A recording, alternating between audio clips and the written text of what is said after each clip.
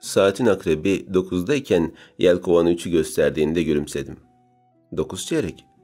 Çok belli etmezsem de dudaklarımdan hafif bir nefes verdim. Bu 9 çeyrek trenine bir göndermeydi ve adım kadar emindim ki bu vakitlerde bir yerlerde bitiren büyü okuluna doğru yola koyulmuştu. Kızlar, işler iyice kötü bir hal almaya başladı. Yani o kadar kötü bir haldeyiz ki artık insanlar bize kolayca hakaret etmekten zevk alır hale geldi. Sosyal medya hesaplarımız bizi aşağılayan insanların mesajlarıyla dolu, dedi Umman Hanım. Devam etmek de isterdi ama ufak bir açıklama yapma gereği duyarak konuşmasını kesti. James, lütfen sen üzerine alınma. Seslendiği çocuk da başını iki yana sallayınca devam etti. Magazin dergilerinin ne kadar talep gördüğünü bilirsiniz. Peki biz neden bu kalabalık içinde boğuluyoruz? Neden son sayımız neredeyse hiç satmadı? Kız dayanışmamız nerede kaldı? Bir kere daha ara verdi ve James'e baktı. James, sen üzerine alınma. Umman Hanım genel yayın yönetmenlerinin en disiplinlisi olabilirdi ama yine de ne faydası var?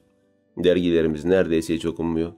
Kadın elinden geleni yapıp ta İngiltere'den James'i getirmişti. Yarım yamalak Türkçesi, turuncu uzun saçları ve sivilceli yüzüyle magazin çevirileri yazıyordu ama o da çok talep görmüyordu.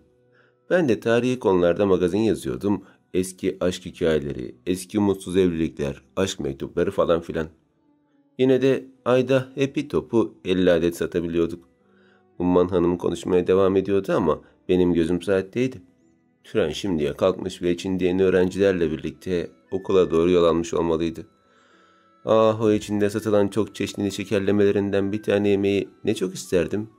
Tabii bunun için gerçek bir büyücü olmam gerekiyordu. Tabii bir cübbe ve süpürge. Asayı da bulduk mu tamamdır. Sahi tren tam olarak nereden kalkıyordu? Yayılarak oturduğum masamdan saate gülümseyerek bakmaya devam ederken sen ne düşünüyorsun bakalım Halide Pekin? Bir fikrin var mı bu konu hakkında diye sordu Umman Hanım. Adım ve soyadımı aynı anda söylediklerinde daha çok gülümsüyordum. Tam bir Harry Potter hayranıydım ve aklıma onun isim ve soy isminin ilk harfleri geliyordu. HP? Ne havalı ama. Ben hala kendi kendime bu iki harfin muhteşem uyumundan dolayı gülümsemeye devam ederken söze Yasemin girdi. Sarı saçları ve derici mavi gözleriyle bir de çatallı dile sahipti. Her kelimesinden adeta zehir akıyordu. En azından bana karşı böyleydi. Eğer binalarımız olsa kesinlikle o Slytherin olurdu. Aman hanım, ondan hiçbir beklentiniz olmasın bence. Kendisi kafayı Harry Potter'la bozmuş durumda. Eminim dedikleriniz bir kulağından girip diğerinden çıkmıştır. Gözlerim aniden açıldığında oturuşumu düzelttim. Tüm gözler benim üzerimdeydi. Yakın arkadaşlarım James ve Güzin endişeli bakışlarla bana bakarken Umman Hanım bana döndü. Öyle mi Halide? Yasemin'in dedikleri doğru mu? Hem sen en son makaleni ne zaman yazdın bakalım? Boğazımı temizlemek adına 2 kere öksürdüm. Zira biraz sonra söyleyeceğim şey için hoş bir sese ihtiyacım olacaktı.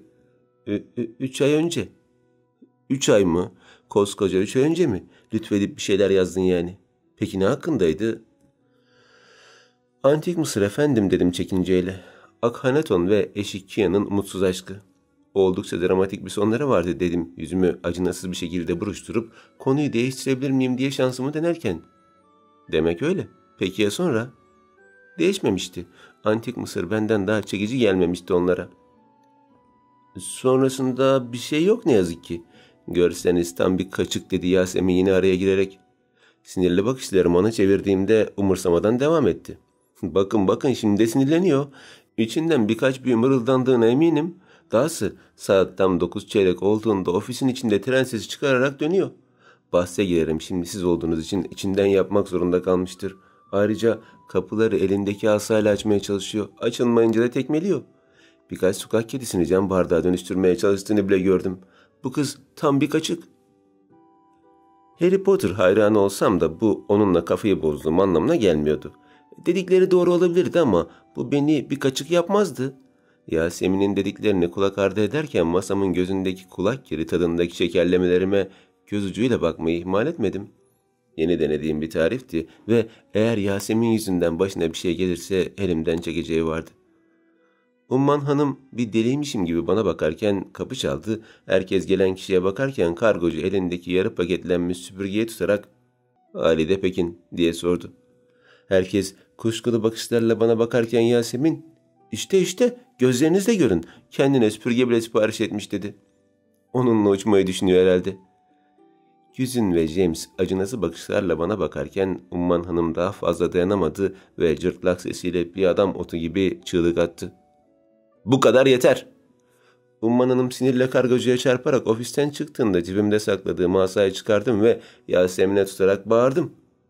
Avada kedavra. Bir ölüm büyüsüydü bu. O artık benim gözümde bir ölüydü. Umrunda olmasa da onu görmezden gelerek ayağa kalktım ve süpürgemin parasını ödeyerek özenle duvara yasladım. Elbet bir gün bu süpürgeyi de kullanıp Yasemin'in o mavi gözlerini korkudan yeşile döndürecektim. Sinirle giden Umman Hanım yine sinirle geri döndü. Elindeki eski kolyeyi benim masama çarparak koyduğunda bütün tozu etrafa yayıldı. Normalde bu kadar fevri davranmazdı ama büyük bir talihsizlik sonucu gelen süpürge son raddesi olmuştu sanırım. Al sana iş. Başta sana acımıştım. Yeterince ipucu olmayan bu işi vermek istememiştim ama görünen o ki sen iyice boşlamışsın. Hadi bakalım şimdi de göster marifetlerini. Tarihi magazinleri yazarken eski Türkçe dahil birkaç dil de öğrenmiştim ve sanılanın aksine işim her zaman kolay oluyordu. Çok fazla endişelenmeden kolyeye yaklaştım ve içini açarak elimi uzattım. Bu bir çizim dedim. Özenle çizilen eski bir kopyayı göstererek. Ve 1800'lü yıllarda çizildiği çok belli. Bu ön bilgiler içimi daha da rahatlatmıştı. İşim yine kolay olacak gibiydi. 1800 ne ki? Ta antik Mısır'a gitmişsin sandım. Umman Hanım beni alay alırcasına bakarken kendimden emin bir şekilde bir çizim daha çıkardım. Bir tane daha ve tüm koli boşalınca elimde çizimlerden oluşan bir koloni ve eski bir defter kalmıştı. Normalde tarihi magazinler için daha çok bilgi olurdu. Kişilerin ismi, imkansız aşk hikayeleri ve kötü insanlar falan. Şimdi ise sadece çizim mi? Gergin bir şekilde yutkunarak Umman Hanım'a baktığımda neyse ki bir defter var. Orada birkaç bilgi olduğunu eminim dedim ve hızla defteri açtım. Boş bir sayfa, boş bir sayfa daha, bir tane daha ve hepsi bomboş bir defter. Ama bunlar ne işe yarar ki? Acınası ses tonum Gülizin ve James'i üzerken Yasemin beni hafife alan bakışlarla yüzüme bakıyordu. Zaten zor olduğu için kıymetli. Yaklaşık bir asırdır gizli kalan bir aşk hikayesi. Ortaya çıktığında dergimizin yok satacağına eminim. İyi de ben nasıl bulacağım? Bilmem, dedi Umman Hanım elini öylesine sallayarak. Büyü falan yap. Bu sefer gerçekten köşeye sıkışmıştım. Endişeli gözlerle bir boş deftere bir Umman Hanım'a bakarken bana doğru eğildi. Sana tam bir ay veriyorum bu aşk hikayesi için. Delilleriyle beraber tam bir ay içinde 50 sayfalık bir aşk hikayesi. Delilleriyle birlikte mi? Ama bu neredeyse imkansızdı. Sadece resim ve boş bir defter bana tarihten başka bir şey vermezdi. Ben değil bu aşk hikayesinin kahramanlarının hayatını öğrenmek, isimlerini bile bulamazdım. Eğer yazamazsan, dedi Umman Hanım korkutucu bakışlarıyla, kovulursun. Son kelimeyi söylemeyecekti. Söylememeliydi. Bu işi ne kadar çok sevdiğimi ve ne kadar muhtaç olduğumu biliyordu. Ama söylemişti ve söz ağızdan bir kez çıkardı. Umman Hanım odadan çıkarken elimdeki boş deftere bakmaya devam ediyordum. Sonrasında sevgili dostlarım, biliyorum bugünler çok zor ancak yine de okulumuzu ofisimizi kurtarmak için asalarımızı ellerimizi birleştirelim. Bu yuva hepimizin ve buradan başka bir yerimiz yok. Masamın üstünde bağdaş kurmuş şekilde kollarımı açtığımda Umman Hanım çoktan gitmiş, geride dördümüz kalmıştık. Yasemin beni duymazlıktan gelirken James bana gülümsüyor ve elini kendi masasından bana doğru uzatıyordu. Bir şekilde işin içinden sıyrılacağımı biliyordum. Çünkü hep böyle olmuştu. İçim rahattı bu yüzden moralimi bozmuyor ve aynı tempoda devam ediyordum. Güzin, sen de Zümrüt Anka yoldaşlığımıza katılmayacak mısın? Bana yardım etmeyecek misin? Başını bilgisayardan kaldıran Güzin, zaten araştırma yapıyordum dedi. Gözlüklerini çilli küçük burnunun üstünde tutmaya çalışarak. Güzin çok tatlı bir kızdı. Doğuştan gelen hastalığından ötürü gözleri sürekli hareket ediyordu. Bu yüzden o konuşurken yüzünden herhangi bir yere odaklanmaya çalışıyordum. Aksi halde gözlerini takip etsem sürekli sağa sola bakmak zorunda kalırdım. Yalnız başını iki yana salladı Güzin. Bu sefer işim bayağı zor olacak gibi. Niye ya? Masamdan fırlayıp onun masasına doğru yürüdüğümde eğilip bilgisayarına baktım. İşlerim hiçbir zaman zor olmamıştı benim. Niye şimdi böyle bir şey söylüyordu ki?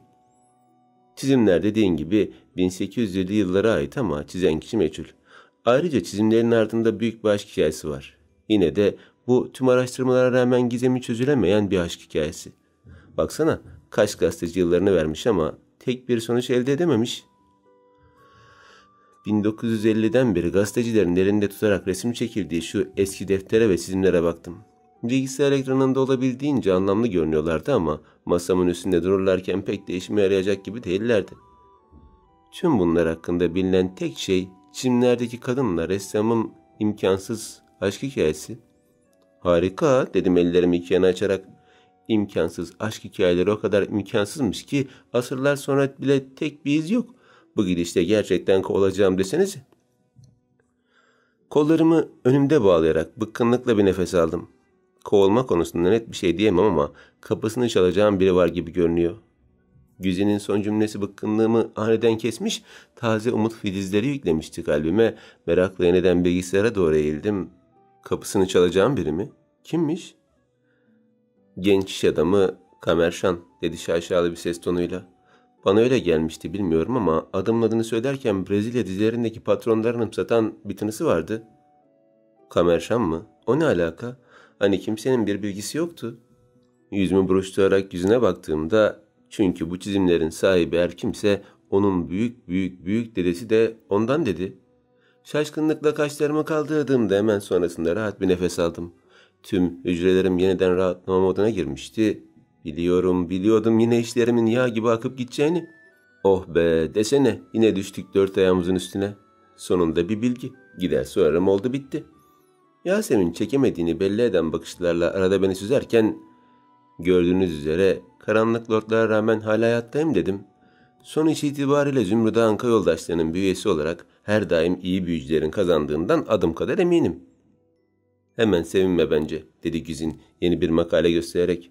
Yasemin'e gözle verip bir kere daha bilgisayara doğru eğildim ve makaleyi dışından okuyan Güzin'le birlikte hem dinleyip hem de okumaya başladım. Tüm aile gelen sorulardan o kadar bıkmış ki artık gazeteci istemiyorlar. Üstelik Kamer denilen adamın da tam bir buz kütlesi olduğu söyleniyor. Anne babası öldükten sonra evine yaklaşan gazetecilere çöp muamelesi yapıyormuş. Gözlerimi kısarak telefonumun arama motoruna Kamerşan yazdım. 25 yaşında genç bir adam çıktı. Beyaza çalan sarı saçları ve ben en iyisiyim diye bakan gözleriyle tam bir iş adamına benziyordu. Başarıları, eğitim hayatı ve fobileriyle alakalı bir dizi makale okuduktan sonra olsun dedim dudaklarımı ıslatarak. Her ne kadar o bir ketum olsa da ben de HP'yim sonuçta. Alnımdaki yara izi boşuna çizilmedi benim. Yumruğumu havaya kaldırarak acayip gaza geldiğimde o izi sen çizdin HP dedi Güzin. Bir an için yani çok küçük bir an için enerjim düşse de sorun yapmadım. Alnımdaki izi ben çizmiş olsam da önemli değildi. Sonuçta alnımda bir iz vardı ve bu beni seçilmiş kişi yapıyordu. Derin bir nefes alıp bu işin de altından kalkacağımı düşünerek Kamerşan'ın resmine bakmaya devam ettim. Bekle beni Kamer Bey, büyücü dünyasının en zekisi seninle röportaj yapmaya geliyor. İçimden söylenirken ofise tuhaf bir koku yayılmaya başladı. Herkes bu tuhaf koku sebebiyle burnunu tutmaya başlarken ben de bir gariplik olduğunu anladım. Öf yine ne yaptın sen? Yasemin küçük burnunu tiksinç bir hareketle tutarken ben de tam anlayamamıştım. Evet bir koku vardı ama nereden geliyordu? Ne kokuyor sanki dedi James. Kulak kiri diye tamamladı Güzin. Güzin'in buluşuyla gözlerimi sonuna kadar açtım. Şekerlemelerim. Koşarak masama gittiğimde şekerlerin mayalanma süresi bitmişti. Heyecanla saklama kabından çıkardım ancak değil yemek, yanına yaklaşmak bile mümkün değildi. Bir yerde bir yanlışlık yapmış olmalıydım. Tarifi birkaç defa okudum ama bir yanlışlık yok gibiydi. Her şeye rağmen çok yolu görünüyordu. Oysa ki malzemelerini özenle getirtmiştim. Şimdi bir kere daha sipariş versem yurt dışından gelmesi en az bir ayımı alırdı. Üzülerek de olsa şekerlemeleri çöpe attığımda gizlice beni izleyen Yasemin'e ateş saçan bakışlarla baktım. Hep senin yüzünden. Ne? Ben ne yaptım şimdi? Hiçbir şey yapmadıysan bile bir şeyler yapmışsındır. Kendi cümlemi kendim anlamazken üzerine gitmedim ve askıdaki siyah cübbemi giyip duvardaki süpürgemi de alarak bilgisayarımı kapattım. Nereye gidiyorsun? Şu iş adamına bilgi toplamam gerek. Güzin başını onaylamak için sallayınca siyah kazan şeklindeki çantama çizimleri ve defteri de koyarak son işlerimi de tamamladım. Bana el sallayan James ve Güzin'e gülümseyip Yasemin'e de günlük düz olarak yüzümü buruşturduğumda ofisten çıkmıştım bile. Herkesin alıştığı şekliyle ofistekiler mutlaka beni baştan sona süzerdi. Siyah büyücü cübbeme, siyah kazan şeklindeki çantama ve genelde başımda duran büyücü şapkama. Bugün takmamıştım ama yine de insanların dikkatini çekecek bir şey vardı. Süpürgen hayırlı olsun Halide. Şirketin temizlik görevlilerinden olan Nedim amca elinde benimkinin muadili olan bir süpürgeyle yeri süpürürken gülümseyerek karşılık verdiğimde diğer ofistekiler de işlerine kısa süreli ara verip bana bakmışlardı. Artık alıştığım için o kadar da etkilemiyordu. Bence onların bana alışıp artık bakmaları gerekiyordu ama yok. Nerede farklı biri herkesin ilgisini çekiyordu. Onların yerinde ben olsam ben de mi öyle düşünürdüm acaba? Durup 2 dakika cam duvardaki yansımama baktım. Siyah cübbe, kazan şeklinde çanta ve süpürgeyle biraz garip göründüğüm doğru olsa da yine de insandım yani, sıradan bir insan. Binadan çıktığımda park edilen arabalara göz gezdirdim ama hiçbiri benim arabam değildi. Arabam olmadığını bir kere daha hatırladığımda otobüs durağına doğru yürümeye başladım. Şirkettekiler bir derece ama dışarıdaki herkes beni sonuna dek süzüyordu. Haklılardı. Büyücü olmak zor, büyücü bulmak daha zor. Kimsenin beni büyücü olarak kabul etmişliği olmasa da insan ne hissederse odur efendim. Gelen otobüse bindiğimde, boş koltuğa oturduğumda ve durak adını söylediğimde dahi tek kişilik filmimde oynuyor gibiydim. Otobüsten indiğimde cama yapışan ve gülerek bana bakışan, yoldan geçerken bana bakmak için sağa sola çarpan insanlara, dahası benden imza almak için çabalayan çocuklara öyle çok alışmıştım ki artık çok normal geliyordu. Tenha sokaklardan birine geldiğimde daha rahat yürüyordum. Aldığım adrese göre buradan ilerlemem gerekiyordu. Karşımda duran yokuşa bakarken Azkaban'a bir bilet aldığımı hayal ettim. Ve şimdi gidip oradaki suçlu ile ufak bir röportaj yapacağım. Kendi kendime oluşturduğum harika senaryoya uyarak daha büyük hevesle yürürken yokuşu tırmanmaya başladım. Yukarı doğru çıkarken bir hali zorlansam da süpürgemden destek alarak çıkmaya devam ettim. Yarılara kadar gelince terlemeye başlamıştım. Bu insanlar burayı nasıl aşıyor Allah aşkına? Daha ne kadar çıkmam gerekiyor ki? İnternetten aldığım adrese bir kere daha baktım. Gösterdiği yere göre az kalmıştı. Tabii bu ne aradığımla alakalı bir durumdu. Elimdeki süpürgeye dayanarak devasa bir insanın önünde durduğumda nefes nefese kalmıştım. Terden iyice ıslandığım için cübbemi çıkardım ve bağdaş koyarak kaldırıma oturdum. Telefonumu çıkarıp adresi tekrar arattığımda doğru yerde olduğumu anlamıştım. İyi de bu binanın kapısı nerede? Uçarak mı giriyorlar buraya? Yüksek duvarlarla çevrili bir şatoyu andırıyordu. Bir yerdeki süpürgeme, bir de duvara baktım. Bunca tuğlayı boşuna harcamışlar. Birazını bana verselerdi tuvaletim bu kadar dar olmak zorunda kalmazdı. Yüzümü buruşturarak binaya bakmaya devam ederken daha içine bile giremediğim bu yapıda Kamerşan'a nasıl ulaşacağımı düşünüyordum. Ben basite indirgedikçe işler iyice birbirine giriyordu ve bu uçan süpürgeyle bile ulaşamayacağım bir yükseklikti. Oturduğum yerden yüksek duvarlarla çevrili olan devasa yapıyı seyrederken bir an için asla ulaşamayacağım bir yer olduğunu düşündüm. Tıpkı ne kadar içinde olsam da asla bir parçası olamayacağım sihirli şeyler gibi. Tüm bu aşırılığım zavallı hayatımı bastırmak içindi. Öyle olur ya genelde. Ne eksiğin varsa onda fazlalık muamelesi yaşatırsın kendini. Yanımda duran süpürgeye buruk bir gülümsemeyle baktığımda asla uçamayacağımı bile bile aldığım için kendime kızmıyordum. Kızmam gerekirdi belki ama kızmıyordum. Kızamıyordum. Bu tıpkı asla geri gelmeyeceklerini bildiğim halde anne ve babamın varlıklarını hissetmem gibiydi. Var olduklarını her an yüreğimde hissettiğim için nasıl kızabilirdim ki kendime? Kalbimde öldüremediklerimin mezarına nasıl çiçek götüreyim? Yine de tüm bunlar benim hüzünlenmemin önüne geçemiyordu. Hüzünle iç çekip yeniden önüme döndüğümde telefonum çaldı. Harry Potter müziği kulağımı doldurduğunda biraz önceki hüznüm duman olup uçmuştu. Bir masal gibi olsa da bu dünyada yaşamak bana çok iyi geliyordu. Gerçek olmayan ama daima huzurlu hissettiğim bir dünyaydı. Hayata tutunmak için bir yol bulmuşken diğer insanların beni yargılamasını göz ardı ediyordum. Hayatta kalmak onların göz devirmelerinden çok daha önemliydi. Halide Hanım, 2 gün önce arayan emlakçıyım. Size muhteşem bir teklifim var. Bıkkınlıkla nefes verip gözlerimi kapattım. Güzelim neşemin içine etmişti. Hayır, Harry Potter ne yapsın? Hayatımda onca ters giden şey varken. Beyefendi, evimi satmak gibi bir derdim yok. Rica ediyorum artık beni aramayın. Anlıyoruz hanımefendi ama teklifimizi bir kere daha dinleseydiniz. Zaten işe yarar bir ev değil. Hatta ev bile değil, bir baraka. Neden peşimdesiniz anlamıyorum. O ümitte gerçekten daha çok kaliteli yerler var. Neden ben? Halide Hanım, diğerleri teklifimizi beğenmedi. Biz sizin kabul edeceğinizi düşünüyoruz. Hayal kırıklığıyla dolu nefesimi bir anda ağzımdan salıverdim. Beni gerçekten aşağılamıştı. Şu anda ihtiyacım olan tek şey bir emlakçı tarafından aşağılanmaktı gerçekten. Harika.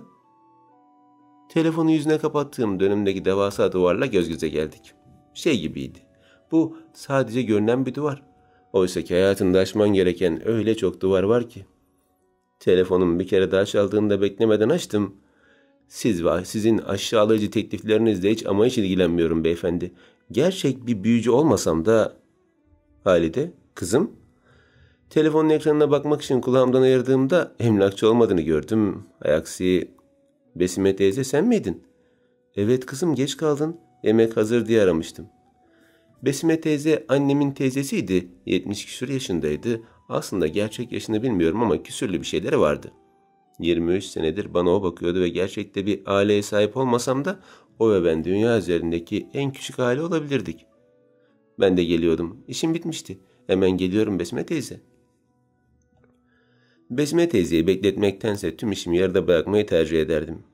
Bu dünyada bana yakın olan tek kişi oydu. Onu hem çok seviyor hem de çok derin bir bağ ile sadakat duyuyordum. Oturduğum yerden kalkıp cübbemi giydim ve kapattığım telefonumu cebime koyarak süpürgemi elime aldım. Yokuş aşağı inerken gözüm devasa binadaydı. Şimdilik dedim mırıltıyla. Sadece şimdilik gidiyorum. Dengemi sağlamak adına yine süpürgemden destek alırken yokuş aşağı dikkatli indim. Otobüs durağına vardığımda ise insanların alışık olduğum bakışları altında yolculuğumu yaptım. Eve geldiğimde 3 odalı barakamızın sarı ampulünden ılık bir ışık yayılıyordu etrafa. Huzur veren bu ışığın varlığı için Besime teyzeye minnettardım. O da olmasa bu koca dünyada tek başımaydım gerçekten. Yüzümdeki tebessümle barakamızın kendine göre geniş ve güzel olan bahçesinden içeri girdim. Gotik tasarımların olduğu bahçe bana ilham veriyordu. Sanki büyülü bir yermiş de baraka kendini gizliyormuş gibiydi. Bu baraka Besime teyzeye de büyük dedesinden kalmıştı. Hiç evlenmeyen ve çocuğu da olmayan Besime teyze ailesi öldükten sonra bu eve taşınmıştı. Yalnız kalmaktansa beni evlatlık edindiği günden beri de birlikte yaşıyorduk. Kapıyı açmak için sopamı çıkardım ve büyülü sözleri tekrar ettim. Bu Besme teyzeyle alışılageldiğimiz bir olaydı. Kapı kendiliğinden açılıyormuş gibi olduğunda Besme teyze gerisinde gizleniyordu ta ki ben içeri girene kadar. Hoş geldin kızım. Bugün yine ne güzel açtın kapıyı. Süpürgemi duvara yaslayıp kamburlu sırtını hissederek nazikçe sarıldığımda gülümsüyordu. Kapıyı onun açtığını ikimiz de biliyorduk ama bu mutlu olmamıza engel değildi. Bu 2021 model mi? Gülerek ona baktım. Filmi baştan sona benim için izlemişti ve tüm ayrıntıları biliyordu. Sadece bir süpürgeydi ama onu onaylamak için başımı salladım. Bu çok hızlıdır şimdi. Aman dikkatli ol. Kenardan git, kaza falan yapmayayım yavrum. Daha çok gülerken cübbemi asıyordum. O da biliyordu asla uçamayacağımı ama bunun gerçekten önemi var mı? Bana hissettirdiği duygularla ilgileniyordu. Hadi gel, sana enfes lahana sarması hazırladım. Ellerini yıka da yemeğimizi yiyelim. Sözlerini dinleyerek lavaboya gittim ve elimi yüzümü yıkayarak geri döndüm. Birlikte günün ayrıntılarını konuşup büyü dünyasından bahsederken vaktin nasıl geçtiğini anlayamamıştım. 70 yaşında olsa bile bana ne annemin ne de babamın yokluğunu hissettirmemeye çalışıyordu. 23 yaşında olsam da hala bir çocukmuşum gibi özeniyordu. Bu arada dedi, masaya dayanarak ayağa kalktı. Sana bir sürprizim var. Ben de onunla birlikte masadan kalktım. Ayakta geri gelmesini beklerken elinde bir kafeste geri döndü. İşte hediyem. Kafesin içindeki beyaz baykuşa hayranlıkla bakarken sadece Besime teyzenin ismini mırıldanabildim. Bu hayatımda alıp alabileceğim en anlamlı hediyeydi. Bir hayvanın bakımını üstlenmek her büyücü için olmazsa olmazdı. Çoğu defa bir balık ya da kedi sahiplenmek istemiştim ama balıklar her defasında ölmeyi seçmiş, kediler de evlenip evden ayrılmıştı. Peki ya bir baykuş? Heyecanla kafesi elime aldığımda gerçek bir haberci baykuşummuş dedi ve ekledi. Eğer bir gün ayrılmak zorunda kalırsak bana bununla bir mektup yolla. Ağaran saçları ve kırışık yüzüne yoğun teşekkür duygusuyla bakarken gözlerimin nemlenmesine engel olamadım. Ondan ayrılmayı asla istemiyordum ama bu güzel bakışla bir mektup gönderme fikri de kulağa çok hoş geliyordu. Hevesle eğilip yanına bir öpücük kondurdum ve elimdeki kafesle koşarak odama gittim. Küçük odamın her tarafı büyü dünyasına göre dizayn edilmişti. Kendi kendine sallanan sandalye, tuhaf biçimli yatağım, birçok biblo, atkılar, şapkalar ve cübbeler. Kafesimi de çalışma masamın yanındaki küçük sehpaya koyduğumda tam olmuştu. Huzurla etrafımda dönerken yatağa hüzünle oturdum. Bu anlık duygu değişimleri dışarıdan kişilik bozukluğu olan biri gibi algılanmama neden olsa da dertlerim bitmek bilmiyordu. Ne zaman mutlu olsam illa biri başını gösterip "Merhaba, ben hala buradayım" diye kendini belli ediyordu. Her şey güzelmiş gibi olsa da şu gizemli aşk işi ne olacak? Zar zor geçindiğimiz bu yerde bir de vergi ödemek durumundayız. Çevremizdeki neredeyse her yer büyük alışveriş merkezi için arsalarını satmış durumda. Geriye biz ve bizim gibi birkaç kişi kaldı. Arsalarını satmayan bize vergi borcu yükleyerek sözde acısını çıkarıyorlar. Hüzünlü eş geçirdiğimde kazan şeklindeki çantamdan çizimleri ve defteri çıkarıp masama yaydım. Yılını anlasak da bundan başka tek bir bilgiye sahip olmadığım bu hikaye bana ara patlayacaktı. Sandalyeme oturup resimleri incelemeye başladım. Ağaç çizimi, göl çizimi, eski bir araba, kıyafetler ve bir kadın. Yüzü güzel ama hüzünlü bakan bir kadın. Çizim, kıyafetlerinde ona ait olduğunu düşünüyordum. Ressam her kimse bu kadına ait tüm her şeyi kaleme almış gibiydi. Peki ya defter? Sayfalarını hızla çevirdim, yavaşça çevirdim, tek tek çevirdim, ters çevirip baktım ama tek bir nokta bile yoktu. Siyah deri cildini çıkarmayı bile düşünürken bir kalem aldım. Belki bunu yaptığım için ceza alabilirdim. Çünkü bu eşyalar sadece araştırmalar yapmamız için veriyorlardı. Vereceğimiz herhangi bir zarar bizim aleyhimize olurdu. 1950'den beri tek bir nokta bile konulmayan bu defter gerçekten iyi korunmuşa benziyordu. Her şeye rağmen elimden geleni yapmadan kenara çekilip oturmak istemiyordum. Elime aldığım kalemle öylesine bir sayfa açıp yazmaya başladım. Selam, ben Halide. Evet, yine büyü dünyasıyla kafayı bozmuş olabilirim. Geriye adımın yazılı olduğu ve belki de beni ekspres hızıyla işten kovduracak bir delil bırakmış olacaktım. Cümleme aptalca bakarken harfler gerçekten de yavaşça silinmeye başladı. Çığlık atmamak için kendimi zor tuttuğum o anda kalem elimden düştü. Parmaklarım silinen harflerin üzerinde gezinirken mürekkep tamamen yok oluyordu. Tümden silinen cümle temiz bir sayfaya dönüştüğünde yeni bir cümle eklendi. Selam Halide. Gözlerim o tek cümlenin üstüne akmak üzereydi. Büyü dünyasına hayran olsam da kafayı bozmuş değildim. Bu hayal miydi yoksa gerçekten Tom Riddle'ın günlüğü gibi yazılar siliniyor muydu? Elimi kalemi yeniden aldım ve tüm sayfaya kocaman bir soru işareti çizdim. Bilemiyorum, belki de kamerayı almalıyım delirmediğimi ölçmek için. Besme teyzeyi mi çağırsam? Allah'ım, bu nasıl iş? Soru işaretim yavaşça silinmeye başlayınca ben de bağırmaya başladım. Oo, yine siliniyor.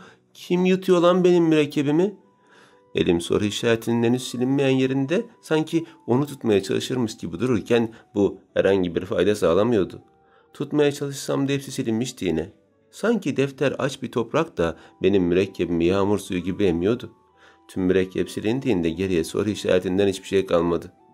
Allah'ım, Allah'ım. Ellerim saç diplerimdeyken derin derin nefesler aldım. Bugün kendimi çok çaresiz hissetmiştim ama böyle bir halüsinasyon görecek kadar değildi. En fazla biraz çabalar yine bir çaresini bulurdum. Allah'ım, söz veriyorum. Süpürgeyle gezmeyeceğim bir daha. Cübbe de giymeyeceğim. Kazan çantama da son. Büyü dünyasına yemin ediyorum veda edeceğim. Ne olur aklıma mukayyet ol. Verdiğim onca söze rağmen tertemiz sayfada yeni bir şey oluşmaya başladı. Önce düz bir çizgi, sonrasında hatına konulan bir nokta. Düz çizgi ve nokta mı? Oo, bu bir ünlem. Niye ünlem? Ne oldu ki? Allah'ım, Allah'ım, yemin ediyorum bir daha kulak kiri tadında şekerlemeler yapmayacağım. Troll büyülerine de son. Sokak kedilerini serbest bırakacağım. Kapıları elimle açacağım. 9 çeyreğe bile son, yemin ederim. Ama bu ünlem çok korkunç. Hayatımda hiç ünlem işaretiyle cevap almamıştım. Anlamı ne ki bunun? Yavaşça silinen ünlemi de tutmaya çalıştım ama olmadı. O da soru işareti gibi silinmeye başladı. Ben soru sorarken o neden işaretlerle cevap veriyordu? Bunun çok daha ürkütücü olduğunu biliyor olmalıydı. Beni tanıyor muydu yoksa? Dur, silinme hemen. Anlamının ne olduğunu öğrenmeden silinme ne olursun. Nereye gidiyorsun ünlem? Sayfa yeniden tertemiz olduğunda daha fazla soru sormanın doğru olduğunu düşündüm. Bundan önce telefonumun kamera bölümünü açtım ve benim görebildiklerimi başkası da görebiliyor mu diye kayıta başladım. Şayet video kaydederse gider Umman Hanım'a gösterir ve bir şekilde kurtuluşumu kazanabilirdim. Peki ya kaydetmezse? Telefonumu yazdıklarımı çekebileceği bir yere sabitlediğimde kaydı başlattım. Sonra da kalemi yeniden elime aldım ve yazmaya başladım. Merhaba. Biliyorum çok saçma ama yine de kim olduğunuzu sormak mecburiyetindeyim. Yani bu bir sihir mi yoksa ben mi sihirle kafayı bozdum? Bulmak zorundayım. Önce bir selam gönderdiniz. Şimdi de bir ünleme cevap verdiniz. Özellikle ünlem beni çok telaşlandırdı. Rica ediyorum işaretler haricinde bir cevap verir misiniz? Cümlemi tamamladığımda elimde kalemle beklemeye başladım ama cümlelerim olduğu gibi duruyordu. Birkaç dakika bekledim, baktım silinmiyor, sayfalarını çevirdim. Mürekkebin bir kısmı diğer sayfalara da geçmişti. Yani silinme durumu olmuyordu. Neden? Ne oldu ki? Kayda aldığımı görmüş olamaz değil mi? Telefonun kamera bölümünü kapatıp yeniden yazmaya başladım. Selam. Kamerayı aldım diye utandın mı? Sorun yok, artık almıyorum. Cümlelerimi silebilirsin, yine sorun değil. Tamam, madem çok seviyorsun, işaretle de cevap verebilirsin. Bekledim ama yine silinmediler. Defteri sertçe kapattığımda sırt bölümündeki 2 rakamı dikkatimi çekti. 2? Bence kafayı yiyorum. Belki de Allah tarafından cezalandırılıyorum. Bir saçmalığıyla kafayı bozduğum için, saçma tavırlarım için özür dilerim Allah'ım, özür dilerim. Defterde çizimlerim gibi masamın çekmecesine koydum ve ayağa kalkıp odamı toplamaya başladım. Eğer tüm bu büyü şeylerinden kurtulursam belki bir daha böyle bir şey yaşamazdım. Sonuçta eğer pişmansam pişmanlığımın göstergesi olarak fedakarlık yapmalıydım. Yatağımın altındaki boş valizi çıkararak önce siyah cübbemi, kazan çantamı, asalarımı, şekerleme denemelerimi, seçmen şapkamı, atıklarımı ve büyüye dair tüm her şeyimi valize sıkıştırdım. Odamda normalin dışında tek bir şey kalmayana dek valize doldurduğumda geride sadece baykuşum kalmıştı. Sadece bir baykuş. Sadece baykuş. Onun dışında normale döneceğim söz. Telefonu elime alıp kapıdan çıktığımda Besme teyze masayı toplamış, elindeki tepsideki kahvelerle geliyordu. Ona defterden bahsetsem muhtemelen daha önceki büyüyle ilgili şakalarımdan biri sanardı ya da gerçek sanar, benim öyle olmasını istediğimi düşünürdü. Tıpkı büyüyle kapıları açmam, sokak kedilerinden cadı şapkası yapmam, asamla ışıkları yakmam gibi. Hiçbiri gerçek değildi ama gerçekmiş gibi algılıyorduk. Saat 9 çeyrek kızım. Tam tepsiyi bırakıp benimle birlikte tren sesi çıkararak odanın ortasında dönmeye başlayacaktı ki durdurdum. Aman teyzeciğim, ne yapıyorsun? Hiç senin gibi 70 küsur yaşında bir kadına yakışıyor mu? Zavallı kadın şaşkınlıkla bana bakarken daha fazla açıklama yapmam gerektiğini biliyorum. Derin bir nefes alıp dudaklarımı ıslattım ve sanki birileri tarafından izleniyormuş gibi sağa sola bakıp yeniden önüme döndüm. Besme teyze, bak, bu zamana kadar dünyanın gerçekliğinden uzaklaşmak adına biraz işe batmış olabilirim ama artık düzelmek istiyorum. Yani eskiden eğri değildim ama şimdi de anlarsın ya, normal olalım. Seni de kendime benzettiğim için üzgünüm.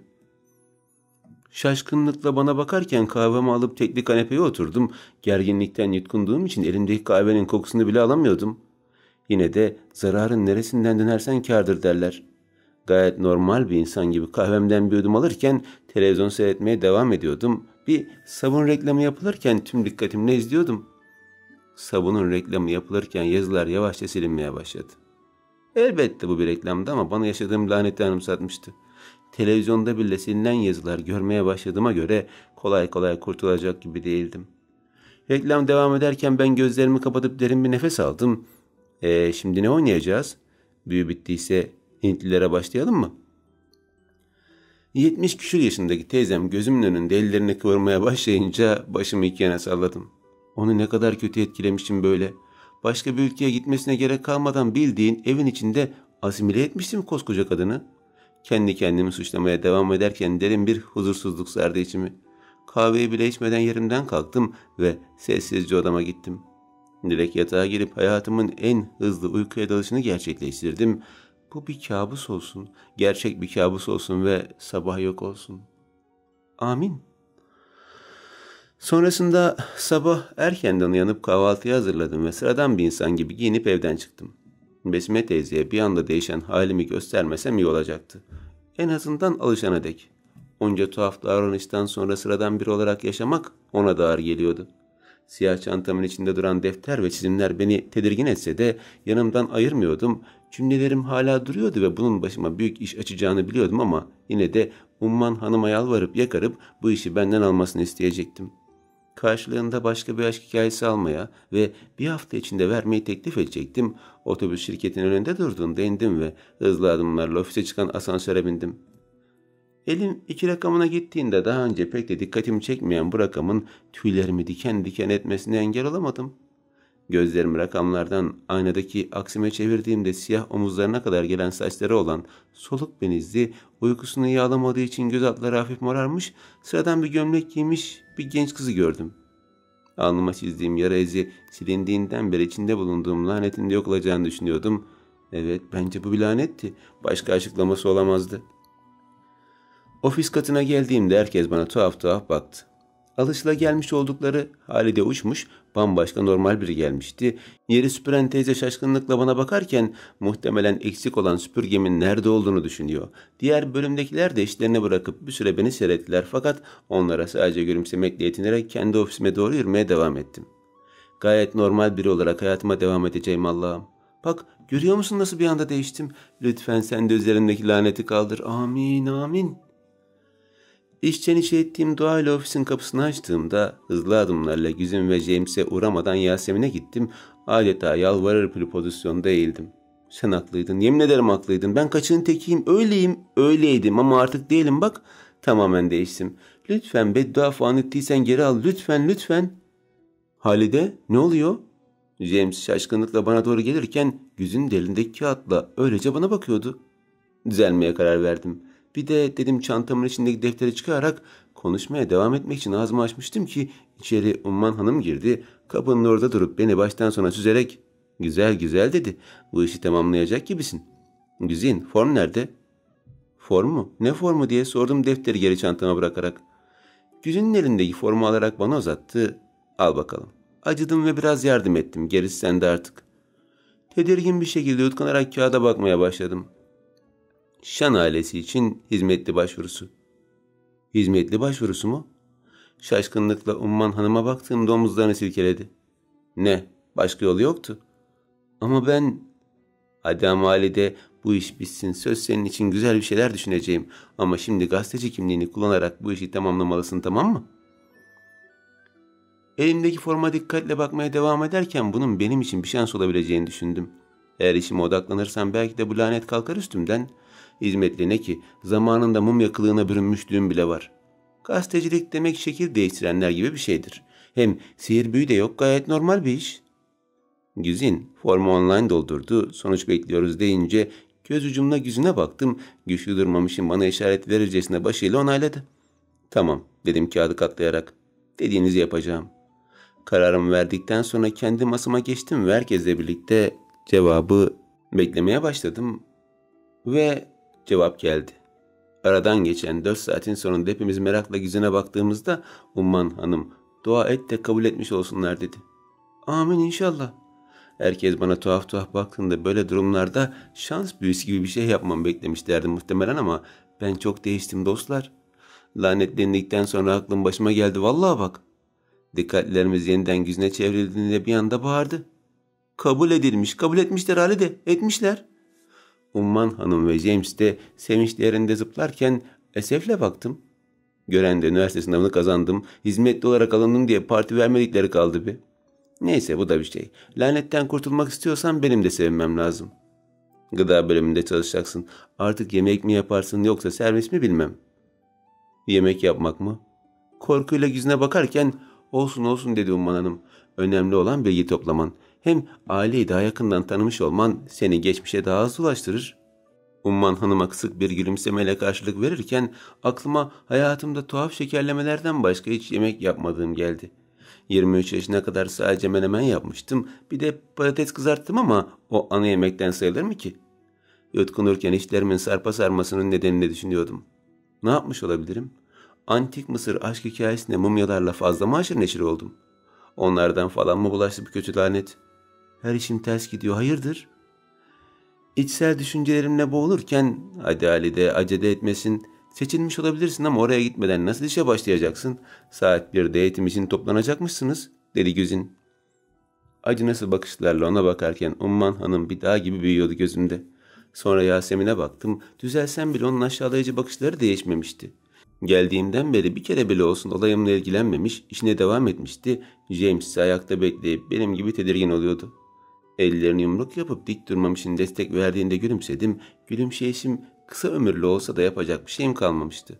Çantamın kulbuna sıkıca tutundum ve son kez bana acıması için Umman Hanım'a baktım ama onun gözleri kapıdaydı. Bir an önce gitmemi istiyor gibiydi. Bir kedi yavrusu gibi başımı eğip kapıya doğru yürürken Güzin de ayağa kalktı ve James de beni uğurladılar. Son bir kez öldürücü kedi yavrusu bakışıyla Umman Hanım'a baksam, hayır, fikrini değiştireceğini sanmam. Paraya ihtiyaç var. Gitmem gerek. Ofisten çıkıp koridorda yürürken herkes yine bana bakıyordu. Asansöre bindim ve çıkış kapısına doğru yürüdüm. Şirketten çıktığımda her şey bitmişti. Artık geri dönüşü yoktu. Otobüs durağı gözümün önündeydi. Beklemeden devam ettim ve evin yakınlarındaki durağa doğru yola çıktım. Yol boyu acınası hayatımı düşünüyordum.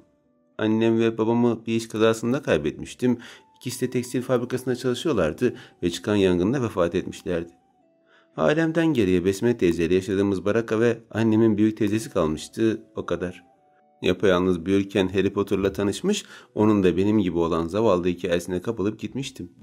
Gerçi o sonunda büyük bir büyücü olurken ben gazeteci olmuştum. Tarihi olan merakım beni tarih bölümüne iterken kendimi bu magazin dergisinin olduğu şirkette bulmuştum. Hiçbir zaman çok satmayan ama asla da basımdan vazgeçmeyen dergimiz tam bir umutsuz vakaydı. Durağa geldiğimizde hayat hikayem de bitmişti. En azından 23 yaşıma gelene kadar ki tüm seneleri düşünmüştüm. Otobüsten indiğimde üzerimi düzelttim ve aynı yokuş süpürgesiz çıktım. Bu seferki daha zor olsa da normal bir birey olmayı kafaya koymuştum. Ev değil, şatoydu.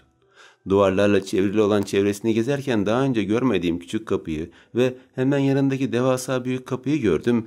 Gümüşi tondaki boyası gözümü alırken hayran bırakan mimari tasarımı orta çağ şatolarını andırıyordu. Bir Türk evine göre fazla tuhaf olsa da umursamadım ve zile bastım. Şan malikanesine hoş geldiniz. İsminiz lütfen? Lütfen mi? Lütfen ne be? Tam duyamadım. Tekrar eder misiniz? Dudaklarımı ıslatıp yaklaştım. Halide Gece. Hizmetli seçilmiştim. Gazetecileri kabul etmedikleri için Güzin formu doldururken soy ismimi değiştirerek kaydetmişti. Hiç itiraz etmeden kabul etmiştim. Her ne kadar HP'nin güzelliği benden silinse de bu iki harfin de bana sihir gönderdiğine inanıyordum. Kapının kilit sesi tıkırtıdığında açıldığını anladım. Kimlerle ve hangi olayla karşılaşacağımı bilmiyordum ama içimden bir ses bu yerden kolay kolay çıkamayacağımı söylüyordu. Attığım her bir adım beni içinden çıkılmaz bir tünele doğru iterken içimdeki huzursuzluğu bastıramıyordum. Bir yanım bu lanetten kurtulmanın en önemli ve tek yolunun bu olduğunu söylüyor, diğer yanım bunca zaman alıştığım büyü dünyasından ayrıldığı için kendini kötü hissediyordu. Bu kötü hislerle kapıdan geçtiğimde egzotik bir orman vardı sanki karşımda. Duvarların neden bu kadar yüksek olduğunu anlamak zor olması gerek. Ağzım açık bir şekilde etrafımda dönüp bu muhteşem yapıyı seyrederken biri bana doğru gelmeye başladı. Bir genç kızdı.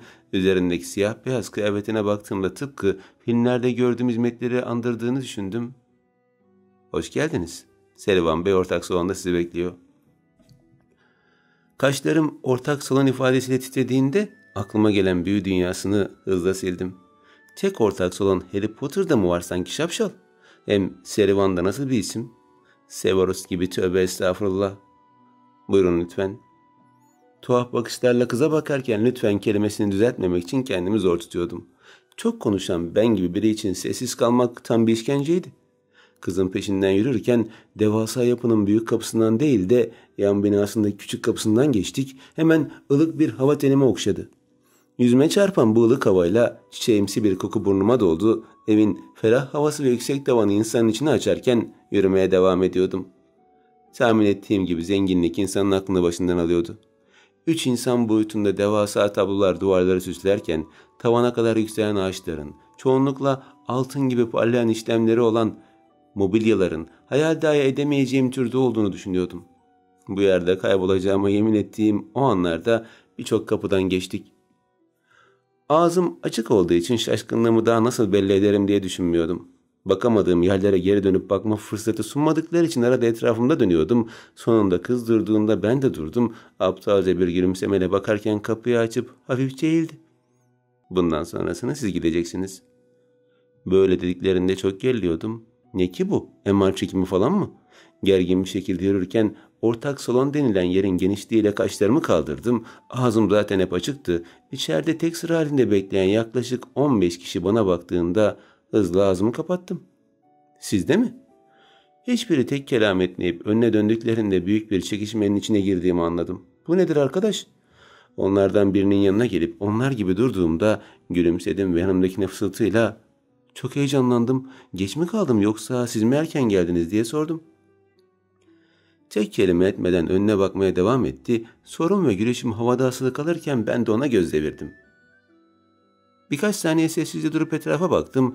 Yerinde durmayan tek benken diğerleri tıpkı bir heykel gibi dikiliyorlardı. Dudaklarımı büzüp derin bir nefes aldım. "Pardon, ne için bekliyoruz?" Bir kere daha fısıltıyla sormuştum ama yine cevap gelmemişti. Yanımdaki kızın iyice ketum olduğunu düşünürken ayak sesleri gelmeye başladı. Ahşap döşemenin en kalitelisi üzerinde kulaklara ulaşan bu sesin gerçekten etkileyici olduğunu düşünürken diğerleri yine bir robot gibi dikilmeye devam ediyordu. Bense sesin geldiği yöne arkama hafifçe döndüğümde elimdeki çanta yavaşça düştü. Bu sefer bilinçsizce açılan ağzım ve gözlerim gördüğü kişiyle tuhaf bir hal alırken ben bu şeyin gerçekliğine inanamıyordum. Kulaklarından sarkan siyah yağlı saçları, öfke saçan bakışları, simsiyah kıyafeti ve dizlerine kadar ulaşan kumaş ceketiyle bu kişi Severus Snape miydi yoksa onun Türk versiyonu mu? Beraberinde birkaç hizmetliyle bize doğru gelen, yürürken bu haşmet de neyin nesiydi? Ben büyüden kaçtıkça büyü yakama yapışmıştı sanki. Bunca yıldır hiç şey olduğum herif beni asla bırakmayacak gibiydi. Korkuyla önüme döndüğümde titriyordum. Başka zaman olsa hayranlıkla bu adama bakardım ama şimdi işler değişmişti. Ayak sesleri geldi ve tam önümüzde durduğunda nefesimi tuttum. "Hepiniz hoş geldiniz. Ben Serivan. Bu evin baş görevlisiyim.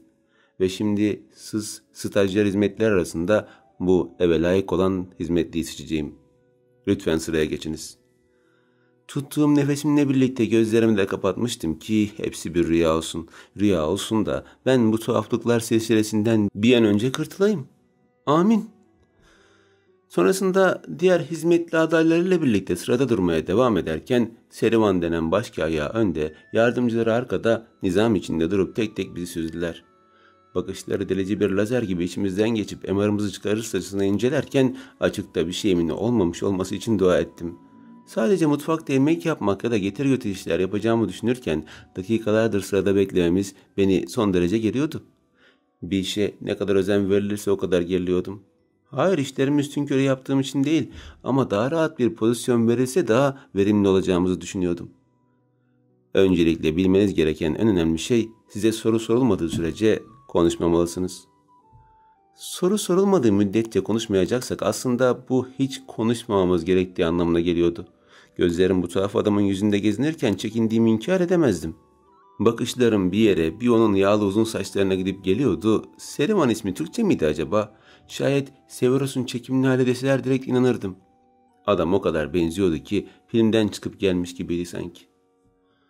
Şan Konağı yaklaşık 2 asırdır ayakta kalan bir konak ve bu köklü malikaneye hizmetli olmak herkesin harcı değildir. Öncelikle stajyer olarak eğitim alacaksınız. Stajınız bittiğinde eğitimi başarıyla tamamlarsanız kesin kayıtlı hizmetli olarak devam edeceksiniz. Sadece bir hizmetli kadrosunda bile bu kadar seçici olan bu ailenin gerçekten ne seviyede olduğunu düşünmek istemiyordum. Eminim kendi markaları vardır ve başka yerden giymiyorlardır. Özel çiftlikleri vardır ve her sabah aynı ineğin sütünü içiyorlardır.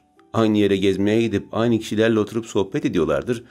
Tamam, belki bu kadar katı olmasalar da sırf hizmetli seçiminde bu kadar kasıntılarsa normal hayatlarda pek eğlenceli değildir. Dudaklarıma büzüp bu kasıntı hale hizmetli olmak için gönüllü olan benimle birlikte gelen kişilere gizlice baktım. Hadi benim niyetim farklıydı ve elbet buradaki işim bir gün sona erecekti ama ya onlar? Hepsi de gençti. Bakışları yerde tıpkı bir robot gibi eğitilmişçesine dik ve hareketsizce duruyorlardı. Buraya gelmeden önce belli bir eğitimden geçtikleri belliydi. Hepsinde tek tek göz gezdirdikten sonra bakışlarımı önüme getirip ben de onlar gibi dik durmaya çalışırken Servan Bey'le göz göze geldik. İsminiz lütfen? Sorumu sormuştu, yoksa kendi ismini tekrar etmemi istiyordu, anlayamamıştım. Bakışları da biraz tuhaftı. Sanki bana değil, aynı anda yanımdaki kişiye de bakıyor gibiydi. Önce yanımdakine baktım, sonra yeniden Servan Bey'e. Bana diyor gibi değildi. Gözleri yanımdakindeydi sanki. Sana diyor galiba. Yanımdaki kıza fısıldayıp sessizleştiğimde herkes bize bakmaya başladı. Hadi ona bakıyorlar da bana neden bakıyorlar ki? Bir kere daha üstüme düşen görevi yerine getirip kızı dürttüm. Cevap versene, senin yüzünden herkes bize bakıyor. Kız put gibi durup tek kelime etmezken elimden geldiğince onu uyarmaya çalışıyordum ama bana mısın demiyordu. İsminiz lütfen hanımefendi diye tekrarladı Servan. Ben de sordum ama cevap vermiyor efendim. Hepsi dinliyormuş gibi. Vallahi selam verdiğim alan olmadı, bu ne canım? Servan Bey'in arkasındaki yaşlı kadın ve erkekler şaşkınlıkla bana bakarken stajyerler de sanki dakika bir gol bir bakışıyla sürüleceğimi anlamışçasına alayla bana bakıyorlardı. Halbuki ben haklıydım. Hizmetli de olsak iletişimimiz iyi olmalıydı. Birbirimizle konuşmama yasağı mı vardı bilmiyordum ki. Tüm adaylar beni yiyecekmiş gibi bakarken Servan Bey'in işaret parmağı bana doğru uzandı. Size soruyorum hanımefendi.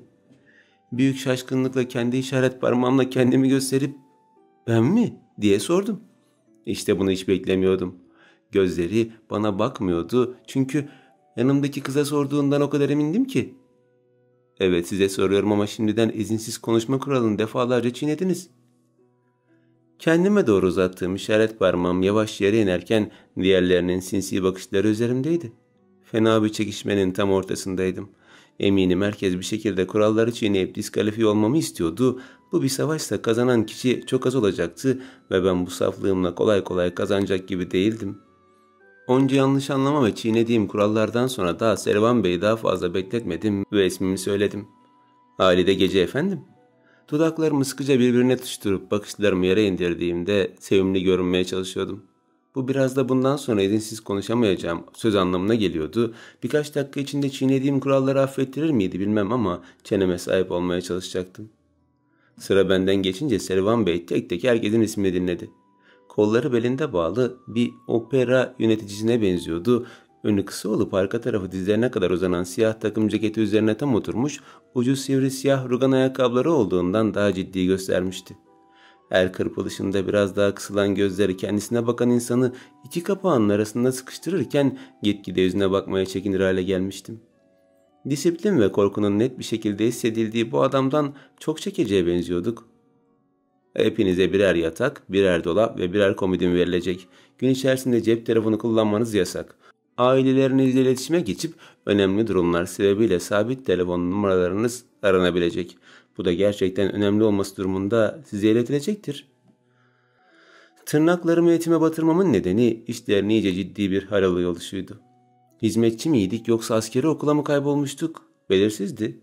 Ben gerilimden kaçarken bunca açlık oyunları nedendi? Üstelik ucunda tek kazanacağım hizmetli olma ünvanıydı. Vakit görmüyordum ama böyle üstüme gelmeye devam ederlerse kendimi hizmetliden ziyade özenle eğitilen komandolar gibi hissedecektim. Hepinize siyah ve beyazdan müteşekkil tek tip kıyafet verilecek, bunun dışında bir şey giyilmenize müsaade edilmeyecek. Üniformalarını kaybedenler ya da bir şekilde başlarına bir şey getirenler direkt diskalifiye olacak, şayet kullanımı güzel olursa her ay mutlaka yenisi verilecektir. Gözlerimi endişeyle açtığımda diğerlerine baktım. Aynı şekilde istiflerini bozmadan dinlemeye devam ediyorlardı. Buradaki garipliği sezen tek ben miyim be? İçi daralan, afakanlar bastığı için içindeki tüm sıkıntıyı çığlık atarak yok etmek isteyen, amuda kalkıp yeter be diye bağırmak isteyen ben miydim yani? Soru sorulmadıkça konuşmayacak, gerekmedikçe etrafta gezinmeyecek, haftada bir kez eve gitme izniniz olacak. Ne? Kendimden geçmişçesine telaşla bağırdığımda yine herkes bana baktı. Etrafta gezinmemek ya da konuşmamak neyse de eve de istediğimiz zaman gidemeyeceksek gerçekten hizmetli aldıklarına eminler mi? Bence bir kere daha gözden geçirmeleri gerekiyor. Hayır, uzaktan Alman askerlerine benziyoruz da. Bir sorun mu var Halide Hanım? Evet var. Ulan ev misiniz askeriye belirsiz. Derdiniz ne? Alt tarafı yemek yiyip temizlik yaptıracaksınız. Bu resmiyet ve saçma disiplinde neyin nesi be? 3 günlük dünyada biraz spontane yaşasanız ne olur? Düzen içinde yaşamak için mi geldiniz bu dünyaya? Biz düzensiz yaşıyoruz da ne oluyor? Sizin 3 gözünüz var da bizim 2 mi lan? Kendi içimdeki çığlıklarıma kendi kulaklarımı tıkarken yine ve yine herkes bana bakıyordu. Kapa çenenin hali de hem seni duyamıyorlar hem de kendini harcama. Sadece senin duyduğun bu cümleler sadece seni sinirlendirir o kadar. Stajyerlerden bazılarını başlarını iki yana sallayıp benden adam olmayacağını ifade eden bakışlarından düşüncelerini anlayabiliyordum. Bana göre de onlardan adam olmaz. Böyle bir hayat için yanıp tutuşmaları kadar tuhaf bir şey var mı? Yine de başka çarem mi var? Bir şekilde uyum sağlayamazsam iş burada biter. Her ne kadar onları normal olarak görmesem de uyum sağlamak zorundayım. Bu işten kovulursam eve gidip ne yapacağım? Bir daha magazin dergisinde de makale yazamam. Doğal olarak para da kazanamam ve böylelikle artık gideceğim ve evimde olmaz. Üstelik bir de lanet meselesi var. Unutmamalıyım ki biraz da bu lanetten kurtulmak için katlanıyorum tüm bunlara. Bir şey yok efendim. Kendi içimde dönen yüzlerce düşünceden sonra nihayet cevap verdiğimde derin bir nefes aldım. Üst dişlerimin alt dudağımı sığarak yeniden sessizleştim. İki elimi birbirine geçirip dinlemeye devam ettim. Bilmeniz gereken önemli şeylerden biri aile üyeleridir. Bu evde rütbe her şeydir. Belli zaten. Fısıltıyla söylediğim şeyi duymuşçasına şahin bakışlarını üzerime çeviren Serivan Bey anlatmaya devam ediyordu. Evin büyük hanımı Lafi Güzaf Hanım kendisi en yaşlı ve en kıdemli kişidir. Büyük anneyle yönetilen bir konak mı? Neden bu kadar kasıntı oldu anlaşıldı. Eminim gençlerin söz söyleme hakkı da yoktur. Ondan sonra gelen büyük oğlu Fahri Bey, eşi Ahu Hanım, oğulları Cem Bey ve kızları Berin Hanım'la eşi Tufan Bey. İsimleri aklımda tutmak için çantamı koltuğumun altına sıkıştırdım ve her bir parmağı bir isim olacak şekilde kodlamaya başladım. Ezberim iyiydi. Magazin dergileri yazarken özellikle tarihi olanlarda her bir kelimeyi özenle ezberler ve dikkatle yazardım. Ne kadar çok ezber yaparsam o kadar çok zihnim açılıyordu. Bunca zaman açılan zihnim bir kere duyduğu isimleri ezberleyecek kadar kuvvetlenmişti. Gerçi bir keresinde Osmanlı Devleti zamanında geçen bir aşk hikayesini yazarken bir ismi yanlış yazdığım için tarihçiler tarafından makalem kaldırılmıştı ama yine de ondan başka ciddi bir yanlışım olmamıştı. Tüm bu fertler aile için önemli bir yere sahip olsa da asil varis olan kişi Kamer Bey'dir. İşaret parmağım yüzük parmağımın üstünde durduğunda Kamer Şan'ı da yüzük parmağıma gelecek şekilde kodladım. Kamer Şan'ın ismini özenle aklıma kazıdım ki asla unutmayayım. Evin 3 tane de çocuğu var. İkisi Berin Hanım'ın oğulları, bir tanesi de büyük hanımın evlatlık kızı Sahra Hanım. Aile say bitmiyordu. Elimdeki tüm parmaklar bitmişti ki ayak parmaklarıma geçtim. Hafifçe eğilip ayak parmaklarımı tutmaya çalışırken milletin gözleri gizli gizli üzerimde geziniyordu. Muhtemelen bu deli ne yapıyor diye kontrol ediyorlardı ancak başka çarem yoktu. Kinestetik olduğum için dokunarak ezberliyordum. Şayet dokunmazsam isimler aklımdan çıkıp giderdi. Adaylar dikkatlerini Serivan Bey'e vermek için kendilerini zorlasalar da meraklarından bana bakmayı da ihmal etmiyorlardı. Bense bir şeyleri kodlamadan ve dokunmadan öğrenemeyen bir insandım. Zaten yerimde durmakta, sessiz kalmakta ve kurallara uymakta berbatın da ötesindeydim. Benim gibi birinin hizmetli olamayacağı çıktı ama zaten amacım da bu değildi. En azından birkaç gün burada vakit geçirebilirsem Kamerşan hakkında bilgiler edinir, oradan da ressam hakkında bir şeyler öğrenirdim.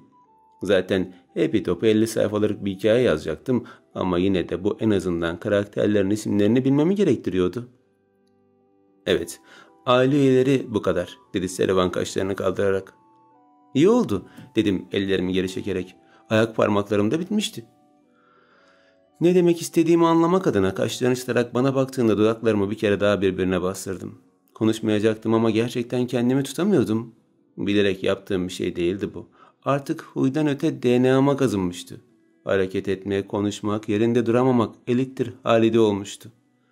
Birkaç dakika içinde benim nasıl biri olduğumu çözen Serivan bana alışmışçasına umursamadan konuşmaya devam etti. Muhtemelen o da benim zaten devam edemeyeceğimi düşünerek pek de uğraşmak istemiyordu. Dikkatini diğerlerine vermeye çalışmasından bunu çıkarıyordum. Önemli olan diğer nokta ise sizin alanınız. Yani yemek bölümü. Aile üyeleri saat tam 7'de kahvaltıya gelir, çocuklar da dahil. 7 mi? Üst dudağım titrediğinde benim saat 7'de uykunun en derin anlarında olduğum geldi aklıma. 7'de kahvaltı yapan bir ailenin geceye kadar ayakta olduğunu düşünürsek neden hizmetlileri bu kadar özenle ettiklerini biraz anlıyordum. Alelade bir hizmet beklemiyorlardı. Kamer Bey kahvaltı için sadece yarım saat ayırır ve sonrasında kahvesiyle birlikte ofisine geçer. Haftada 3 gün şirkete gider ve o zaman da kahvaltısını saat 9 gibi odasında yapar. Hayali bir saat gözümün önünde alay çekerken ben tüm bunları nasıl aklımda tutacağımı düşünüyordum. Çocuklar çay değil ballı süt içer ve Ahu Hanım da diyet yemekleri tercih eder. Gözlerim bir şarşoşinki gibi Serivan Bey'in yüzünde dolanıp dururken kaşlarım yukarı kalkmış göz kapaklarımı açık tutmaya çalışıyordu. Uykum gelmemişti ama kendimi bayılacak gibi hissediyordum. En son bu kadar gerildiğimde ehliyet sınavına girecektim. Onda da 2 kere dubalara çarpmış, 3 kere kaldırıma çıkmış, bir kere de ani fren yaparak direksiyon hocamı caması bir sinek gibi yapıştırmıştım. Sonuç, ehliyet alamadığım gibi yaşadığım mahalledeki tüm ehliyet kurslarından da temelli kovulmuştum. Artık kimse bana değil ehliyet eğitim bile vermek istemiyordu. Büyük hanımın her gün okuduğu gazete mutlaka sağında durur ve şekere de alerjisi vardır. Yutkundum, yutkunuşum boğazım kuruduğu için değil de bildiğin ayvayı yediğim içindi. Düşünüyorum da ayvayı dilimleyip mi yesem yoksa reçel falan mı yapsam da yesem. Ayvalı tekerlemeler zihnimde dönüp dururken şimdilik bu kadar yeterli dedi Serivan Bey. Bugünlüğe mahsus dinlenmek için odalarınıza çekilebilirsiniz. Gitmeden önce Nadide Hanım'a telefonlarınızı bırakmayı unutmayın ve kendinizi hazırlayın. Sabah tam 5'te kaldırılacaksınız. 5 mi? Bildiğimiz 5. 5'te henüz güneş bile doğmamış oluyor. Var olan moralim tamamen içliğe dönüştüğünde cebimdeki cep telefonumu çıkarıp Besime teyzeye durum hakkında bilgi ve birkaç maddede vasiyet yazdım. Bu evden sağ çıkabileceğimi düşünmüyordum. Çıksam bile eskisi gibi olamayacaktım. Güneş doğmadan kalkıp bir robot gibi çalıştıktan sonra yeniden eski halime nasıl dönebilirim ki? Besime teyzemde başka arayacağım kimsem olmadığı için telefonumu Nadide Hanım denilen yaşlı kadına verdiğimde bitmişti. Artık dışarı dünyayla bağlantım da kesildiği için tamamen bu konuğa hapsolmuştum. Odalarımıza doğru yöneldiğimde Serivan Bey'in yanından geçmeye bile çekindim. Kolları arkasında bağlı, delici ve ezici bakışlarıyla bizleri gözetliyordu. Özellikle beni gözetlediğinden adım kadar emindim. Onun gözüne daha fazla batmamak için başımı yere eğdim ve sessizleştim. Bir zombi andıran zavallı ruhumla bize gösterilen yere doğru yürürken hatayı nerede yaptığımı düşünüyordum. Allah'ım ben nerede hata yaptığımı bilmiyorum. Ne olur sen affet. Affet de bir an önce beni bu askeriyeden kurtar. Yoksa yakında bir savaş başlatacağım ve bundan işte pişmanlık duymayacağım. Sonrasında kaderimde hizmetçi olup yatakhanelere düşmek de varmış. Fakat neden kendimi bir hizmetçiden ziyade açlık oyunlarındaki üyelerden biri gibi hissediyorum ki? Sürekli tetikte olmak zorundayım. Çünkü bir kişinin eksilmesi diğer stajyerler için harika olurdu. Bize gösterilen yatakhaneye yöneldiğimizde 4 kişi aynı anda odaya girdik. 4'er kişilik yatakhanelerde 2'şerli ranzalar vardı. Ranzalar ahşaptan da ama çok kaliteli görünüyorlardı. Beyaz nevresimler yumuşacıktı ama tek bir lekenin bile olmaması beni rahatsız etmişti. Sorun bende miydi bilmiyorum ama bunca beyazlıkta bir nokta bile olmaması beni geriyordu. Karnıma yapıştırdığım çantamla içeri girer girmez etrafımda dönüp odayı inceledim. Birkaç gün burada kalacaktım artık.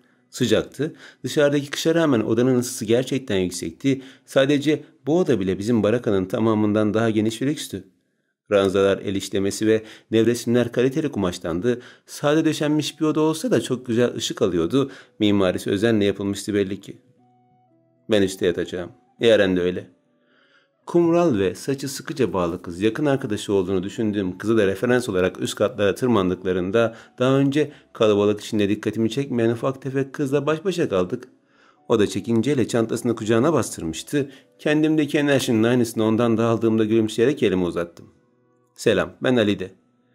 O da çekinceyle elini uzatıp elimi tuttu. Benim sıcak elime nispeten soğuk ve daha yumuşak eli yavaşça elimi sıktığında gülümsememi genişlettim. Melisa. Birbirimize gülümsediğimizde ilk defa kendim gibi birini bulduğumu düşünmüştüm. Gerçi o bana nispeten daha normaldi ama yine de içim çabucak ısınmıştı. Bize de alt katlar kaldı sanırım. Evet öyle, dedi Melisa dudaklarını düz bir çizgi haline getirerek. Durumdan şikayetçi değildi ama diğer kızların tavırlarını en az benim kadar onu da rahatsız etmişti. Hadi yerleşelim. Tamam. O karşı ranzaya yerleştiğinde ben de kendi yatağıma oturdum. Çantamı yanı başımdaki komodinin koyup oturduğum yerde yatağa incilerken Yaren notları bana versene. Ezberleyeyim dedi üstündeki kız. Dinlenmek için verilen vakitte bile ders çalışmak mı? Ne tutmuşlardı ki? Nereye kadar sende var? Ben evlatlık kız Sahra'ya kadar yazdım. Aile üyelerine ders olarak çalışacaklarına inanamıyordum. Gerçekten tam olarak nereye düşmüştüm böyle? Ah Umman Hanım ah. Başka bir ceza verse olmaz mıydı? Sanki bu hikayeyi yazınca herkes bizim dergimizi satın alacak. Bir kere bizim mizampajda sorun var. İnsanların dikkatini çekmiyor. Her defasında bambaşka bir geliyor ama yeniliklerden ziyade insanlar alışmak istiyor. Umman Hanım sağ olsun okurların dergimize alışmasına izin vermeden her ay farklı bir isim buluyor. İnsan bir derginin ismini neden her ay değiştirir ki? Ben de Kamerşan'a kadar. Ah, ismi bile o kadar şahane ki. Üstlerimizdeki kızlar konuşurken ben anlatılan her şeyi unuttuğumu düşünüyordum. Not almak da aklıma falan gelmemişti. Parmaklarıma dokunarak da ezberlemiştim ama ismi ezberlemek işkence gibiydi. Mimarmış biliyor musun? Üstelik var ya, dedi karşı üst randadaki kız. Abartılarla dolu olan konuşmaları devam ederken istemsizce işitiyorduk. Doğrusu çok da merak etmiyordum ama ya da neyse notlara yazıyorum, sana vereyim de ezberle.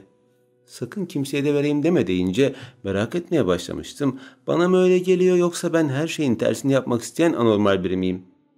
Yüzüm düşmüştü. Resmen hayat memat meselelerine dönüşmüşlerdi işi.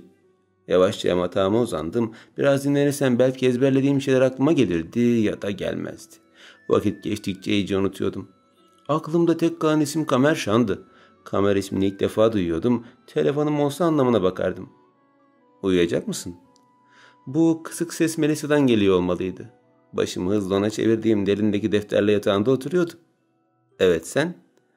Söylemek istediği bir şey mi vardı? Beklentiyle ona bakarken elindeki defteri işaret etti. Biraz göz atmak ister misin? Hızla doğruldum ve bağdaş kurarak gülümsedim. Son anlar içinde duyduğum en güzel şeylerden biriydi. Tabii, gelsene. Elimle hemen yanımdaki boşluğun üstüne 2 kere vurarak Melisa'yı çağırdığımda o da gülümseyerek yatağıma geldi. Yalnız yataklarımızı paylaşmıyoruz, dedi üstteki kız eğilerek. Saçları benim ranzama doğru sarkıyordu. Şeytan diyor, çek aşağı doğru insin. Hadi ya, dedim başımı çıkararak. Serivan Bey'den öyle bir şey duymadığıma emin edebilirim. Kız yüzünü buruşturarak kafasını içeri çektiğinde boş versen onları Afra, gel biz çalışmaya devam edelim, dedi karşı üst ranzadaki Yaren. Anlaşılan bu kızlarla işimiz vardı. Sorun şu ki sadece birkaç gün bilgi toplamak amacıyla bulunacaktım ama bu kızlar yüzünden kendimi bir düelloda gibi hissediyordum. Onları umursamamaya çalışıp Melisa'ya döndüğümde çekinceyle gülümseyip defteri bana uzattı. Tüm her şeyi ezberlemek zor olacağı için şöyle bir tekerleme yaptım. Belki saçma gelebilir sana ama yine de ne bileyim yani. Asıl şu an saçmalıyorsun, dedim gülümseyerek. Tekerleme hayatımda duyduğum en güzel fikir. İnan bana. Gözlerinin içi parladığında gülümsüyordu. Ben de gülümsüyordum çünkü bunca ismi ezberlemek işkence gibiydi. Ama şimdi tekerlemeyle hem zevkli hem de kolay olacaktı. Fikrimi beğendiysen bir kere okuyayım mı? Tabii, lütfen. Gerçekten merak etmiştim. Melisa hevesle bana baktı ve 2 kere öksürüp hafif bir sesle başladı. Lafı güzaftır onun adı, en büyüğüdür evin. Sabahları gazete sağında, aman şekere dikkat. En büyük oğuldur Fahri, eşidir Ahu, oğulları Cem ve kızları Berin, kocası ise Tufan'dır, hey hey. Melodi ile söylediği cümleler zihnimde bir o yana bir bu yana sallanırken hepsi ezbere yazılıyordu. Melisa bir yandan okurken bir yandan kolumu başımı sallıyordum. Asla yerinde duramayan ben yine kıpır kıpırdım. Hey hey. Sonuna eklediğim hey hey'e ben de katıldığımda çok uyumlu bir şey çıktı ortaya. İkimiz birlikte bir kere daha söylerken bu sefer Melisa da oturduğu yerde dans ediyordu. Deprem mi oluyor ne? Afra yukarıdan seslense de onu duyuyor gibi değildik. Bize vermedikleri bilgiden daha çok akılda kalıcı olan tekerlemeyi söylemeye devam ederken onlar da gizlice bizi dinliyorlardı. Hayat bir kere daha kolaylaştığında ben yine işi eğlenceye vurmuştum. Sonrasında kulakları sağır eden gıcık bir ses yükselmeye başladığında gözlerim aniden açıldı. Hayatımda ilk defa böylesine yüksek bir sesle uyanmıştım. Sabahları Harry Potter'ın melodisiyle uyanmaya alıştım. Şimdi uyanmaktan ziyade bedenimden çıkan ruhumun koşarak yeniden bedenime girmesi ve bu arada gözlerimi açmakla cebelleşmeyi yaşıyordum sanki. Yatağımda bir anda doğrulduğumda henüz uyku mahmurluğum gitmemişti. Yine de şoka girdiğim için yattığım yerden kalktım. Kalktım kalkmasına ama ne yapacağımı bilemiyordum. Sağa sola dönüp henüz karanlık olan gökyüzündeki yıldızlarla göz göze geldim. Tıpkı benim gibi diğerleri de yattıkları yerden kalktıklarında görevli kadınlardan birinin elindeki zil durdu. Öyle gıcık bir sesi vardı ki kulaklarımı 2 elimle kapatmama rağmen nefretlik sesini işitebiliyordum. Bilerek böyle bir zil seçmişlerdi çünkü ruh beden tamamen uyanmıştım. Hazırlanıp aşağı gelmeniz için 10 dakikanız var. Kıyafetleriniz komodinlerinizin üzerine yerleştirilmiştir. Nizam içinde hazırlanıp aşağıdaki toplanma alanına geliniz. Ellerim kulaklarımda arkamı döndüğümde komodinlerimizin üst tarafındaki askıda kıyafetlerimizi gördüm. Uyumadan önce bunlar yoktu. Anlaşılan bizi uyurken gelip yerleştirmişlerdi ki öyle uyumuşuz ki odaya girenleri fark etmemiştik bile. Afra ve Yaren bir ışımla kıyafetlerini alıp bize çarparak odadan çıktılar. Bu kızlar bir gün elimde kalacaklardı. Dışarıda olsak şimdiden saçlarını yolmuştum ama şu an için mecbur olduğum iyi geçinme kurallarına uyuyordum. Yaren ve Afra çıktıktan sonra biz de Melisa'yla daha fazla oyalanmayıp kıyafetleri alarak giyinmeye başladık. Beyaz çoraplar dizlere kadar, siyah kumaş etek diz altına kadar, siyah rugan ayakkabılar tam ayağımıza göre, siyah gömlekler ve beyaz dantel detayları. Kendimi bunları giyerken İngiliz kraliyet hizmetçilerinden biri gibi hissetmiştim. Hoş, yine hizmetçiydik. Bunu nereye takacağız? Melisa elindeki beyaz danteli gösterirken ben de düşünüyordum. Keşke nereye takılacağımıza dair ufak bir de kullanım kılavuzu bıraksalardı. Kesin Yaren'le Afra kendilerinden görüp de giymeyelim diye oradan çıkmışlardı. Gerçekten çok fenalar. Ne olur sanki birbirimize yardım etsek? Belki birlikte hizmetçi olarak seçilirdik. Böyle yaparak birinci olmaya mı çalışıyorlardı, anlamıyordum ki. Belimize takacağız bence. İkimiz de çarşabuk dantelleri belimize taktığımızda hazırdık. Odadan çıktığımızda bizi kaldırmaya gelen görevli kadının sanki hiç uyumamış gibi bir enerjiyle dimdik durduğunu gördük. Yemeyip içmeyip disiplinle durmak için mi çabalıyordu bunlar? Görevli kadının etrafına dizilenlerse stajyerlerdi. Melisa ile ben en son geldiğimizde herkes bize baktı. Bir gariplik vardı. Eğilip eğilip bakıyorlardı. Açıkta bir yerim mi var diye kendimi kontrol ettim ama yoktu. Gariplik belimizdeki dantellerdeydi. Herkesin başında duran bu danteller bizim belimizdeydi. Görevli kadın da bize tuhaf bir şekilde baktığında Melisa ile birlikte hızla belimizden çıkarıp başımıza taktık. Tabii ya, yemeğe saçlarımız düşmesin diye takıyorduk. Belimizde ne işi varsa. Gerçi düşününce en uygun yer bel gelmişti ama neyse. Öncelikle günaydın. İlk gün olarak sizleri biz kaldırdık ancak bundan sonraki günlerde size verilen saatlerle kendiniz kalkacaksınız. 3 kere geç kalan stajyer evden kovulur. Saat tam 5'te aşağıda Servan Bey'in tezgahının önünde olmalısınız, anlaşıldı mı? Anlaşıldı efendim. Hep birlikte cevap verdiğimizde lütfen beni takip edin dedi. Öndekiler görevli kadının peşine takıldığında sanırım her şeye alışsam da şu lütfen kelimesine asla alışamayacağım diye fısıldadım. Melisa sessizce gülerken bu arada bu kadının ismi Nadide dedi. Aklımda tutmalıyım. Burada herhangi bir hata zincirlemeleri beraberinde getirir maazallah. Sürekli içimden görevli kadın diye geçirirken bir de dışımdan söylersem birçoğu zinciri mahvederdim. İkişerli sıralarla Nadide Hanım'ın peşinden ilerlerken merdivenlerden indik. Hizmetli değil sanki bir balerindik. Ayağımızın altındaki halı değil tüydü ve biz tüyün üstüne uçuyor gibiydik. En azından diğerleri öyleydi. Biz Melisa ile normal yürüyorduk. Eğitimli hizmetli olmadığımız nasıl da belliydi ama. Nadide Hanım merdivenlerin başlangıcında durduğunda stajyerler de teker teker sıraya geçmeye başladı.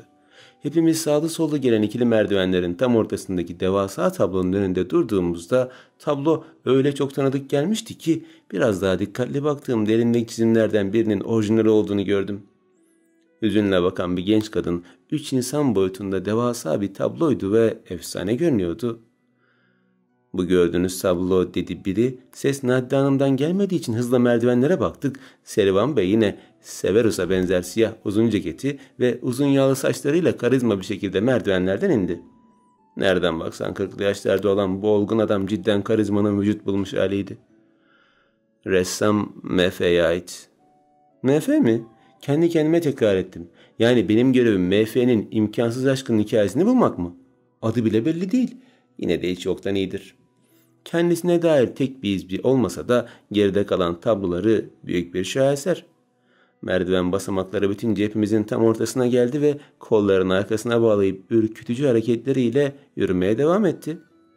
Her hareketini dikkatle takip ederken ani hareketleri kalbimin korkuyla hızlı hızlı atmasına neden oluyordu. Her dönüşte sağa sola savrulan saçları, tehditvari ses tonu ve her bir kelimesinin aklımıza kazınmasına neden oluyordu. Bu konakta bizzat M.F.'nin kendisine ait. Tabii buradaki tüm düzende. Söylenenleri ezberlemeye çalışırken tabloya daha dikkatli baktım. Bilmeniz gereken en önemli şey tablolara kesinlikle dokunamazsınız. Tek bir dokunuşla dokusunu bozan stajyer direkt atılır. Dokunmayı aklımdan çıkardım. Bir rivayete göre Bay M.F. tabloları imkansız aşkı için yapıyordu. Gözlerim Serivan Bey'deyken o sanki beni hissedermiş gibi benden tarafa gelmeye başlayınca hızla gözlerimi yere indirdim. O zamanlar iletişim aracı olmadığı için Londra'dan İstanbul'a telgraf göndermek durumundaymış.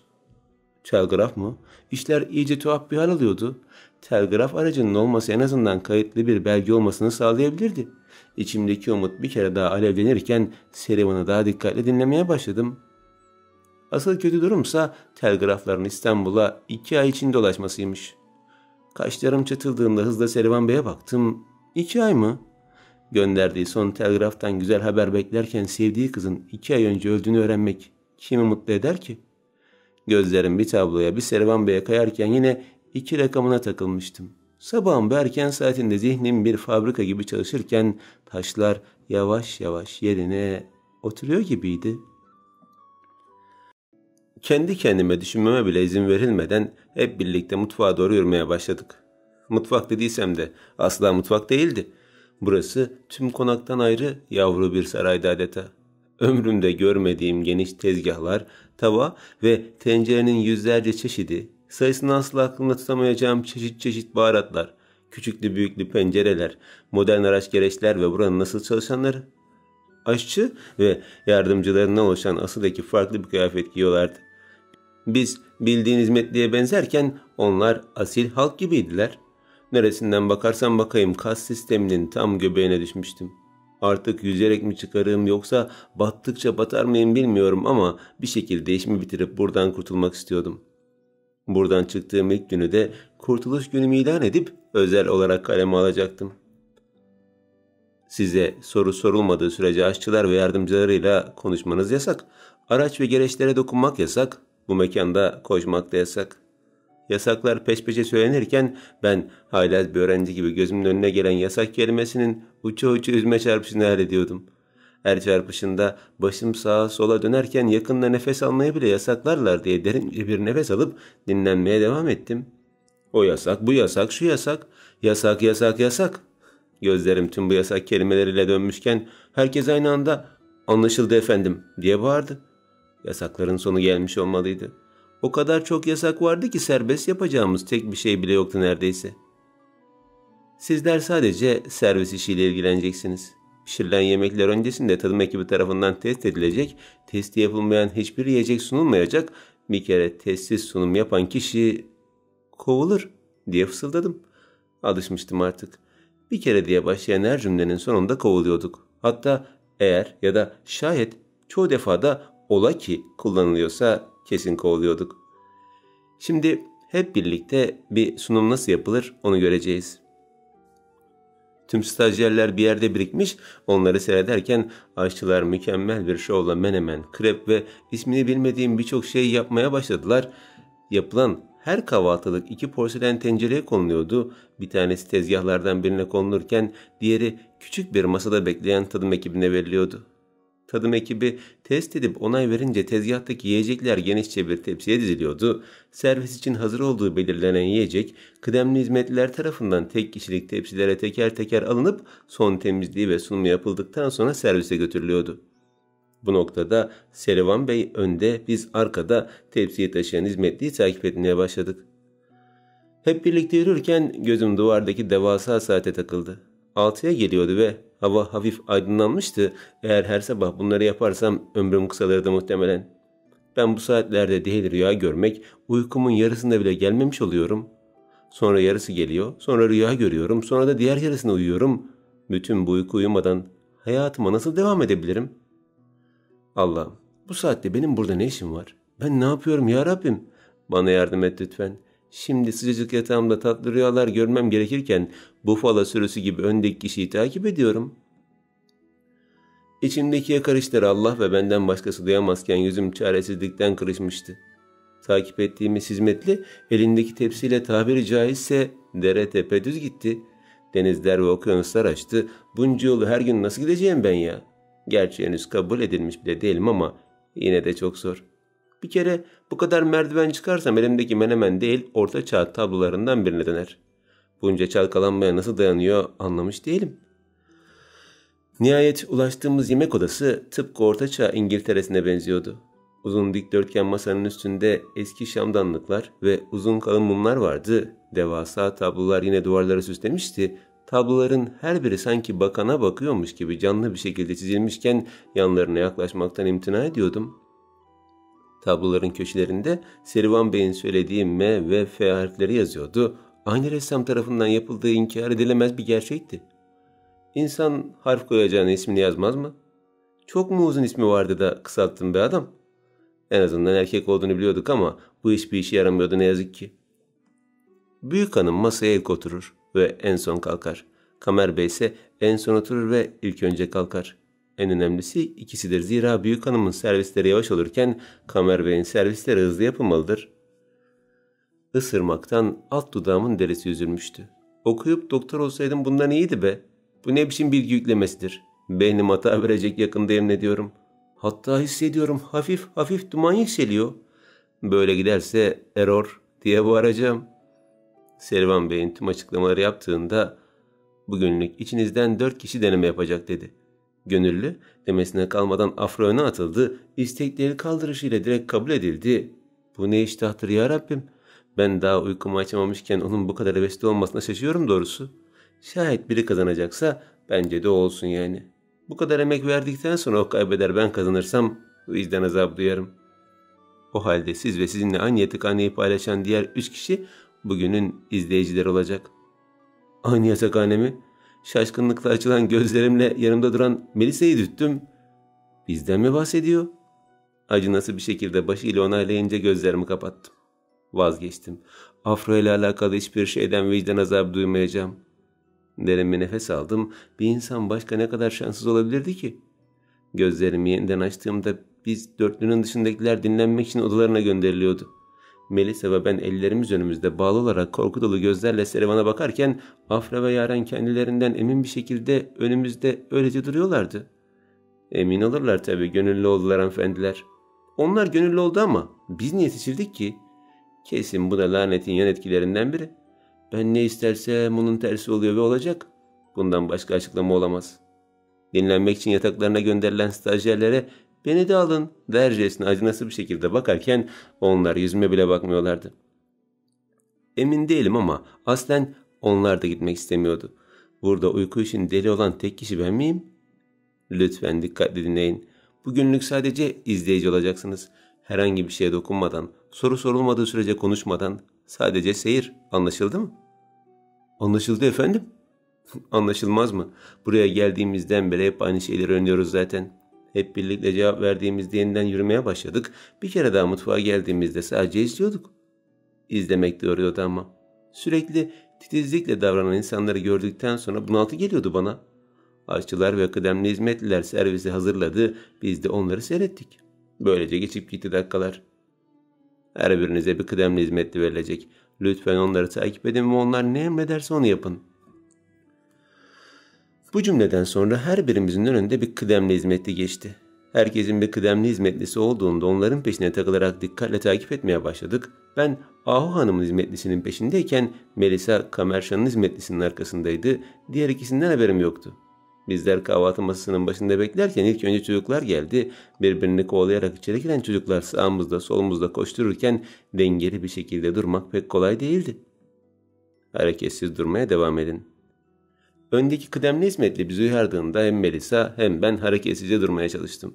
Arkama saklanan çocuklardan biri sıkıca belimi kavradığında elimde olmadan çığlık attım. "Şş abla, sessiz ol, saklanıyorum." Önümdeki hizmetlinin kaşlarını çıtarak bana bakmasıyla dudaklarımı birbirine yapıştırdım ve başımı yere eğdim. Ama benim orada tikim var. Bu velet de nereden çıktı şimdi? Zaten zor duruyorum. "Abla, ne olur bugün kola içelim." Diğer çocuk Melisa'nın eteğine yapışmıştı ki bu şımarık çocuklar arasında hiç hareket etmeden durmak bir hali zor oluyordu. Ben onları yola getirmesini bilirdim de işte. Gözlerimi sıkıca yumup belimden sonra bacaklarıma sıkıca sarılan bu çocuk için tek hareket yapmamaya gayret ediyordum. Şöyle kimse görmeden bir tekme sallasam kurtulurdum aslında ama çok riskliydi. Özellikle herkesin olduğu bu ortamda hemen fark edilirdim. "Abla, hadi abla. Hem sen yeni gibisin. Bak benim adım Kuzey, onun adı da Güney. Tanışalım. Hadi abla hadi." "Yalan söylüyorsun" diye bağırdı dizlerim aslan çocuk. "Senin adın Güney, benim adım Kuzey." Hayır, benim adım Kuzey. Bizlerden ayrılan çocuklar kendi kendilerine birbirine girdiğinde yine hareketsiz durmaya devam ediyorduk. Bu çocuklar nasıl böyle eğitilir ki aklım almıyor. Lütfen diye saçmalayacaklarına keşke çocuklarla biraz daha ilgilenseler. Daha isimlerini bile bilmiyorlar.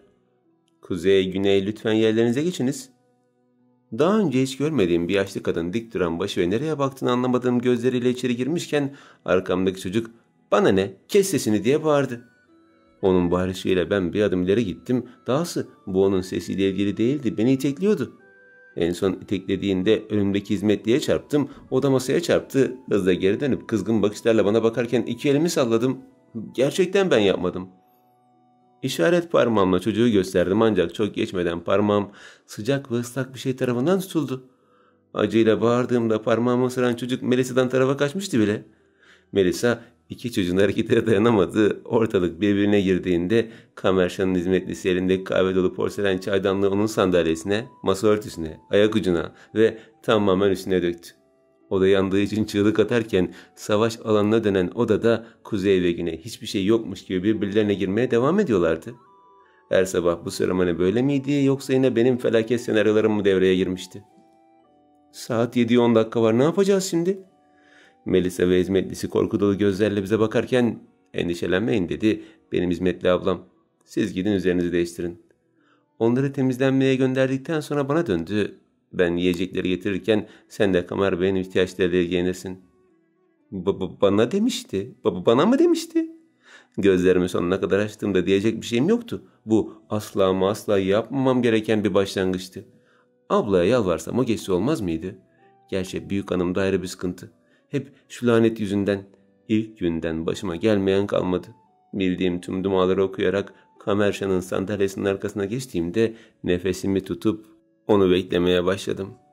Sonrasında Kamerşan'ın sandalyesinin arkasına geçtiğimden beri kaşınır olmuştum sanki. Belim kaşınıyor, sonra orası duruyor, elim kaşınıyor, elim duruyor, alnım kaşınıyor. Olduğum yerde tüm bedenim huzursuzlukla kıvranırken nefesim de düzensizleşmişti sanki. Şu an, şu dakika anladığım bir şey var. Ben beladan kaçtıkça bela peşime takılıyor ve sanki şöyle fısıldıyor: "Ne kadar kaçarsan kaç, bir nefes uzağındayım." Ensemde bir esinti hissedince istemsizce arkama baktım. Benden sorumlu kıdemli hizmetli ne oluyor dercesine bana bakınca yeniden önüme dönüp dik durmaya çalıştım. Önümdeki sandalyeye odakladığım gözlerle elimde olmadan titrerken bir an önce kahvaltı saatinin bitmesi için dua ediyordum. Yoksa bu gidişle değerli arkadaşlar oluşturup delirmeye başlayacağım. Çünkü şekerim, dünyada fit kadınlar her zaman güzel sayılırlar. Kapıdan giren kişiye bakmamak için gözlerimi sandalyeden ayırmıyordum. Tembihlendiği gibi göz teması ve sorulmadan konuşmak yoktu. Fakat benim gibi bir neden hep zaaflarıyla imtihan olmak zorunda? Gözlerimi ve dilimi kontrol etmek benim için işkenceyken neden? İyi de sen hiç fit olmadın ki. Diyaloglar zihnimde kayıtlı olan tekerlemeye göre Ahu Hanım ve eşi olduğunu işaret ediyordu. Birkaç dakika önce gelen Yaren Vafra'nın önlerine oturduklarında iyice emin oldum. Ailenin ne büyüğü ne de küçüğüydüler. Bu durumda daha da tehlikeliydiler. Büyük olsalar zaten güç ellerinde olurdu. Küçük olsalar da zaten güç ellerinde olmazdı. Fakat ortadakiler hep daha tehlikeli gelirdi gözüme. Güç elde etmek için aşağıdakileri ezer ve hep bir adım yükseğe çıkmak ve mümkünse sınıf atlamak için delice bir şevke sahip olurlardı. O yüzden ne yaparsam yapayım bu ikiliden uzak durmalıydım. Keşke tek derdim bu ortancılardan uzak durmak olsaydı. İkide bir yutkunmam gerginliğimi azaltmıyordu. Hala daha ellerimi birbirine geçirip sıkıyordum. Aslında Kamerşan'a yakın olmak bir yönden iyiydi ama bir şekilde göze batıp kovulma korkusu beni tedirgin ediyordu. Güzel bir gün. Huzur verici değil mi? Ses tonundan yaşlı olduğunu düşündüğüm kişi lafı güzel hanım olmalıydı. Evin büyüğü olarak kontrol elinde tuttuğunu düşünüyordum. Kendimi daha fazla tutamadan göz ucuyla yüzüne baktığımda tatlı bir teyze olduğunu gördüm. Teyzeden ziyade biraz anneydi ama yine de tatlı bir çehresi vardı. Haklısın babaanne. Yağmurlu günler her zaman hoşuma gider. Babaanne, bu da Berin Hanım olmalıydı. Tufan oğlum gelmeyecek mi kahvaltıya? Hayır babaanne, o erkenden fabrikaya gitti. Kontrol günüymüş. Masada olmaya devam ederken benim önüm hala boştu. Zaten ancak böyle bir saniye ben yaşayabilirdim. Diğerleri gibi sakin sakin servisi yapıp bir yandan da Kamerşam'ı dikizlesem Halide Pekin'in hayatı için fazla sıradan olurdu. İlla bir gerilim, korku, dram ve felaketler zinciri. Gerginliğim bitmek bilmezken "Herkese günaydın millet" diye bağırdı biri. enerji dolu sesiyle köşeye oturduğunda kim olduğunu düşünüyordum. Henüz kimsenin yüzünü tam olarak görememişken tahminde bulunmak böyle zor oluyordu. Cem, bugün ayrı bir mutlu gibisin. Doğru ya Cem Bey. Derin bir nefes aldığımda kapı yeniden açıldı. Masada herkes tamken gelen kişinin kim olduğunu tahmin etmek zor olmuyordu. Diğerlerinin ayak seslerini duymazken onun ayak sesleri ritmik olarak yankılanıyordu sanki. Tak, tak, tak, tak. Nasıl da sert basıyor ayakları yere. Tak, tak, tak. Kollarının ceketine sürtünme sesi geliyor kulağıma. Hayır, tek bir kolu sürtüyor, diğeriyle bir şey tutuyor olmalı. Tak, tak, tak. Biraz sinirli mi ne? Neden ayakkabısı bu kadar ses çıkarıyor? Yaklaştıkça geriliyor, önlüğümün dantelini sıkıştırıyordum. Gözlerimi bir kez olsun kırpmadan sandalyeye bakarken şaşı olma tehlikesiyle karşı karşıyaydım. Yine de kuralları çiğneyemezdim. Eğer geç kaldıysa bu onun sorunu. Eğer motivasyonu düşükse yine bu onun sorunu. Böyle insanlarla çalışmamızın bir anlamı yok. Kovun gitsin. Şaşı gözlerimle kaşlarım da kalktığımda önüme bir karaltı geldi. Ona bakmamak adına gözlerim yaşlanmıştı. Karaltı sandalyesini çekip hafifçe oturduğunda konuşmaya devam ediyordu. Aldığın notları eksiksiz istiyorum. Yarınki sunumda tek bir eksik olursa sen de kovulursun. Tamam efendim. Hemen yanında duran sekreter kız elinden gelen insanüstü hızla dediklerini yazarken benim gerginliğim son raddeye ulaşmıştı. Zavallı kız diye geçirdim içimden. Hadi ben yemekten yemeğe göreceğim onu da. Ya bu zavallı kız ne yapsın? Ağzından çıkan her şeyi yazdırıyor olmalıydı. Allah bilir kaç sekreter değiştirmiştir. Hem bu evin olayı kovulmaktı bence. Bundan bildiğin keyif alıyor gibiydiler. Stres atmak için kovma geceleri düzenlemiyorlarsa ben de halide değilim. Hatta belki de kovulmak için işe alıp kovduktan sonra yeniden işe alıp kova kova manyak bir paradoksa sürükleniyorlardır. Beklerim bu tuhaf haleden. Çay? Çay? Hızla gözlerimi açıp kapattım ve şaşılığımı düzeltmeye çalıştım. Her şeyi 2 tane görmeye başlamanın sırası mıydı şimdi? Gözlerimi birkaç defa açıp kapattım. Kendine gelince de beklemeden ilerledim. Sekreter çay koyamayacağına göre bir adım öne gidip kıdemli hizmetlilerden izlediğim şekilde porselen çaydanlığa ulaştım. O ise bu sefer elindeki dosyayı okumaya başlamıştı. Tuttuğum porselen çaydanlığı gösterildiği usulle bir elim altında diğeri kapağında olacak şekilde yaklaştırırken titriyordum. Bu titreme öyle bir boyuta ulaşmıştı ki tuttuğum kapak bile zangır zangır edip ses çıkarıyordu. Fincanına yaklaşamadan çay dökeceğimi hissediyordum. Yardım et Allah'ım. Şu iş bitsin, söz tüm kitap koleksiyonuma ihtiyacı olan çocuklara dağıtacağım. Harry Potter serisini bile.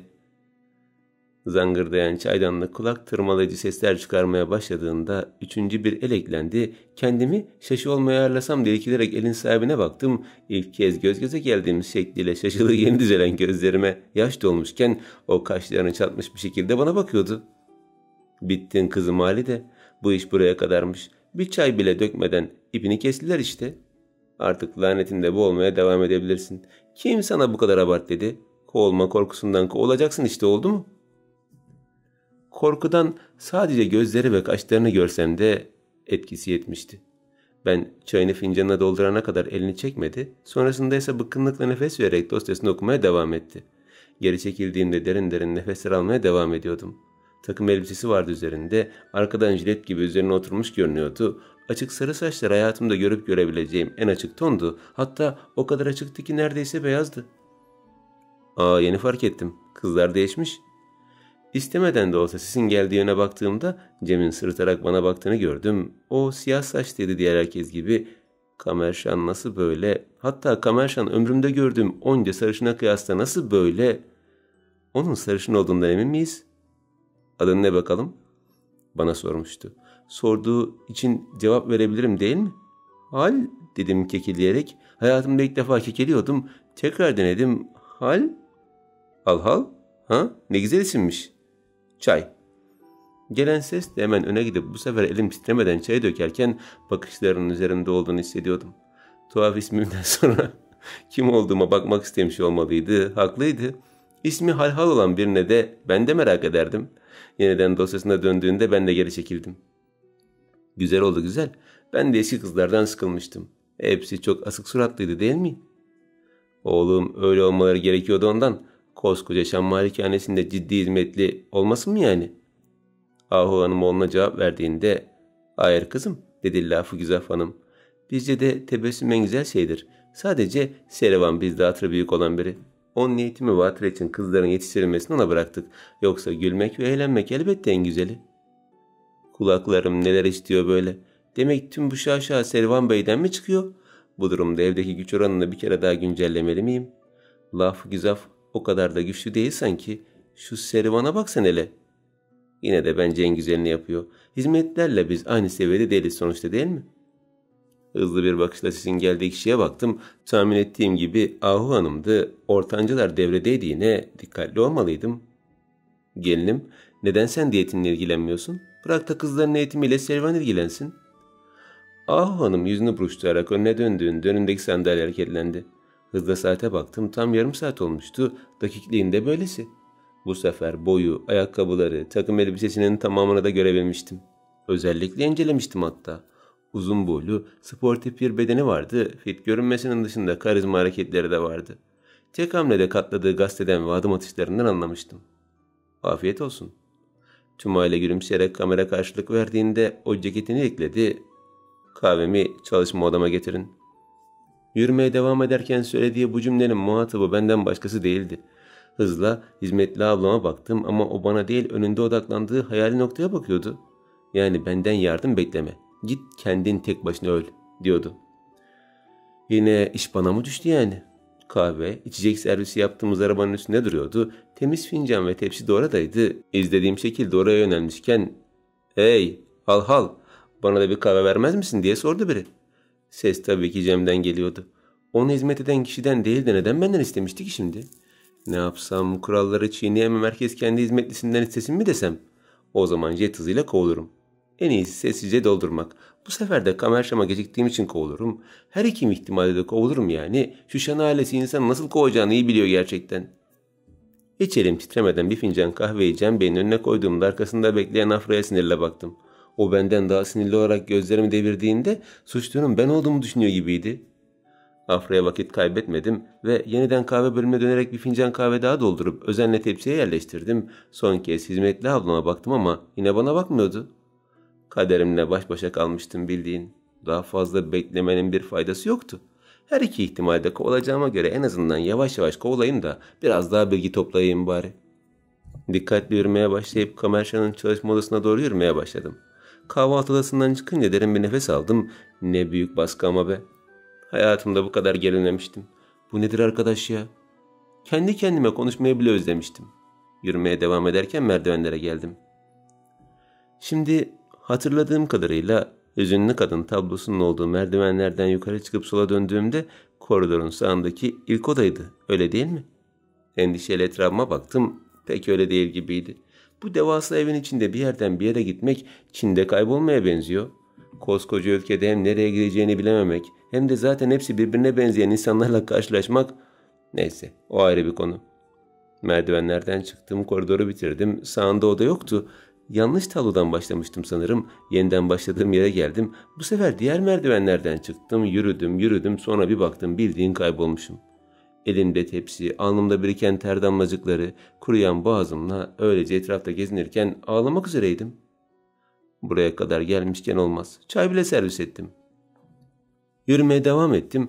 Farklı bir tablodan başlayıp yeniden merdivenleri açtığımda çoktan bir saati geçmiş, kahve buz gibi olmuştu.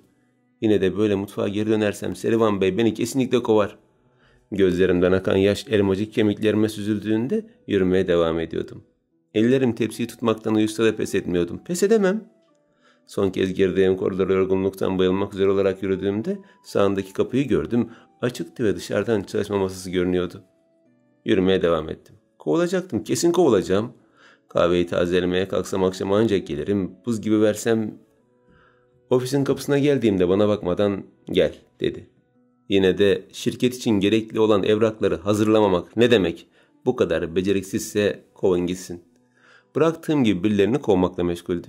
Kahve fincanını masaya koyar koymaz aldı. Ağzında götürüp tek bir yudum altında soğukluğuyla aniden durup bana baktı.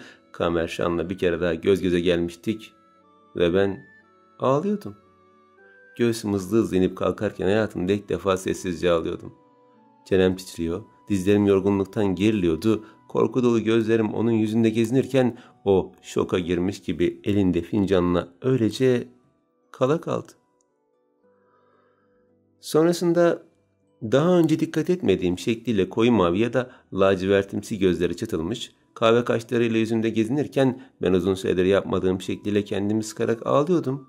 Ağlayışım içimde biriken her şeyi mahvetmesinden kaynaklanıyordu ama daha çok bu kadar çabuk olması yakıyordu canımı. Birkaç hafta, birkaç gün ya da en azından birkaç kahvaltı devam edip ondan sonra işler sarpa sarsaydı bu kadar acı verici olmazdı. İlk günden, ilk kahvaltıdan her şeyi mahvetmek içimde devasa bir yanardağın pimini çekmiş, büyük bir patlama neden olmuştu sanki. Gözyaşlarıma engel olamıyordum. Kendiliğinden süzülüp gidiyorlardı. İki elimle tuttuğum tepsiyi tüm gücümle sıkarken gözlerimden akan yaşlar yolunu bulmuş yağmur suyu gibi yanaklarından çeneme süzülüyordu. Ve neden bu kadar ters gidiyordu her şey? Hiçbir fikrim yoktu. Tek bildiğim biraz sonra kovulacağımdı. Çenem tir tir titrerken o bir anlam verememiş bir şekilde bana bakmaya devam etti. Sonrasında buz gibi kahveyi çarpırarak masaya koydu. Porselenin şangırtısı kulaklarıma ulaştığında gözlerimi kapattım. Bu ne biçim kahve? Korkuyla titrerken gözlerimi açtım. İşte başlıyorduk. Arda arda gelen azar cümlelerinden sonra kovuldun diye son noktayı koyacaktı. Efendim ben dedim daha fazla gözyaşı.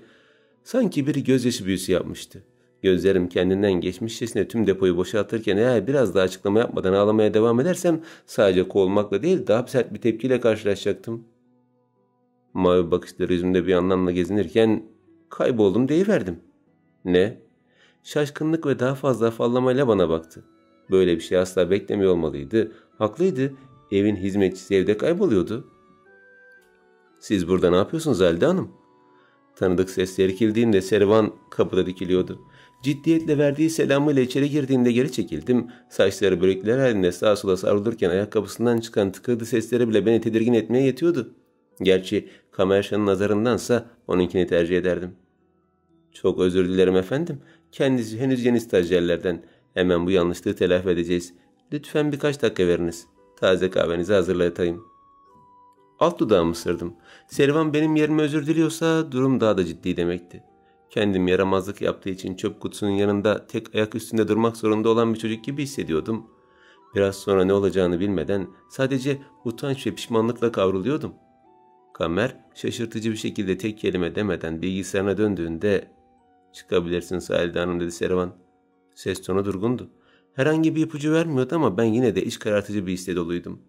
Yanaklarımdan süzülen yeşil elimin tersiyle silip hızlı odadan çıktığımda peşimden geldi. Kapıdan biraz uzaklaşıp koridorun kenarında başım yerde Servan'ı beklerken önüme geldi ve durdu. Size ayrılan toleransın sonuna geldik sanırım Halide Hanım. Yeterince şans tanıdığımızı düşünüyorum. Başımla onaylarken yenilere eklenen gözyaşlarımı sildim. İlk andan itibaren kendime hakim olamamıştım. Hata üstüne hata yapmıştım. Normalde bunlar hata bile sayılmazdı belki ama şan konağında her şey titizlikle ölçülüyordu. Siz bu pozisyona uygun değilsiniz dedi Servan. Gayet makul bir ifadeyle. Devam etmek için zorlasak hem siz hem de bize ziyan olur. Başımla onaylamaya devam etsem de ağlayışım durmak bilmiyordu. Normalde herhangi bir işin altından gelir üstünden çıkardım ama bu tamamen tahminlerimin dışında gelişmişti ve ben zerre hazırlıklı değildim. Üstelik Servan'ın sözlerini kabullensem de canım acıyordu. Eşyalarınızı toplayabilirsiniz. Çıkışınızı yapması için muhasebeyle görüşeceğim. Servan yanımdan öylece geçtiğinde koridorda tek başıma kaldım. Bitmişti. Elbette sonsuza kadar devam edeceğimi düşünmemiştim ama bu kadar çabuk biteceğine de akıl edememiştim. Şimdi Umman Hanım'a ne diyecektim?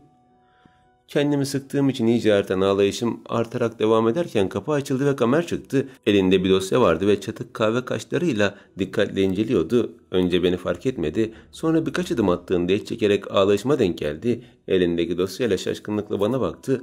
Bir an için kaşlarının düzelmesi ve gözlerinde merak duygusunun oluşması ona karşı sempati duymama neden olmuştu. Çünkü böyle bir yüz ifadesi olsa gerçekten masum ve sevilesi bir insana dönüşüyordu. Fakat beni tanıyınca hemen sonrasında yeniden çıtıldı kaşları. Kendime inanamıyordum. 23 senelik ağlayışım bir anda çıkıyor gibiydi. Belli belirsiz bir sinirle gözlerini devirdi ve yürümeye başladı. Ben öylece ağlarken o da önümden geçip gitti. Bir şey beklemiyordum elbette ki ama sanki bütün emelim bir anda başıma yıkılmıştı. Boğazımda biriken acı tüm bedenime yayılırken yürümeye başladım. Bir an önce odama gidip eşyalarımı toplayıp eve gidip gazeteciliği bırakmalı ve yeni bir iş bulmalıydım. Her zaman olmuyor demek ki. Zorlamanın bir anlamı yok. Zaten bunca zamanda güzel güzel yaşamış değilim ama daha önce bu kadar çaresiz de hissetmemiştim. Bu kadar basit bir şeyden dolayı sonumu getirmem daha da çok canımı yakıyordu. Biraz daha çetrefilli olsaydı en azından dışarıdaki insana anlatacağım birkaç hikaye olurdu. Evin içinde kaybolup çayı soğuttuğumu söylersem kovulmam konusunda hemfikir olurlardı. Tıpkı benim olduğum gibi. Ne hikmetse dönüş yolunda yolları hiç karıştırmadım ve odamı çabucak buldum. Şaka gibiydi. Bu kadar çabuk geleceğimi bilsem daha çok ağlardım. Lanet olsun, yollar neden bu kadar kolay? Bu kolay yolumu karıştırmış kaybolmuştum ben. Bu kadar kolay bir şeyi bile başaramıyorsam kovulmalıydım elbette. Ne Kamerşan'a ne Serivan'a herhangi bir suç bulamıyordum o yüzden. Diğerleri çoktan gelip dinlenmeye çekilmişlerdi bile. Yataklarında huzurla uyurlarken onlara özentiyle baktım. Şu an onlardan birinin yerinde olmayı ne çok isterdim ama olsam ne yazar. Daha evin içinde düzgün yürüyemiyorum ki ben. Kapı açılıp odaya biri daha girdiğinde bitkin ve kendinden geçmiş bir halde beni gören Melisa koşarak yanıma geldi. "Halide, sen iyi misin?" Kendimi tutmadan sıkıca sarıldım. Ağlayışımın sesi yükseldiğinde Afra ve Yaren'in mızmızlanarak uyanıp kendi aralarında konuşmalarına tanık oluyordum. "Ne olmuş buna? Neden ağlıyor?" "Kovuldu herhalde, baksana." Baştan beri yapamayacağı belliydi zaten. Yerinde bile duramıyor, nasıl hizmet edecek? Ağlamasına şaşırdım. Hiç ağlayacak bir tipi yoktu. Gülerek gitseydi daha isabetli olurdu. Onlara gerekeni söylemeyebilirdim ama cevap vermeme gerek yoktu. Kaybetmiştim işte. Her zamanki gibi kaybetmiştim. Zaten hiçbir zaman şans yüzüme gülmemişti. Hep böyle zavallı değil miydim?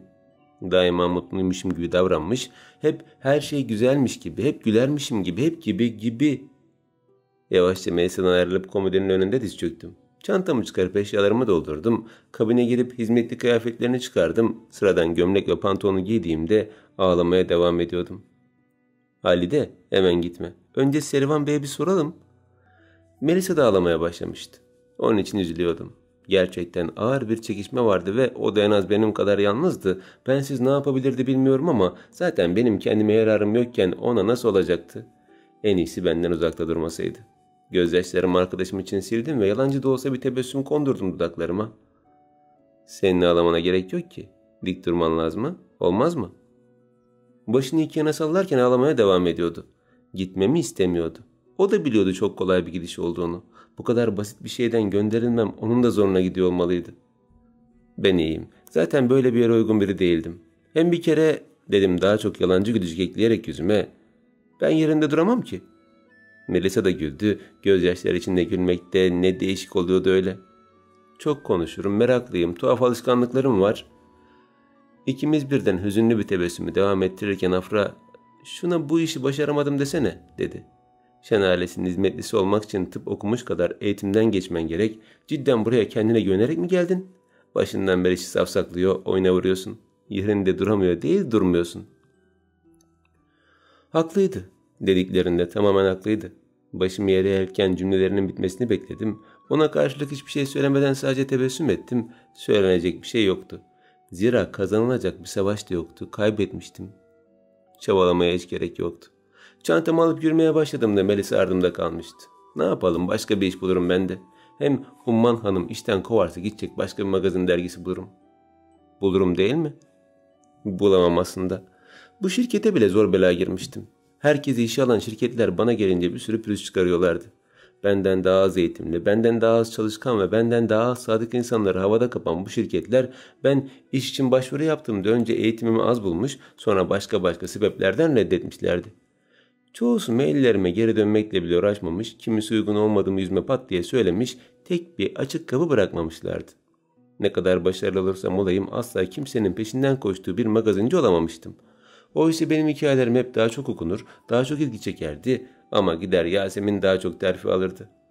En sonki hikayem Antik Mısır o kadar beğenilmişti ki insanlar Akhenaton ve Kia Aşkı'nın Mumya isimli bir film yapmaya kalkışmış, fakat sonrasında bu işi başka bir şirket üstlenip benim araştırmalarımı çalarak övgüleri kendileri almıştı. Kimse de benim arkamda durmamış, araştırmalarım bir süre sonra çalıntı damgası yiyerek elinden almıştı. Çantamın kulpuna sıkıca tutunup yürümeye devam ettim. Kaderimin bu şekilde ilerleyişi canımı çok yaksa da ölecek değildim ya. Elbet yürüyecek bir yol bulurdum. Gerçi neredeyse tüm yollar kapanıyordu benim için. Geniş ışıltılı koridoru yürüdükçe devasa tabloya yaklaşıyordum. Hüzünlü kadın tablosu. Onu incelemeye bile vakit bulamamıştım. Ayağımın altında yumuşakça hissettiğim kırmızı halı beni tabloya yaklaştırırken hoş bir his veriyordu. Konağın kendine az kokusu daha net hissedilirken ilk defa stresten uzak etrafı incelediğimi fark ettim. Tam tablonun önüne geçtiğimde köşkteki MF harfleri dikkatimi çekti. MF ne ola ki? İsim ve soyisim olması çok mantıklı ama açılımı ne olabilirdi ki? Kendi kendime düşünürken gözlerimi kıstım. Sonra aklıma müthiş bir şey geldi. Bir saniye. Bu işi devam ettirmem için bu evde çalışmam gerekmiyor mu? Umman Hanım sadece yazı istedi. O evde çalışmak zorundasın demedi. Kendi kendime bulduğum büyük buluşta yeniden eski halime geldiğim yerinde birkaç defa zıpladım. Evet öyle bir şey demedi. Kocaman hoplayıp ellerimi yumruk yaptım. Asla pes etmek yok. Kendi kendine gurur duyarken biraz önceki yüzünden eser kalmamıştı. Barışım ve sevincim hüzünlü kadın tablosunun önünde gittikçe artarken kendimi inanılmaz mutlu hissediyordum. Ben sevinmeye devam ederken sol taraftaki merdiven başında Lafı Güzaf Hanım göründü. Uzun etekleri yere ulaşmışken beni görmesiyle tatlı bir tebessüm dudaklarına yayması bir oldu. Sanılanın aksine bu evin ailesi o kadar da gaddar değildi bence. Siz... Merakla kaşlarını kaldırdığında ellerimi öğrendiğim şekliyle önümde bağlayıp birkaç adım attım. Az önceki bağırışım ve dağılmanın etkisiyle nefes nefese kendime hakim olmaya çalışırken "Efendim ben stajyer hizmetli Halide Gece" diye kendimi tanıttım. İşime biraz önce son verildi. Ben de gidiyordum. Başımı eğsem de göz ucuyla ona bakmayı ihmal etmiyordum.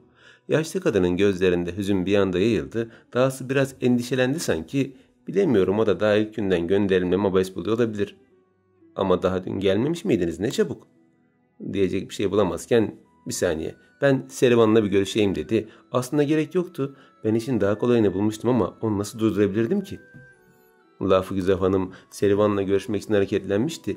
Eliyle eteğini toplamasına rağmen ucuna basıp dengesini kaybetmesi birkaç saniye almadı.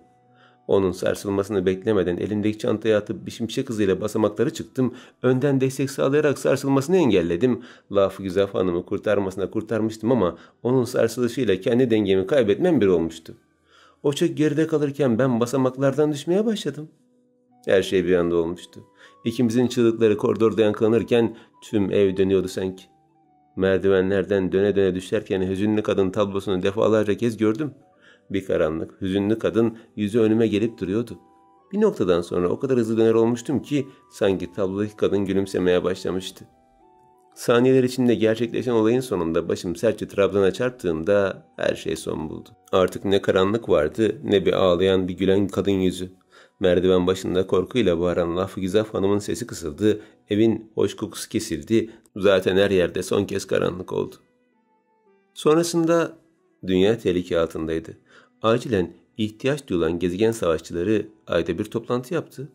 "Bu yük çok ağır, hiçbir gezegen savaşçısı dayanamaz," dedi Jüpiter savaşçısı. O çok güçlüydü ama gerçekleri söylemekten kaçınmıyordu. "Ben o kadar uzaktayım ki bir faydam olur mu bilmem," dedi Uranüs savaşçısı. Naif bir kalbi vardı Uranüs savaşçısının. Kimse ona suç bulamazken yardım etmeyi isteyen herkesin kalbini ılıttı.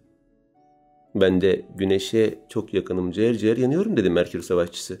Güneşe yakındı, bu yüzden gezegeni yanıyordu ama kendisi buz gibiydi Merkür savaşçısının. Sudan müteşekkil saçları başını her çevirdiğinde sağa sola damlalarını savururken adım attığı her yerde mutlaka biraz ıslaklık bırakırdı. Hepsi insanların yok olma tehlikesiyle karşı karşıya geldiği o anlarda sessizliğe bürünmüştü ki ben elimi kaldırdım. Ben yapabilirim. Hepsi bana şaşkınca bakıyordu. Evet, ancak ben yapabilirdim böyle ağır bir şeyi. Bana güveniyorlardı. Yine de hepsinde büyük bir endişe vardı. Beni kaybetme ölesiye korkuyorlardı. "Ama siz Ay Prensesisiniz Leydim. Ya size bir şey olursa biz ne yaparız?" "Olsun," dedim yumruğumu sıkarak. Onların beni düşünmeleri daha çok güç vermişti. "Hep birlikte güçlerimizi birleştirip dünyaya gidelim. Hadi ellerinizi elimin üstüne koyun." Büyük bir hevesle elimi kaldırdım. Hepsi şaşkınca bana bakıyordu. Elim öylece havada dururken hepsine tek tek baktım. Hadi koysanız ellerinizi. Dünyayı kurtarmamız gerekmiyor mu?" Birbirlerine şaşkınlıkla bakarlarken açıklama yapma gereği duydum. "Şimdi genelde böyle grup şeylerinde falan böyle olur. Ellerinizi elimin üstüne koyacaksınız, ondan sonra 1, 2, 3 deyip dağılacağız işte. Hop, güçlerimiz birleşecek, anladınız mı?" Hala şaşkınlıkla bakmaya devam ederlerken yüzleri yavaşça değişmeye başladı. Mars savaşçısı Serivan Bey'e dönerken Jüpiter savaşçısı hüzünle bakan Lafı Güzaf Hanım'a dönüştü. Merkür savaşçısı Berin Hanım olduğunda Uranüs savaşçısı da Kamerşen oldu. Onun yüzünü görmemle yattığım yerden doğrularak oturmam bir oldu. Yatağımda uzanmış elimi açarak ne yapıyordum ki? Etrafımda toplanan kalabalık karışık duygular içinde beni seyrederken Kamer'in kahve kaşları anlam veremediğim bir ifadeyle çıtılmıştı. Ona doğru uzattığım elimi geri çektiğimde "İyi misin kızım? Bizi hatırlıyor musun?" diye sordu Lafı Hanım. Başımı hızla salladım. Bundan daha iyi olamazdım. Dünya bitmiş gezegenlerle el birliğine başlamıştım. "Evet, iyiyim hanımefendi." "İsimlerimizi söyler misin rica etsem?" "Tanıdıklarını söyle de biz de rahat edelim. Gerçi doktor gelecek ama..." Berin Hanım endişeyle söylendiğinde "Siz Berin Hanım'sınız" dedim. İsimleri söylememi isteyen genç kadına. "Siz Lafı Hanım, siz Seferus Servan Bey, siz de..." Kamera baktığımda bıkkınlıkla bir nefes alıp gözlerini devirdi. "Gayet iyi görünüyor." Yine de vicdan azabı çekiyorum. Lafı Hanım yatağımın kenarına oturup elimi tuttu. O kadar iyiydi ki bir peri anne olup olmadığından şüphe ediyordum. Gerçi bu kadar iyiliği en son Harry Potter'da Bakan Dolores'ten görmüştük. Onun da ne kadar iyi olduğu aşikardı. "Benim için kendini tehlikeye attın. Çok üzgünüm kızım. Daha dikkatli olmalıydım." Gözlerim Servan Bey'e kaydığında yüzünde pek bir ifade olmadan aynı ciddi suratla bana bakıyordu. Halide hayır, insanları filmdeki karakterler gibi kişilik yüklemekten vazgeç. Film ayrı, gerçek hayat ayrı. Gerçekten iyiyim. Hiçbir şeyim yok. Gerçekten turp gibi hatta... Elimi yavaşça geri çeksem de Lafı Hanım yine tutmuştu. "Nasıl iyi olabilirsin ki? Merdivenlerden yuvarlandın, kafanı çarptın. Çok üzgünüm gerçekten." Kamer daha fazla dayanamayacakmış gibi derin bir nefes aldığında "Ben ofise çıkıyorum. Bir gelişme olursa bilgilendirirsiniz" dedi ve öylece gitti. "Tamam, git sen." Kamer çıktıktan sonra "Ben de aşağı ineyim hanımefendi" dedi Servan. Ne de olsa benim kafam kırılmadı. Ellerini iki yana açarak söylediği için daha da gerilmiştim. İğneleyici bakışları üstümdeyken cümlesiyle daha çok büzüşmemi sağlamıştı. "Olur, sen de in." Servan Bey hızla arkasına dönüp yağlı saçlarını sağa sola savurarak gittiğinde Lafı Hanım hala elimi tutuyor, bir yandan bana gülümsüyordu. Berin Hanım da bir sandalye alıp oturduğunda burasının bizim yatakhane olmadığını anladım. Tek kişilik gibiydi, revire benziyordu. Dahası revirdi, ilaçların olduğu dolap karşımda dururken ne sandım ki? "Sen ne istersen ben onu yapacağım söz. Kalmak ister misin? Burada çalışmak ister misin? Elimden geleni yaparım." Şefkatle bana bakan Lafı Hanım'a baktığımda gözlerim doldu. Böyle bir ilgi hayatımda çok sık gördüğüm söylenemezdi. İçinden bir Dolores de çıksa şimdilik bu iyilikle kalbimi yumuşatacaktı. Başımla onayladığımda "Tamam o zaman" dedi parmağını şıklatarak. "Seni benim özel yardımcım yapıyorum, olur mu?"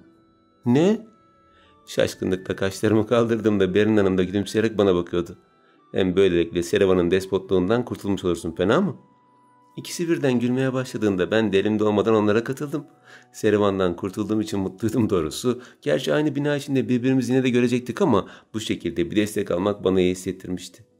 "Hadi o zaman sen dinlen biraz. Sonra yeniden görüşürüz. Hiç acele etme, tamam mı?" "Tamam hanımefendi." Hem Lafı hem Berin odadan çıktığında kocaman gerindim. Pek bir şey hissetmesem de düştüğüm için hızlı hareket etmesem iyi olacaktı. Yatmaya devam ederken yatağın yanında duran çantam dikkatimi çekti. Hemen sonrasında defter. En son cümlelerim silinmemişti. Çantamı alıp içinden defteri çıkardım. Sırt bölümdeki 2 rakamının bir kere daha üstünden gittim. Bu ikinin geçmişte bir bağlantısı yoksa ben de Halide Pekin değilim. Hızla ağzımı kapattığımda sağıma soluma baktım. Gazeteciler olarak mutlaka sahte kimliğimiz oluyordu. İnsanlar bizden kaçtığı için bu şekilde haber toplayabiliyorduk. Özellikle aşk hikayeleri için vazgeçilmez bir şeydi sahte kimlik. Şimdi kendi ismimi söylemek büyük bir gaftı. Asla ama asla yalnızken bile eş üstünde olduğumuz sürece gerçek ismimizi söylemiyorduk. Şimdi nasıl böyle bir şey yapabildim? Başımı çarptığım için mi ki? "Halide Gece" dedim etrafıma bakarak. Odada yalnız olduğumu bile bile paranoyak gibi sahte isim ve soy ismimi tekrar ettim. Gece, soyadım Gece, benim Halide Gece. Sonrasında deftere yeniden döndüm. Kalem alıp bir şeyler yazma niyetindeydim. İlk sayfaları açtığımda cümlelerimin hala olduğu gibi durduğunu fark ettim. Yeni bir şeyler yazayım. Silinmediğine göre sorularım da gitmemiş olmalıydı. Bu durumda ne yazmalıyım? Bir öncekinde gayet temkinli yazmama rağmen gitmemişti. Ben de bu sefer içimden geldiği gibi yazmaya karar verdim. Gayet spontane ilerleyen bu mısra biraz da acemiceydi. "Merhaba. Biliyorum aptalca bir şey yapıyorum. Çünkü gerçekte olması imkansız bir şey. Yani bilirsiniz, sihir, büyü. Yine de bir kere cümlelerim silindi, neden olmasın diye. Ah ne diyorum. Çok uzun yazdım ama delirmediğimi kanıtlamam gerek. Yani sizin kanıtlamanız gerek. Bunun için de sanırım bana cevap vermeniz gerek. Eğer gerçekten varsınız ve eğer ben gerçekten delirmediysem lütfen bana bir şeyler yazın. Birkaç cümle, kelime ya da işaret de olabilir. Her şekilde bir karşılık verin lütfen. Bu nostaljik defteri yırtıp atmamam için bana yardım edin. Bunca uzun yazı kendi kendime olan içsel çekişmelerimi bastırmak içindi. Bir kere görmüş olsam da ne kanıt vardı ne de bir kere daha olmuştu. Veya görmüş olmam yanında psikolojik bir serapla boğuşmuş olmam daha büyük ihtimaldi. Baktım cümlem uzunca duruyor. Tam elindeki kalemi bırakacakken harfler yavaşça silinmeye başladı. Yine oluyor, yine siliniyor. Delirmemişim. Kendi kendime sevinirken yeni bir cümle belirdi. Ben gerçeğim. Kaşlarım gelen 2 kelimeyle yukarı kalktığında video kaydı yapmadığım için bir kere daha pişman oldum. Gerçek olduğunu kanıtla ama bana deli değilsin demedi. Kuşkuyla gözlerimi kıstım, başımı hafif sağa eğdim. O gerçekse ben de deli değilim. Kendi kendime deli olmadığıma ikna olduktan sonra yeni bir cümle için hazırlandım. Pekala. O halde isminizi öğrenebilir miyim? Ben HP. Sizin adınız nedir? Cevap verip vermeyeceğinden emin olmasam da merakla bekliyordum. Kim olabilirsin cümlelerim yeniden silindiğinde cevabın geleceğini anlamıştım. Heyecandan gözlerim bir oraya bir buraya kayarken kalbim teklemeye başlamıştı. Nefesimi tuttuğum o anlarda 2 harf belirdi yan yana.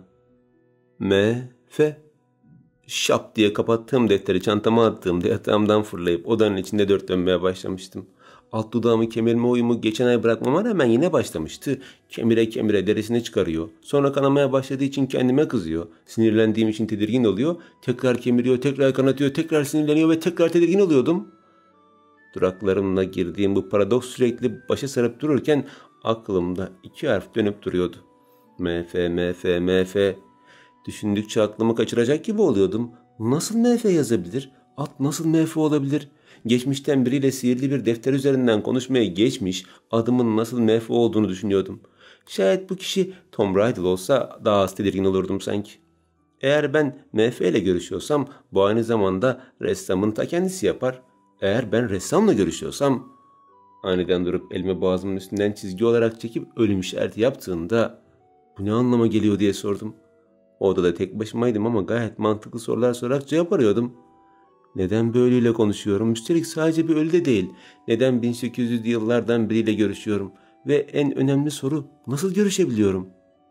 Belki başımı çarptığım için halüsinasyon falan görüyorum ha? Olamaz mı? Gerçi başımı çarpmadan önce de görüyordum ama bence bu ressam olayı tamamen serap falan. Telaştan eczacı dolabına ulaşıp kapaklarını açtım ve işe yarar bir şeyler var mı diye baktım. Aspirin, evet aspirin içmeliyim. Soğumadan içtiğim aspirin ağzımdan kayıp boğazımda yapıştığında öksürmeye başladım. Tablet gitmek bilmiyor, sanki boğazıma yapışıp ben senin midene inmem diye inat ediyordu. Bu aşağı inmedikçe ben nefes alamıyordum. Öksürerek gidermeye çalıştıkça boğuluyormuş gibi oldum. Öksürüğümün şiddeti arttıkça artıyor, bir türlü yatışmıyordu. Tutunduğum eczacı dolabına dayanıksız çıkıp her öksürüğümde sanki deprem olmuş gibi sallanmaya başladığında daha fazla tutunamayan ilaçlar yere saçıldı. İlaçların hepsi sağa sola savrulurken ben hayatımın en talihsiz anlarından birini yaşıyor gibiydim. Öksürüklerim bağırışa döndüğünde kapı yavaşça açıldı. İçeri giren Kamer çatık kaşlarla yatağımdan tarafa bakıp beni görmeyip ilaçlar arasında boğuşurken görünce ani bir şok yaşadı. Elimle gelmesini işaret ederken asla bilincim yerinde değildi. Ne oluyor? Nefes almakta güçlük yaşadığımı anlayınca boğuluyor musun diye sordu. Elimle daha hızlı gelmesi için çağırdım. Ölüyor musun? Söylesene ne oluyor? Konuşamazken ne diyebilirdim ki? Ben de bu kamerayı zeki bir şey sanardım. Bir sorun var ki konuşamıyoruz herhalde. Nihayet bana ulaşıp sırtıma vurmaya başladığında öksürüm geçmek bilmiyordu. Daha hızlı vurup beni sarsmaya başladığında kusuyormuş gibi oldum. Farkında değildi belki ama eli ağırdı. Cem buraya gel. Kapı kırılırcasına açıldığında elinde beyzbol sopasıyla Cem girdi. Ne? Hırsız mı var? Ne oluyor?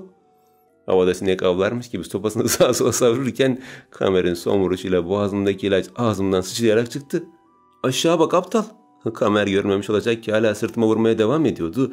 Bir iki defa elimle dur işareti yapsam da görmemişti anlaşılan. Vurdukça vurdu, sarstıkça sarstı. Saçım başım birbirine girmişti. En son çağrılarak elini tuttum. Elini tutana dek bana değil Cem'e bakıyordu. Bir anda bakışları eline indiğinde telaşla kıvrılan kaşları bir kere daha çatıldı.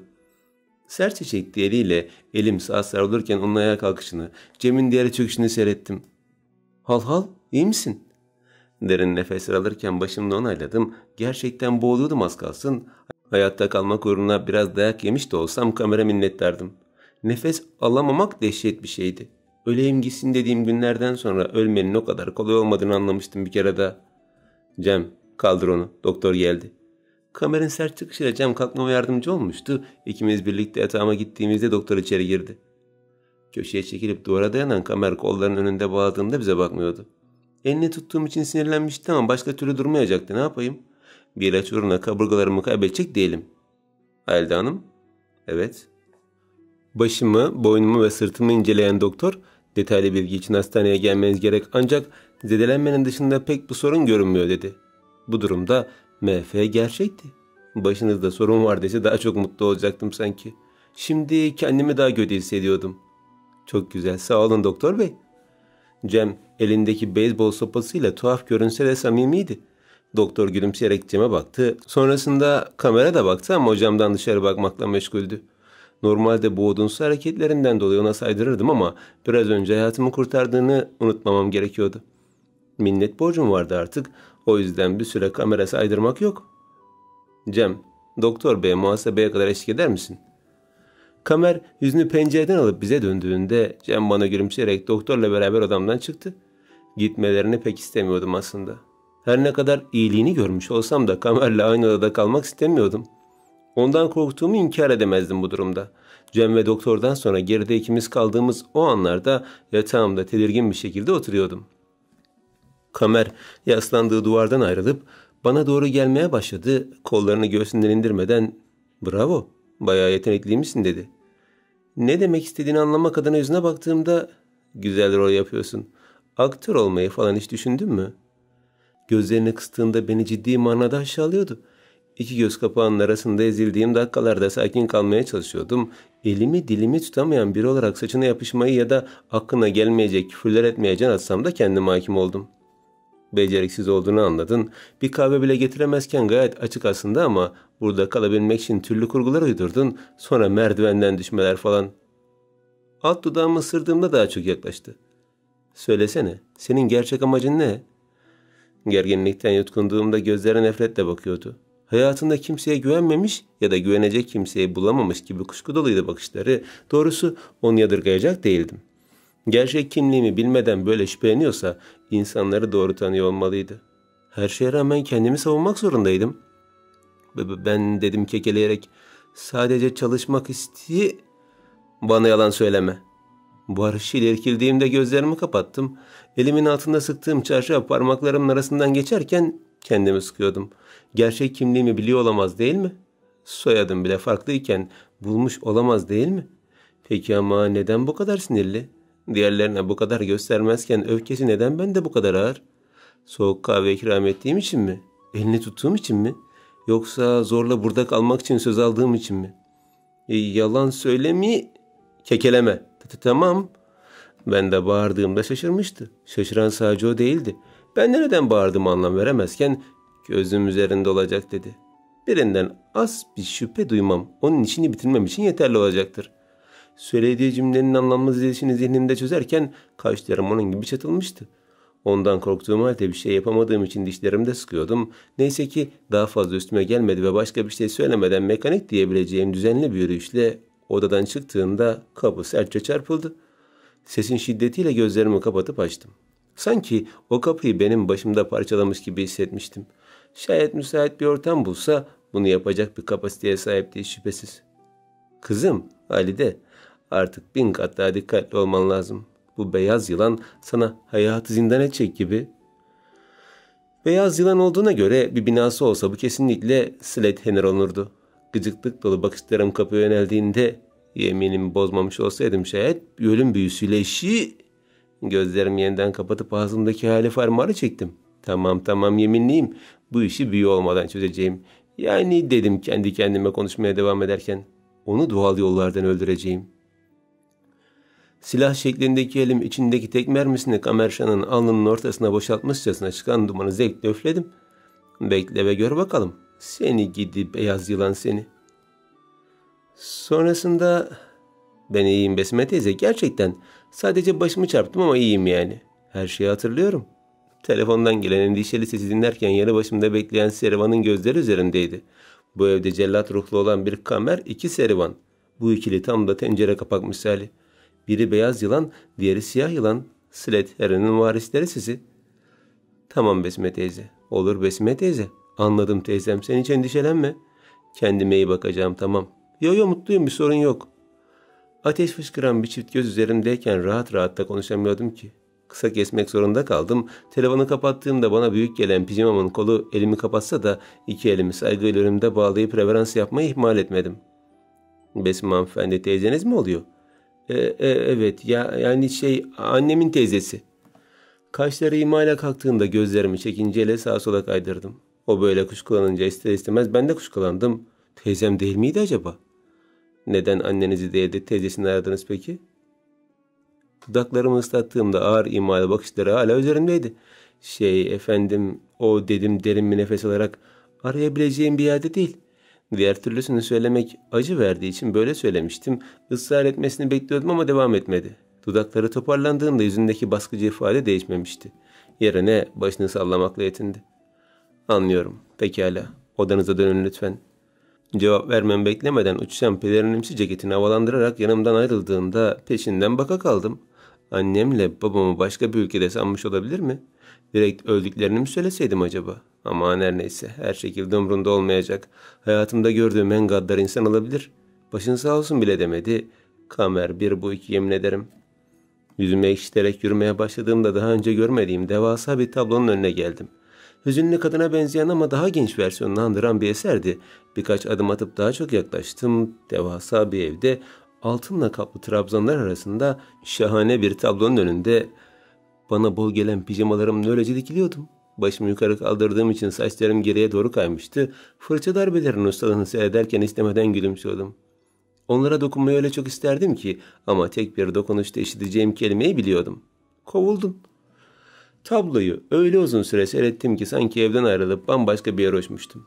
Esere bakmaya devam ederken istediğiniz belgeleri getirdim efendim dedi biri. Yalnız olduğumu zannederken birinin daha olduğunu duyunca irkilerek tabloya bakmaktan vazgeçtim. Başımı hızla sesin geldiği yöne çevirdiğimde Kamer'le göz göze geldik. Beni azarlarkenki takım elbisesini gitmiş, yerine zümrüt yeşili bir takım almıştı. Beyaza yakın sarı saçlarının ilk defa yeşile bu kadar yakıştığına şahit oldum. Ya da yeşil yakışmıştı, ona bilemiyorum. Her ne kadar onun gözleri şüpheci bakışlarla üzerimde gezinse de yine de göz alıcıydı. Göz alıcı, yakışıklı ve karizmatik görünüyordu. Ellerini pantolonun ceplerinden çıkarıp dosya elinin altında daha fazla beklemenin uygun olmadığını düşündüm ve ters yöne dönerek hızlı adımlarla yürümeye başladım. Biraz daha beklersem eminim bana edeceği bir çift kalp kırıcı lafı olurdu. Biraz daha ondan bu sözleri işitirsem kendimi tutamayabilirdim. En iyisi uzaklaşmaktı. Odama girip kapıyı sıkıca kapattığımda Kamer'in ne demek istediğini yeni yeni anlıyordum. Şaka yapmıyordu. Gerçekten de gözü üzerimdeydi. Gerçekten de benden şüpheleniyordu ve adım kadar eminim ki fırsatını bulduğunda işimi bitirmekte tereddüt etmeyecekti. Gazeteci olduğumu falan anlarsa işimi bitirir. Korkuyla derin nefesler almaya devam ederken ifşa olacağım hiçbir şeyin olmadığını düşünüyordum. İş arkadaşlarım zaten durumun farkında, alemden de kimse olmadığına göre son cümleyi söylememle gözlerim bir anda açıldı. Besime teyze. Sonrasında geçen saatlerin sonunda hem yatmaktan hem de hareketsizlikten sıkıldığım için işbaşı yapmaya kararı aldım. Hasta olduğum için tek başıma odadan çıkarmadıkları gibi yanıma birini de göndermiyorlardı. Duvarlarla konuşmaktan bir hal olmuştum. Bu kadar istirahat yeterliydi. Artık ayağa kalkıp çalışmaya başlamalıydım. Ben yatarken kesin herkes bir şey öğrenmiştir. Danteli başıma taktığımda hazırdım. Şimdi çantamla birlikte odama gidip yeniden yerleşecektim. Her ne kadar seven beni kovsa da lafı güzel hanımcım geri almıştı. Şu an için onun bir Dolores olma ihtimali umurumda değildi. Bana yardım ettiği için benim için bir numaraydı. Koridorda dikkat verirken sesler duydum. Kabul dinlemek hoş değil ama sesler tanıdık geldiği için kendimi durduramadım. Hafif aralık olan kapıya yöneldiğimde lafı güzel hanım ve Beren Hanım biriyle konuşuyorlardı. İkisi de benim için bir numara oldukları için onların ilgilendikleri konuyu bilmekte bir mazur görmedim.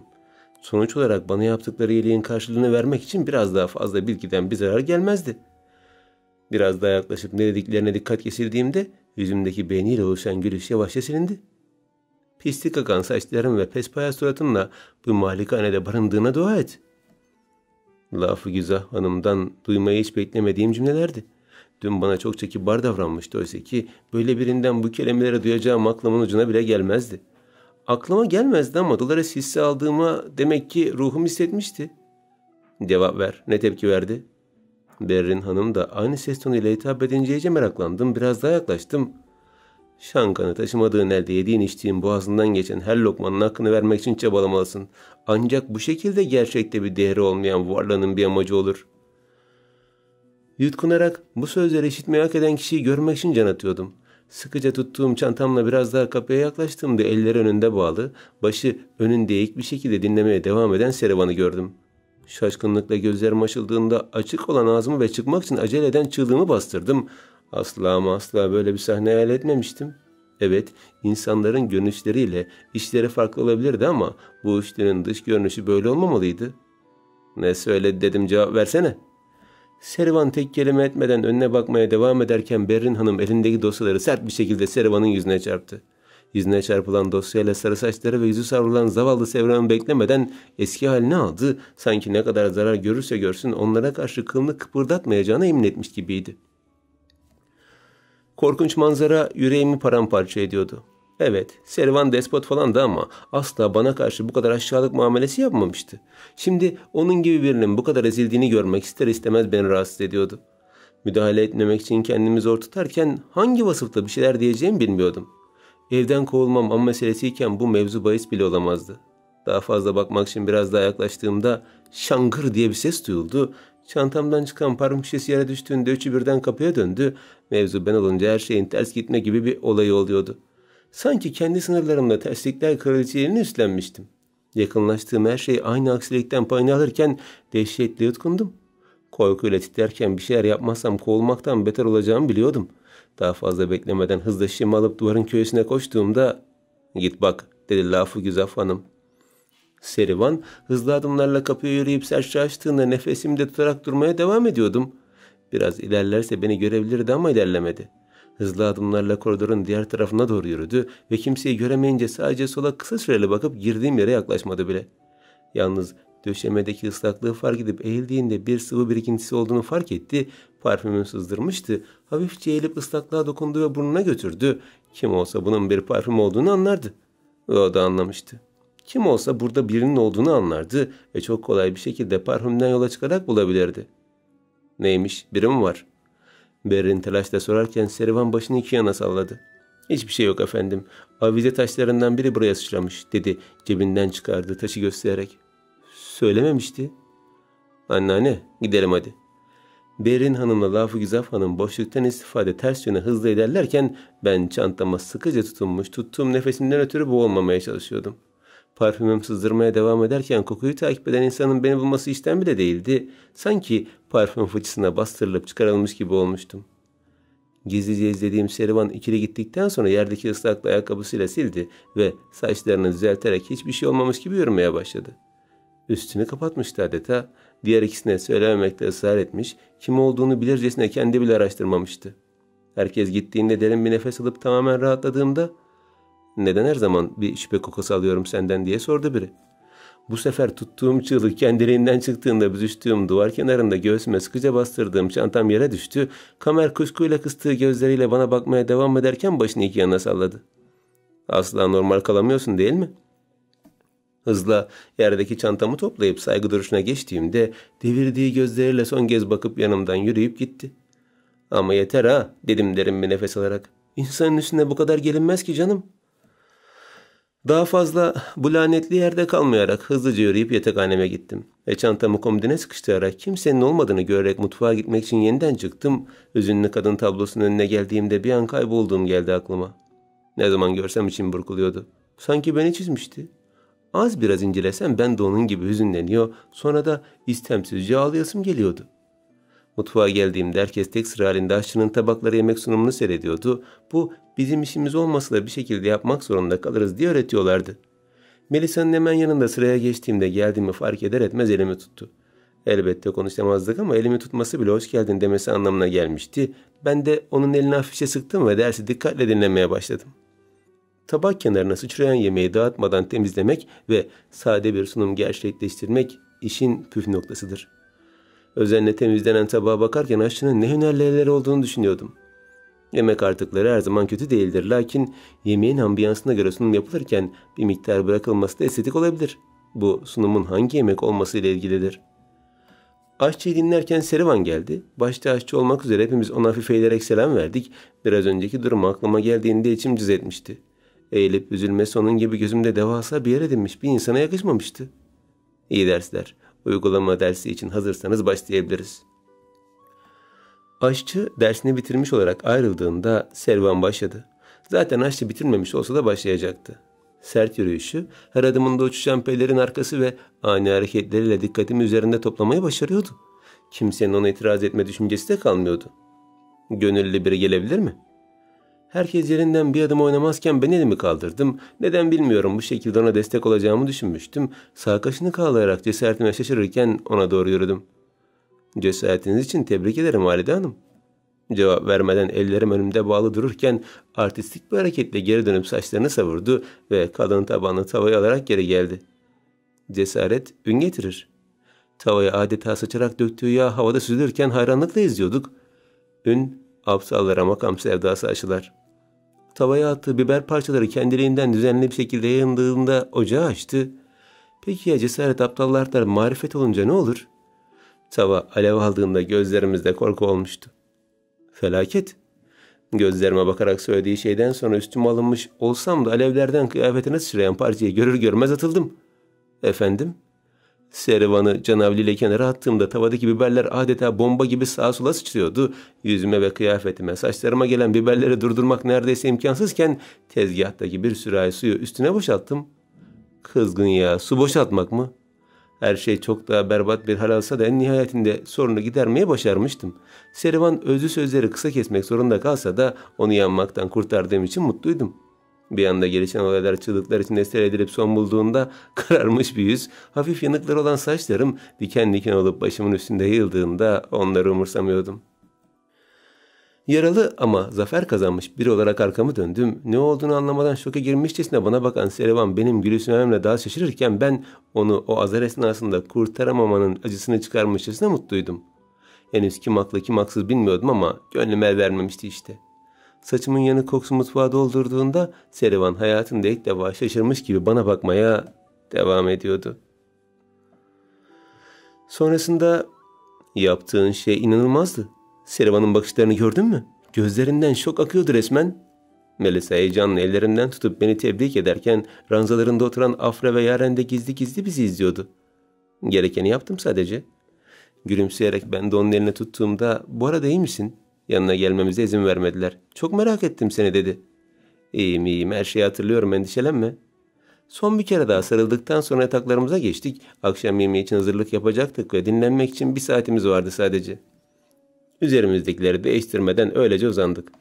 Melisa ile gülümseyerek birbirimize bakarken defter konusunu sormaya düşündüm. En azından bir fikir almak için. "Baksana Melisa, sence geçmişle irtibat kurmak mümkün müdür?" Soruyu sormamla üst tarafta bir püskürmenin olması bir oldu. "Kimlerle aynı odada kalıyoruz ya?" Afra alayla gülmeye devam etse de Melisa yattığı yerde kıpırdandı ve derin bir nefes aldı. "Ben bazen," dedi gözlerini kısarak, "uzun süre önce ölen dedemin varlığını hissediyorum. Yani demek istediğim buysa bence olabilir. O tarz bende de oluyor ama benim demek istediğim şey daha gerçekçi. Yani direkt geçmişten gelen bir şey. Soru ya da cevap gibi." "Cevap mı?" Başımla onayladım. "Ölülerle konuşmak iyi alamet değildir, ben sana söyleyeyim." Yaren bağırdığında ondan tarafa baktım. İkisi birden kıkırdarken haklılık payı olduğunu düşünüyordum. Canlılar nasıl ölülerle konuşabilir ki? "Sen onlara bakma. Daha açık şeyler söyle. Nasıl cevaplar mesela?" Devam etmek için ağzımı açtığımda kurduğumuz saat çaldı. Bu hazırlık vaktinin geldiğini bildiriyordu. Üst katlardan ranzaları sarsa sarsa inen Afra ve Yaren üzerlerini düzeltmek için ayna karşısına geçtiklerinde biz de yataktan çıkıp üzerimizi düzeltmeye başladık. "Hazırsan gidelim mi?" Melisa sorduğunda ondan tarafa doğru yürüdüm. Tam kapıya doğru yürüyordum ki Afra çelme taktı. Sarsılarak duvara çarptığımda başımda bir ağrı hissettim. Ups, zaten başımı çarpmıştım değil mi? Sinirle ona doğru döndüğümde benden daha sinirliydi. "Bana bak, allem kallem işlerle bu konağın ağası olma çabasında mısın bilmem ama önce Lafı Güzaf Hanım, sonra Serivan Bey tek tek herkesin gözüne girmeye başladın. Sırada kim var? Kamerşan mı?" Sinirle dişlerimi sıktım. Bu kız beni deli ediyordu. Senin oyunlarına zekam yetmez benim. Git sinsiliğini kendi üstüne giy dedim sinirle. Alayla gülüp omzumdan sertçe itekledi. Sinsi olan sensin kızım. Bir ölülerle konuşmadığın kalmıştı. Dönüp aynada kendine bir baksana. Daha önce çok fazla hakaret cümlesi işitmiştim ama nedense son duyduklarım ağır gelmişti. Verecek bir cevap bulamadan öylece ona bakarken ikisi de geçip gitti. Geride Melisa ile ben kaldığımızda gerçekten ruhen sarsıldığımı hissettim. Sinsi olan sensin kızım. İnkar edebilir miyim? Kimliğimi gizleyip geçmişte bağlantı kurduğum halde sinsi olmadığımı söyleyebilir miyim? Gerginlikten yutkunduğumda Melisa şefkatli omzumu sıktı. Neyse nelere dayandım, bu mu yıkacak beni? Hafifçe nemlenen gözlerimi umursamadan gülümsedim ve Melisa ile odadan çıktık. Sonrasında birkaç günde profesyonele dönen stajyerlerle sıra halinde yürürken bu bir ay içinde sadece seyir yapacağımız söyleniyordu. Hepimize kıdemli hizmetlilerden biri ayarlanmıştı ve onunla birlikte bazı defa uygulama yapabilecektik. Vakit geçtikçe eve dair daha çok bilgi elde ediyordum. Mesela neredeyse tam bir kas sistemi vardı. Bizler gıda bölümünde olanlara nispeten daha üst seviyedeydik ancak temizlik için gelenler tamamen diptelerdi. Nasıl biz ev halkıyla sorulmadan konuşamıyorsak temizlikçiler de biz sormadan konuşamıyorlardı. Çok tuhaf hissediyordum. Onlar Lila'ya yakın bir üniforma giyiyorlardı ve bizi gördükleri yerde hafif eğilerek selam veriyorlardı. Asla alışkın olmadığım ve alışamayacağım bir şeydi bu.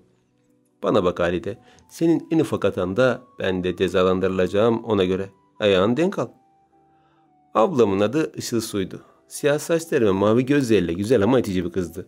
Benden büyük olduğunu biliyordum ama nedense ben daha yaşlı görünüyordum. Bunca hayatım boyunca kendime doğru düzgün bakmadığım nasıl da belli oluyordu. Tamam abla, elimden geleni yapacağım.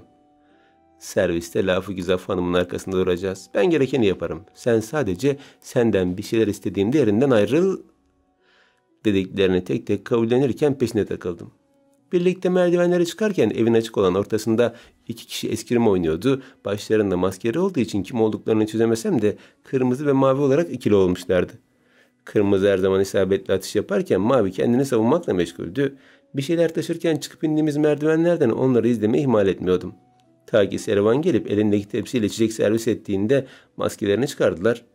Kim olduklarını görmek için beklediğimde mavi olanın Cem, kırmızı olanın da Kamer olduğunu gördüm. Sarı saçları terden ıslansa da o elindeki ince kılıcı bırakmadan omzuna yaslanmıştı.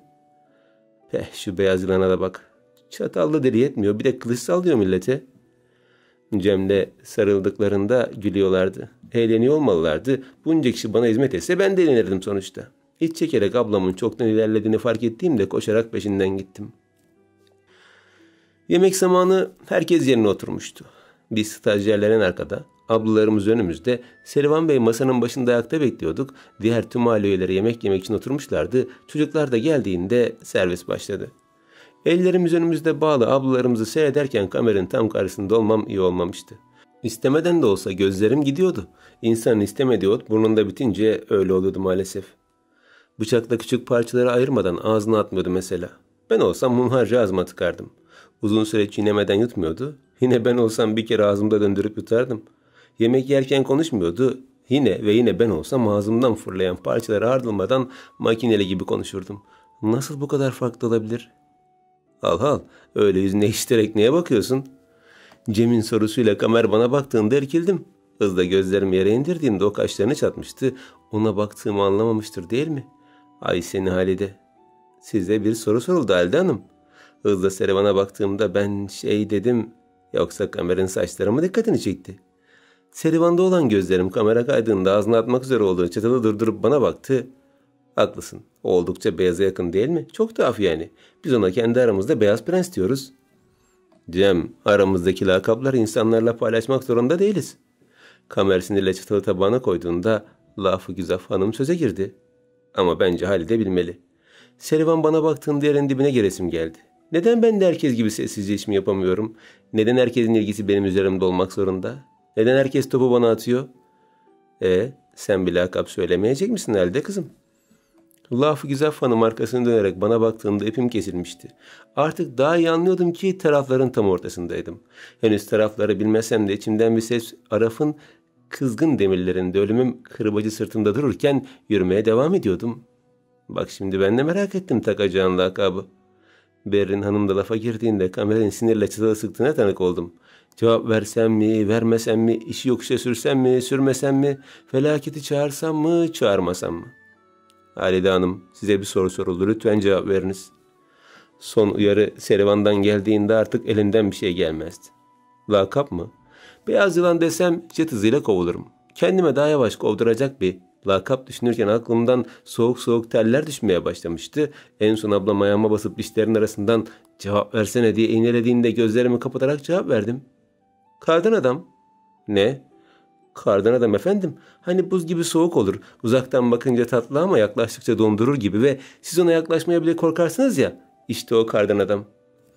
Herkes aldığı cevapla önüne dönerken Kamer elindeki çatalla bana bakmaya devam ediyordu. Mavi gözleri üzerimde gezinirken elinde tuttuğu çatal beni iğnelemek için gün saydığı anlamına mı geliyordu?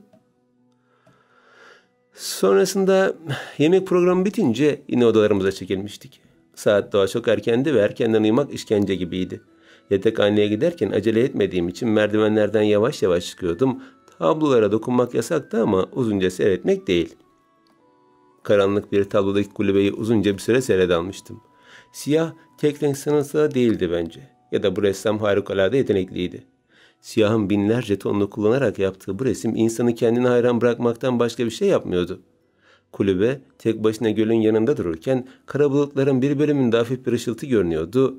Bu ne kadar karanlık olsa da her an ışığın ve umudun var olacağı anlamına mı geliyordu ki?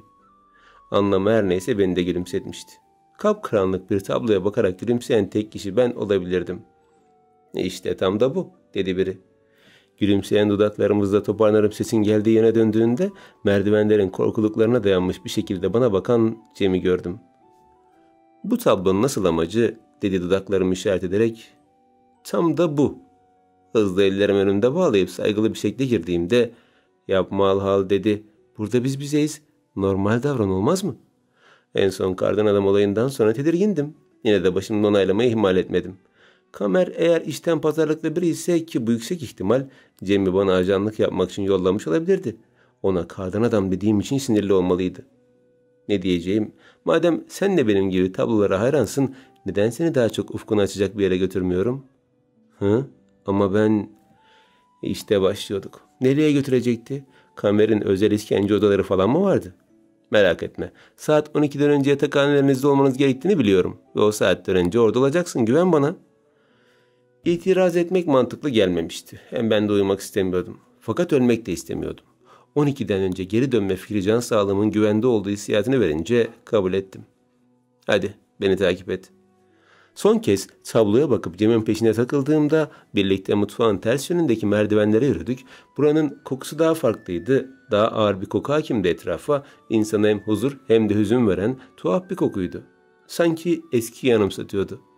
Eski bir şatoda yaşayan lordlar, onların hizmetçileri, hanımefendileri, tüm bu ortamdan gelen bu ağır koku burnumu sızlatırken yaşlı anılarla doldu yüreğim. Koridorlar daha önce hiç görmediğim tabloları bize sunarken devasa bir kapının önünde durduk. Büyük büyük dedemin çalışma odasını görmek ister misin? Şaşkınlıkla kaşlarımı kaldırdığımda ikili kapıyı yavaş açtı. Açıldıkça vernik, boya, eski küf ve daha ismini bile bilmediğim birçok koku sanki hapsolundukları bir yerden azat edilmişçesine serbest kaldı. Etrafımı saran bu kokuyla tüylerim diken diken olurken hadi dedeceğim. Beklemeden peşinden girdiğinde kapıları kapattı, ışıklar yandı, her yer aydınlandı. Korktuğum gibi bir işkence odası değildi ve tahminimin dışında cam kamerin casusu da değildi. Geldiğim yer büyülü bir dünyadan fırlamışçasına şahaneydi. Etrafımda döndükçe bitmek bilmeyen şaşkınlığım beni renklerin kendi gezegenine getirmiş gibiydi. Her ton rengin duvarlardan zemine, tabana ve ulaşmadığı hiçbir yere kalmayana dek dokunduğu bir yerde burası, yarım kalan tablolar tozlarla kaplanmışken, bağlardan yere dökülüp kuruyan, fırçalardan küflenen ve tuvallerden artık yırtıldığı yerden çürüyenleri vardı. Burası büyük dedem M.F.'ye aitmiş. O günden beri dokunulmadan muhafaza ediliyor. Yere dokunup kalın toz tabakasını bana gösterdiğinde gördüğünüz üzere temizlik bile yapılmıyor dedi. Cem konuşsa da onu duyuyor gibi değildim.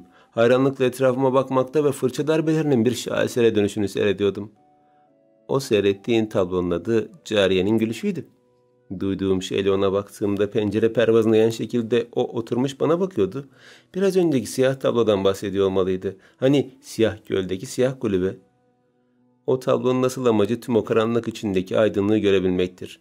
Ve çoğu kişi göremiyor. Kamer bile henüz göremedi. Bu yüzden en nefret ettiği tablo odur. Nedense bu beni gülümsetmişti. O beyazlığın istese de göremeyeceği bir şeydi. Gözleri ateş saçarken nasıl görebilirdi ki? Tüm ışıkları sünger gibi hemen negatif bir enerjisi vardı. Elbette ki o parıltıyı göremezdi. Neden dedenizin ismi Mefe? Yani belli bir ismi yok mu? Omuzlarını silkeledi. Net bir cevap alacağımı düşünmüştüm. En azından bir tanesini söylese yeterdi. Soy ismine ulaşamasam da olurdu ama kimse, kendi kanından olanlar bile adamın adını bilmiyordu. Kimse bilmiyor. Sadece yabancı olduğuna dair söylentiler var. Bazıları İngiliz diyor, bazıları İngiltere'ye gönderilen Türk ajan diyor. Biri bir kadına aşıktı diyor, diğeri hasta ruhluydu diyor. Ama aslında dedi derin bir nefes alıp yerinden kalkarak. Kimse hiçbir şey bilmiyor. Haklıydı. Sır gibi bir hayatı vardı MF'nin. Bir an için kendimi öyle şanslı hissettim ki o dakikalarda lanet kelimesi aklımdan çıkıp gitti. Hem Allah hemen cezalandırır mı ki? Pişman olduktan sonra affeder. Bence ben lanetlenmemiştim. Bu bana sunulan bir şanstı. Eğer güzel değerlendirirsem geleceğim için çok faydalı olabilirdi. Büyük bir şans. Kendi kendime söylendiğinde Cem eğilerek bana baktı. Elbette yine düşündüğümü bilmediği için merak etmişti. Ne dedin? Hafif geri çekildim. Çekiniyordum. Fazladan kurulan bir yakınlık işimi bitirirdi. Cem de bir hali yakın davranıyordu. Hiç. Başını onaylamak için salladı ve tablolardan birinin yanına yaklaşarak "Biliyor musun? Dedem kendi portresini aynaya yansıtarak çizen ilk kişi," dedi. Ne? Şaşkınlıkla sorduğumda bunun ne kadar önemli olduğunu düşünüyordum. Bu aklımın ucundan bile geçmezdi. Eğer MF'nin portresine ulaşabilirsem ressam hakkında çok büyük bir ilerleme kaydetmiş olurdum. Peki bu portre nerede? Merakla sorduğumda yine beklemediğim ama tanıdık olan bir cevap aldım. Sadece belirsizlik içinde omuzlarını silkeledi. Dediğim gibi. Dedem MF hem çok başarılı bir ressam, hem kim olduğu belirsiz bir kimlik, hem de çok zeki bir adammış. Tüm bunlara şüphe yoktu. Kendine dair geride tek bir iz bırakmadan kaybolduğuna göre mükemmel bir dehalet olduğunu söyleyebilirdik sanırım. Eşsiz güzellikleri tablolar arasında gezinirken eski ve dökülmekte olan uzun saat sesler çıkarmaya başladı. Ne olduğunu anlamak için Cem'e baktığımda "Ups, saat çoktan 12 olmuş," dedi. 12 mi? 12'de yatağımda olmalıydım ama. Telaşla bir oraya bir buraya koştururken hey sakin ol Cinderella. Kül kedisine dönüşmeden seni yatağına götüreceğim, tamam mı?" dedi yatıştırıcı ses tonuyla. Söylemesi kolaydı. O rahattı tabii. Burada her türlü kısıtlamaya maruz kalan ve tehditlerle hayatta kalmaya çalışan bendim. Yine de yapsak bir şey yoktu. Elinden ona güvenmekten başka bir şey gelmezdi. Hadi. Önden ilerleyince peşine takıldım ve devasa kapıyı sessizce kapatıp koridorlarda bir ruh emici gibi süzülerek ilerledik. Herhangi bir tıkırtı çıkarmamaya gayret ederken ortası açık galeri boşluğundan alt kattaki kamerayı gördüm. Kolları arkasında bağlı olarak Cariye'nin Gülüşü isimli tabloya bakıyordu. Tek başınaydı. Diğer bir şekilde yapayalnız. Onu izlerken koridorları hızlıca geçtik. Yatakhanenin önüne geldiğimizde Cem koridor başında durup gelene geçene bakarken ben sessizce kapıyı açıp içeri girdim. Herkes çoktan uyumuştu. Sessizce kıyafetlerimi değiştirip pijamalarımı giydiğimde hazırdım. Yatağıma yatıp yorganı üzerime çekmemle kapı açıldı. Gözlerimi sıkıca kapatıp öylece dururken gelen kişi ayakkabılarını çıkardı ve öyle girdi içeri. Kim olduğunu anlamak için gözümü çok az açtığımda Serivan olduğunu gördüm. Ayakkabılarını neden çıkarmıştı ki? Sessizce gelip önce Yaren ve Melisa'nın yatağına yaklaştı. Onların uyuduğunu görünce sonrasında bizim ranzamıza doğru gelmeye başladı. Uyumuş taklidi yapmak hayattaki en zor şeydi. Doğal bir şekilde uyuyor muyum bilmiyordum. Sürekli daha rahat ve daha doğal olmak için kendimden geçme fikri dolanıyordu zihnimde. Serivan bizim ranzamıza iyice yaklaşıp Afra'yı da kontrol ettikten sonra bakışları beni buldu. Gözlerinin üzerinde hissedebiliyordum ve yaklaşan bedenini de. Kendimi kastığım o anlarda yorganımı hafifçe tutup üzerimi iyice örttü. Açıkta kalan ayaklarımı da kapattığında ben ilk defa daha önce hissetmediğim bir baba şefkatiyle sarmalanmış durumdaydım. Boğazıma biriken yumruları yutmak için çabalarken şayet varsa çoktan bir taraf belirlemiştim ve her ne olursa olsun yolumdan sapmayacaktım. Serivan beni sıkıca kapattığım gözlerinden süzülen yaşlarla öylece bırakıp giderken komodinimin üstüne koyduğu parfümün kırık kafası ve yanık kremi tamamen son noktaydı. İşte yaklaşık yarım saattir ranzamın tavanını inceliyordum. Olmayan uykum tamamen kaçtığında ne yapmam gerektiğini düşünüyordum. Gerçekten sadece kendimi mi düşünmeliyim? Sadece gazeteci kimliğimi kaybetmemek adına mı olmalı tüm çabam? Bana iyiliği dokunan insanlara öylece sırtımı mı çevirmeliyim? Yattığım yerde hafifçe doğrulduğumda Serivan'ın koyduğu kapak ve krem komodinin üzerinde öylece duruyordu. Evet, ben bir iyilik yapmış olabilirdim ama o da karşılık veriyordu. Bu durumda ben ne kadar iyiysem o da o kadar iyiydi. Küçük bir tebessüm oluştu dudaklarımda. Uzun zamandır gerçekten bana yardımcı olmak için çabalayan insanlardan uzak gibiydim. Böyle oluyordu. Anne ya da babanız uzun zamandır olmayınca nedense dış dünyadakiler de size sanki vebalıymışsınız gibi davranıyordu. Onların olmayışı benim suçummuş gibi ve her zaman ötelenen, sonra da yapsa olur denilen ikinci sınıf insan muamelesi görüyorduk. Esefle çantamdan çıkardığım deftere bir kere daha baktım. Sırt kısmındaki 2 rakamını daha derin düşündüm, sayfalarını açtım ve sadece 2 mesajıma cevap alabildiğimi fark ettim. O halde günde 2 mesaja cevap geliyor gibi bir durum mu var? Kendi kendime fısıldadığımda denemek için defteri açtım. Merhaba. Bu nasıl oluyor bilmiyorum ama şu an sizin evinizdeyim ve siz yoksunuz. Aklımı kaçırdığımı düşünüyorum ama siz gerçeğim diyorsunuz. Tam olarak ne oluyor? Harfler silinirken kalemi geri çekip bekledim. Yeni cevabın harfleri belirirken heyecandan içim kıpır kıpırdı. Mucize. Bu bir mucize olsa gerek. Çalışma odamda tablolarımın isimlerini yazmak için kullandığım defterim neden sürekli suallerle çevreleniyor? 1871 senesi için bu şey sihir ya da efsun gibi bir şey muhakkak ki. 1871? Nasıl ya? Yatakhanemize vuran ay ışığı gümüşi bir ton sunsa da sanki benim için her yer aydınlıktı.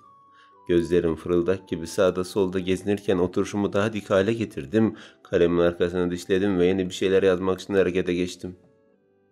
2021. Yaşadığım yıl 2021 beyefendi. Sizce de imkansız bir şey değil mi? Arada tamı tamına 150 yıl var. Şaka gibi. Yazarken kendi kendime gülüyordum. Bunun aklımı kaçırmaktan başka açıklaması yoktu. Biraz fazla gülmüş olmalıyım ki Afra uykusundan mırıldanmıştı. Sesimi kısıp gelecek cevabı beklerken harfler silinip yerine yenilere eklendi. Kim bilir aradaki onca zamana rağmen terakki eden bu mucize birçok kişinin hayatının necatı neden olacaktır. Buna vakıf olmak bir hayli ilim erbabı olmayı icap eder. Cümleleri okurken eski Türkçe bilmenin kolaylığını yaşıyordum. Bana bu iletişimin birilerinin hayatını kurtaracağını mı söylemeye çalışıyordu? Derin bir nefes alıp yeni bir şeyler yazdım. Peki neden ben? Yani ben şu anda aileye faydası dokunabilecek en son kişi bile değilim. Açıkça söylemek gerekirse onlar için de casus bile sayılabilirim. Yazdığım cümleye bakarken pişman olmuştum ama zaten silinmediğini görünce rahatladım. Haklıydım. Günlük 2 cevap hakkım vardı. Başımı onaylayarak sallarken deftere bakmaya devam ediyordum. Birilerinin hayatını kurtarmak. Kendi kendime fısıldadığımda işler daha anlamlı bir hale geliyordu. Zaten bir mucize ancak bu şekilde bir mana ifade ederdi. Sonrasında sabahın erken saatlerinden beri hummalı bir hazırlık yapıyorduk. Bugün Laf-ı Güzaf Hanım'ın yaş günüymüş meğerse. Haberim olmadığı için dün gece erkenden uyumamıştım. Gerçi dün gece çok heyecanlıydı, erken uyumam imkansızdı. Hoş, ben hiçbir zaman erken uyumam ama neyse konumuz bu değil. Koşturmacalar, kışın ortasında ilkbahar gelmiş gibi donatılan geniş salon, süslemeler, kan, ter, gözyaşı. Sonuçta olmamış olabilir ama oldukça zor bence. Elimdeki tepside çiçek şeklindeki elmalı kurabiyelere taşırken tam ortada durmuş bizi yönlendiren Serivan'a gülümseyerek bakıyordum. Ona bakarken ayağım takıldı ama biraz sendelememin ardından toparladım. Bana esefle baş sağladı ama önemli değil. İlk başta korktuğum ve gıcık olduğum Serivan gitmiş, yerine saygı duyduğum biri gelmişti. Ne kadar kızarsa kızsın etkilenmiyordum. Kurabiyeleri masaya koymamla birinin eksilmesi bir oldu. Alan kişiye baktığımda Cen çoktan ağzına çevirmeye başlamıştı bile. Al hal kurabiyeleri. Kimse görmeden tebessüm ettim. O deliyle gözünü kapatarak göz kırptı. Cem Bey, stajyerlere göz kırpmak uygun değildir efendim. Gözünden bir şey kaçmayan Serivan yanımızda bittiğinde hızlı ellerimi önümde bağladım ve saygılı bir duruma geçtim. Göz kırpmak mı? Ne göz kırpması? Ben gözümdeki çöpü çıkarıyordum dedi bana bir kere daha göz kırparak. İstemeden gülümseyince sizin daha çevrenizdeki kaslarda sorun var galiba Halide Hanım dedi Serivan.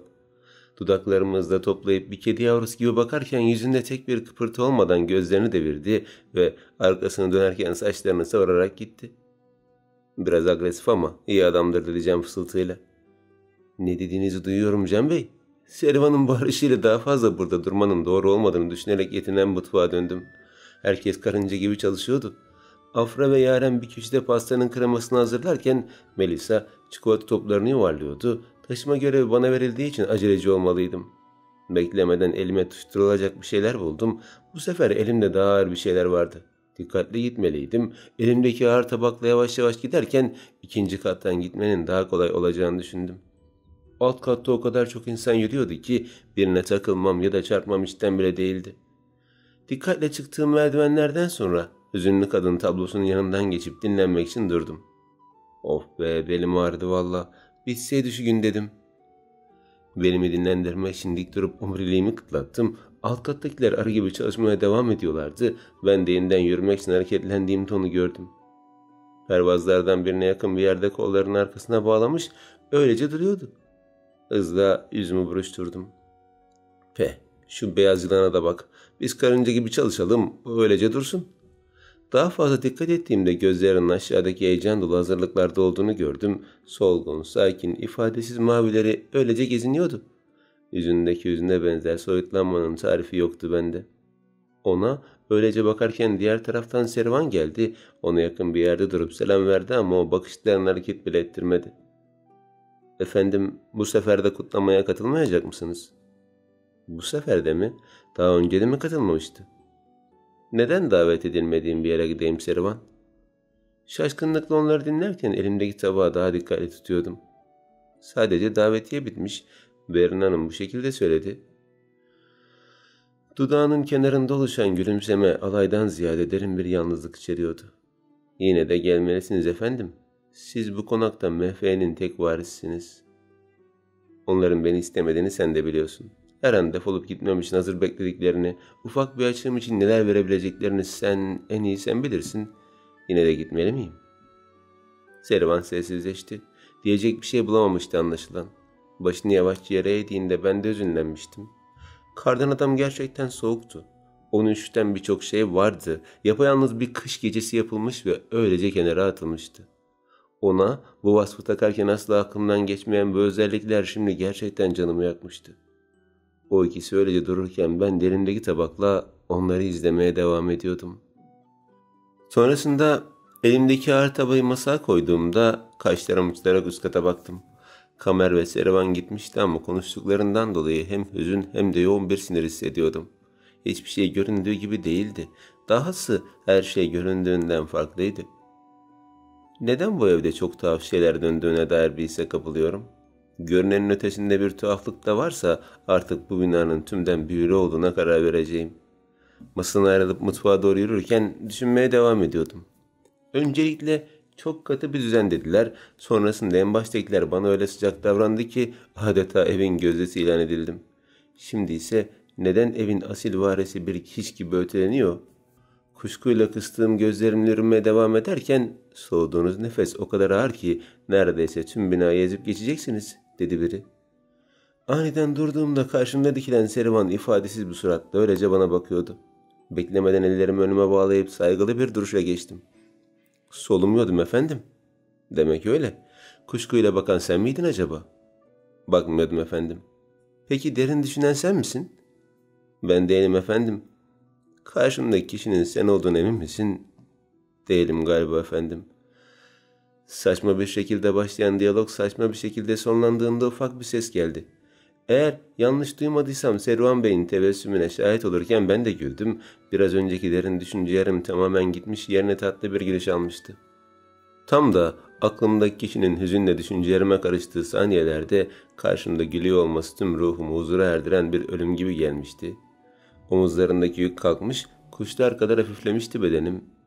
Başımın arkasını kaşıyarak "Bu sonuca nasıl ulaştık hiç bilmiyorum efendim," dedim. Mahcuptum ama bunun ötesinde onu güldürdüğüm için mutluydum. Her ne yaptıysam daha fazlasını yapıp onu daha fazla güldürmek istiyordum.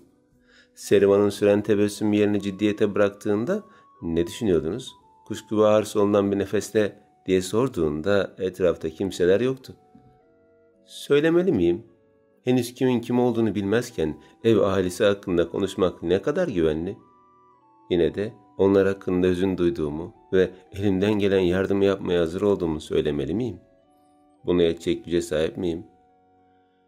Efendim, biliyorum karışmak bize düşmez, ancak Kamer Bey'in kutlamaya katılmayacağı bilgisine kulak misafiri oldum ve dayanamayıp içimdekileri döktüğümde sert bir tepki bekliyordum ama gelmedi. Ve mi?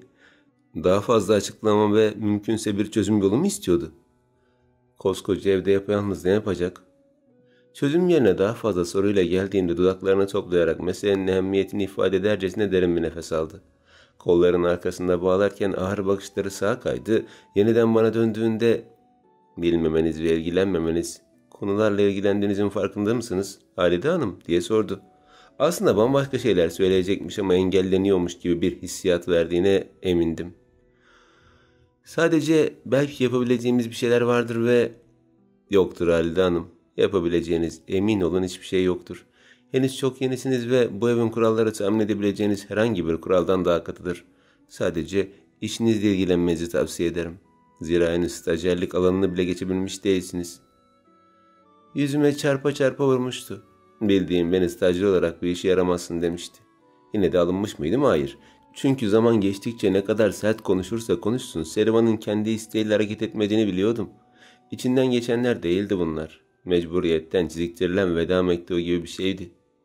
Gülümseyerek karşılık verdiğimde onca azara gülerek karşılık verdiğim için şaşırıyordu ama bilmiyordu ki bir kere baba sıcaklığı gördüğüm bir insana göz deviremeyecek kadar da sevgiye aç bir insandım. Sırf bu huyum yüzünden çok fazla darbe almıştım geçmişte.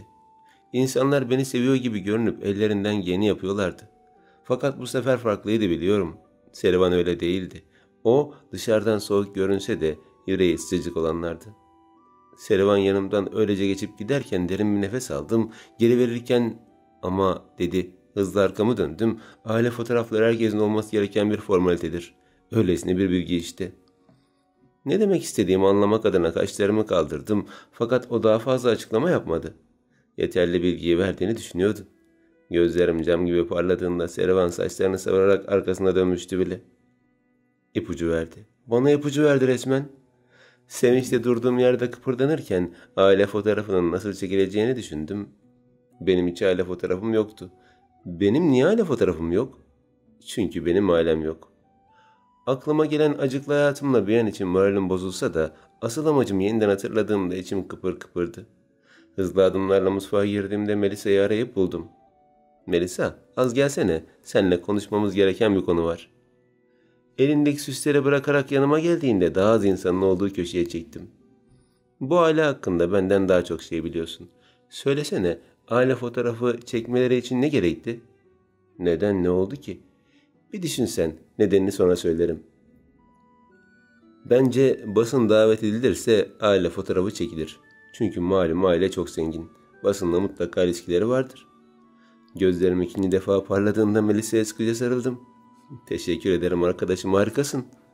Sarılarak geri bıraktığımda ne olduğunu anlamadan öylece bana bakıyordu. Ben de beklemeden mutfaktan çıktım ve telefon görüşmesi yapmak için izin aldım. Şirketi ararsam haberleri olacağı için James ve Güzin'in şahsi numaralarını aradım. Onları kutlama için haber yapmaya geldiklerini söyleyerek sözde aile fotoğrafı çekmek istediklerini belirtmelerini ve eve gelmelerini söyledim. Tüm bunları başımda zebani gibi bekleyen hizmetli ablamın yanında son derece çiftleri bir şekilde söyledim. Nasıl yani? Şimdi biz Güzin'le senin oraya süsleme yapmaya mı geleceğiz? Süsleme derken yani daha fazla açıklama gerekiyordu ama atmaca gibi gözleriyle bana bakan ablanın kuşkuyla kısılan gözleri buna engel oluyordu. James'in yarım yamalak Türkçesi benim şifreyi anlamaya yetmezken daha fazla uğraşmadım ve telefonu kapatıp yeniden Güzin'i arayarak onun anlatmasını rica ettim. Telefon kapandığında hizmetli ablam bana kuşkuyla bakıyordu. Kollarını önünde bağlayıp bana doğru bir adım daha attı. Süsleme için yeterli eleman varken sen kimi çağırıyorsun? Ben gitgide duvara yaklaşırken ne yapacağımı bilmiyordum. Kiminle konuştun sen öyle? Ben aslında buraya değil başka bir yere, dışarıyla bağlantımız kesikken nasıl başka yere birilerini çağırırsın? Evet, haberim yok aslında ama ben Hal, orada duvara yapışmış ne yapıyorsun? Cem'in sesiyle hizmetli ablam geri çekildiğinde derin bir nefes aldım. Cem Bey? Her ikimiz saygıyla durduğumuzda iyi misin Hal diye sordu. Resmen tam zamanında gelmişti. Gözlerim kaçamak bir bakışla ablama kaydığında hızla başımı salladım. İyiyim efendim. Ben de öyle olmasını umuyorum. Beni kurtaran Cem'e içimden binlerce teşekkür ederken sorguda bitmişti. Kıdemli kız önde, ben arkada mutfağa doğru yürümeye başladık. Belki sonra bunun acısını benden çıkaracaktı ama o zamana kadar da benim elbet birkaç fikir üretme fırsatım olurdu. Mutfağa doğru giderken arkamı dönüp Cem'e baktığımda biraz önceki ciddiyetinden eser kalmamış bir şekilde bana göz kırptı. Ben de ona gülümsedim. Gerçekten koskoca evde beni kurtarış sayısı artık sayamayacağım kadar çoğalıyordu. Teşekkür ederim Cem. Şayet bir gün bana ihtiyacın olursa asla çekinmeden sana yardım edeceğim. Söz. Hem de HP sözü. Her şey hazırlandığında hepimiz masa başında davetlilerin gelmesini bekliyorduk. Dışarıdan birçok kişi davet edilmişti. Yaklaşık 30 kişi geldiğinde bunca kişi çağrılmışken neden Kamer'in çağrılmadığını düşündüm. Bu kadar mı istemiyorlardı yani? İnsan nasıl akrabasını bu kadar dışlar ki? Devasa masanın etrafı konuklarla çevrelenirken evin alışılageldiğimiz kokusu gidip yerine pahalı parfümlerin baş döndürücü kokusu sarıyordu. Kürkler, şahane takılar ve hayatımda bir kez olsun görmediğim kıyafetler beni her defasında şaşkınlığa uğratırken ne kadar ayrı dünyalarda yaşadığımızı düşünüyordum. Biz Besime teyzeyle aylık harcamalarımızı hesaplayıp elektrik çok gelmesin diye ışıkları kapatarak televizyon izlerken bu insanlar ne dünyalardaydı. Asla ama asla bu dünyalara ait değildim. Olmak istediğimden değil ama kendi dünyamda her şey çok kısıtlıyken bu dünyanın savurganlığıyla hüzün dolu bir nefes aldım. Davetliler çoğalırken merdiven başında Berin Hanım ve Lafı Gizaf Hanım göründü. O ikisinin gelişi alkışlarla karşılanırken alkışların şekli bile bir garipti. Bir eli diğer elinin tersine hafifçe çarpıyorlardı. Bu alkıştan ziyade lütfen kelimesiyle aynı vibe veren tuhaf bir hareketti. Torunlar, evlat edinilen Sahra, Berin Hanım'ın kocası ve en son Cem geldiğinde masadaki yer bitmişti. Kamer Bey bu kutlamaya da mı katılmayacak? Evet, maalesef çok işi var ve aşırı meşgul. Berin Hanım'dan gelen yapmacık hüzün dolu cevapla suratımı buruşturdum. Cem'e baktım, o da mı memnundu bu durumdan yani? Diğerlerine nispeten hiç üzenmeden bir şeyler giyip gelmişti. Kimseyle konuşmuyor ve kimseye cevap vermiyordu. Bir ara göz göze geldiğimizde sanki bu durumu değiştirmenin bir yolu yok mu dercesine bana bakarken içeri telaşla güvenlik görevlileri girdi. Efendim, basın geldi. Kutlamaları öğrenmişler ve mutlaka resim çekeceğiz diyorlar. Bu Lafı Güzaf Hanım sinirle yumruğunu sıktığımda bunca kişinin arasında dediği tek şey "Ah tabii ki, lütfen içeri davet et" oldu. Normalde olsa asla böyle karşılık vermezdi bence. Şimdi ise çok memnun olduğundan değil, mecbur kaldığından böyleydi. Bir ara kalabalık arasında gördüğüm Serivan'la göz göze geldiğimizde kimseye belli etmesem de hafifçe gülümsedim. O da karşılık olarak gülümsememe hafifçe gözlerini kapattı. Şimdi Kamer'i çağırmaya mecbur kalmışlardı işte. Hadi bakalım, el mi yoksa Halide mi? Sonrasında James ve Güzin içeri girdiklerinde bir gazeteci olarak tamamen kılık değiştirmişlerdi. James'in kızıl saçları siyah perukla değişmişken Güzin yaptığı makyajla tanınmaz bir hale gelmişti. Mavi farları, bordo ruju ve kendi eklediği çillerle asla ama asla tanıdığım insanlar değillerdi. Köşede onları izlerken beni tanımazdan gelmeleri için çoktan uyarmıştım. Dost, böyle günlerde kendini belli ediyor işte. Canlarım benim. Ahaha, basın görevlileri tarafından yalnız bırakılmamamız ne hoş. Böyle önemli bir günde sizlerin eksikliğini yaşıyorduk gerçekten. Berin Hanım'ın samimiyetsiz açıklaması midemi bulandırırken Serivan belli etmeden Lafı Güzaf Hanım'ın kulağına doğru eğildi. Efendim, Kamer Bey burada değil. Ne yapmamızı istersiniz? Eminim ki Serivan da bu soruyu sormak için can atıyordu. Dışarıdan belli etmesi de onu anlayabiliyordum. En az benim kadar heyecanlıydı. Git ve onu çağır Serivan. İşinin bittiğini, dertlendiğini falan söylesin. Acele et. Lafı Güzaf dişlerinin arasından sinirle söylenirken Serivan aldığı emirle hızlı adımlarla ilerledi. Attığı her adımda büyük bir keyifle onu seyrediyordum. Gülümsemem işe yarayan planımdan ötürüydü. Evet, bu biraz mecburi olmuştu ama kimse hakkı olan bir aile toplantısından insanları dışlayamazdı. Hele ki böyle kötü niyetli insanlar asla. Aile fotoğrafı için şöyle bir araya gelelim o halde. Cem ayağa kalkıp diğerlerinin yanına geldiğinde onun sandalyesi boş kaldı. Kamera için ayrılmıştı büyük ihtimalle. Bu durumda Cem de kamera yapılanlardan hoşnut değildi. Tam da beklediğim gibi. Ama eksik var değil mi? Nasıl olacak bu çekim? Zengin kadınlar kendi aralarında ufak çaplı bir kargaşaya neden olduğunda merdivenlerde Kamer göründü. Onun her bir basamağın işini ilgiyle izlerken tek seyreden ben değildim. Neredeyse aile dışındaki herkes hayranlık dolu bakışlarla onu seyrediyorlardı. Hayran olmasıydı. Beyaz dönük sarı saçlar özenle havaya dikilmiş, üzerine tam oturan takım elbisesi fit bedeninin kıvrımlarını açığa çıkarmış, asil tavırları kalpleri mest eden bir hale bürünmüştü. Ben olsam hayran olurdum mesela. Ki yavaş yavaş oluyordum, hatta şu an oldum bile. Lafı gizaf yapmacık gülümsemesiyle Kamer'ı karşılarken o Tim'in boşalttığı yere oturdu. Eğilip eğilip ona bakan insanların çekinmek diye bir kavramı yoktu sanki. Madem bu kadar hayrandınız, neden aranızı almaktan imtina ediyorsunuz ki? İnsanları anlamak güç ama böyle bir güruhu anlamak daha güç. Çok işiniz olduğunu duymuştuk. Aramıza katıldığınız için çok memnun olduk. Kamer cevap vermeden başıyla onayladı sadece. Siz Rıdvan Bey'in oğluydunuz değil mi? Hani ailenin varisi olan. Kamer bir şey demek için ağzını açtığında araya Berrin girdi. Aslında tam olarak öyle değil. Yine aynı şeyler oluyormuşçasına Kamer bıkkınlıkla nefes verip gözlerini kapattığında o halde Aysun'un oğlu değil mi? Diye sordu bir başkası. Berrin yeniden bir açıklama yapacaktı ki lafı gizaf araya girdi. Kamerşan kimsenin oğlu değil. O sadece kızımın vasisi, o kadar. Herkeste şaşkınlık dolu bakışlar oluşurken ben endişeyle dolmuştum. İşte bundan korkuyordum. Aile içinde var olan bir kaos. Her neyse biz ziyafete devam edelim. Güzün ve James formalite icabı birkaç fotoğraf çekip gittiğinde herkes toplu olarak diyaloğa girmişti ve Kamerse bu kalabalık içinde yapayalnız kalmıştı yine. Hüzünlü ona bakarken bir bardak meyve suyundan sadece bir yudum alıp ayağa kalktı ve kimsenin nereye gidiyorsun, nasılsın diye sormadığı öylesine biri olarak merdivenlerden yavaş adımlarla çıkmaya başladı. Aslında gerçekten kimsenin umurunda değil gibiydi. Servan sadece ara ara onu izlese de en yakın arkadaşım Melisa bile bu durumdan haberdar değil ya da umurunda değil gibiydi. Onca kalabalık içinden dikkatimi sadece sana verdiğim için sorumlu olan ben miyim? Merdivenlerden yapayalnız çıktığında koridoru da öylece geçti, ofisine gidip kapıyı kapattığında her şey bitmişti sanki. Ona olan dünyanın kapısı kapanmış, tamamen ortadan kalkmış gibi. Hüzünle başımı yere eğdiğimde başarısız olmanın kederini yaşıyordum. Tamamen kaybolan keyfimi bozmasınlar diye bu insanlardan uzak olmayı seçtim ve boşalan tabakları benim işim olmasa da mutfağa taşımaya başladım. Mutfağın dağınık ama boş ortamında derin bir nefes aldığımda hüznüm katlanarak artmıştı. Resmen elimi yüzüme bulaştırdım. Hoş zorla bir insanı sevdiremezsin. Bunlar sevmek şöyle dursun aralarına bile almıyorlar. Mutfaktan çıkmak için hazırlanıyordum ki yine sesler geldi. Kapı önünde duyduğum sesler ne yazık ki Berin Hanım'a aitti.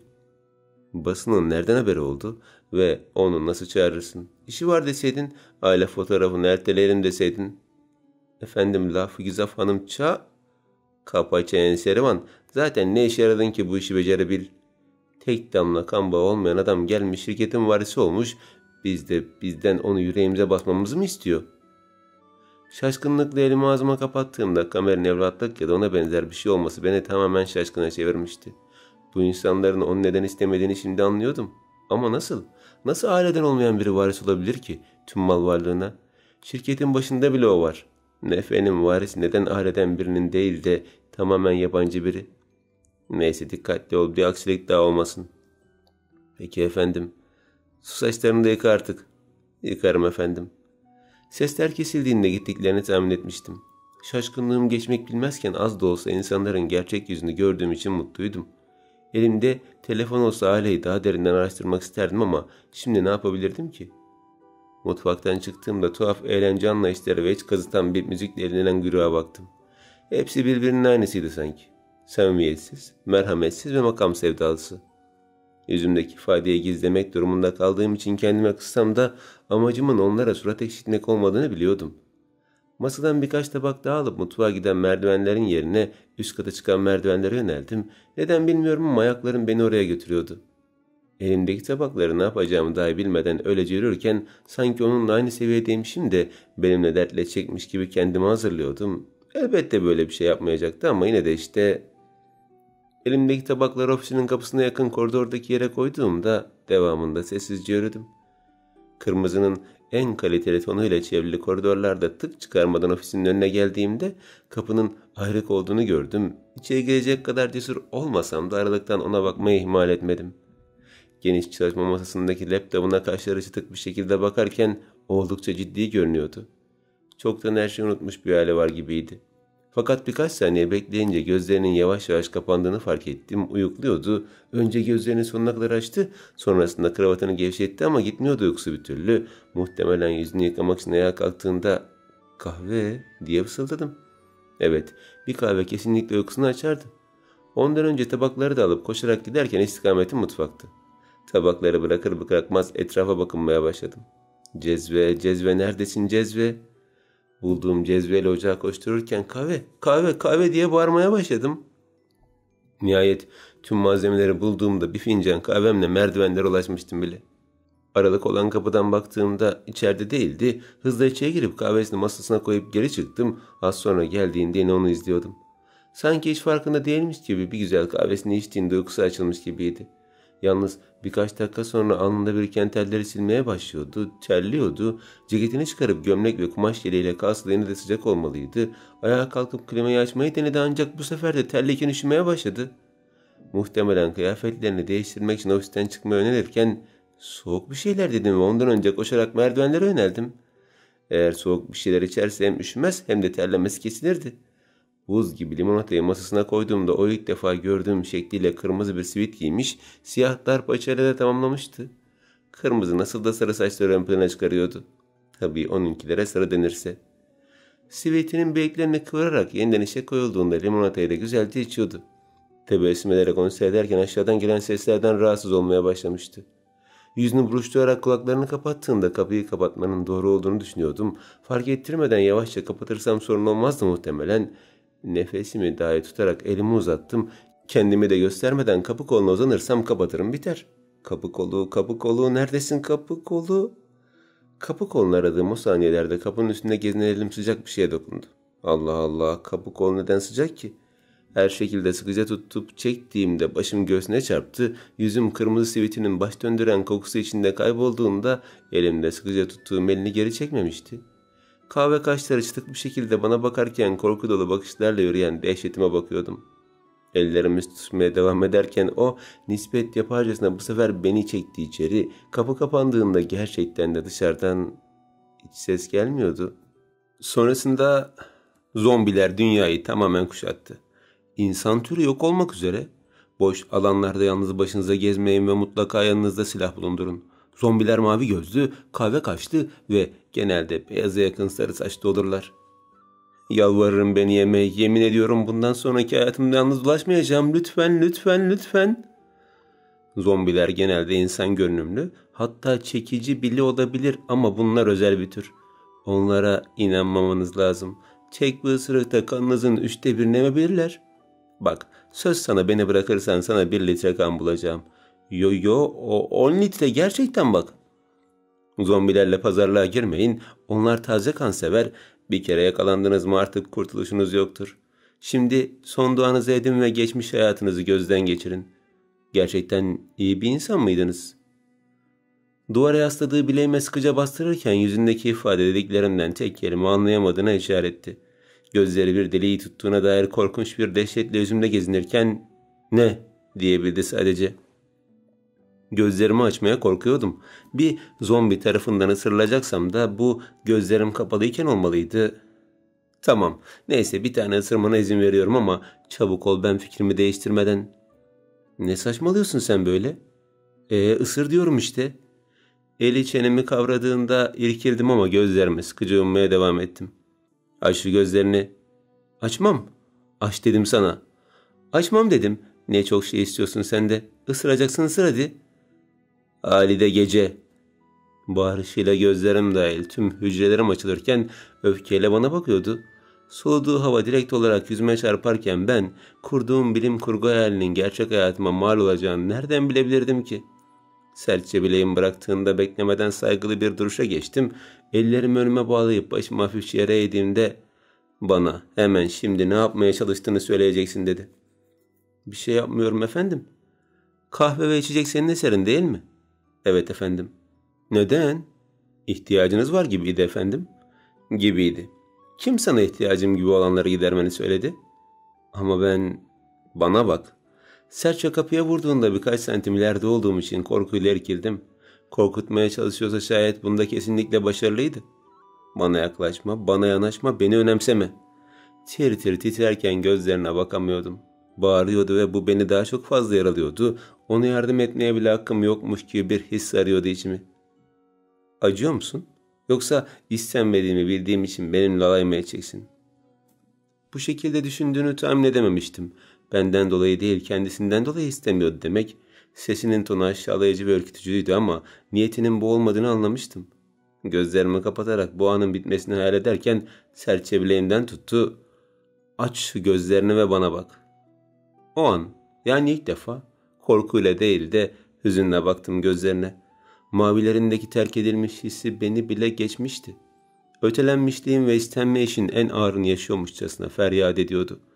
Nemli gözlerindeki kuşku için öyle üzüldüm ki gerçekten iyi niyetle yaklaşan kimse mi olmamıştı bu insanın hayatında?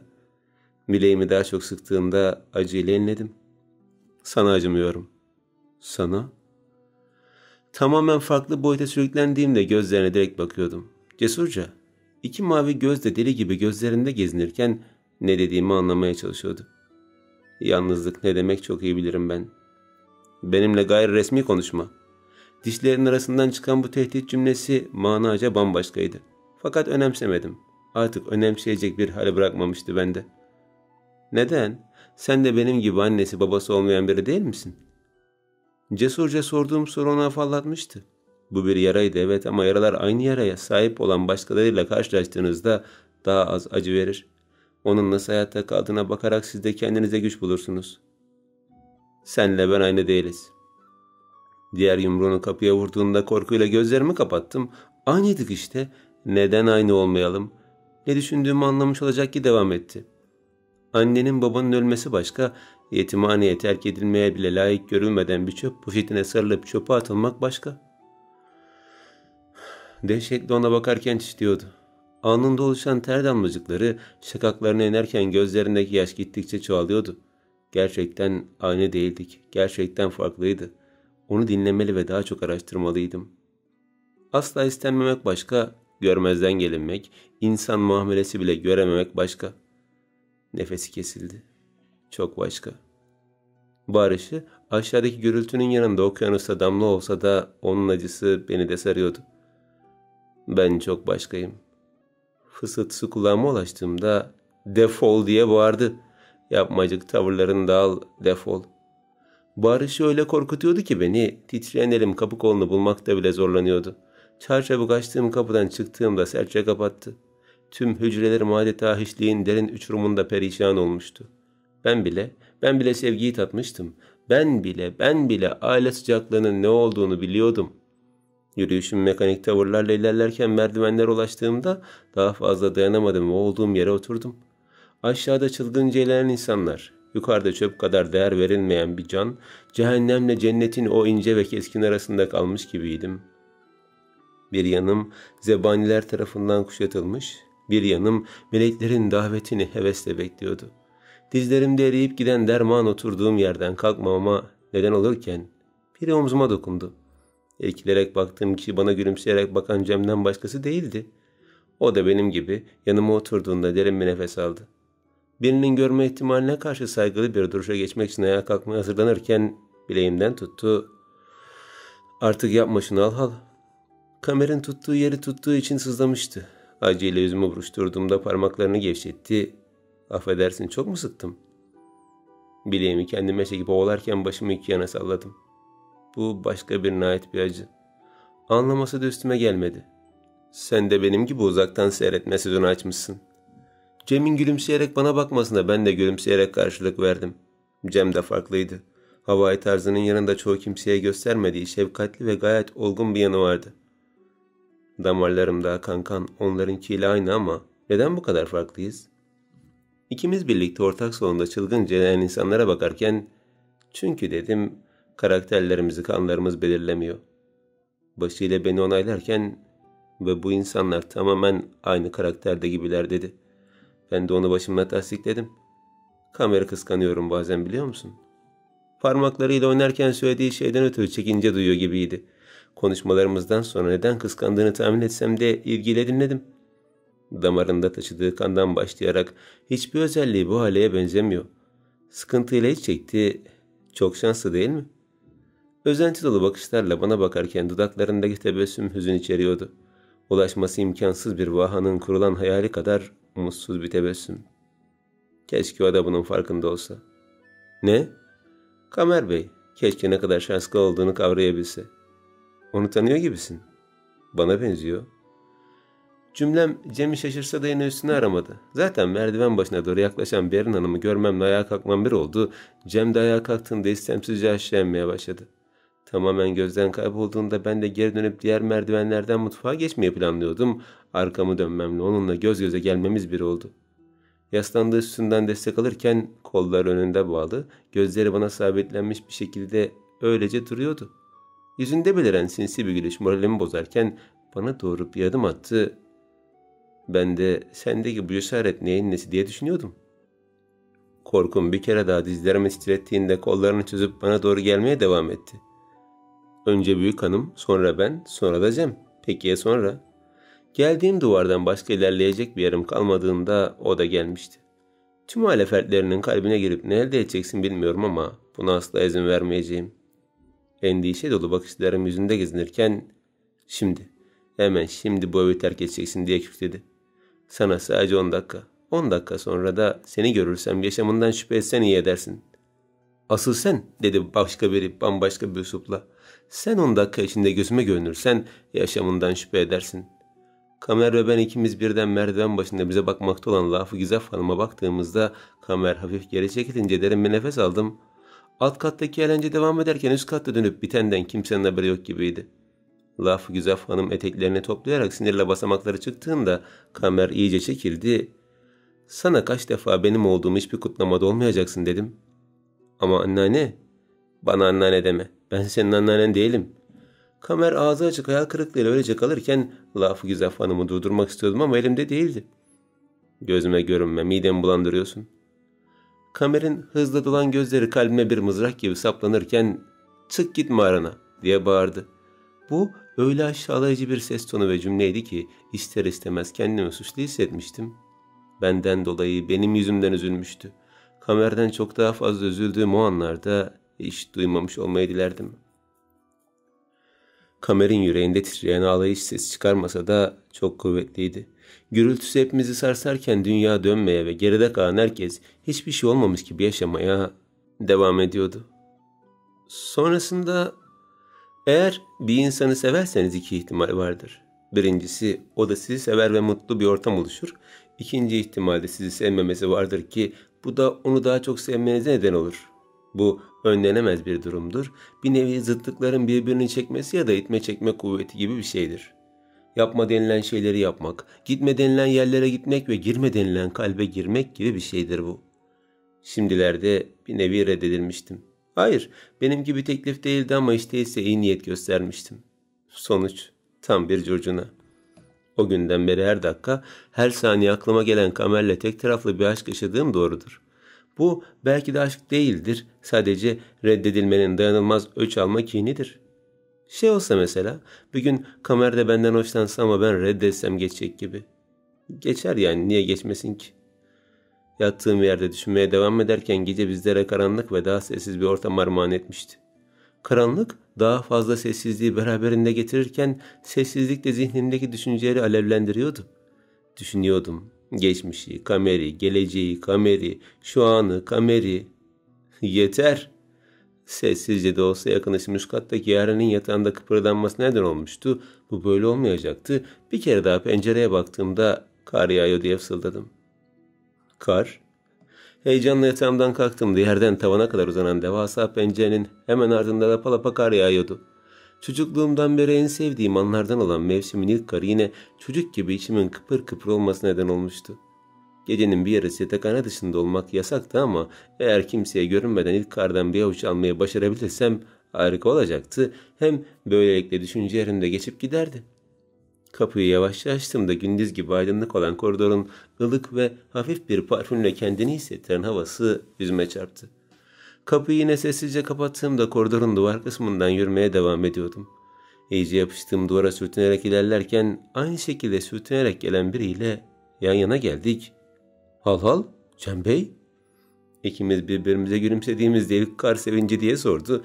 Ben de başımla onayladım. İlk kar sevinci. Çok dikkatli olmalıyız dedi sağa sola bakarken. 27 gözlü Serivan her yerde. Pençelerini bize geçirmeden dış kapıya ulaşmalıyız. Sanki bir aksiyon filminde ana karaktermişiz gibi konuştuğu için kıkırdamıştım. Neden 27 idi bilmiyorum ama şayet bir kitap olsak yazarının kendi yaşını anımsadığını düşünürdüm. Hal hal operasyona başlıyoruz, tamam mı? Elini ağzına götürüp hayali bir telsizi varmış gibi konuştu Cem. Yeterince heyecan varken bir de eğlenceye dönüştürmekte kararlıydı anlaşılan. Tam olarak neredesin? Tamam. Hemen yanı başındayım. Biraz saçma da olsa katlanılırdı. Gözlüğüyle bana baktı. Yanında olduğumu bile bile sormuştu ama olsun, eğleniyorduk. Hadi ama aksiyon ruhunu hissetsene biraz. Tamam hadi baştan başlayalım. Yeniden elini telsiz gibi yaptığında ben de kulağımda kulaklık varmış gibi davrandım. Hadi başlıyoruz Alhal. Başlayalım efendim. O anda tüm malikanede hayali bir parça çalmaya başladı sanki. Emin değilim ama Michael Jackson'ın polisiye parçalarından biri olabilir. Billie Jean mesela gayet uygundu. Kendimizi o ruha kaptırdığımızda her şey çok daha eğlenceli olmaya başladı. Cem önde, ben hemen yanı başında duvarlardan yürümeye devam ederken sütunlar birer casus, süslü taşlarla bezeli avizeler birer kışkırtıcı kadın gibiydi. Tüm bu engelleri aşmak bizim gibi genç dedektifler için zor olsa da asla ayılmıyorduk. Kimi zaman yerde kimliği belirsiz kadın cesetleri, duvarlarda asılmış erkek cesetleri, duvarlarını çözmemiz için bekleyen insanlar olsa da bizim ilk önceliğimiz kimseye yakalanmamaktı. Attığımız her bir adım yüksek dikkat içerirken ışıklar birer spot olmuş bize eşlik ediyordu sanki. Cem'in siyah rugan ayakkabıları varmış da beyaz çorabıyla birlikte naaş bir dansı sürdürürken ben de siyah takım elbisesi ceketimle ritimli adımlarıma devam ediyordum. Kimselere yakalanmama amacımız çıkış kapısına ulaştığımızda gerçekleşmişti. Müzik kesilmiş, operasyon tamamlanmıştı. Pijamalarım kalın olsa da kış giyesinin o tüyleri ürperten hissi tüm hücrelerime yayıldığında derin bir nefes aldım. İşte mucize bu. Cem önden çıktığında ben de peşinden çıktım. Lapa lapa yağan karın taze dokusu ayaklarımız altında ezilirken biz sessiz film çekiyor gibiydik. Çığlıklarımız sonuna kadar açtığımız ağzımızdan çıkmazken sevinçlerimiz içimize gömülmüştü. Yine de öyle mutluyduk ki. Kol kola girerek arka bahçenin led ışıklı alanında koşturup dururken birbirimize kartopu atmaya başladık. Cem bana, ben Cem'e atarken gerçek bir savaşa dönüşmüştü sanki. Led ışıklarının loş olduğu yere kaçan Cem'e kartopu atmak için tüm gücümü kullandım. Kartopum Cem'in yere eğilmesiyle boşa gidecek diye düşünürken hemen arkasında dikilen kişiye çarptı. Gecenin yeterince açık olmayan bu anında Serivan yüzündeki ve omuzundaki kar kalıntılarını temizlerken her iki elimle ağzımı kapattım. Eğildiği yerden kalkan Cem mahcup bir gülümsemeyle Serivan'a bakarken ikimiz de yolun sonuna gelmiş gibiydik. Hele Cem neyse de benim son gecemdi galiba. Artık beni laf-ı güzafta kurtaramaz. Kalıntılar tamamen temizlendiğinde sanırım tek kaçak biz değiliz efendim dedi. Serivan'ın kendisine söylediğini sanan Cem şaşkınlıkla kendini işaret ederken hemen yakınlarında kameranın silüeti de belirdi. Ellerim ağzımdan inse de şaşkınlıkla açmaya devam ediyordum. Ben bu sefer kesinlikle bittim. Kamer kolları arkasında bağlı ve bizim gibi salaklara nispeten tamamen kışlık montuyla öylece bana bakarken ben güya kalın pijamalarımla sefillere oynuyordum. Kamer sende mi? Omuzlarını silkelerken gerçekten Kamer olup olmadığını düşünüyordum. Düşüncelerime kadar giren bu insana yavaş yavaş kayıyordu gönlüm. En başta reddetmeyecekti beni. Kolay olsaydı işler bu şekilde ilerlemezdi. Cem hızla benden tarafa gelip önüme geçti ve beni korumak için türlü yalanlar uydurmaya başladı. Hal derin derin uyuyordu, ben uyandırdım. Yatakhaneleri kontrol ettiğinde de uyumuyordu zaten. Sadece uyuma numarası yapıyordu dedi Serivan. Ama dışarıda bir ses duymuş. Kar sesi yutar Cem Bey. İşte sessizlikteki ses acep ne ola ki diye düşünmüş. Cem konuştukça batıyordu. Hem Kamer hem Serivan inanmayan gözlerle bize bakarken bir şartla içeri girmenize müsaade ederim dedi Serivan. Ne söyle hemen yaparım. Cem'in benden istekli olmasına asla güvenemiyordum. Beni korumaya çalışsa da işleri daha berbat bir hale getiriyordu. En güzel kadın adımı yapan kişi seçilmelisiniz. Kadın adam mı? Şaşkınlıkla Kamer'a baktım. O da sanki kendi ismi söylenmiş gibi bana baktı. Öyle tuhaf bir ortam oluşmuştu ki gece gece ayazın ortasında hiç mantıklı görünmüyorduk. Kabul, ben kabul ediyorum. Cem istekle bağırırken benim de kolumu kaldırdı. Hal hal da kabul ediyor. Ben etmiyordum ama etmek zorunda kalmıştım mecburen. O halde eşleşelim. Eşler belli ya işte. Hayır, bu şekilde haksızlık olur. Zaten çift olarak çıktık dışarı, eşler farklı olmalı. Cem bıkkınlıkla bir nefes verdiğinde ben Kamer'le asla eş olmam. Üşüyorum diye hareket bile etmez o, dedi. O halde biz olalım. Cem benimle olmasına izin vermedikleri için sinirlenmişti. Sert adımlarla Servan'ın yanına geçtiğinde Kamer'in benim yanıma gelmeyeceğini bildiğim için ben onun yanına gittim. Hareketsiz durduğum onca zaman içinde titremeye başlamıştım. Arada bir çıkardığım seslerden rahatsız olmuş olacak ki kaşlarını çizerek bana baktı. Sonra da ceketini çıkarmaya başladı.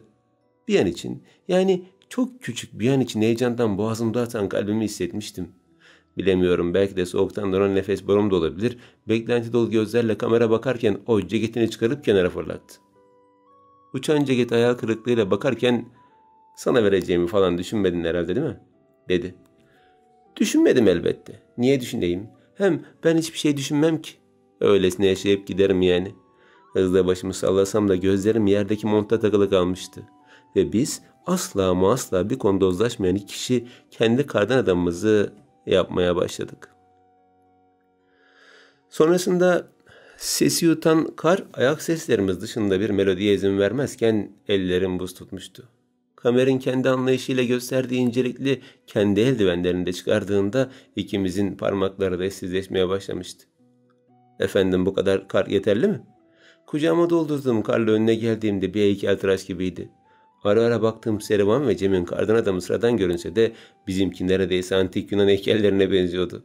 Bir kere de anladım ki Kamerşan gerçek bir düzen hastasıydı.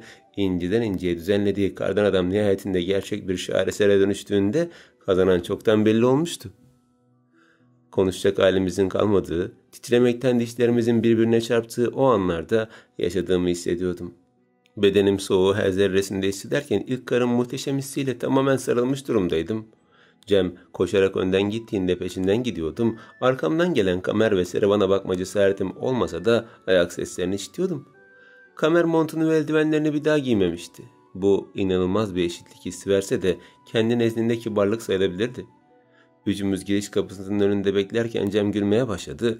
Cem'in gülüşü Servan'a sıçradığında o da gülüyordu. Onlara katılarak gülümsedim ve Kamer'den de bekledim ama o sadece sakin görünmüştü. Çıtık kaşları düzelmiş, bakışlarındaki nefret hafiflemişti. "Sır tutar mısınız Halide Hanım?" Servan'ın sorusuna "Evet, elbette" diye yanıt verdim. "Güzel, biz de çok iyi sır tutarız" dedi. "O halde bu gece bizim sırrımız olsun." Anlaşmamız hepimiz tarafından onaylandığında herkes odalarına dağıldı. Yavaşça açtığım kapıdan içeri geçtiğimde herkes uyumaya devam ediyordu. Islak pijamalarımı değiştirip yenilerini giydim ve sıcak yatağıma hevesle yattım. Çok güzeldi, çok. Fısıltım sadece kendimi mutlu etse de diğerlerini uyandırmamak adına iyi bir yöntemdi. Gecenin ilerleyen saatleri olsa da uykum gelmek bilmiyordu. En iyisi bir şeyler yazmaktı. Çıkardığım deftere özenle baktım ve elime kalemi alarak yazmaya başladım. Burada kar yağıyor. Mevsimin ilk karı en sevdiğim zamandır. Siz nasılsınız? İlk başta bu büyülü durumdan ötürü lanetlendiğimi düşünüyordum ama sanırım lehime olan birçok şeye vesile olacak gibi. Yazıp gönderdiğim cümleler yavaşça silinirken gülümsedim. Eskiden kötü ve uğursuz hissettiren bu durum nedense şimdilerde çok hoş hissettiriyordu. Gelen cevabın cümleleri yeni yeni belirginleşirken parmağımı üzerinde gezdirdim. Parmağımı çektiğim her bir santim yeni bir harf yerleşirken hepsi tamamlanmıştı. Beklemeden okumaya başladım. Yaz mevsimindeyiz ve Londra'da şenlik günleri var. Ben de bir vakit lanetlendiğime inanıyordum. Amansız bir sevdanın kavurduğu yüreğim ulaşamadığı sevdası için her gün paramparça oluyordu. Hala da aynı hisle baş etmeye çalışıyorum ama şimdilerde senin varlığın hiç değilse hayatı daha katlanılabilir kılıyor. Okuduğum cümlelerin üzerinden birkaç defa geçip tekrar okuduğumda hızla geri dönüş yapmak istedim. Bir kadına aşıksınız değil mi? Kendisi İstanbul'da yaşıyor. Dediğim gibi aramızda olan 150 yıllık sene nedeniyle yaşamınız hakkında birkaç fikir sahibiyim ve şahane tablolarınızı da doyasıya seyrediyorum.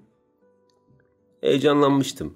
MF ile konuştukça daha farklı şeyler çıkıyordu ortaya ve ben ona isminin açılımını sormak için sabırsızlanıyordum.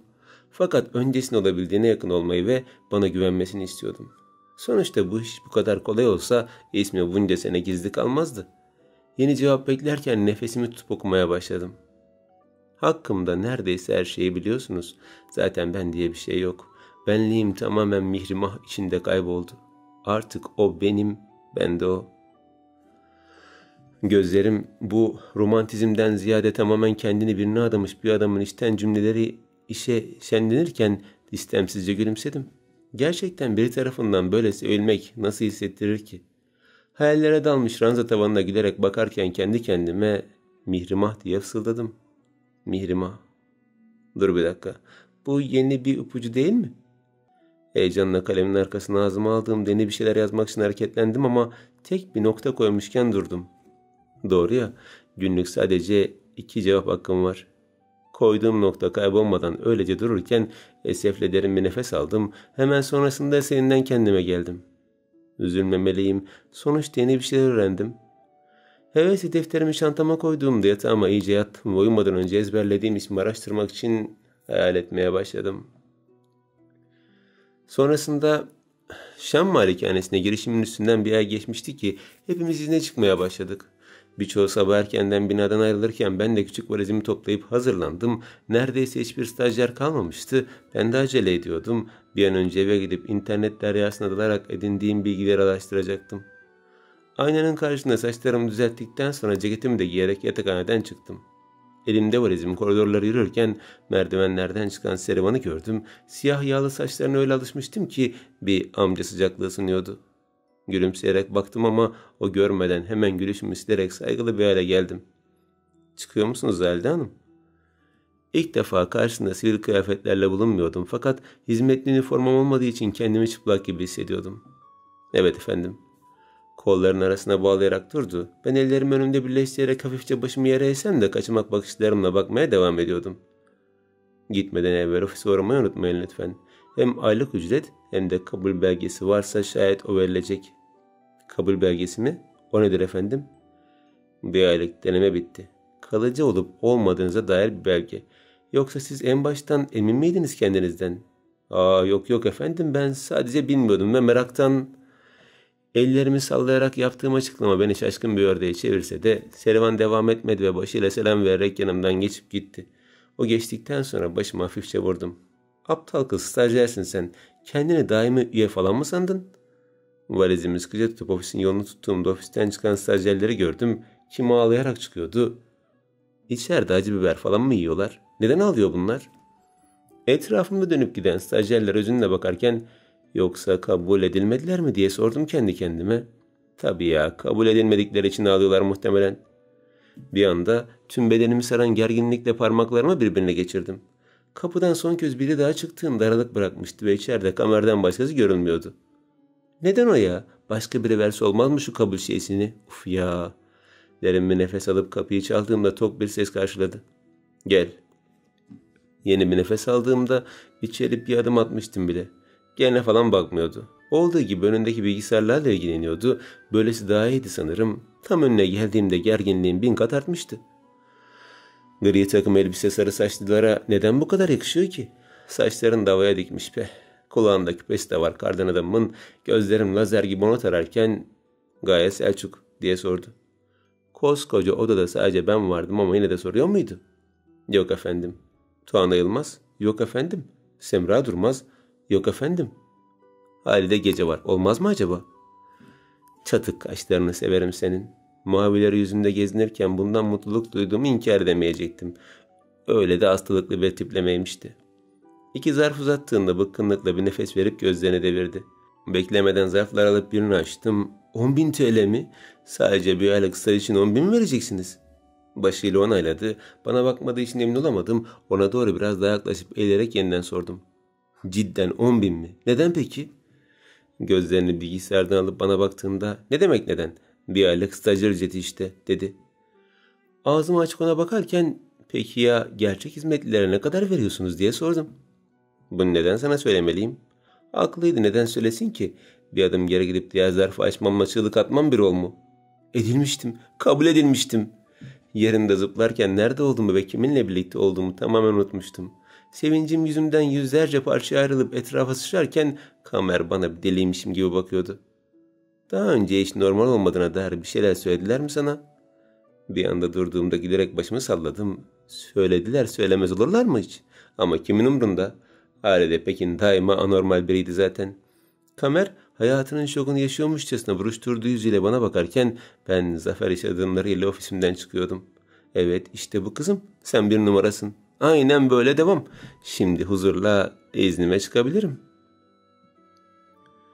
Sonrasında çünkü kediler kadar özgürüm ve istediğim çöp kutusuna girip istediğim çöpü yer, sonra da istediğim yağmur birikintisinden su içer ve tabii ki sonra da istediğim delikte uyurum.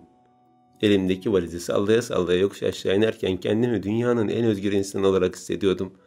Biraz sonra keyiften bir şeyler mırıldanmaya bile başlamıştım ki takip edildiğimi hissettim.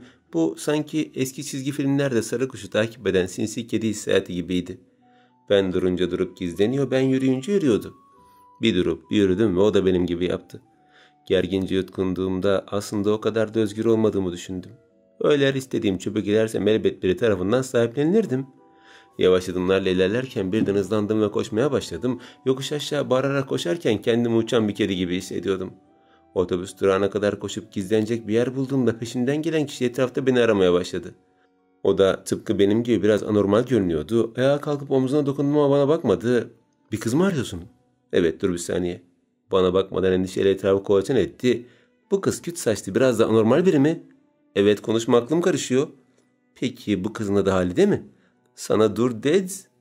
Cem yoğun telaş ve hafif sinirle bana baktığında dudaklarıma büzdüm. Gözündeki gözlüklere çıkararak hal hal diye sordu. Cem Bey, sen ama beni fark etmemen gerekiyordu, nasıl anladın? Çok belli ettin dedim, gözündeki güneş gözlüğü, müfettişe bürünen kıyafetlerinden trench coat ve fötr şapkasını işaret ederek. Haklısın dedi, şapkasını ve yalancı bıyığını da çıkararak. Birlikte durağa oturduğumuzda otobüslerim gelip geçiyordu ama ben Cem'le konuşmaya devam ediyordum. Bunaltıcı çatıdaki tek arkadaşım temelli geçecek diye korktum, ben de peşine takıldım. Başımla onu tasdiklerken insanın bunaltıcı bir yerde yaşamasının ne kadar şanslı bir durum olduğunu düşünüyordum. Ben şimdi gidip barakamda ayak üstüne atarak keyif kahvemi yudumlayacaktım. Ayrıca lütfen kelimesinin 7 ciddini ağlatmayacaktım. Söylesene, sınavı geçtin mi kaldın mı? Endişeyle sorarken gözlerimi kıstım. Gerçekten cevabı duymaya hazır mısın? Evet dedi hızla. Sonra da başını iki yana sallayarak hayır hayır dedi. Kazanamadım değil mi? Biliyordum zaten. Servan sana takmıştı kafayı. Ayrıca kamerde az değil. Babaannemin yardımları işe yaramadı demek ki. Hüzünle başını eğdiğindeki adımı önüne uzattım. Ne bu? Okumaya başladı. Şan malikanesi daimi hizmetlisi olarak kabul edildiğinizi bildirmekten gurur duyarız. Dudaklarını beğenmezce büzdüğünde bu kız kazanmış bak dedi. Sonra isim bölümünde ismimi görünce dudaktaki herkesin bize bakmasını sağlayacak şekilde sevinç nidaları atmaya başladı. Gelen geçen bize bakarken ki adı yüzüme tutmuş, onu tanımadığımı belli etmeye çalışıyordum. O zaman artık bizim evde daimisin değil mi? Evet. Oh çok rahatladım, o halde gideyim ben. Sen de evine rahat rahat git. Cem sevinçle duraktan uzaklaşırken yanımdaki teyzeye hasta galiba, yazıktır, sevindirdim dedim. Teyze de acınası bakışlarla Cem'in arkasından bakarken nihayet otobüsüme binmiş, evimin yolunu tutmuştum. Eve yakın marketten Besme teyzenin en sevdiği meyve ve sebzelerden et, balık ve çerezlik birçok şey alıp elimde kese kağıdı ve poşetlerle barakanın kapısını çaldığımda içeride bir patırtı oldu. Aman benim kızım gelmiş, aman benim yavrum gelmiş. Neden bugün herkes böyle bağırıyor ki? Evin önünden gelip geçen yine bize bakarken Besme teyzeyi de tanımazlıktan gelmeyi çok isterdim ama takdir edersiniz ki yapamadım. İçeri ağır topar girdiğimde soru yağmuruna tutulmaya başlamıştım. Zira Besme teyze tek başına değildi. Kamerşan'ı gördün mü diye sordu Umman Hanım. Evleri büyük mü diye sordu Güzin. Konuşmaları nasıl diye sordu James. Yakışıklı var mı diye sordu Yasemin. Bunca soru birer havai kızına dönüşüp başımın etrafında dans etmeye başladığında bunu atıyla çığlık attım. Yeter! Doğru diyor, rahat bırakın kızımı. Besme teyze kolumdan tutarak yanına çektiğinde bu sefer de o yemek yedin mi diye sordu. Demek ki neymiş, ben asla özgür bir sokak kedisi değilmişim. Her şeyi ince ince anlatacağım ama önce bir oturup soğuklanayım olmaz mı? Tabii ama önce bir bilgi edinebildin mi onu söyle dedi Umman Hanım. Hepimiz oturma odasına geçtiğimizde herkes bulduğu yere oturmuş not almak için kalem defter almıştı. James fazladan sesimi de kaydediyor, sonradan aklına takılan şeyleri dinlemek için biriktiriyordu. Öncelikle dedim. Hepsi gözlerini sonuna kadar açarak bana baktılar. Ağzımdan çıkacak tek kelimenin kölesi olmuş gibiydiler. Birer kahve içelim. Hepsi aynı anda hayal kırıklığıyla omuzlarına düşürdüğünde vallahi çok yoruldum. Bir aydır benim çektiğim çile hiçbiriniz çekmemişsinizdir. Bir kahve içmeden tek kelime anlatmam dedim. Baktılar çözüm yok. Güzin kahve yapmaya gitti. Gelen kahveler afiyetle içildiğinde şimdi asıl önemli olan dedim. Midem bulanıyor. Muz getirin şuna.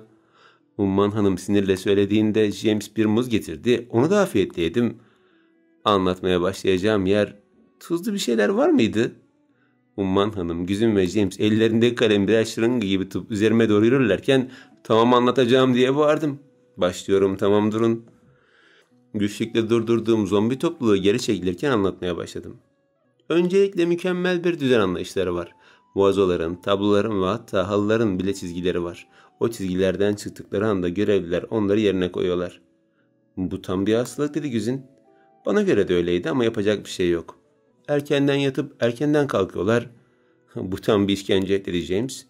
Erken yatma kuralını çiğneyen biri olarak bir şey demedim. Malikanenin kendine özel bir kokusu var ve her sonun koku tonu farklı.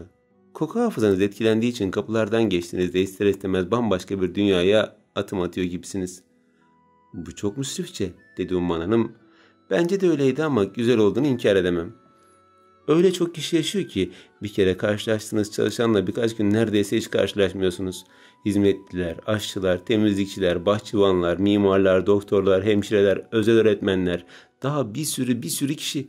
Ama evin ailesi iki elin parmakları kadar. Tüm karakterleri tek tek anlatırken sıra kamera geldi. O dedim derin bir nefes alarak. Kardan adama benziyor. Ne? Yasemin yüzünü buruşturarak sorduğunda devam ettim. Beyaz, soğuk ve ulaşılmaz. James anlamadığını belli edecek şekilde başını iki yana salladığında Umman Hanım nasıl anlatıyorsun böyle ya? Bilmece gibi konuşmadı, açıkça anlat dedi. Bence bu kadardı Kamer. Başka ne anlatabilirim ki? Beyaz saçlar, soğuk karakter ve ulaşılmaz bir kişilik. Yine de elimden geldiğince özele kaçmayacak şekilde daha fazla bilgi vermeye çalıştım. Defterden ve Kamer'in ailevi meselelerindense hiç söz etmedim. Ağzımdan çıkan her cümle tek tek kayda alınırken ben bir an için, yani çok küçük de olsa bir an için onu özlediğimi düşündüm. O soğuk da olsa sıcak hissettiğim nadir insanlardan biriydi. İç çekerek saate baktığımda daha geleli birkaç saat olduğunu gördüm. Vakit böyle yavaş geçerken onu ne zaman yeniden görebilirim? Sonrasında gece olup sessizlik çöktüğünde kendi odamdaki yatağımda öylece uzanıyordum. Gözlerim çalışma masamın küçük çekmecesinde gezinirken aklıma lise yıllarım gelmişti. O zamanlar anne ve babamın yokluğunu daha çok hissediyordum. Hatta bir gün tüm okul hep beraber Kapadokya'ya gidecektik. Öyle güzel bir histi ki toplu gezi. Henüz geziye bir ay varken bile hazırlıklarımı yapmış, Kapadokya hakkında birçok bilgi edinmiştim. Oradan alacağım hediyeler için para biriktirmiş ve uzunca bir liste yapmıştım. Hatta bir ay sonraki hava durumuna göre kıyafet seçim bile yapmıştım. Arkadaşlarımla gezi günü hakkında konuşuyor, yolculuğumuzun nasıl olacağına dair hayaller kuruyorduk. Her şey çok güzel gidiyordu. Ta ki öğretmenimiz yapılacak gezi için ailemizin imzasını içeren bir form dağıtana kadar. Aslında bu da sıkıntı değildi. Besme teyze benim velimdi fakat geziden bir hafta önce rahatsızlanmış hastaneye yatmıştı. Benim geziye gitmem çok istese de imzalayacak gücü yoktu. Odasına bile girmeme izin vermezken imza alabilmem tamamen imkansızdı. Hem ben de bu durumda çekip gitmeyi düşünemezdim. Tüm arkadaşlarım birkaç günlük Kapadokya gezisine gittiği gün ben ve okul müdürü bir de birkaç öğretmen okulda kalmıştık. Okul çıkışına dek okulda yalnız başıma beklemiş, sonra da bahçedeki yaprakları toplayarak bir koleksiyon yapmıştım. O koleksiyon hala masamın küçük çekmecesinde duruyordu. Açıp bakmaya çekiniyordum. O anları hatırlamak ve yalnızlığı bir kere daha iliklerime kadar hissetmek istemiyordum. Yattığım yerde dönüp yüzüm tavana geldiğinde derin bir nefes aldım. Harry Potter'la özleşmenin bir sebebi de bu değil miydi? Yapayalnız olmam. Gece gece saran efkardan dolayı uyuyamayacağımı anlayıp defteri çıkardım ve yazmaya başladım. Yalnızlık herkesce hissedilen bir duygu mudur? Yoksa sadece ben mi bu dünya üzerindeki eşsiz bir zavallıyım? Cümlelerim silinirken bu son derece duygusu olan cümlemden ötürü utanmıştım. Neden böyle bir şey sordum ki? Cümlelerim silinirken gözlerimi kapattım. Gerçekten utanmıştım. Sıkıntıyla nefes verdiğimde cevap geldi. Tüm insanlık yalnızdır özünde. Kalabalıklar içinde yalnızlar, yalnızlar içinde kalabalıklar seni aldatmasın. Her insanın yalnızlığı kendisi için eşsiz bir kuyu. Düşen boğulur, kurtulmak şefkatle uzatılan bir ele bağlı. Cümleler yüzümü gülümsetirken iyi hissettirmişti. Bana yalnızlık sana mahsus değil demek istiyordu. Herkesin bir miktar yalnız olduğunu düşünmek kulağa bencilce gelse de bana rahatlatıcı bir melodi gibi geliyordu. Teşekkür ederim Mefe. Gerçekten çok iyi geldi. Sen de kendini iyi hissetmiyordun değil mi? Neden sen de bana bir şeyler anlatmıyorsun? Cümlelerimi seçe seçe yazıyordum. Kullanacağım herhangi bir yanlış kelime iletişimimizi koparırsa bu yolda ilerlemem büyük sekteye uğrardı. En azından ismini öğrenene dek dikkatli olmalıydım. Şahsımı şahane hissediyorum diyemem ama hayat hala çok güzel değil mi? Ulaşamayacağımızı bildiğimiz güzellikler peşinden koşup gidiyoruz.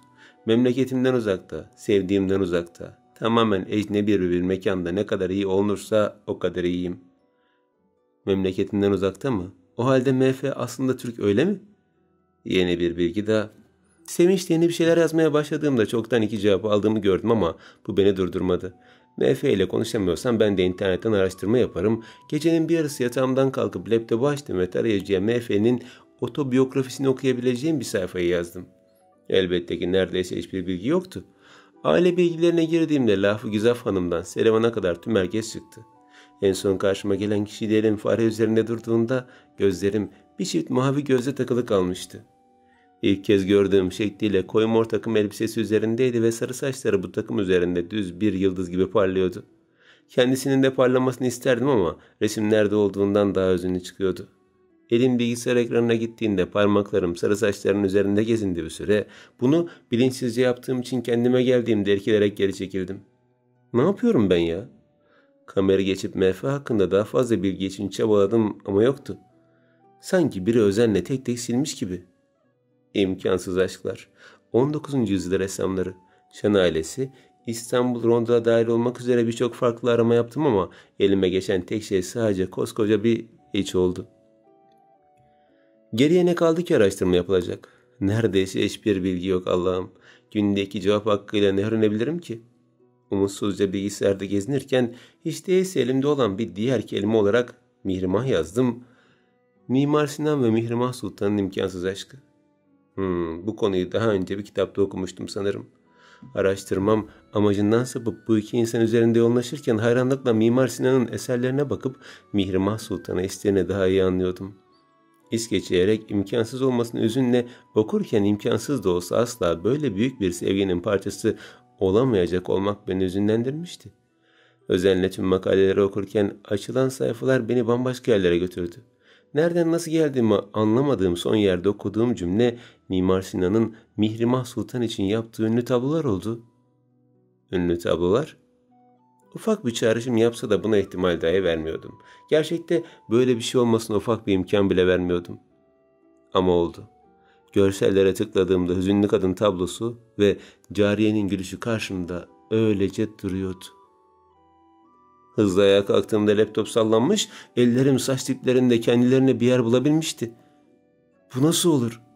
Dehşetle açılan gözlerim bir oraya bir buraya giderken MF ile Mimar Sinan'ın aynı kişi olma ihtimali beynimi beyaz ve siyah fareler gibi kemirip tüketmişti.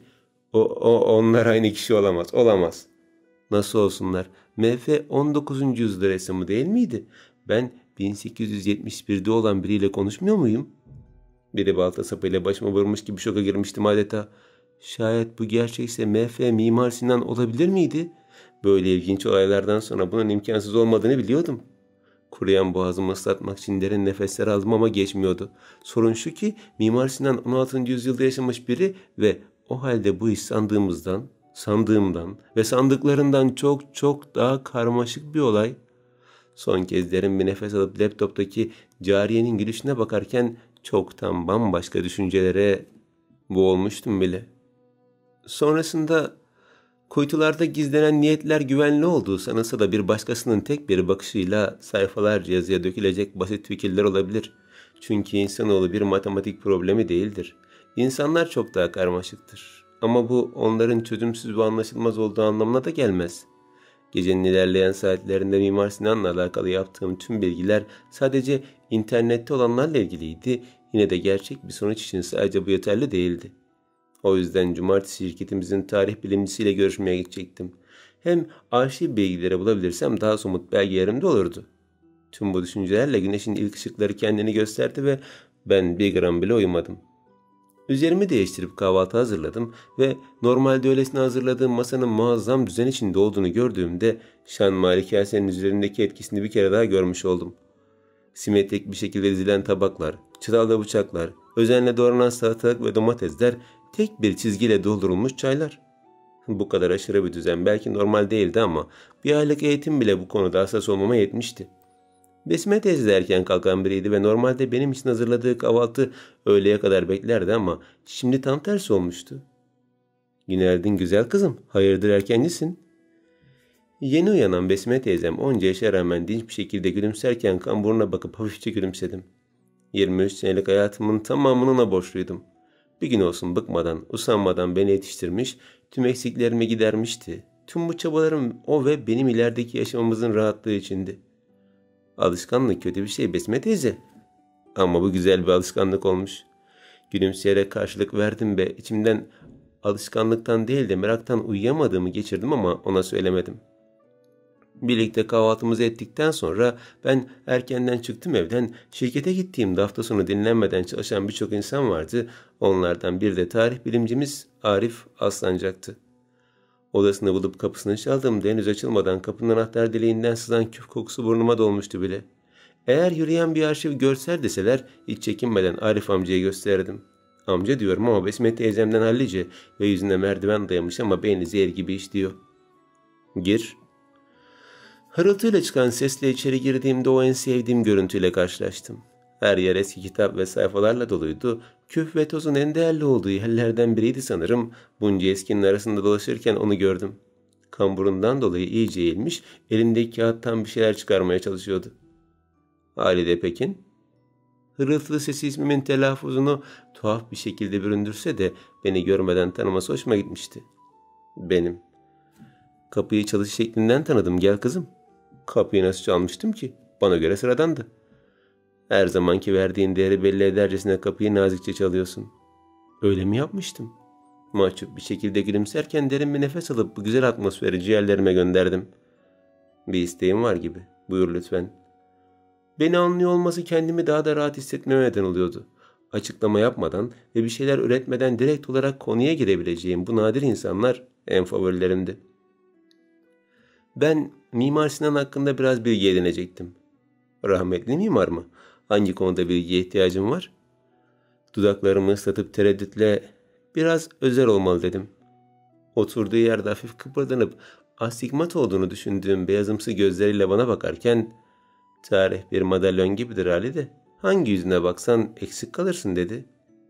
Hayranlıkla cümlesini ezberlerken ileride işime yarayacağını düşünüyordum. O önemli şahsiyetlerin özellikle özel hayatları hakkında fütursuz konuşmak pek mümkün olmaz yavrum. "Anlıyorum" dedim onu onaylayarak. "Peki Mimar Sinan hiç resim yapar mıydı? Yani ona ait tablolar var mıydı?" Küçük camlı gözlüklerini çıkararak derin bir nefes aldı. "Resim yaptığına dair bir bilgi net olmasa da kendisine ait tablolar yok." "Ama nasıl olur? Mihrimah Sultan için yaptığı ünlü tablolar internette kol geziyor." "Onların hepsi sahte" dedi. Biri zamanında Mimar Sinan'ın ismini kullanarak kendini gizlemiş belli ki. Hem daha derin araştırırsın o tabloların fırça darbelerinden ve kullanılan malzemeden yola çıkarak hepsinin 19. yüzyılda yapıldığını anlarsın. Mimar Sinan'lara da 3 koca asır var. Kuşkuyla gözlerimi kıstığımda bakışlarım önüme indi. Kim böyle bir şey yapar ki? Kim kimliğini gizlemek adına böyle mükemmel bir kamufle yolunu tercih eder ki? O halde Mimar Sinan gerçekten Mihrimah Sultan için böyle tablolar yapmadı. Yo, yapmadı. Yani o tablolar başka birine ait. Muhtemelen. Peki neden Mimar Sinan? Neden Mihrimah Sultan? Eline aldığı eski Türkçe kitabı bana göstererek "Bak burada ne yazıyor" dedi. Eski Türkçem olduğu için kolaylıkla okudum ama anlamını kavrayamadığım için o devam etti. "Bir hikaye Akdeniz'e düştüğünde binlerce bölüm yazılır. Bu Mimar Sinan ve Mihrimah Sultan hikayesinin ne doğru olmadığını savunuyordu. O ikisi üzerinden gitti çünkü" dedim. "Baştan alınmış bir kitabı devam ettirmek kolaydır" diye tamamladı. "Hem o tabloları zamanında ben de araştırmıştım. Hepsi M.F. lakabı olan bir köleye ait." "Köle?" Şaşkınlıkla Arif amcaya baktığımda başını onaylamak için salladı. "Evet, köle. Ünlü bir ressam olan lakabının altında yatan acıklı bir hikayesi olan bir köle." MF bir köle miydi yani? Ama imkansız bir aşka sahip olduğu söyleniyordu. İmkansız bir aşka sahip olmadığını söylemedim ama bu aşk hikayesi onun canına mal olduğu için pek aşk hikayesi sayılmaz. O halde dedim endişeyle, bu bir aşk hikayesi değil. Esefle çekti. MF için yakalan bir adı andıran bu çekiş beni nedense çok üzünlendirmişti. Bu bir cinayet hikayesi ve korkarım ki bu korkunç sonu tahmin eden MF kendini kamufle etmek için Mimar Sinan ve Mihrimah Sultan'ı kullandı. İşlerin bu noktaya geleceğini bilemezdi elbette ama geriye bir kesik baş, bir de iki masum insanın uydurulmuş aşk hikayesi kaldı. Tüylerim diken diken olmuşken kuruyan dudaklarımı ıslattım. Peki ya ben gerçek MF'ye nasıl ulaşacaktım? Onu nasıl bulacağım? Bu bir aşk hikayesi değilse bile MF gerçekte kim? Bir yerde kendine ait tek portresinin olduğunu duymuştum dedim. Cem'le konuşmamızı açıkta söylemesem de meramımı ifade etmiş sayılırdım. Evet var dedi ve tozlu saflar arasından cep kitabı kadar küçük ve deri cildine bakılarak ne kadar eski olduğu anlaşılan bir kitap çıkardı. Ancak tablolar arasından o portreyi bulan kimse olmadı şimdiye kadar. Hevesli uzatılan kitabı aldığımda gerçek bir kitap mı yoksa benim defter gibi mi diye bakmak için içini açtım ama bildiğin kitaptı ve eski Türkçe yazıyordu. Derler ki bu kitabın tamamını okursan portrenin olduğu tabloyu bulabilir ve MF'yi görebilirmişsin. Heyecanla kitabı okumaya başladığımda Arif amca mutsuz bir ses tonuyla "Ama kızım ben 97 yaşındayım ve son senelerde bir kere olmak üzere toplamda 174 kere tüm kitabı okudum ve herhangi bir bilgi elde edemedim" dedi. Okuduğum cümle ağzımda öylece yuvarlanırken ben zavallı bakışlarla Arif amcaya bakmaya devam ediyordum. Sonrasında biten hafta sonu resmi olarak ilk hizmetli günümün başlangıcı demekti. 2 günde Besme teyzeyle olan hayatıma yeniden adapte olup Şammal hikayesini unutmuştum neredeyse. Konağın dış kapısından ilk geçtiğimde bir tuhaf oldum. Şaşalı yapının içinde kendine yakışır şekilde süslüydü. "Hoş geldiniz Halide Hanım." Girişteki görevli beni karşıladığında o kadar da kötü olmadığını düşündüm. Elimde sıkıca tuttuğum valizimle nihayet içeri girdiğimde o devasa tavanla ayaklarımın bastığı yer arasında okyanusta bir damla gibi oluverdim. Kırmızı kadife halılar, kendine has mayhoş kokusu, antika eşyaları ve lüks döşemeleri. Tıpkı bir saraydaymışım gibi hissi veriyordu. Sıradan kıyafetler içinde yürürken merdivenlere yöneldim. Uzun süredir görmediğim, hüzünlü kadın tablosu tanıdık bir dost gibi gülümserken koridorlar daha da uzamıştı sanki. Etrafa baka baka geçsem de henüz kimseyi görememiştim. Trabzanlara yaklaşıp aşağı baktım, bir de alışveriş merkezlerinin tasarımlarının tamamı birleşse bu kuş bakışı hissini veremezdiler bence. Öyle hoş, öyle hoşulmaz bir his veriyordu ki. Karşıda görülen cariyenin gülüş tablosu da evime gelmişim gibi bir hisse donatılmışken ben alışmıştım yeniden. Yürümeye devam ettim ve diğer kata çıkarken aniden durdum. Etrafında dosyalarla onu dinleyen birkaç insanın arasında o ne kadar da asil görünüyordu. Kışlık gri takım elbisesi ince siyah kravatla kombinleşmişken sarı saçları elle dağıtılmış gibiydi. Elinde tuttuğu dosyayı dikkatle okurken kahve kaşlarının çıtılışını seyrettim bir süre. Bir yandan insanları dinliyor, bir yandan oluyordu. O hep çok meşguldü. Valizin birkaç tane dosyayı yere koyup onu izlemenin yanlış olduğunu bilsem de buna karşı koyamıyordum. Siyah saatine, siyah ayakkabılarına, hatta sıradan beyaz bir gömleğin bile neden bu kadar yakıştığını anlam veremiyordum. Bir şey dinlerken başını sallayışına, anlayamadığı bir şey olduğunda gözlerini kısışına, hiç şahit olmasam da iş arasında hafif tebessümüne. Tek tek incelediğim o birkaç dakika içinde yeniden hareketlendiğimde çok ses çıkarmadan yürümeye devam ettim. Merdivenlerden çıkmış yatakhaneme doğru yönelirken "Hoş geldiniz Halide Hanım" dedi biri. Ses Serivan'a aitti. Valizle dönüp selam verdiğimde kamerada dikkatini bize verdi. "Stajyer yatakhanesine mi gidiyordunuz?" "Evet efendim. Ama siz artık stajyer değilsiniz." Doğru söylüyordu. Ne diyeceğimi bilemezken "Lütfen beni takip edin" dedi. Hiç beklemeden peşine takıldığımda göz ucuyla baktığım kamer yeniden işine odaklanmıştı. Serivan önde, ben arkada yürürken daha önce kullanmadığımız bir merdivene yöneldik. Ben tam merdivenleri Hogwarts'taki merdivenlere benzetirken "Dikkat edin, merdivenler değişebilir" dedi Serivan. Kuşkuyla gözlerimi kısıp kendi kendime "Zamanlama çok tuhaf oldu" dedim. Koridoru yürümeye devam ederken daha önce hiç görmediğim tabloları da görüyordum. Her birinin ismini ve hikayesini öğrenmek için can atarken "Ne o Serivan, neden böylesine tedirginlik içindesin?" dedi biri. Sesten çıkarmamak elde değildi. Hızla arkamı döndüğümde Cem'i gördüm. Tuhaf bir şekilde Serivan ve Cem'in etkileşimi Severus ve Dumbledore gibi gelmişti. O ikisine bakarken Cem İşini yine ciddiyetle yapıyorsun anlaşılan dedi. Her zaman. Her zaman kafamda Always olarak çevrilirken başımı iki yana salladım. Servan'ın yeni cevabıyla daha çok şaşırırken cidden çok tuhaf zamanlamalar demekten kendimi alamadım. Bunları anlamış mıydı yoksa bilmeden Harry Potter repliklerini mi canlandırıyorlardı? Şaşkınlıkla bir ona bir diğerine bakarken yeminimi hatırladım. Büyü dünyası yok artık, unut artık kızım. Hal hal, yeniden hoş geldin.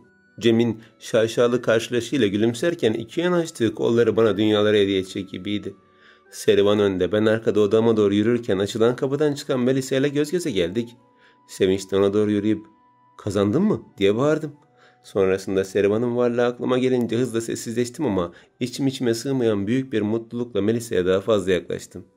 Servan boğazını temizleyerek kollarının arkasında bağladı. "Hazırlıklarınızı hızlandırmanızı rica edeceğim. Hazır olduğunuzda lütfen ortak salonda toplanınız." Verilen direktifler kulaklarımıza ulaşırken biz Melisa ile el ele tutuşmuştuk bile. Giden Servan'dan sonra odamıza girdiğimde burasının 5 yıldızlı otellerdeki VIP odaları gibi olduğunu gördüm. Yatakhane demek için bin bir şahit isteyen bu yer kendimize ait gardıroplardan, minik buzdolaplarına, kütüphanesinden, resim yapmak için hazırlanan tuval ve boyalara kadar muhteşem bir zevkle döşenmişti. Etrafımda birkaç defa dönüp tüm güzellikleri tek tek seyrettim ve gardırobumu açarak kıyafetlerimi yerleştirmeyi planladım ama içi zaten doluydu. Tuhaf ve geneli şık olan sivil kıyafetler dışında sol tarafında isminin yazdığı resmi hizmetli kıyafetleri de vardı. Rengi bu sefer siyah beyazdan bordo sarıya dönüşmüştü. Gözlerim bu iki renk uyumuyla aklıma Grindelwald'u getirirken bir kez daha çok ama çok tuhaf bir zamanlama diye mırıldandım. Şey gibiydi. Harry Potter'ın 2. bölümünde okula gelmemesi için denenen her türlü yoldan sonra okul içinde başına gelen türlü problemler. Gerçi ben buraya gelirken çok zorluk yaşamadım ama yine de bunca tuhaf tesadüf normal mi ki? Neden? Kendi kendime konuştuğumu unutarak Melisa'nın meraklı bakışlarına maruz kaldığımda yok bir şey. Öyle kendi kendime şey diyordum dedim. Neyse kıyafetlerimizi giyip inerim hadi. Melisa da bana katıldığında birlikte kıyafetlerimizi değiştirip ortak salon denilen lobiye indik. Yine bizden önce gelmişlerdi. Hızlı bakışlarla gelenlere baktığımda Afra, Yaren, Gülsüman, Merve ve Tusem isimli 5 kişi gördüm. Yaklaşık 30 kişiden bu kadar kişi mi seçilmiştik sadece yani? Onların yanlarındaki boşluğa geçtiğimizde Afra önünde bağladığı ellerini çözmeden "Şans denilen şey de ne adaletsiz. Baksanıza gerçekte layık olmayanlar bile aramıza katılabiliyor" dedi. Bunu bana dediğine adım kadar emin olsam da cevap vermedim. Çünkü benim amacım buradaki işimi kuvvetlendirmek ve iyice yerleşmek değil, daha fazla bilgi edinmekti. "Cevap vermeye bile tenezzül etmiyorlar baksana. Kendini yorma" dedi Yaren. Kendi aralarında konuşurlarken aklıma şu Arif amcanın verdiği kısa kitap geldi. Toplamda 30 sayfası vardı ve dün yaklaşık 15 sayfasını okuyarak yarısına gelmiştim. Kitabın ismi Gökkuşağının Yırtık Perdeleriydi ve yağmur yağmayan bir köydeki renklerin teker teker yok olmasını anlatıyordu. Bir masaldı muhtemelen ama tuhaf bir masal. Yerimde kıpırdamadan duramazken Servan geldi ve yeni kuralları bir anlatmaya başladı. Etkinden farklı olmasa da artık daha özgürdük, daha fazla rahattık ve daha fazla yetkimiz vardı. Dinlediğimiz kurallardan sonra akşam yemeği hazırlığından önce odalarımıza dinlenmek için çekildiğimizde buraya geldiğimden beri daha önce hiç görmediğim bir merdivene ulaştım. Buraya nasıl geldiğimi bilmesem de yürümeye devam ettim ve aklıma merdivenler değişebilir sözü geldi. Elbette sihirli bir değişim olmayacaktı. Bu muhtemelen düzenli olarak değiştirilen tablolar bizi yolumuzu şaşırtıyordu. Biten merdivenden sonra diğer yerlere göre daha karanlık olan koridorda yürürken karşıma tuhaf bir tablo çıktı. İlk defa gördüğüm bu tabloda bir çöl resmedilmişti. Kurak bir memlekete benzeyen bu yerde renkleri yavaşça dolan bir gökkuşağı yer alırken isim direkt dikkatimi çekti. Gökkuşağının yırtık perdeleri. Fısıltım yeni bir şeyler bulmanın sevincine dudaklarıma bir tebessüm olarak yayılırken daha fazla yaklaştım ve tablonun sağ altında yazan rakamlara baktım. Diğer hiçbir tabloda yer almayan bu rakamların burada ne işi vardı ki? Hiç beklemeden 3 sıra halinde 3'er rakam olan yazılan tüm yazıyı kaydettim. Ben olduğum yerde durmaya çalışırken "Sen de mi yolunu kaybettin?" dedi biri. Korkuyla arkamı döndüğümde Melisa'yı gördüm. Gülerek bana bakıyordu. Rakamları yazdığım kağıdı gizlice buruşturup saklarken tek başıma geldiğim halde nasıl beni bulduğunu düşünüyordum. Çünkü insanların maskeleri vardır ve siz o maskelere göre davranırsanız bir gün gerçek yüzleri ortaya çıktığında hayal kırıklığına uğrarsınız. Önemli olan maskesinin altında ne var diye düşünmek yerine bir maskesinin olduğunu unutmamaktır. Ben de kayboldum senin gibi. Merdivenler değişir dedikleri bu olsa gerek. Gülümseyerek ona bakarken doğru söylediğine inanıyordum. Sonuç itibariyle ben de aynı sebepten dolayı kaybolmadım mı? Haklısın. Tabloların neden değiştirildiğini anlamıyorum ben de. Vasiyeti varmış dedi Melisa yürümeye başladığında. Ben de kolumu omzuna attım ve birliktirmeye başladık. Tabloların bir ruhu olduğuna inanıyormuş. Verdikleri atmosfer bulundukları ortama pozitif ya da negatif etki sağladığı için zaman zaman yerleri değiştiriliyormuş. Biraz hak payı var bence. Bir tablosu beni mutlu ederken diğeri hüzünlendiriyor. Melisa'yı dinlerken ben de onun gibi düşündüğümü ama daha önce dile dökmediğim için hiç fark etmediğimi düşündüm. Birlikte kol kola yürürken biliyor musun dedi Melisa. Ben MF hakkında çok değişik düşünceler içindeyim. Merakla ona bakarken merdivenlerden iniyorduk. Mesela hem çok yetenekli hem de tuhaf bir şekilde gizemli. Neden bunca yeteneği varken gizlemeyi tercih etmiş ki? Durup cariyenin gülüşüne baktım. Belki de kimsesi olmadığı içindir. Melisa merakla bana baktığında ağzımdan çıkan her kelimeyi ezberliyor gibiydi. Yetenek de desteklenmesi gereken bir şeydir. Elinden tutacak kimsesi yoksa gizlemekten başka çaresi kalmamıştır.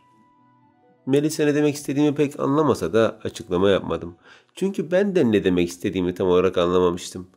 Birlikte odamıza girdiğimizde ben lavabo için geri çıktım. Kendi koridorumuzu geçtiğimde yolum yine cariyenin gülüşüne denk geldi. Üstelik bu sefer yalnız da değildim.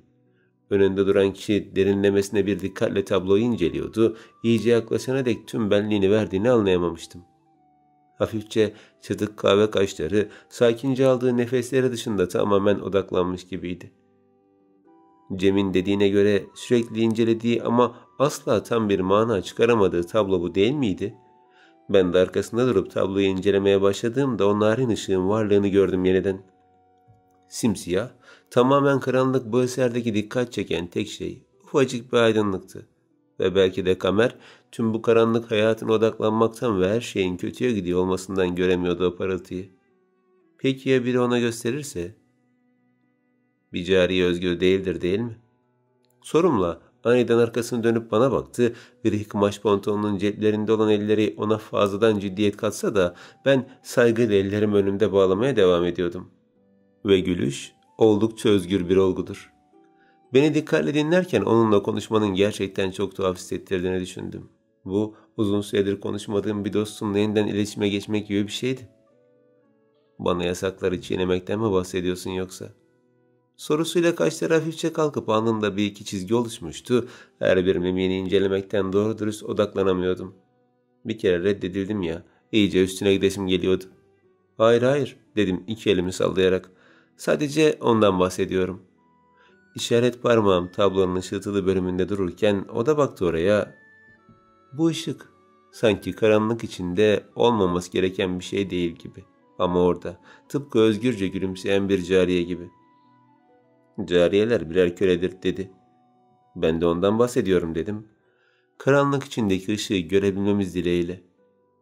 Tablodan aldığı gözlerini bana çevirdiğinde kuşkuyla kıstı. Bir şey ima etmeye mi çalışıyorsun? Bir anda kan beynime sıçramıştı. Ben sadece anlamını ifade ederken başımı iki yana salladım.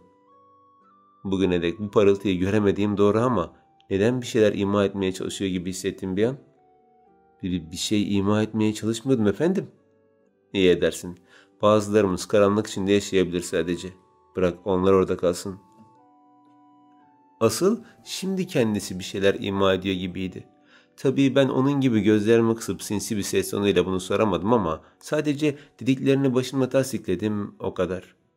Bana açıkça kapak yapmışçasına gözlerine devirip giderken bazılarımız aydınlığı sevdiğini bile bilmiyor deyiverdim. Durup yeniden baktı. Öncelikle aydınlığı gösterip sonrasında seçim yapmalarını beklemeliyiz bence. Benim kapak sesimde cılız da olsa kulaklarımıza ulaşmıştı ki hafifçe eğilerek selam verdim ve ilk önce ayrılan ben oldum. Merdivenlerden inerken de koridordan geçerken de Kamer tamamen gözden kaybolduğunda amuda kalkıp zaferimi güzelce yaşamak istedim ama her şeye rağmen kendime engel oldum. Yavaş ol kızım Halide, çocuğun yüreğine inecek ama ne kapak yaptım. Kendimi tebrik ede lavabodan çıkıp odama girdiğimde Melisa'nın akşam yemeği için hazırlandığını gördüm. Anlaşılan dinlenme vaktimi boşuna harcamıştım. Ben de vakit kaybetmeden hazırlandım ve birlikte akşam yemeği için aşağı indik. Ne iş yaparsam yapayım rakamlar beynimde dönüp duruyordu. Mutlaka bir şifresi vardı ve ben bunu ancak MF ile konuşursam çözebilirdim. Bir an önce şu seremoni bitse de gitsem diye dua ediyordum. Akşam yemeği bitip odalarımıza geçirdiğimizde koşar adımlarla odama çıktım ve pijamalarımı giyerek hızlı yatağıma yattım. Elbette ki uyumayacaktım ama Melis uyuduğumu düşünüp erkenden uyuduğunda ben de MF ile konuşacaktım. Tam da tahmin ettiğim gibi oldu. Melis'e sessizce gelip yatağına yattığını duymasını bekledim. Aradan geçen bir saatin sonunda ise defteri çıkartıp MF'ye yazmaya başladım. Bir tablonun köşesindeki rakamlar dikkatimi çekti. Biliyorum özel olabilir ama yine de merak ettim. Ne işe yarıyorlar? Heyecanla yazdığım cümlelerim kaybolurken ben tırnaklarımı kemiriyordum. Cevap belirirken nefesimi tuttum. Sayfa, satır ve kelime numaraları. Hangi tablom olduğunu biliyorum ama kitabını bulmadan bir işe yaramaz. Kitabını bulmadığımı nereden biliyorsun ki? Gülümseyerek içimden geçirdiğim cümleye sevinirken yeniden yazdım. Cariyenin gülüşünde gerçek bir cariyeden mi bahsediliyor yoksa daha derin bir anlamı mı var? Neden tablolarımla bu kadar ilgileniyorsun? Üstelik o zamana ulaşmış olmalarına o kadar şaşırıyorum ki şu anda yapım aşamalarını görsem benim için ağlayabilirdin. Gelen cevapla aslında biraz acele ettiğimi fark ettim. Sonuç olarak tablolarıyla bu kadar açıkça ilgilenmem tuhaf olmuştu tabii. Derin bir nefes alıp yeniden yazmak için koyulmuştum ki çoktan 2 cevabı geçtiğimi anladım. Kalem öylece elimde kalırken ben deftere bakmaya devam ettim. Satır ve kelime sayısı mı? Fısıltıyla söylediğim şeyi kendi kendime düşünürken deftere bırakıp kitabı elime aldım. Sayfaları yavaşça elimle çevirdim ve rakamların yazılı olduğu kağıda baktım. 3 sıra halinde 3'erli rakamlar. Tek tek okudum rakamları. 1, 5, 9, 8, 3, 4, 2, 7, 5. Sonra birinci sayfayı çevirip 5. satıra sonra da 9. kelimeye baktım. Dünya. Kelimelerin kendi kendime tekrar edip rakamları yazdığım kağıda yazdım ve diğerine geçtim. 8. sayfa, 3. satır ve 4. kelime. Meleklerin. Beklemeden diğerine geçtim. 2. sayfa, 7. satır ve 5. kelime. Zindanıdır. Kağıda vuran ay ışığı daha net görmemi sağlarken tam cümleyi bir kere daha okudum. Dünya meleklerin zindanıdır. Bu bir ipucuydu, bu büyük bir ipucuydu. Hevesle cümleye bakmaya devam ederken bir an önce gündüz olmasını ve sırları ortaya çıkarmayı hayal ediyordum. Sonrasında sabahın 5'inde çalan alarm uyanmam için beni dürtüklerken gece geç yatmanın cezasını çekercesine kalkmak istemiyordum. Ama sonra zihnimde beliren 3 sözlükle gözlerim sonuna kadar açıldı. Dünya meleklerin zindanıdır. Bu ne ola ki? Biraz acele edersem hem MF'ye birkaç şey sorabilir hem de mutfağa inebilirdim. Henüz güneş bile doğmamışken iş başına geçmeden yatağımdan doğruldum ve komodinin içindeki çantama ulaştım. Defteri çıkarıp soracağım soruları düşünürken elime attığım yerde boş bir şekilde döndüm. Çantamı tamamen aradığımda defterin içinde olmadığını gördüm. Yatakta inip komodinin içine, çekmece bölümüne ve yeniden yatağıma, yastık altıma baktım ama yoktu. Sabahın erken saatinden dolayı görememe ihtimaline karşı en başa dönüp önce komodine, sonra çantama, sonra yatağıma bir kere daha baktım ama gerçekten yoktu. Nereye gitti şimdi bu? Eğilip yere baktım ama bomboş zeminden başka bir şey görünmüyordu. Yatağıma boş ümitlerle yeniden oturduğumda karşı yatağın çoktan düzeltilmiş olduğunu gördüm. Melisa? Erken kalkma huyu yoktu. Erkenden işe başlama ya da bir şekilde başkalarının gözüne girme huyu da yoktu. Peki ya neden? Sonra defterimin yokluğuyla alakalı olup olmayacağını düşündüm. Bu kötü bir fikir olsa bile bir ihtimaldi. Pijamalarımla yeniden ayağa kalktığımda kapı açıldı ve içeri Afra ile Yaren girdi. Arkalarından kapattıkları kapıyı kilitlediklerinde "Ne oluyor, ne yapıyorsunuz?" diye bağırdım. Seni ucube pislik. Yaren'in tokadı dudağımı adeta patlatınca dişlerimin arasında sıcak sıvı dolmaya başladı. Kanım metelikte de ağız içine yayıldığında tiz bir acı hissettim. Demek gizli gizli MF'nin günlüğünü okuyordun ha? Şaşkınlıkla onlara bakarken Afra saçından tuttu ve yüzüme eğilerek öfkeyle kükredi. Söylesene, Lafı Güzaf Hanım'ın gözüne girmene de o günlük mü neden oldu? Ne yazıyordu orada? Cevap versin yılan. Şoka uğramış gibi ağzımdan tek kelime çıkması da beynim bir fabrika gibi çalışıyordu. Nasıl olmuştu? Onların nereden haberleri olmuştu? Henüz güneş dahi uyanmadan uyanan bu musibet de neyin nesiydi? Cevap versene lan. Biz burada canımızı dişimize takıp çalışalım. Sen git adamın günlüğünü oku. Tablolara öyle uzun uzun bakman, aile fertleriyle gereğinden fazla yaklaşman falan ondan mıydı? Cevap ver pis ajan. Ajan mı? Başka şeylerden biliyorlar ki. Elimin tersiyle dudağımın kenarına silip kanın metalik tadını umursamadan bir yanlışlık var dedim. Benim MF'nin günlüğünü okumuşluğum falan yok. Gerçekleri anlayana dek açık vermeyi düşünmüyordum. Ki zaten onlar da şaşkınca bana bakarlarken kaşlarını çattılar. Okuduğun günlüğün kime ait olduğunu bilmiyor musun yani? Günlük falan okumadım ben. Israrım kafalarını daha çok karıştırsa da devam ediyordum.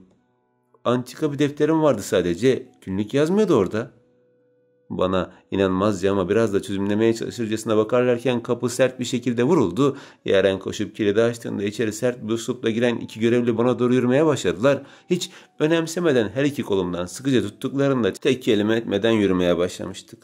Ardımda kalan Yaren ve Afra öylece bana bakarlarken ben korkmaya başlamıştım. Bir saniye, siz de kimsiniz? Ne oluyor? Durun bir saniye. Sesim koridora yükselince sağ taraftaki çıkardığı bir bez parçasını ağzıma tıktı ve diğeri de gözlerimi kapattı. Artık hizmetlilerden başka kimsenin uyanmadığı o karanlık koridorlarda yapayalnızdım. Onlarla birlikte adım atsam da çoğusunda sürükleniyordum. Yere sürten ayaklarım canımın yanmasına neden olsa da devamlı alt kata indiğimizi hissediyordum. Ayak sesleri daha çok işitilir bir hale geldiğinde halının olmadığı mermer döşeme bir zemine geldiğimizi tahmin edebiliyordum. Açılan kapılardan sonra hunharca bir sandalyeye atıldığımda gözlerim açıldı ve ağzımdaki bez sertçe çıkartıldı. Buğulu gözlerimden etrafı net seçemesem de burasının pek aydınlık olduğu söylenemezdi. Loş ışıkta oturduğum sandalyenin yalnız olmadığımı gördüğümde hemen önümde birinin daha olduğunu fark ettim. Görevliler bileklerimi sandalyeye kelepçelediklerinde gözlerim yeni yeni açılmıştı. İşte o zaman karşımdaki kişinin Melisa olduğunu seçebildim. Melisa? Ona ne olmuştu böyle? Dudaklarından akan kan çenesine damlarken göz altları morarmış ve benzi bembeyaz olmuştu. Saçlarının bir bölümünü kaybetmişken ayak bileklerinin de morardığını gördüm. Halide. Melisa, sen iyi misin? Gözlerini açmakta zorlansa da kuruyan dudaklarının arasından anlayabildiğim kadarıyla özür dilerim diyebilmişti.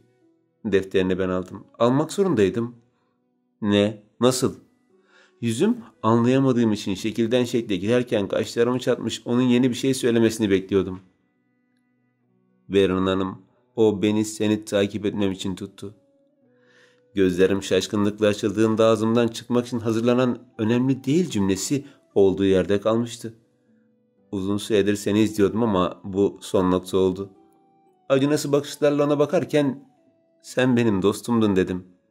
Gözlerimde biriken yaş onun görüntüsünü yeniden soldururken bu yerde en çok sana, bir tek sana güveniyordum ben diye fısıldadım. Hıçkırıklarım boğazıma düğümlenirken mecburdum dedi hırıltılı ses tonuyla. Daimi hizmetli listesinde adım yoktu. Eve geri gönderilecektim. Oysa ki paraya ihtiyacım var, hem de çok. Aklın alamayacağı kadar çok paraya ihtiyacım var.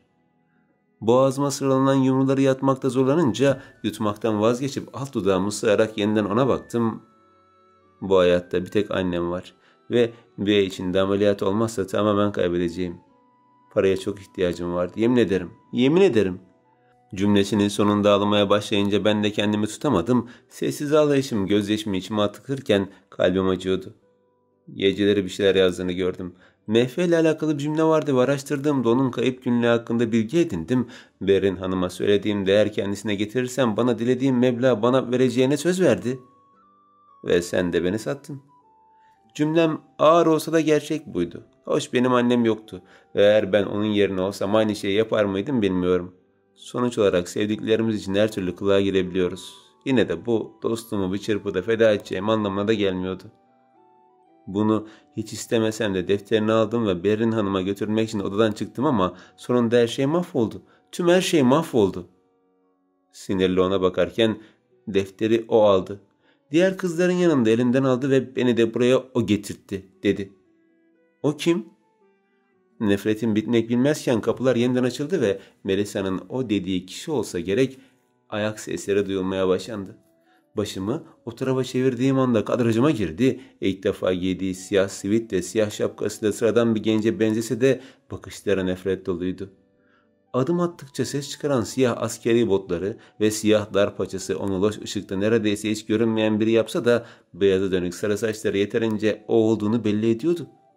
Arkasında 4 kişiyle beraber sert adımlarla gelip yanı başımda durduğunda gözlerine bakıyordum.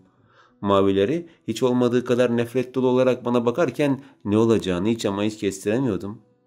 Kamer bir kaşık suda beni boğmak üzereyken ben bu işi başaramayacağımı düşünmeye başlamıştım. Sonrasında maviler kahvelerimin üstünde nefretle gezinirken her zaman sana dair bir şüphem vardı zaten dedi dişlerin arasından. Bir şekilde bu kızdan bir darbe alacağım diyordum. Bir şekilde sırtımdan bıçaklayacak ve beni çok zor bir durumda bırakacak. Tam da beklediğim gibi hiç eksik yok, fazlası yoksa şayet. Bakışlarım onunkilerden inerken onun beklediği gibi değildim. Beklemeyeceği şekilde sinirliydim. Şimdi bana ajanlık için ne kadar aldığını söyle. Kamer eğilerek bana baktığında bakışlarımı yüzüne diktim. Peki ya sen bu nefreti kusmak için ne kadar uğraştın? Bir anda yayılan afallama ifadesi yüzüne yansırken ne diyeceğini bilemedi. Şaşkınlıkla bana bakarken devam ettim. Hayat sadece sana zindan sanıyorsun değil mi? Hepimiz bu zindanda yaşıyoruz ve hepimiz senin yaşadığın işkencelere maruz kalıyoruz. Başımda Melisa'nın morarmış ayak bileklerini ve harap olan bedenini işaret ettim ve yeniden sinirle kamera baktım. Tüm bunları yapacak hakkı kendinde nasıl bulabildin? Bu vicdansızlığını silecek nasıl bir bahanem var? Kes sesini kes! Sinirden deliye dönmüşçesine bağırırken başındaki şapka düştü ve sarı saçları sağa sola savruldu. Bana ders verecek bu dünyadaki en son kişi bile değilsin. Kime nasıl davranacağımı senin gibi birinden öğrenecek değilim. Eliyle saçlarını düzeltip işaret parmağını bana doğrulttu ve sen sinsi bir ajansın. Değilim. Onun gibi büyük bir şiddetle bağırsam da bu benim ajan olmadığımı gösterir miydi ki? Söyle, Berrin sana ne vaat etti? Beni gönderince seni sağ kolu falan mı yapacak? Tek önemli şey para mı yani? Senin için değil mi Halide? Bir insanın ne kadar acı çektiğini umursamıyorsun değil mi? Gözcüyle Melisa'ya baktı. Sen olmasan bile o Berrin'in ajanı ve tüm bu işkenceyi hak ediyor. Kime hizmet ettiğinden habersiz. Kime hizmet ediyormuş? Sinirle bağırdığımda içeri biri girdi. Siyahlara bürünmüş biri daha. Sanki hem Kamer hem o takım gibilerdi. Hoş geldin kardeşim. Kamer'in bize davranış şekliyle ona davranış şekli bambaşkaydı. Sanki biz şeytan o melekti. Bilemiyorum, belki melek de olabilirdi. Masum yüzüne bakarken nedense üzünlenmiştim. Sen de geldiğine göre bu iki kişiden dilediğin bilgi alabilirsin. Ben sana yardım edeceğim. Genç çocuk bir adım atıp durduğunda siyah saçlarının karanlığı gözlerine yansımışçasına göz göze geldik. İlk konuşturmak istediğin kişiyi seç. Her türlü yöntemi deneyebilirsin. Korkuyla kamera baktığımda adamlardan birine işaret etti. Beklemeden elindeki aletle bana doğru gelen adam Melisa'ya yapılan işkencenin aynısının yapılacağını tahmin etmiştim. Kamer'in gerçekten hiç şakası yoktu. Başta öyle atar gider yapsam da işin ciddiyetini anlayınca her şey değişti. Adam iyice bana yaklaşmıştı ki, hayır dedi genç. Ben zaten cehennemden geliyorum. Bir de bu işkenceyi seyretmek istemiyorum. Adam geri çekilirken ben kamera nefretle bakıyordum. Sadece sorularımı cevaplasalar yeterli. Bakışlarım yeniden gence döndüğünde öncelikle ellerini çözün lütfen. Benimle rahat konuşsunlar istiyorum dedi. Kamerin tek baş işaretiyle ellerimiz çözüldüğünde bileklerimin ne kadar sızladığını fark ettim. Kızları nerede tutuyorlar? Yani neden bunu yapıyorlar? Ayrıca seçtikleri kızların ne gibi özellikleri var? Yüzümü buruşturarak bir gence, bir Melisa'ya, bir de kamera baktım. Ne kızı? Neden bahsediyorsunuz? Gördün mü bak, sen bunların kolaylıkla konuşacaklarını mı sandın? Kamerin bağırışı kulaklarımıza dolduğunda dehşete kapılmıştım. Sanki gerçekten bir şey buluyormuşum da gizliyormuşum gibi terlemeye başladım. Bahsettikleri şeye dair tek kelime bilmesem de kendimi suçlu hissetmem normal miydi? Dur abi, ben güzellikle bir kere daha denemek istiyorum. Gencin sözleri kameraya yatıştırsa da patlamak üzere olan bir yanardağdan farkı yok gibiydi. Bakın, Berrin dediğiniz kişi eşi ve birçok akrabasıyla ortak iğrenç bir gruba sponsorlar. Kendileri de ne yaptıklarını bilmiyorlar ancak yine de bu pislikten geri durmuyorlar. Ne gibi bir grup? Şaşkınlıkla sorduğumda genç kızların hayatlarının mahvedildiği bir grup. Artık hayata dair tek bir umutlarının olmadığı bir işkence dedi. Onları öldürüyorlar mı? Sorumla kamer duvara sert bir yumruk attı. Bu konudan nefret ettiği öyle açıktı ki. Öldürmekten beter ediyorlar. Cümlenin mahiyetini bilmesem de işin gerçekten çok ciddi olduğu anlaşılmıştı. Bakın, benim kız kardeşim de aynı kadere sahip ve abisi olarak elinden geleni yapmaya çalışıyorum. Ellerinde birçok kızın olduğunu biliyorum ve... Batı kardeşim, anlatma şunlara. Berrin'in aşını olup nasıl haberleri olmaz ki? Hem Banu'nun neler çektiğini bilseler böyle yaparlar mıydı? Bunlar ancak... Yoktu diye bağırdı Melisa. Yemin ederim onların böyle bir iş yaptığından haberim yoktu. Onun çığlığı hepimizin kulağına acı bir şekilde dolarken ben sadece hıçkırıklara boğulurken gözyaşları çenesine süzülüyordu. Ben sadece annem için teklifini kabul ettim o kadar, yemin ederim. Hem Halide'nin hiçbir şeyden haberi yok. Sadece ben Halide'yi takip ediyorum o kadar. Neden o? Kamer kuşkuyla sorduğunda bilmiyorum diye bağırdı Melisa. Hem ağlıyor hem bağırıyordu. Sadece takip etmem istendi o kadar. Tek bir açıklama yapılmadan sadece takip etmem istendi, yemin ederim. Melisa'nın pişmanlık dolu ağlayışı iki büklüm olana dek devam ederken o halde bu günlük ne diye sordu Kamer elindeki defteri göstererek. O bir günlük değil dedim. İnanmazca bana bakarken aç da bak istersen, boş sayfalar göreceksin sadece dedim sinirle. Açtı ve baktı. Her zamanki boş sayfalarla karşılaşınca umursamazca bana doğru attı ve havada kaptım. Sizlere zerre güvenmesem de yapacak bir şey yok. Kamer'in sözleri ilk kez canımı acıtırken bize olan güvensizliğini iliklerime kadar hissedebilmiştim. Gözlerine baktığımda onun bir suçu yok dedi Melisa. Yemin ederim Halide'nin hiçbirden haberi yoktu. Ben onu takip ediyordum o kadar. Kamer yeterince tatmin olsa da o halde evden tek başına ayrılmak için gönüllü mü oluyorsun diye sordu. Melisa başıyla onaylarken ona baktım. Gerçekten halsiz görünüyordu. Artık onu odasına götürebilir miyim? Sonuçta evinizde çalışmıyor ve sizinle de bir alakası kalmadı. Çıkışım Kamer'in umursamaz bakışlarına fazla bir ifade eklemese de Melisa'nın koluna girerek buradan çıkarmayı başardım. Odamıza çıktığımızda yatağına yatırdım ve üzerine örttüm. Biraz dinlen. Ben de yaraların için krem getireyim. Yanımdan ayrılırken elimi tuttu. Özür dilerim. Samimi olduğuna inanıyordum ama aması vardı artık. Bir şey demeden yanından ayrılırken elimden yavaşça ayrılarak yere düşen eli ne demek istediğimi açıkça anlamıştı bence. Odadan çıktığımda yürüyüşümü hızlandırdım. Nereye gittiğimi net bir şekilde bilsem de ne yapacağıma tam olarak karar vermemiştim. Sadece doğru olduğuna inandığım şey için daha hızlı yürüdüm ve elimdeki defteri sıkarak Kamer'in odasının önüne ulaştım. Nefes nefese kapıya tıkladığımda içeriden "Gir" sesi yükseldi. Geldiğini anlayınca hiç beklemeden içeri girdim ve kapıyı kilitledim. Anahtarı cebime koyarken o ilk defa yatak odasına biri girmişçesine şaşkınlıkla bana bakarken gömleğinin düğmelerini yeni kapatıyordu.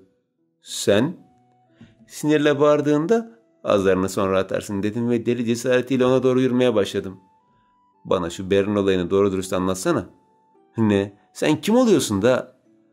Bana doğru bir adım atmıştı ki sana yardım edebilirim diye bağırdım. MF ile konuşabiliyorum ve derdin her neyse sana yardım edebilirim. Alaylı bir gülüş dudaklarından düştüğünde bana bak dedi üzerime yürürken. Normal olmadığını biliyorum ama ecelin benden olsun mu istiyorsun anlamadım ki. Hızlı defteri açıp bir şeyler yazmaya başladım. İyi bak. Defteri gözüne doğru tutup dikkatle bakmasına yardımcı olurken cümleler kaybolurken gözleri yavaşça açıldı. Şaşkınlık tüm bedenine yayıldığında ne oluyor diye mırıldanabildi sadece. İzle sadece. Birkaç saniye geçmeden cevap geldiğinde hızlı defteri aldı ve yazılara dokunarak şaşkınlığının daha fazla artmasına neden oldu. Bu da ne? Ne yaptın sen şimdi? Sana son kez soracağım. Bana tüm gerçekleri anlatacak mısın? Kamer bir deftere bir bana şaşkınlıkla bakarken ben kendimden son derece emin şekilde bu insanın bana karşı olan güvensizliğinin artık son bulmasını ve içinde bulunduğumuz cehennemin son bulmasını istiyordum. Belki de MF'nin bahsettiği şu başkalarını da kurtarma işi böyle bir şeydi. Kim bilir? Sonrasında heyecan ve sinirden ikimiz de ne halde olduğumuzu bilemezken benim gözlerim ona kaydı. Telaştan elindeki deftere bakarken gömleğinin düğmelerini kapatmayı falan unutmuştu. Tüm bedeni öylece dururken gözlerim teninde takılı kalmıştı. Tövbe estağfurullah, kendine gel Halide. Ne kadar bakmamaya çalışsam da öylece dururken bu pek mümkün olmuyordu. Kaşları çatık bir şekilde deftere bakmaya devam ederken şimdi bunlar nasıl silindi diye sordu. Baktı benim gözler başka yerlerde geziniyor. Sen nereye bakıyorsun diye çığlık attı. Attığı defteri tutmaya çalışırken o da gömlekle önünü kapatmaya çalışıyordu. Arkanı dönsene. Hızlı arkama dönmemle o da arkasını döndü ve düğmelerini hızla kapatmaya başladı. Elindeki defteri heyecandan aldığım derin nefeslerden hareketlense de gerginlikten yutkunmam ayrı bir zorluk olmuştu. Tamam, dönebilirsin. Yavaşça arkamı döndüğümde ellerini iki yanına koydu ve hiçbir şey olmamış gibi evet defterden bahsediyorduk dedi. Onun ciddiyetine kendimi vermişken kemerine sıkıştırmadığı kumaş pantolon yavaşça belinden kayıp aşağı indi. İkimiz de gözlerimizi kırpmadan birbirimizin gözlerine bakmaya devam ederken çok derin nefesler alıyordum. Artık tutamayarak tüm gücümle çığlık atmaya başladığımda siyah iç çamaşırıyla öylece duruyordu. Telaşa kapılarak pantolonu çektiğinde "Dur, sakin ol, bağırma" dese de dinlemiyordum. Kemerini sıkıca bağlayıp bana yaklaştıkça daha çok bağırıyordum. "Bağırma Halide, sussana." Ben önde, o arkamda odanın içinde koşarken tamamen giyinikken bile gözlerimi kapatmaya devam ediyordum. Birkaç kere gardırobuna çarptığımda gülme sesleri kulaklarıma dolsa da ondan kaçmaya devam ediyordum. Benim çığlığım ev içinde yankılanmış olacak ki kapı kırılırcasına açıldığında elinde metal şamdanlıkla Cem daldı içeri. Ne oldu? Hırsız mı var?" Cem'le karşılaşınca daha çok bağırdım. O da bana uyarak bağırınca içeri Servan girdi. Ben çığlık çığlığa odanın içinde koşarken Cem de peşinden şamdanlıkla geliyordu. Kamerse bana daha fazla dayanamayıp bir köşeye çekilerek karnını tutarak kahkaha atarken Servan ne olduğunu çözmeye çalışıyordu. Kapıyı görüp dışarı çıktığımda Cem de peşimden geliyordu. İçeride kalan Servan kendinden geçmişçesine gülen Kamer'e bakarak hafifçe gülümsediğinde Kamer "Bu kız tam deli" dedi. "Öyle olmalı efendim. Sizi bile böyle işten güldürdüğüne göre..." Kamer gerçekten uzun süredir işten gülüşünün eksik olduğunu fark ettiğinde yavaşça kendini toplasa da hala daha dudaklarındaki gülücüğü yok edememişti. Bizse koridorda koşmaya devam ederken cariyenin gülüşünün önüne gelince durdum. Cem elindeki şamdanla bana bakarak durduğunda "Bitti mi? Buraya kadar mı?" diye sordu. Bağırmaktan ağrıyan boğazımı temizlemek adına 2 kere öksürdüğümde "Neden bahsediyorsunuz Cem Bey?" diye sordum.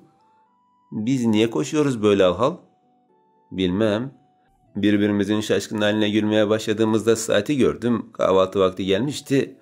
"Eyvah! Gitmem gerek Cem Bey." Tamam, ben de şu şamdanlığı yerine koyayım." O sağ merdivenden, ben sol taraftan koşarak çıktığımızda odama gelip pijamalarımı çıkararak hizmetli kıyafetlerimi giydim. Melisa hala uyuyordu. Sessizce odadan çıktığımda defter işini yarım yamalak yapmamanın tedirginliği yaşasam da devam etmeyi düşünüyordum. En azından şok sahneleri aklımdan siler silmez. Herkes çoktan kahvaltı için hazırlanmış yerine geçmişti. Ben de lafı güzel hanımın arkasına geçtiğimde üzerini düzelterek derin bir nefes aldım. Yaren ve Afra bana itici bakışlarla surat asarken onları hiç önemsemiyordum. Herkes yavaş yavaş yerine otururken onun sesi geldi kulağıma. O da geliyordu. Nedense birden daha hızlı atmaya başlayan kalbimi yatıştırmak adına elimdeki bezi bilerek yere düşürdüm ve yanından geçip gidene dek yerde kaldım. O geçip yerine oturduğunda yavaşça kalktım. Tam karşısında olmak beni dezavantajlı kılsa da yapacak bir şey yoktu. Çayını içerken Berin Hanım "Uzun zamandır siyah kravat takmıyordun Kamer, yakışmış" dedi. "Siyah?" Öksürmeye başladığımda boğazım gıcık olmuş gibiydi. Cem yerinden kalkıp bir bardak suya bana uzatırken Servan bana bakıyordu. Kamer'le göz göze geldiğimizde önce ne olduğunu anlamaya çalıştı. Sonrasında ise sinsi bir gülüşle bana baktığında daha çok güldü. "Evet," dedi Berin'e bakarak. "Siyah severim aslında. Genelde siyah asil hissettirir. Hem siyah siyahtır değil mi?" O söyledikçe ben öksürdüm. Gözümün önüne gelen sahneleri bir türlü silemiyordum. O da bilerek yaparcasına devam ediyordu. Kahvaltısı uzun sürmedi. Ofis günü olduğu için hızlıca yediği şeylerden sonra ayağa kalktı. Bir kere daha göz göze geldiğimizde "Kahvemi siz getirin," dedi beni işaret ederek. İşaret parmağı beni göstermesin diye bezi yine yere düşürdüm ve aşağıda oyalanmaya devam ettim. Herkes kameranın işaret parmağına bakarken Cem "Kim getirsin, babaannem mi?" diye sordu. Yerde yüzümü buruşturarak beni es geçmesini beklerken "Hayır," dedi. "Yerdeki bezle oynayan tuhaf kız. Sen getir." Gözlerim sonuna kadar açıldığında yavaşça ayağa kalktım. Herkes bana bakıyordu. Kesinlikle ama kesinlikle bilerek yapmıştı. Masadaki küçük çocuklar bile bana gülerken o da son zamanlarda yaptığı sinsi gülüşü dudaklarına eklemeyi ihmal etmedi ve o havalı adımlarıyla öylece uzaklaştı. "Kabul et kızım, bittin." Tamamen çökmüş bir şekilde içecekler bölümüne gidip bir fincan kahve aldığımda peşinden yürümeye başladım. Ondan kaçmaya çalışmam imkansızdı. Bildiğim burnumun dibinde bitiyordu. Şimdi de yanına çağırıyor. "Ey Allah'ım ya." Elindeki fincanı dikkatle tutarken yürürken tabloların yine değiştirildiğini fark ettim. Doğal olarak bunca yürüdüğüm yerde farklıydı. Gerisin geri döndüm ve derin bir nefes alarak doğru yolu bularak yeniden yürümeye başladım. Buraya ilk geldiğim günlerde götürdüğüm kahve gibi olsun istemiyordum. Hem buz gibi olmuştu hem de beni üngür üngür ağlatmıştı. Ofisin önüne geldiğimde yavaşça kapıyı tıklattım. "Gir." Sesi yüzümü kızarsa da beklemedim ve kapıyı açarak içeri girdim. Gün geçmiyor ki ona karşı tuhaf duygular beslemeyeyim. Dikkatli yürüyüp kahvesini masaya koyduğumda kapıyı da kilitledi. Kapıyı mı kilitleyeyim? Niye böyle bir şey istedik şimdi? Yapmadığın şey mi sanki? Gülerek bunu söylediğinde daha tuhaf olmuştum. Utançlı ona bakarken sabahki kilitlemenin nedenini kimse duymasın diye olduğunu anladığını düşünmüştüm ama sanki yanlış anlamış gibiydi. Tüylerimi diken diken eden gülüşü eşliğinde kapıyı kilitleyip geldiğimde o kağıda bir şeyler yazmaya devam ediyordu. Bir yandan kahvesini yudumluyor, bir yandan da ben yokmuşum gibi işini yapmaya devam ediyordu. Kağıt bitip bilgisayara geçtiğinde yorulduğum için arkamdaki dolaba yaslandım ve beklemeye devam ettim. Gözlerim onda gezinirken her saniye daha fazla etkileniyordum. Mesela saçları nasıl o renk, sarı mı beyaz mı, yüzü nasıl bu kadar güzel, kaşlarını çattığında niye böyle karizma oluyor, gömlek düğmeleri bile neden bu kadar yakışıyor, takım elbise böyle mi anlam bulur bir erkekte? Klavyede hızlı hareket eden uzun parmaklarına bakmak bile neden bu kadar eğlenceli geliyor? Tüm bu sorularım cevapsız kalsa da biten kahvesinden sonra nihayet öksürdüm ve burada olduğumu bildirmeye çalıştım. Eli klavye üstünde hareketsizce kalırken burada olduğunu biliyorum endişelenme dedi. Hadi ya, Allah razı olsun. Allah'tan burada olduğumu biliyor. Ben de hiçe saydığını düşünmeye başlamıştım. Gözlerim deverek ona bakarken ne oldu? Sana beni izlemen için fırsat veriyorum. Yine de memnun değil misin diye sordu. Şaşkınlıkla yaslandığım yerden düzelip ona baktığımda yavaşça ayağa kalktı ve bana doğru yürümeye başladı. Üstüme geldikçe geri geri gidiyordum. Efendim bu tarafa doğru yol yok. Sırtım dolaba çarpınca durdum. Güldü. Bakışları bambaşkaydı. O nefret tamamen silinmiş, yerine değişik bir şeyler yerleşmişti. Yo, bayağı bir yol var dedi bir adım daha atıp iyice bana yaklaşırken. Ne o? Yine çığlık mı atacaksın? Yüzü iyice yüzüme yaklaştığında yüzümü yan çevirip kekeledim. Yo. Sağ elini dolaba koyduğunda yüzümü diğer tarafa çevirdim. Diğer tarafa da sol elini koyduğunda kaçacak yer kalmamıştı. Çekinceyle ona yüzümü düzelttiğimde gözlerimi kapattım. Bu kadar yakından ona bakmaktan da gözlerimi kapatmak en iyisiydi. Açsana gözlerini dedi. Yo açmam. Niye? Bakışları anlarım ben. Bak da ne hissettiğini göreyim. Yo açmam dedim. Aç dediğim utanıyor musun? Hayır. O halde neden açmıyorsun? Öyle oluyor da ondan. Şaşı gözlerle ona bakarken yine kahkaha atmaya başladı. Ne yapayım bu kadar yaklaşınca şaşı oluyorum her zaman. O yine karnını tutarak ben yine ona daha fazla tutuluyordum. Çok yanlış yere gidiyoruz biz Kamer Bey sana deyim. O daha çok gülsün diye geçmesine rağmen sürekli gözlerimi şaşı yaparak ona bakarken gözlerim acısa da sorun değildi. Karşımda çok sevdiğim biri kalbimin kırık her yerini teker teker onarıyordu zira. Sonrasında bu nasıl oluyor tam olarak? Yani gözlerimin önünde silindi cümleler. Bu nasıl olabilir? Soğuk rüzgar yüzüme çarparken Kamer'in takım elbisesinin ceketi de havalanıyordu.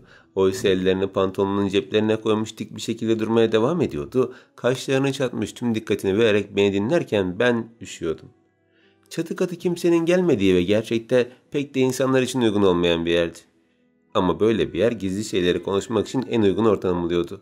Kimse yoktu ve aile üyelerinin buranın varlığını dahi bildiğinden şüpheliydim. Bilmiyorum dedim cevap olarak.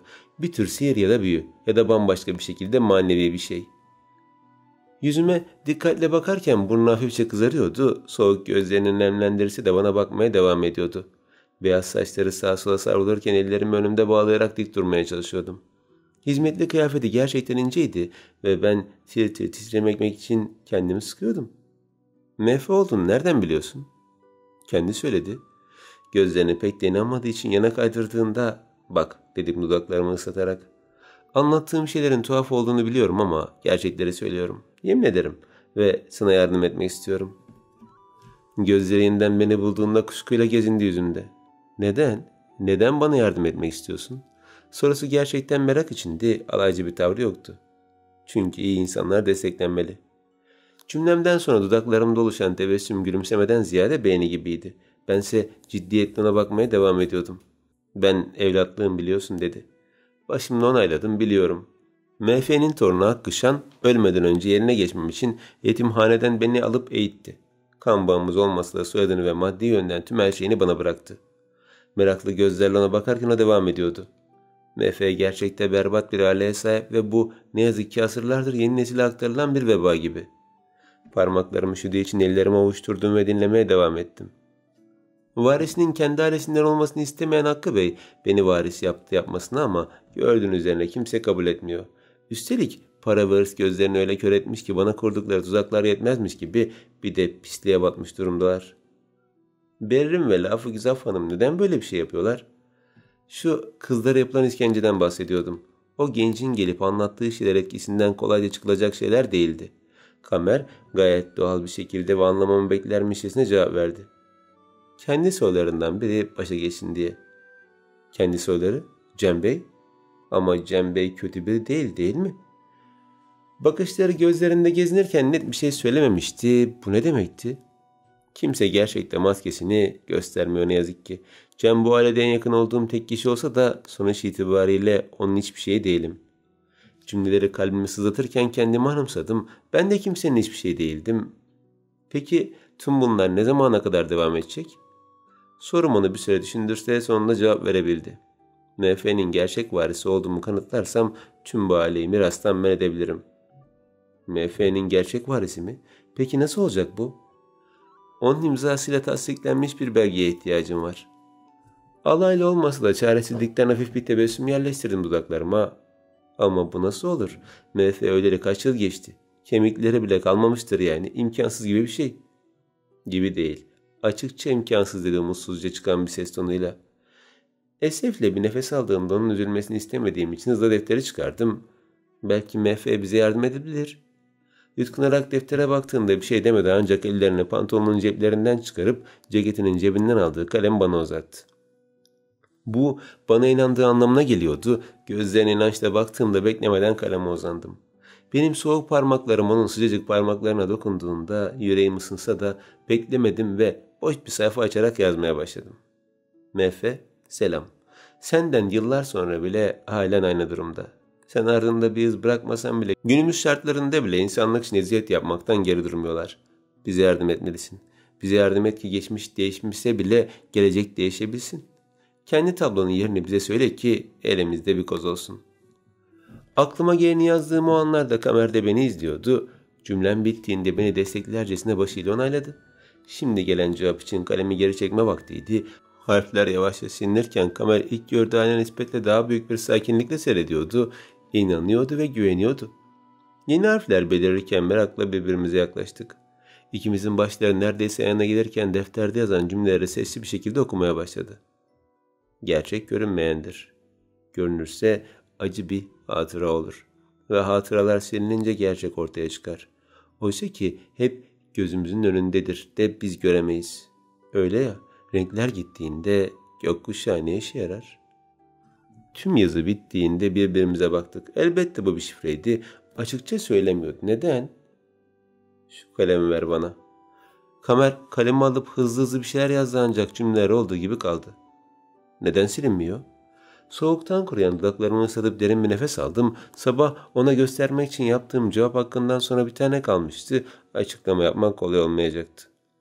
Günde sadece 2 kere cevap veriyor. Sadece 2 kere siliniyor cümleler. Sonrasında olduğu gibi kalıyor. Hayal kırıklığıyla bana bakarken yere sert bir tekme attı. Bu tahmin ettiğimden de önemli bir şey olmaya başladı. Yüzünün ona bakarken elleriyle saçlarını karıştırıp deftere bir kere daha baktı. Aslında bir şeyler söyledi ama bulmamız gerekiyor değil mi? MF'nin son cevabını tekrardan okudu. Öyle ya, renkler gittiğinde gökkuşağı ne işe yarar? Anlamazca birkaç kere tekrar ettiğinde aniden çığlık attım. Ben galiba neden bahsettiğini biliyorum. Beklenti dolu gözlerle bana bakarken tablo dedim heyecanla. Renklerin silindiği ve renksiz bir gökkuşağının olduğu o tablo. Bence ondan bahsediyor. Kaşlarını çıtıp gözlerini kısarak düşündü. Yüzünü buruşturması aklına gelmediği içindi muhtemelen. Ama sonra yüzü aydınlandı ve gökkuşağının yırtık perdelerinden mi bahsediyorsun diye sordu. Ama o bizim ne işimize yarar ki? Yani normal bir tablo. Devamını ben de bilmiyordum. Sadece aklıma geleni söylemiştim o kadar. İyi de sen o tabloyu nereden biliyorsun? Kamer'in gözleri yeniden kuşkuyla kısıldığında çünkü kitabını okudu da ondan dedi biri. Korkuyla sesin geldiği yöne döndüğümüzde Serivan elindeki küçük cek kitabını sallayarak bana bakıyordu. Kamer daha çok şüphelenerek bana baktığında ben hem soğuktan üşüdüğüm için hem de gerçekten köşeye sıkıştığım için ne diyeceğimi bilmiyordum. Hepimizin saçları esen soğuk rüzgarla sağa sola savrulurken gözlerime dolan yaşla Serivan'a bakmaya devam ediyordum. Sonrasında Servanın elinde tuttuğu kitaba bakarken titriyordum. Her şeyin sonuna gelmiş gibi ürkekçe bakarken anlaşılan bu küçük hanımda bambaşka hazineler saklı dedi Servan. Kamer kaşları çatık bir şekilde bana bakarken bir açıklama bekliyordu. Bense kuruyan dudaklarımı ıslakmaktan öteye gidemiyordum. Bu kitap dedi Servan elinde sallayarak. MF'nin tek portre tablosuna götürecek şey değil mi? Kamer daha fazla baskıyla bana bakarken yine araya Servan girdi. Ama bir işe yaramıyor. Kitabı bana attığında iki kolumla sıkıca tuttum. Yıllardır okurlar ama bir sonuca varamazlar. Bu kitap sahte. Yine de dedi Kamer kuşkuyla, sen neden bu tarz şeyler araştırıyorsun ki? Yani MF'nin portresi falan neden gerekli? Kamer asla tatmin olmuyordu. Bana hala tam olarak güvenmiyordu. Haksızdı diyemem. Sonuçta karşısında köklü bir düşman varken beni de onların ajın sanması öyle muhtemel ki. Neden olacak dedi Servan bana bakarak. Tabii ki buradaki yerini kuvvetlendirmek için. Diğerlerinin gözüne girmek ve bir üst seviyeye çıkmak için. Kaşlarını kallayarak beni betimlediği tüm o cümleler doğru değildi ama yanlış da değildi. Yine de gözüne makam sevdası bürümüş gibi olmak istemiyordum. Hayır efendim. İkisi aynı anda bana baktı. Evet, başta tüm bu şeyleri araştırdım ve gerçekten hepsi meraktandı. Bunca güzel tabloyu çizen insan kim diye merak ettim. Bir de tabii Kamer Bey var. Hızla kendini işaret edip yüzünü buruşturdu. Ben mi? Senin benimle ne alakan var ki? Yüzüne baktığımda dudaklarımı büzdüm. Ne var? Ne bakıyorsun öyle? Sizi de merak ettim dedim çekinceyle. Ama bu daha çok yaramaz bir çocuğun ses tonunu andırıyordu. Neyi merak ettin? Ah çok saçma. Ağzından çıkan sıcak hava havaya buhar olarak karışırken saçlarını gösterdim. Bir insanın saçları neden beyaz olur mesela? Hızla saçlarını tuttu. Onlar beyaz değil tamam mı? Açık sarı. Başımı yavaşça önüme eğdiğimde konuyu değiştirdiğim için ve dahası içimde büyük merakı yol açan soruları sorduğum için mutluydum. Saç rengi ölmeden önce sormak istediğim en önemli soru gibiydi. Saç rengimden başka neyimi merak ettin? Bu noktada göz göze geldiğimizde diyecek bir şeyim yokken ikimizin de yüzü kızarmaya başladı.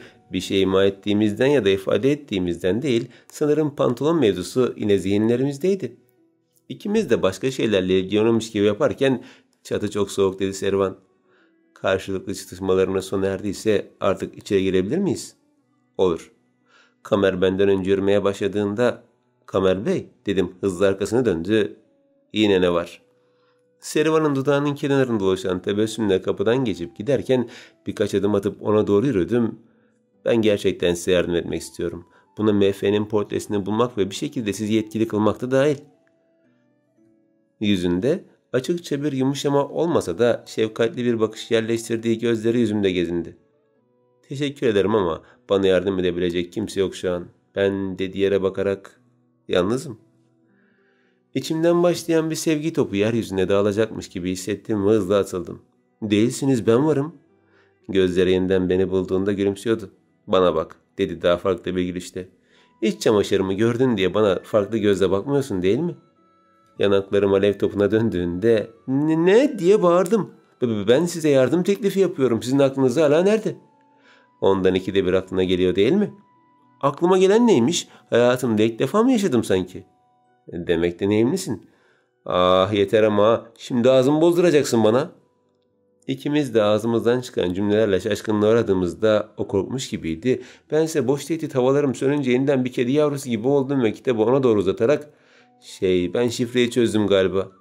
Sertçe elimden alıp bakmaya başladı. Kızdım diye korkmuştu galiba. Rakamlar mı? Hepsi bir kelimeye tekabül ediyor. Ortaya çıkan cümle ise dedim o tamamladı. Dünya meleklerin zindanıdır. Evet, aynen öyle. Gözcüyle bana baktı. Kendine buradaki melek falan görmüyorsun değil mi? Ağzımdaki havayı al kırıklığı verdim. Yok, ben oradaki zindanım. Siz isterseniz melek olabilirsiniz. Gözlerini devirerek yeniden kitaba döndüğünde cevaplarım onu sinir ediyora benziyordu. O da beni sinir ediyor, ne yapalım? Bu isimde tablo hiç duymadım ama Servan bilir. O tablolarla içi dışıdır. Ona soralım.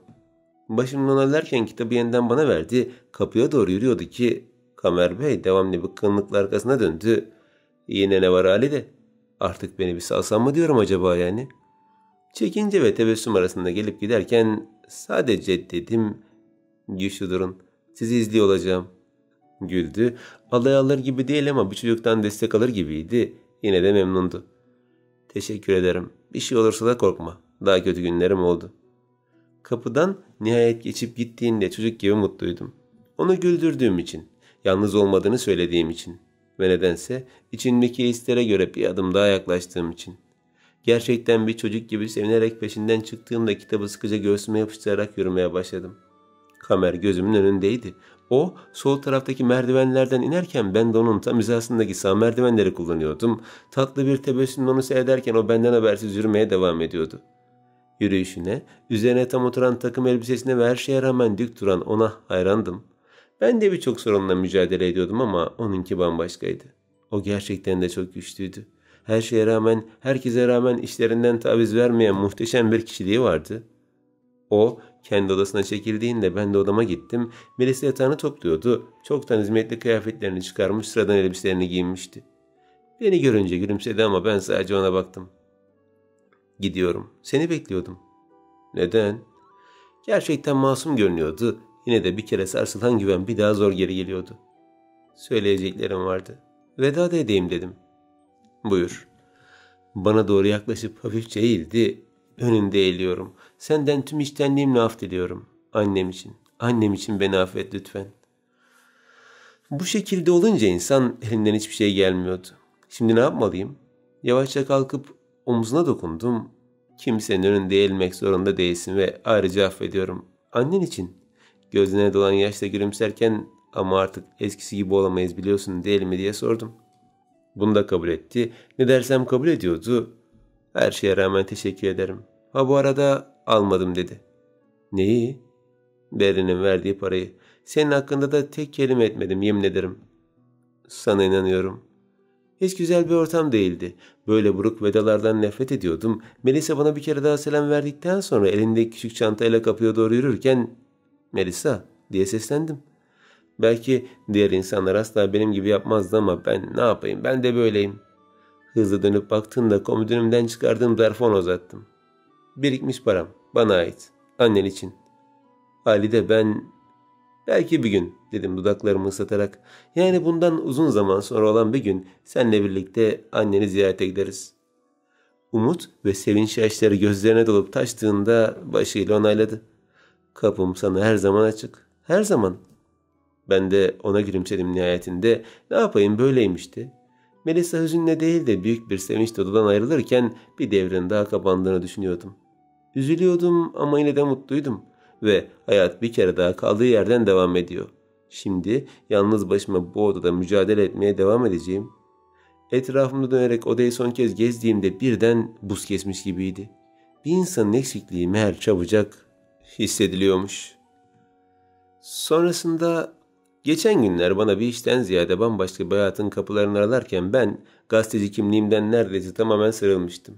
Kendimi doğumdan itibaren bir hizmetli gibi hissetmem ne kadar normalde bilmiyorum ama iyice bu vasfa alışmıştım. Bu devasa evi benimsemiş, diken üstünde durmak alışkanlık haline gelmişti. Eskiden şirketteyken bir haber araştırırken gerçek aşk hikayesini bulmak için eve gitmez, bulduğum yerde uyurdum. Bu yüzden adım uyur gezere çıkmıştı. Şimdi ise henüz saat çalmadan tam saatinde güneş doğmadan uyanıyor, hazırlanıyor. Tıpkı gerçek bir hizmetli gibi latif bir düzende yürüyordum. Tabloların değişmesi için evinde kaybolmama neden olmuyor. İnsanlar bana saygı duyuyor, ben de işimi en iyi şekilde yapıyordum. Bu şekilde uzunca yaşayabilirim gibi hissediyordum. Belki de daima bir serbestlik içinde olan ruhum bu düzene alıştıktan sonra ayrılmak istemiyordu.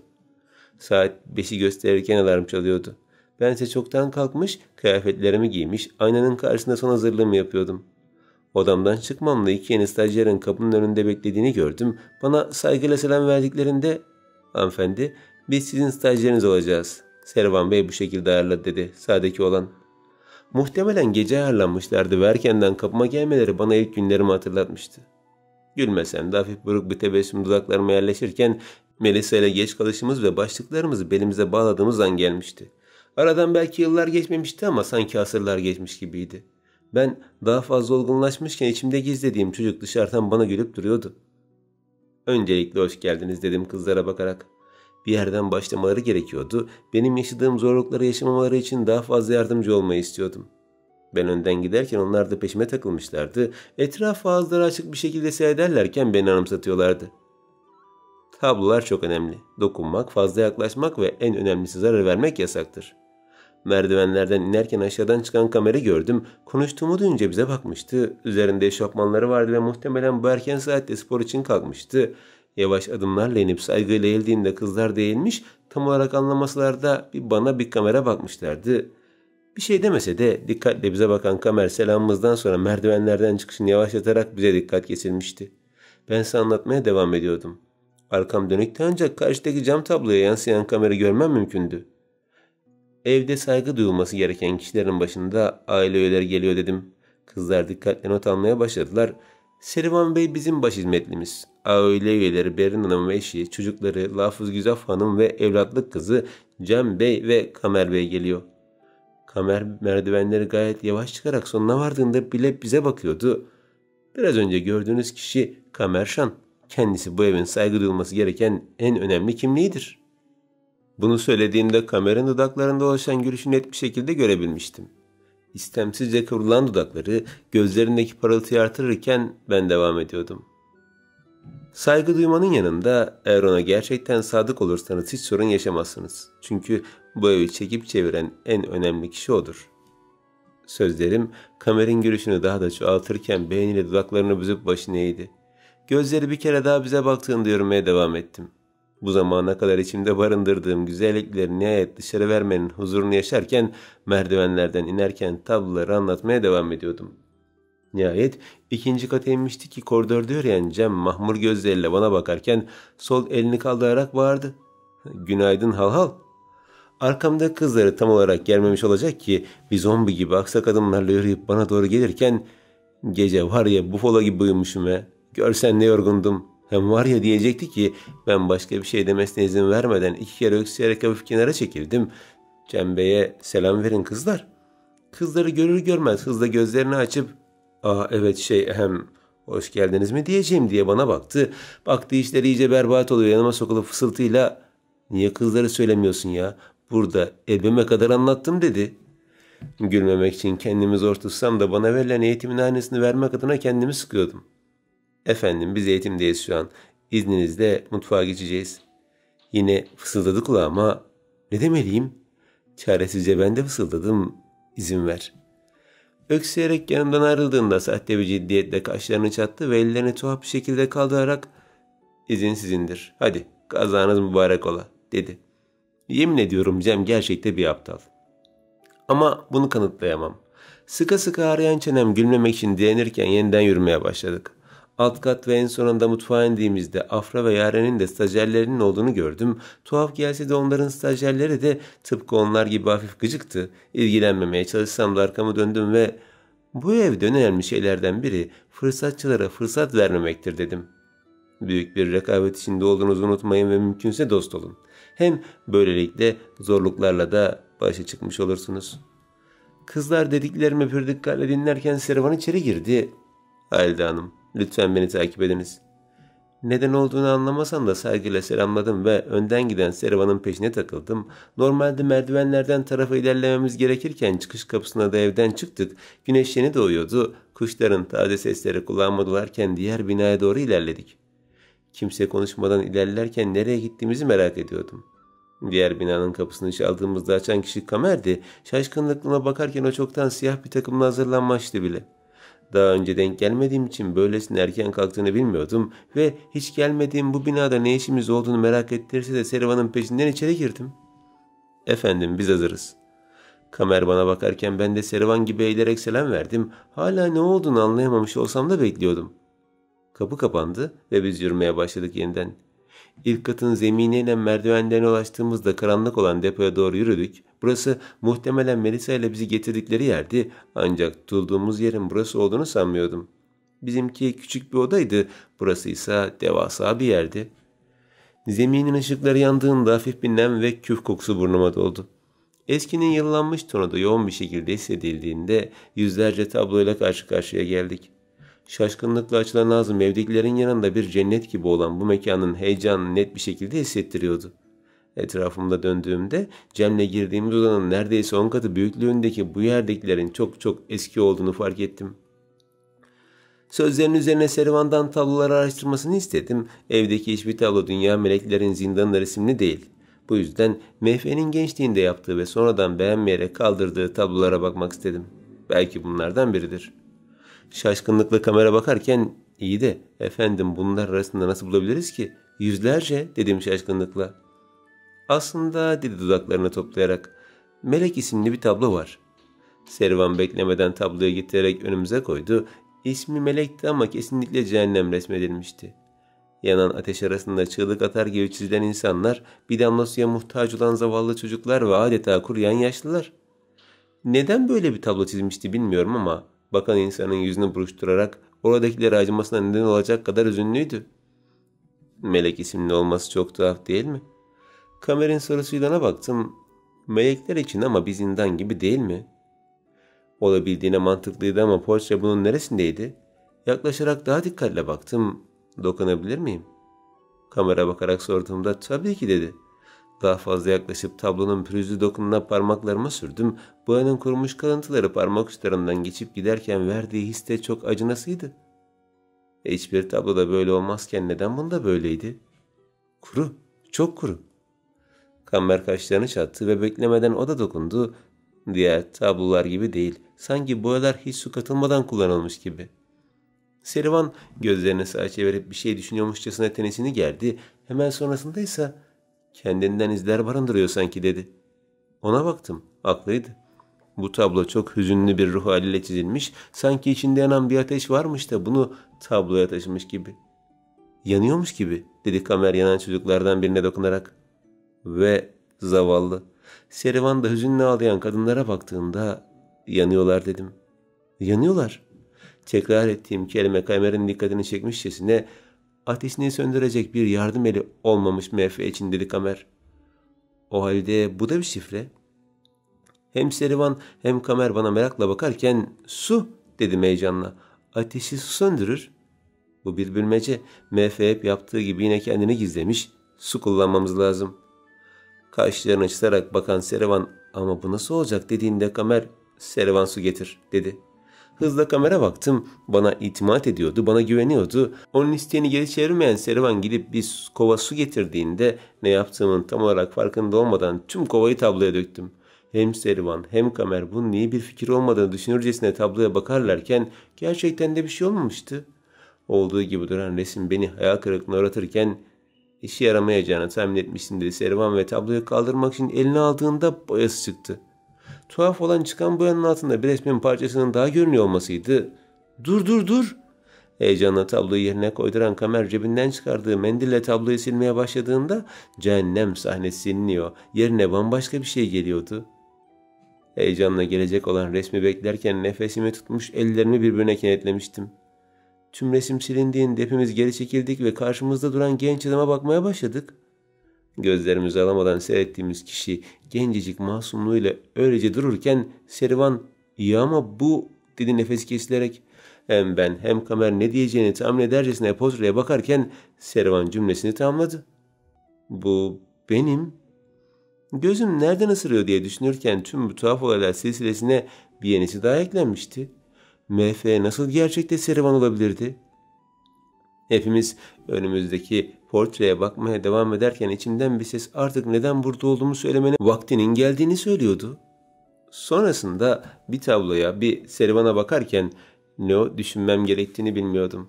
Maharetli eller tarafından yapılan bu tablo gerçekten çok zekiceydi. Fakat Kamer düşünmemize izin vermeden aceleyle birkaç boya getirip tüm tablonun üstüne yeniden sürdü. Ne yaptığını anlamaya çalışıyorken bunu kimse bilmemeli dedi. Serivan şoka girmişçesine öylece dururken tablo tamamen kapanmıştı bile. Kamer işini bitirince içimizdeki en soğukkanlı kişi olarak tabloyu arkalarda bir yerlere saklayarak yeniden önümüze geldi. Bir bana bir Serivan'a bakıp derin bir nefes aldı. Sakin olalım önce, tamam mı? Geçmişten cevap gelmesi çok mu mantıklı da buna şaşırdık. Adeta MF ile konuşuyoruz zaten. Serivan hızla Kamer'e baktığında ne zamandan beri benimle konuşuyorsunuz diye sordu. Tedirgin bir şekilde gülüşle karşılık verdi Kamer. Bakıyorum da hemen adapte oldun Serivan. Kendimi reddetmek istemedim. Bu tuhaf ve muhtemelen saçma durum için hep birlikte gülmeye başladığımızda gerçekte girdiğimiz şoktan ötürü vermemiz gereken tepkiyi bile doğru düzgün veremiyorduk. Ortalıkta olmayışımız insanların dikkatlerini çeker. Gitmeliyiz. Kamerin yönlendirmesine başımla destek verdiğimde göz ucuyla Serivan'a baktım. Bakışımı görmüş olacak ki bana öyle bir vampirmişim gibi bakmayın Halide Hanım. Çok belli ediyorsunuz dedi.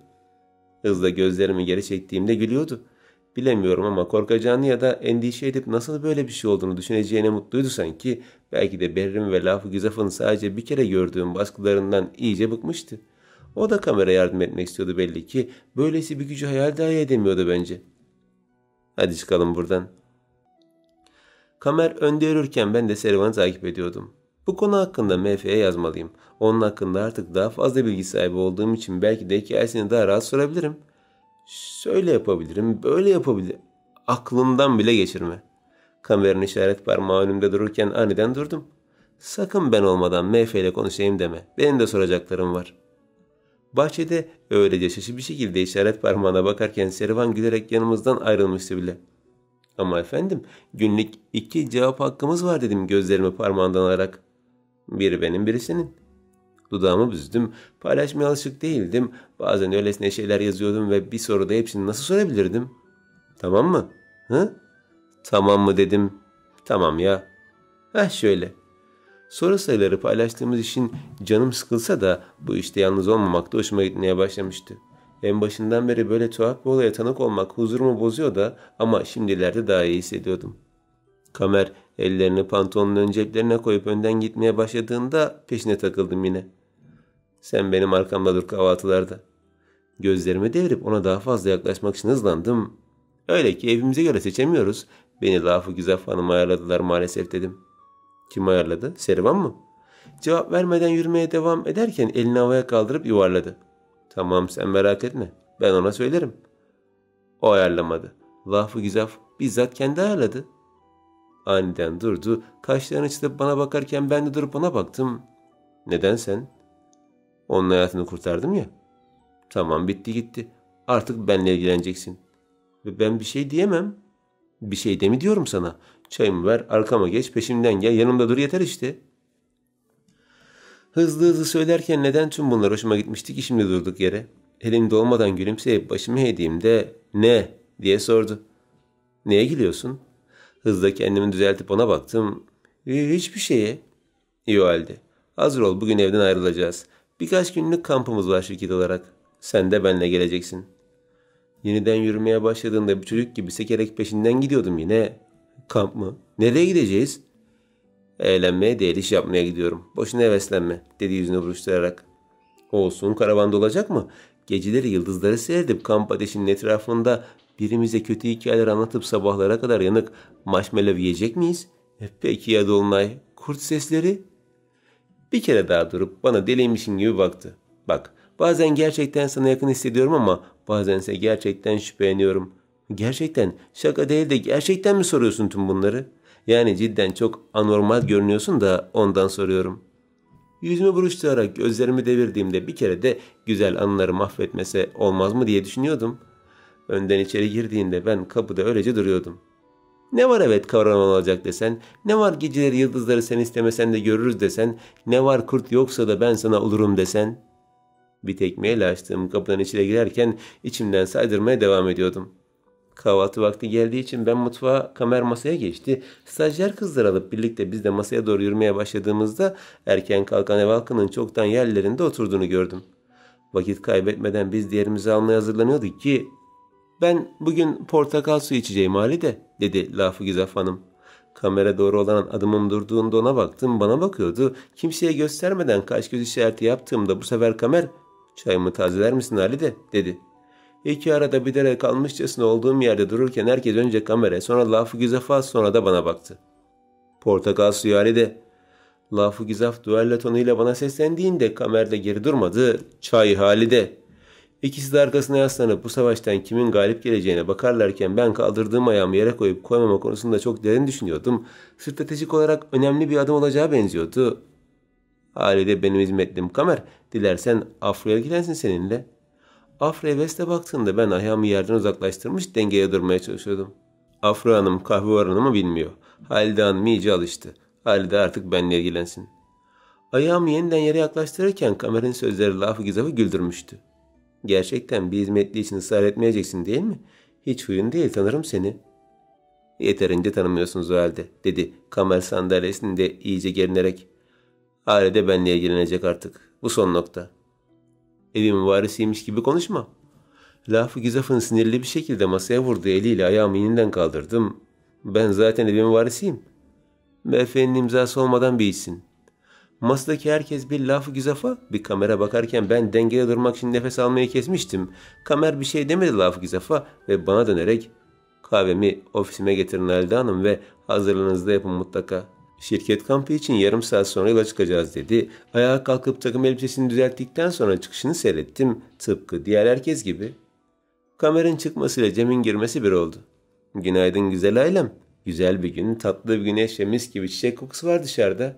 Ne yapıyoruz bugün? Coşuyor muyuz gençler? Herkes sinirle Cem'e bakarken bir gariplik olduğunu sezmiş olacak ki kaldırdığı kollarını indirdi ve şaşkınlıkla bana bakarken bir şey mi kaçırdım diye sordu. Bir şey mi? Ona kaçırdığı büyük bir düello olduğunu söz etmek isterdim ama kahve hazırlayıp kamp için hazırlanmam gerekiyordu. Lafı Güzaf'ın iğneleyici bakışları altında elimdeki fincanla odadan çıkarken yine Kamera kızıyordum. Kendi çekip gidiyor, beni böyle bir kaos içinde bırakıyor. Beyaz yılan ne olacak? Al işte söyledim işte. Saçların beyaz işte beyaz. Sarıymış bilmem neymiş pis kandırıkçı. Kahveyi dökmeden yürümeye devam ederken kamp için nasıl bir hazırlık yapmam gerektiğini de düşünüyordum. Ne yaparsam yapayım kendime heyecanlanmak ve hayal kurmaktan alamıyordum. Kesinlikle çok eğlenceli olacak. Sonrasında gece soğuk olabilir, ceket alayım. Sabah da güneş olabilir, güneş kremi de alayım. Bir şekilde kıyafetim kirlenebilir, yedek kıyafet de alayım. Ayı saldırısı olursa öyle taklidi yaparım. Bunun için ne pudra lazım? Yüzüm bembeyaz olmazsa öldüğümü nasıl anlasın hayvan? Yan yatıp çamura batma ihtimaline karşı bir çizme alayım. Ama çok sıcak olursa da bir de terlik lazım tabii. Kuşlar bizden rahatsız olmasın, ağaçlar arasında kamufle olmak için yeşil ve kahve kıyafetler de alayım. Koskoca bir valizi doldurduğumda hazırdım işte. Yol için rahat mor bir sivit, kalın kot pantolonumu da giydim mi tamamdır. Odamdan çıkarken valizi taşımakta zorlansam da önemli değildi. Sonuçta hazırlık her zaman önemlidir. Ben alt kata doğru inerken kimseyle karşılaşmamam büyük şanstı. Kimsenin valizim hakkında bir şey söylemesini istemiyordum. Bahçeye çıkmamla karşıdan gelen Kamer'le karşılaşmam bir oldu. Sade, beyaz bir tişört, sıradan siyah dar paça ve askeri bir çizmeyle tamamlamıştı kıyafetlerini. Elinde çanta falan hiçbir şey yoktu. Kampa gitmiyor muyuz? Neden yanına koca bir gezegen aldın? Sorusuyla valizime baktım. Tüm dünyadan da kaçsam bu adam bana illa laf vuruyor. Kendi kendime mırıldanışımsa yeniden ona döndüğümde ve siz de hiçbir şey almamışsınız. Enteresan bir şey olursa gezegenimizden zerre vermem ona göre dedim. Güldü. Başını iki yana sallayarak benimle eğlenirken yürümeye başladı. Peşinden giderken gezegenimin ne kadar ağır olduğunu net bir şekilde anlıyordum ama yardım isteyemezdim. Zerre vermem derken biraz abarttım mı ya? Zerre kadar veririm yani ne var ki? Evin arka tarafında duran karavanı görmemle sevinçle çığlık atmam bir oldu. İşte bu be. Benim bağırışım Kamera biraz korkutsa da anormal olmamı kabullenmişçesine yeniden içine döndü. Gezegenimle karavanın açık kapısından içeri girdiğimizde biraz sarsılsa da bizi taşımıştı. İçerisi gerçek bir cennet gibiydi sanki. Bir oturma grubu, mutfak, ufak bir duşakabin ve tablolar. Burada bile MF'nin tablosu vardı. Sevinçle içeri girip koltuklardan birine oturduğumda Kamer de içeri girdi. Bana bak, tatile falan gitmiyoruz. İş için gidiyorum ve seni de çok sevdiğim için almadım yanıma. MF ile konuşacağız, defteri aldın değil mi? Bir dakika. Eğlenmeme izin vermeyen bu insana ne yapmalı? Somurtarak yerinden kalktığımda aldım dedim. İyi o halde öne geç. Yolda uyumamam için yanımda birinin oturması gerek. Söyler söylemez öne geçtiğinde ben de hüzünle bu güzelim oturma grubuna baktım ve söylenerek aşağı indim. Ön tarafa yanına bindiğinde hazırdık. Kimse bizi geçirmeyecek diye düşünürken dış kapının önünde bekleyen Serivan'ı gördük. Kamer hiç beklemeden aşağı indiğinde ben de onu takip ettim. İyice yanına yaklaşıp konuştuğumuz gibi daha fazla bilgi için evden uzak kalmak en iyisi dedi Kamer. Lütfen dikkatli olun. Peşinize adam takacaklarından şüpheliyim. Serivan'a bakarken eskisi gibi olamıyordum. Gençlik resimlerini bize gösterdiğinde Mehve ile aynı olan bu insanın hayatta varlığı gerçekten tüylerimi diken diken ediyordu. Yine de onu eskisinden çok daha fazla saygı duyuyordum. Hatta iyi kalbinden ötürü seviyordum bile. Ben yokken Serdivan gruptan birileriyle görüşürlerse haberim olsun. Yeni bir eğlence gecesi düzenlemeden bir adım daha ileri gitmeyi umuyorum. Ne konuştuklarını anlamasam da kötü bir şeyler oluyordu ve Kamer buna engel olmaya çalışıyordu muhtemelen. Ve siz de lütfen dikkatli olun. Servan bana bakarak konuştuğu için ellerimi önümde bağlayıp saygıyla selam verdim. Peki efendim. Kamer aracı çalıştırmak için geri döndüğünde ben de peşimden gidecektim ki bu arada Halide Hanım dedi, durup ona baktım. Kamer Bey'i yalnız bırakmadığınız için teşekkür ediyorum. Böyle bir teşekkürü beklemediğim için biraz şaşırsam da minnetle gülümseyerek tekrardan eğildim. Sabırsız Kamer kornaya basınca gitmek zorunda kalmasam biraz daha hoş rica edebilirdim. Nihayet araca bindiğimde gidiyorduk. Yola çıkmamızda heyecanım yeniden başlaması bir oldu. Bir şey sorabilir miyim Kamer Bey? Hayırdır, normalde izin almazsın. Dudaklarımı büzerek devam ettim. Eğlence gecesi ne demek? Bunu soracağım beklermişçesine bıkkın bir nefes verdi. Geçen gelen genç var ya, Batı mı? İsmini de çabucak öğrenmişsin. Zekiyim desem olmaz, hafızam iyidir desem yine olmaz. Bende de var bir iki yetenek desem hiç olmaz. Yakışıklıydı da ondan aklımda kaldı. Bulduğum en saçma şekilde cevap verdiğimde başıyla tasdikledi. Yine de sen olmazsın. Ne demek istediğimi anlamasam da soramadım da o da farklı bir konudan devam etti. Lafı Gizaf ve Berlin'in ortak olduğu bir grup var. Şirketler zinciri de diyebiliriz. Zengin kişilerin oluşturduğu bir grup ve ayda bir eğlence gecesi adı altında genç kızları... her neyse. Anlayacağın kötü bir yer ve eğer MF'nin varisi olduğumu kanıtlayamazsam bu işe devam edip daha fazla kızın hayatına mal olacaklar. İyi de neden böyle bir işe kalkışıyorlar? Beni istemiyorlar. Cem'in şirketin başına geçmesini istiyorlar ve nüfuz elde etmek için ne kadar kötü olduklarını umursamadan diğer şirket sahipleriyle bağ kuruyorlar. Diğer şirketler size zarar verebilir mi de? Elbette, direksiyonu serçe çevirerek. Piyasadaki başka şirketler küçükleri adeta büyük balığın küçüğünü yutması gibi yutar. Cevabını bildiğin soruları sorarken ondan net bilgiler elde etmeye çalışıyordum ama duyduklarım beni hüzünlendirmekten öteye geçmiyordu. Yine de hala umut var. Bir yandan direksiyonu çevirirken bir yandan bana baktı. MF ile konuşmamız, Servan Bey'in MF ile aynı çıkması bir umut. Allah bize yardım ediyor. Gülümseyerek ona baktığımda önüme döndü. Yerinde olsam bu kadar emin olmazdım. Yardım aldığımız kesin ama işler her zaman istediğimiz gibi gitmeyebilir. Her şekilde sizin tarafınızda olacağım. Güldü. Sürekli aynı şeyleri söyleyip duruyorsun. Gören de bir ordu dolusu askerim var sanacak. Askerim yok belki ama geçmişte konuşan ilk kişi benim. Anladık, özelsin ve de güzelsin. Bu sefer gülerek ben ona baktım.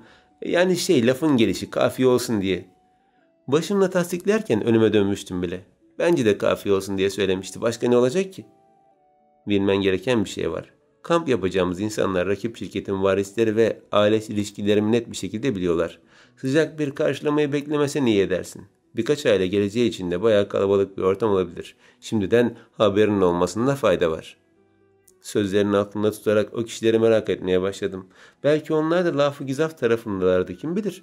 Dikkatli olsam iyi olacaktı. Yaklaşık bir saatin sonunda geldiğimiz yer küçük bir su birikintisinin etrafına yapılan doğal bir parktı. Kamp için yeterli alan, ağaçlar ve her türlü kuş vardı.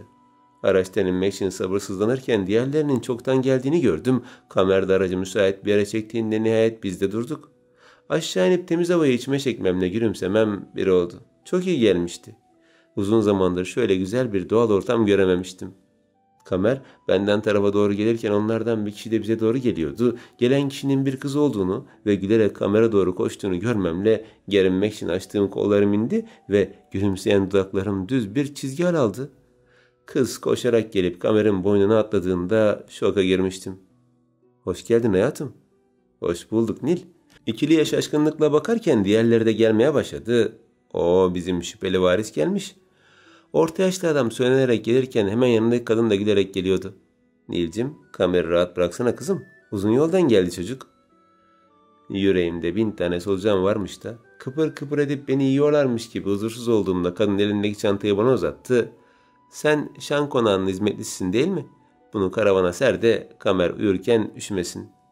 Yutkunuşum bir anda kuruyan boğazımdan ötürü müydü yoksa hüzünden alev alev yanan kalbimden miydi bilmiyorum ama yavaşça çantayı alıp geri çekildiğimde yeniden onlara baktım.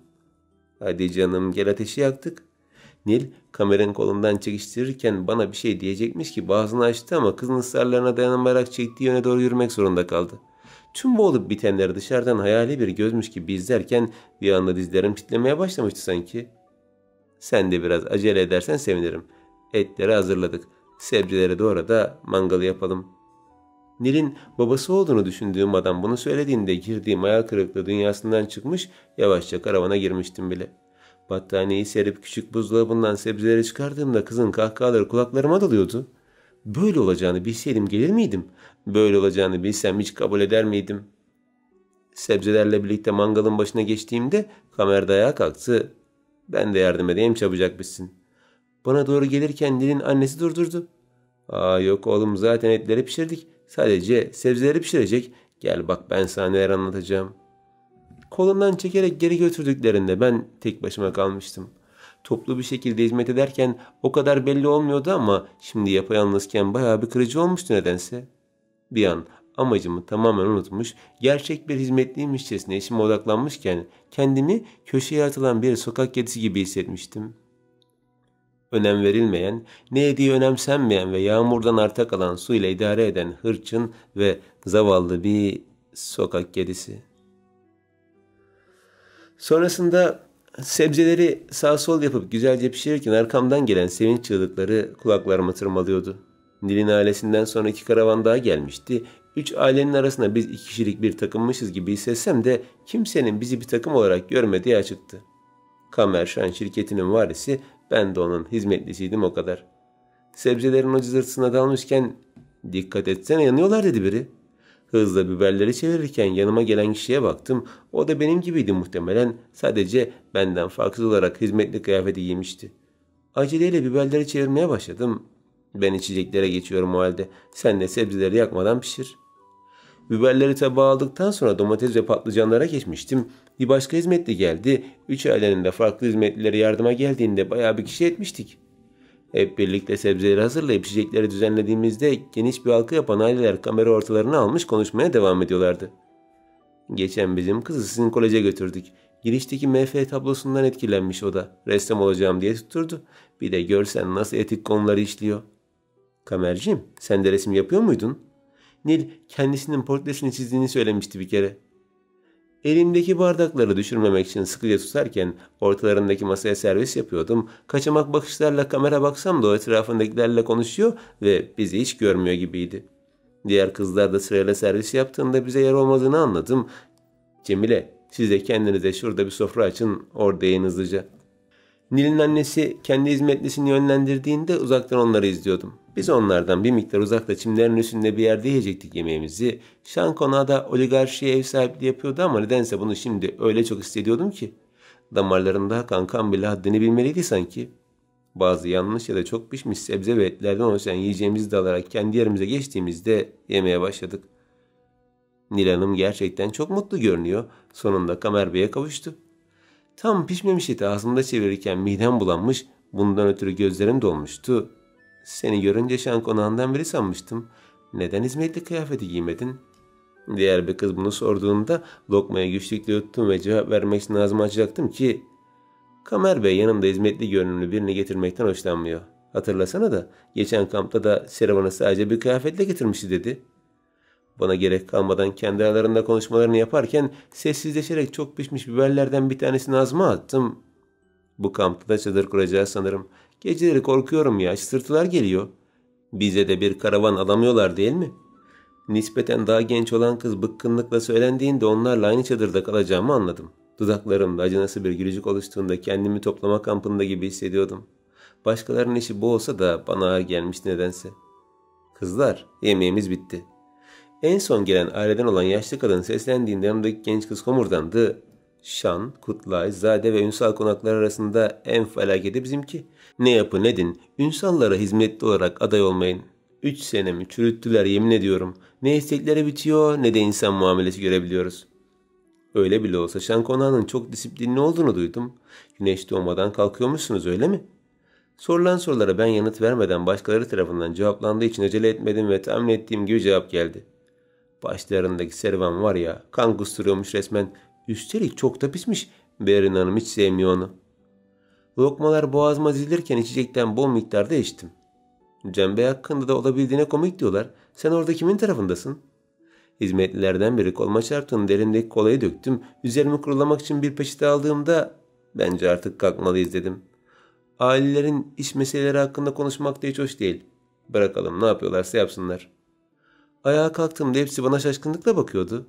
Ciddi tavrım hepsini ürkütmüş olmalı ki devam etmediler ve ayağa kalkarak sofrayı toplamaya başladılar.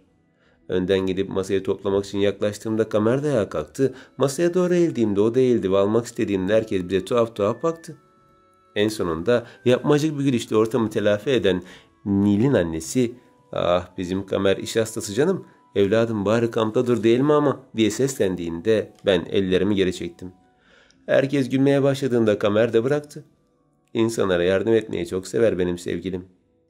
Nil de ayağa kalkıp masadan bir tabak aldığında Kamer'le göz göze geldik, diyecek bir şey yoktu. Eğilip başka bir tabak aldım ve götürmeye başladım. Hemen önümde olan Nil elindeki tabağı bırakıp bırakmaz karşı karşıya geldik. Tatlı bir şekilde gülüp gömleğinin bileklerini katlamaya başladı. "Bulaşığı da beraber yıkayalım mı canım? Biz yedik. Sadece sizin yapmanız hoş olmaz şimdi. Evde neyse de kampta bari siz de dinlenin hem?" Elimdeki tabağı daha sıkıca tutarken kalbimin sızı daha da artmıştı sanki. Kuruyan dudaklarımı ıslatıp bu dünyalar tatlısı insana gülümsemekten başka bir şey yapamadım. Birlikte bulaşıkları yıkarken tabaklar da gelmeye devam ediyordu. Nil gerçekten de iyi bir insandı. Yine de neden canım bu kadar yanıyor? Kendimi sıkmasam ağlayacağım gibi yüreğim sarsılıyor. "Nil, kızım buraya gelir misin bir saniye?" Annesinin seslenişiyle bana baktı mahcupça. "Hemen dönerim, tamam mı? Yavaş yavaş yıka da yorulma." Eli şefkatli omzumu sıksa da vurmuş gibi yanmıştı canım. Yalnız kaldığım o anlarda daha fazla tutamadığım gözyaşlarım çeneme doğru süzülürken bir yandan da bulaşık yıkıyor, tuzlu gözyaşlarımın sabunun içine akmasına izin veriyordum. Mesele neydi bilmiyorum. Kıskanmıştım sanırım. Bunca zaman şen şakrak kamufle ettiğim zavallılığım ilk defa bu kadar açık bir şekilde yüzüme çarpıyordu. Yaşayamayacak derecede harabe olan bir evde büyümüş, annesiz ve babasız onca seneden sonra gerçekte bir kazancı olmadan şekilden şekle girmiştim.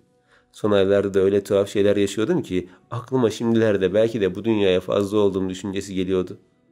Boğazımdaki yumruğu her yeni yutuşumda taze gözyaşları eklenirken ben bulaşığa devam ediyordum. Ancak elime yeni bir el dokunduğunda irkilip düşüncelerimden çıkabildim. Giydiği eldivenle bulaşık yıkamak için elini uzatan Kamer bir şey demeden yıkamaya başladığında şaşkınlıkla ona bakıyordum. Ellerim öylece dururken bana bakmıyordu. Onu öylece izlesem de buna bile iznim yokmuşçasına seslendi biri. "Şan konağının hizmetlileri de Kamer hayranı sanırım. Gözlerinizi alamayacak kadar karizma değil mi?" Karşımda duran Dil'in annesiyle ellerim titlerken ne diyeceğimi şaşırmıştım. Zaten diyecek bir şey de yoktu. Hızla bulaşık yıkamaya devam etmek isterken "Onun yanında bulaşık yıkaman yakışık kalmaz. Kamer insanlara yardım etmeyi sevse de o geldiğinde senin başka işe başlaman lazım. Hadi git de olta hazırlığına yardım et" dedi. Gülerek ve nazik bir diksiyonla söylenen tüm bu sözler binlerce iğneden oluşan bir top gibi saplanıyordu. Ellerindeki sabunu iyice kurulayamadan oradan ayrılırken sanki benim duymam için açıkça konuşmaya devam ediyordu. "Anlıyorum, yardım etmeyi seviyorsun ama böylelerine yüz vermemelisin oğlum. Sen izin verirsen onlar da ellerinden geleni yaparlar. Sen mesafeni koruyacaksın ki onlar da geri dursunlar." Diğer kızlara yardıma gittiğimde Nil de işini bitirip Kamer'in yanına döndü. Ben de bir daha onlardan tarafa bakmadım. O otları hazırlayıp erkeklerin balık tutması için gerekli hazırlıklara yardım ettim. Hava çok güzeldi. İnsanlar huzurluydu. Benim için olmasa da etrafımdaki pozitif hava için ben de olmalıydım. Kuş cıvıltıları kulaklarımıza dolarken uzun ve çeşit çeşit ağaçların arasındaki bir su birikintisi etrafına toplanmışlardı. "Bir kere tutsam koyun keseceğim, yemin ederim." Zade konağının varisi Rüçhan Bey bu arzusunu dile getirir getirmez oltayı suya attı. Diğerleri de onu takip ettiğinde geride onları izliyorduk. Kendi özel kamp sandalyesine oturmuş yan yana dizilen 3 orta yaşlı adam ellerindeki oltalarla balıkları beklerken hemen yanlarına dizdikleri türlü yemler dikkatimi çekmişti. Solucandan kurta, yavru hamsiden aklınıza gelecek balıkları kandıracak her türlü yemi dizmişler ama canlı balıklar için ayırdıkları kovalar tamamen boştu.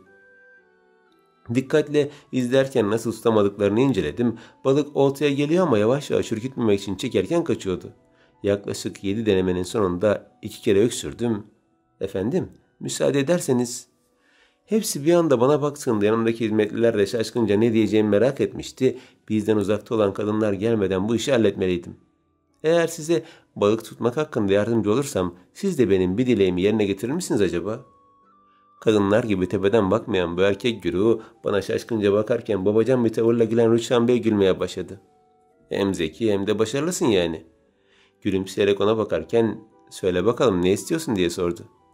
Hizmetli kızlardan beri gitmemem ve başımı belaya sokmam için kolumu hafifçe tutarken onu dinlemedim ve Rüçhan Bey'in elindeki oltaya doğru yaklaşırken isteğimi de söylemek için hazırlanıyordum. İşte şimdi size balık tutmasını en iyi şekilde anlatacağım ama siz de karşılığında bize bir karavan vereceksiniz. Rüçhan korkuyla göbeğini tutarken güldü. Aman ben de çok zor bir şey sandım yahu. Tamam biz çadırda kalırız. Sizin karavanınızı istemiyorum. Bize özel bir karavan istiyorum. Sen bayağı fena mısın dedi diğer bir adam. Kötü anlamda söylemediği için ben de gülümsedim onun gibi. Peki dedi Rüçhan. Bak telefon elimde. İlk balığı tuttuğumda direkt arayacağım, okey? Okey. Ben tam oltayı elime alacaktım ki ne yapıyorsunuz bakalım diye sordu biri. Gelen kişi Nil'in annesi, hemen yanında Nil ve en arkada bana bakan Kamer'di. Hiç ona bakmadan yeniden önüme döndüğümde siz karışmayın Derya. Mühim işlerimiz var dedi Rüçhan Bey. Kamer bana daha çok yaklaşıp tam olarak ne yaptığıma bakarken oltayı hızla arkama attım. Başıma çarpınca acıyla inleyip elini alnına götürdü. Sanki haberim yokmuş gibi hızla arkamı döndüğümde alnının çizilmiş olduğunu gördüm. Kanıyordu. Lan sadece azıcık vuracaktım. Durduk yere sevdiğimiz çocuğu öldüreceğiz iyi mi?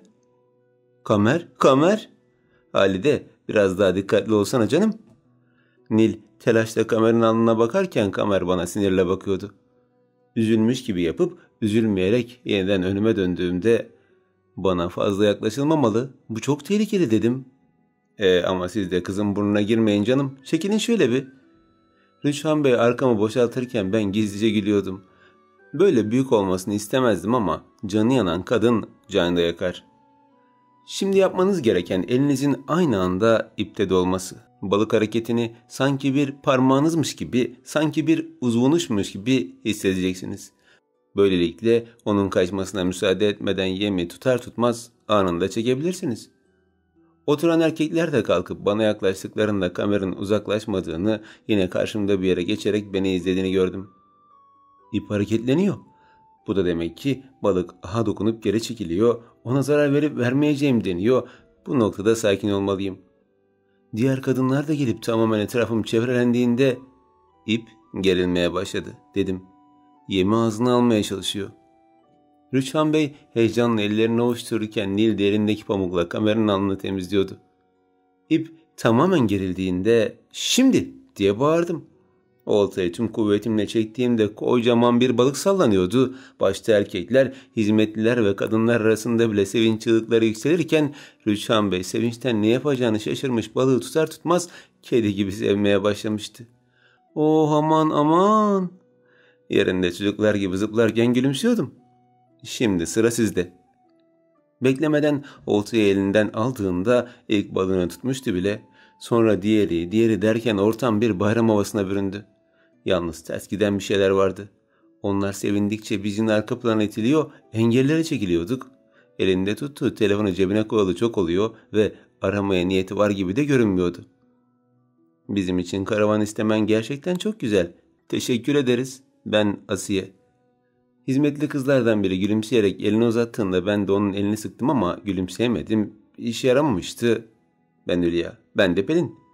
Hepsiyle tek tek tanıştığımda arkadaş çevrem yeniden genişlemişti ama böyle olmayacaktı. En azından gidip sormalıydım.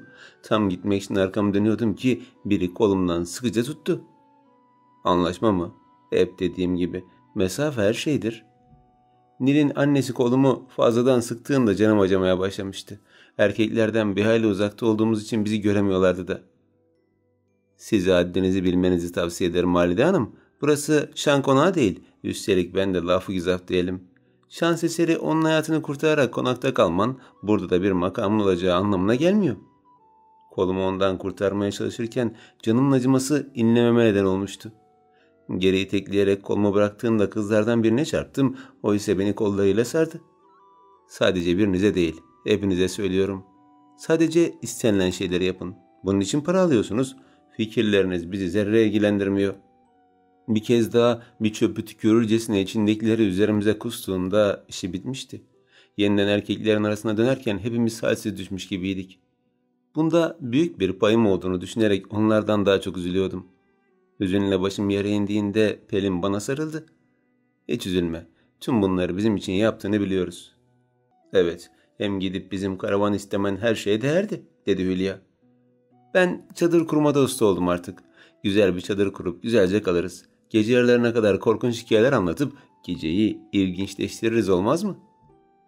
Hepsi çok güzel şeylerdi ama olmuyordu işte. Ne kadar da toplasam kendimi olmuyordu. Gözlerim sevinçle balık tutan o topluluğa kaydıkça olmuyordu. Böylesine bir sonu beklemiyordum. Gerçekten inanmıştım oysa ki.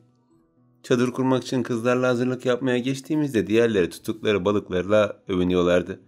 Birazdan temizlememiz için çağıracaklar ve bir de pişirmemizi isteyeceklerdi. Arada gözümün kaydığı Kamer de onlara yardım ediyor. Nilse hiç yanından ayrılmıyordu. Ah benim aptal kafam. Araştırırken düzgünce araştırsana. Başkasını seviyorsa neden gidip ona kaptırdın gönlünü ki? Balık için odun toplamamızı isteyecekler. Hadi şimdiden çıkalım. Pelin'le Halil'e gitsin o halde. Biz de ikimiz gidelim. Kızlar kendi aralarında ayarlama yapınca onlara engel olmadım. Ormanda gezinmeyi ben de çok istiyorum. Ne ara geldiğini anlamadığım Nil ve hemen yanında duran Kamer bize bakarken gözlerimi yere indirdim. Eğer birinden biri kötü olsa atacağım adımları hesaplamak bu kadar zor olmazdı. Ama şimdi böyle iyi birine de insan kötülük yapmak istemiyor. O halde bir yarış düzenleyelim, dedik Kamer. Şaşkınlıkla ona baktım. Hiç tarzı değildi yarışma falan. Kazanan grup karavanda kalsın. Gözlerim hafifçe açılırken bir ihtimal benim için mi düzenledi bu kuralları diye düşünmeden edemedim. Ama sonrasında hızla vazgeçtim. Benim için olsa bile acıdığından dolayıdır. 2 ayrı takım olalım. Nil, sen istediklerini seç. Nil, Pelin ve Hülya'yı seçerken Asiye ile benim kamera kalmamız sinir bozucuydu. Ondan uzaklaşmaya çalıştıkça burnumun ucunda bitiyordu. Evet, herkes takımının yanına gitsin. Nil'in sözü üzerine istemeden de olsa kamera doğru yürürken ellerim titriyordu. Tam 1 saatimiz olacak. Bu süre içinde en çok odunu getiren kişi kazanır. Kamer'in son kuralından sonra herkes bir yere dağılmaya başladı. Orman içinde koşarken hepsinden uzak bir yerde olup bulabildiğim odunlarla geri dönmeyi planlıyordum. Kendi kendime gezdiğim anlarda yüksek ağaçların kurumuş dalları, çeşit çeşit kuş sesleri ve her renkten çiçekleriyle bu ormanın gerçekten de büyülü olup olmayacağı aklıma gelmiyor değildi. Her şeye hayranlıkla bakarken asıl dikkatimi çeken şey yerdeki mantarlar oldu. Mantarlar? Hızla eğilip yerdeki mantarlara dokunduğumda bunların en lezzetli türü olduğunu adım kadar iyi biliyordum. Allah'ım, bunlar ne güzel şeyler. İyice eğilip elimdeki odunları bırakarak mantarları toplamaya başladım. Kucağıma doldurduğum mantarlar beni bir yola doğru götürüyordu ama bununla ilgilenmiyordum. Hevesle toplamaya devam ettim. Uzun zaman sonra bir ses duyduğumda hafifçe dikeldim. Bu bir kurt mu yoksa ayı mı? Sesler gittikçe artarken fikirlerim devam ediyordu. Bu bir bufalo mu yoksa orangutan mı? Daha fazla yaklaşırken bir mağaraya doğru geldiğimi anladım. Bu bir fil mi yoksa ejderha mı? Sesler hemen önüne geldiğinde durdu. Karşımda duran Kamer sıkıca tuttuğu kanayan bacağıyla bana bakarken "Buralarda bir ayı gördünüz mü efendim?" diye sordum. "Ne?" "Bir ayı sesi duyduğuma yemin edebilirim." "Halide, görmüyor musun? Bacağımı yaraladım. Ayrıca o mantarlar da ne? Gel de bana yardım et." Başımı iki yana sallarken mantarlarla daha sıkı sarıldım. "Bir ayı olduğunu yemin edebilirim diyorum. Ya zavallı hayvanın ayağına bir şey battıysa?"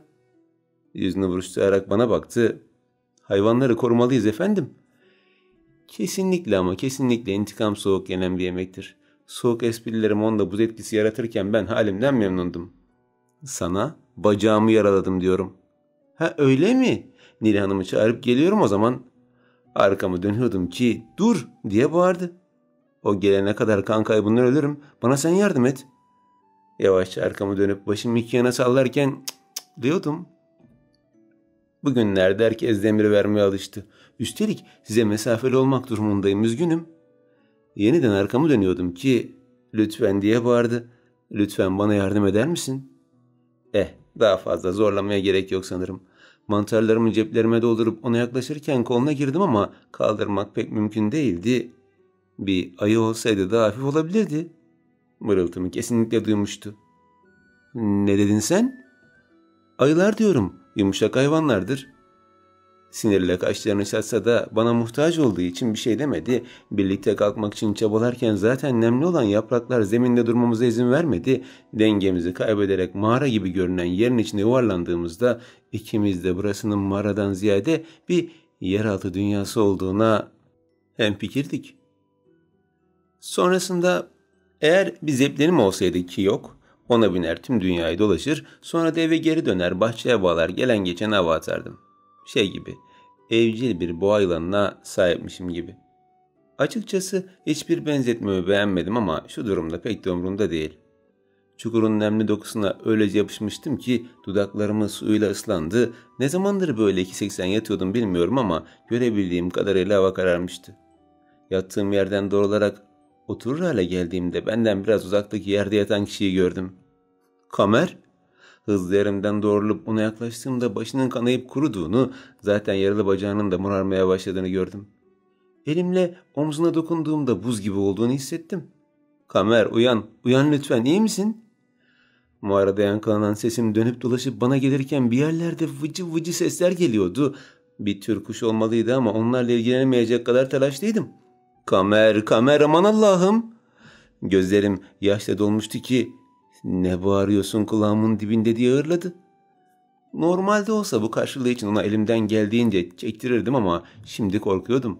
Sevinçle henüz taze olan gözyaşlarımı sildiğimde iyi misin diye sordum. Yavaşça doğrulup alnındaki yaraya dokundu. Yüzünü buruşturarak kuruyan kana dokunduğunda bana baktı. Kaç saattir uyuyorsun? Sen uyanmayınca ben de öyle yatmaya devam ediyordum. Ne? İnsan beni de kaldırır da birlikte çıkış yolları aradık. Ben uyuyorum diye sen de mi uyumaya başladın yani? Oh, gerçekten inanılmazsın. Sın? Sen de teklifli konuşmayı iyice bıraktın. Hadi ben neyse de diğerlerinin yanında konuşmasan iyi edersin. Yüzümü buruşturarak ona baktığımda dudağının kenarı kıvrıldı. Anladık, dedim yavaşça bağdaş koyarak. Zaten kas sistemi denilen şeyi mont diye üstüne giymiş insanların yanında böyle konuşmamam gerektiğini kendim de akıl edebilirdim. Yine de fazla kafayı takma. Mutsuz bir ifadeyle parmaklarımı inceliyordum ki cümlesiyle ona baktım. O da benim gibi bağdaş kurup oturuşunu düzeltti. Hepsi korkağın teki. Birilerinin gelip yerlerini alacağı korkusuyla insanlıklarını unutuyorlar. Parasının üstüne para katıp bir günü daha kâr edemeden geçirmezlerse gözlerine uyku girmiyor. O insanlarla benim aramda ne fark var ki? Bir karavanı bile çok görüyorlar. Çok fark var, dedi yerden bir taş alıp incelerken. Banka hesabında ne kadar var? Birkaç bin kadar.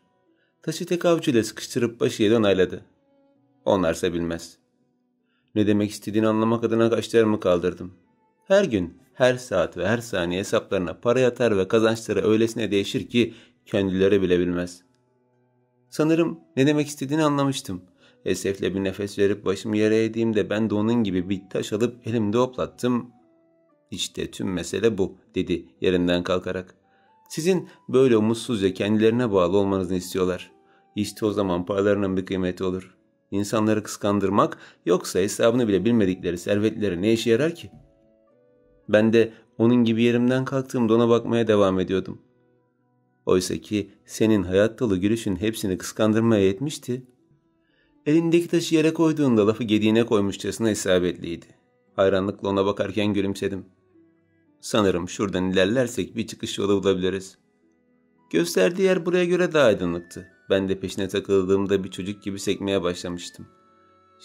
Kolum nasıl oldu? Ayıyla kıyasladığım için üzgünüm. Aklıma geldi ama bir şekilde, istersen biraz pansuman yapalım, ha ne dersin? Hey, beni beklesene. Peşinden giderken mağaranın göründüğünden daha geniş olduğunu gördük. Yer yer ıslak zemine bata çıka ilerlerken tavanda asılı duran yarasalar da bize burasının bile hayatta kalma sanatına bir örnek olduğunu gösteriyor gibiydi. Yarım saat sonra geldiğimiz yer bir çıkış değil, derince bir su birikintisiydi ve yanlış görmediysem içinde balıklar da vardı. Sepeye doğru sarkıtların olduğu bir yer fantastik filmlerdeki gibi bir yerdi. Kabul et, burada kaldık. Kaşlarını çıtarak sağa sola baktı ama herhangi bir çıkış yolu görünmüyordu. Eğer bir şekilde burada kısılı kaldıysak ve ömrümüzün tamamı burada geçerse...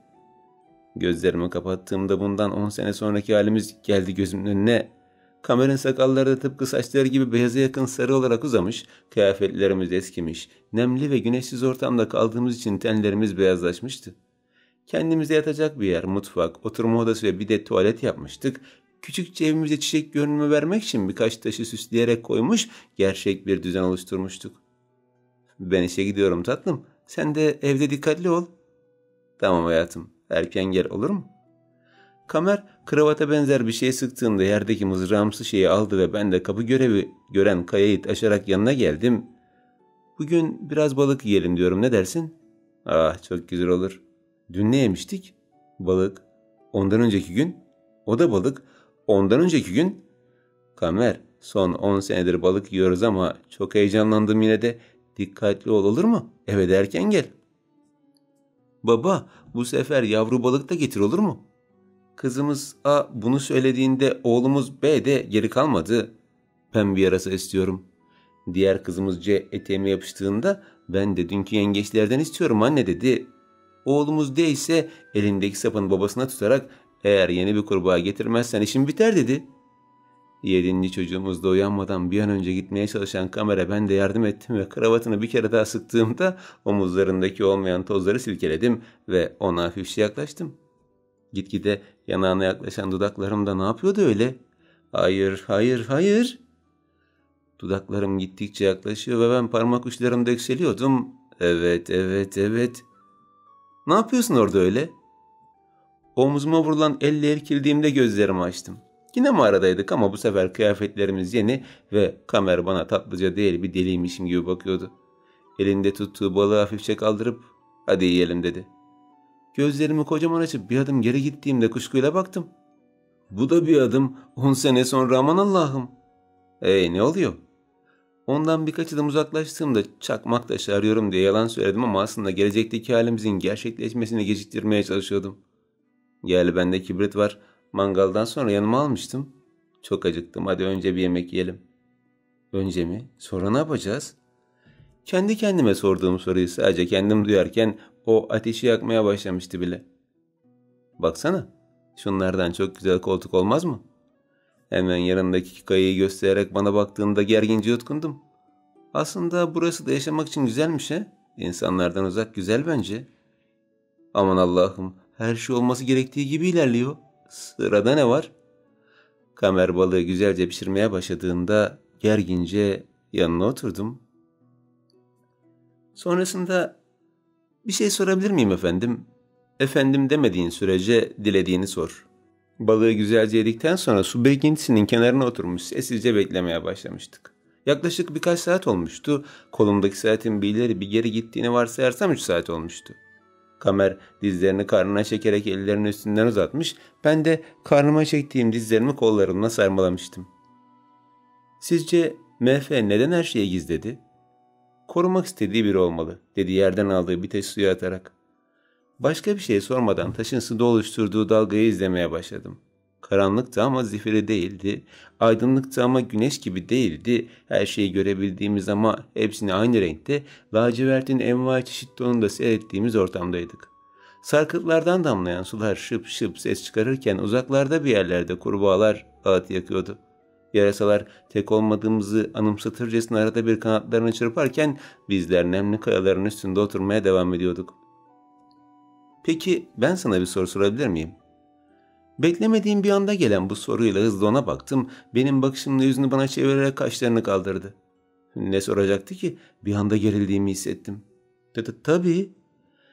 Eğer sen MF olsan kendine varis olarak kimi seçerdin?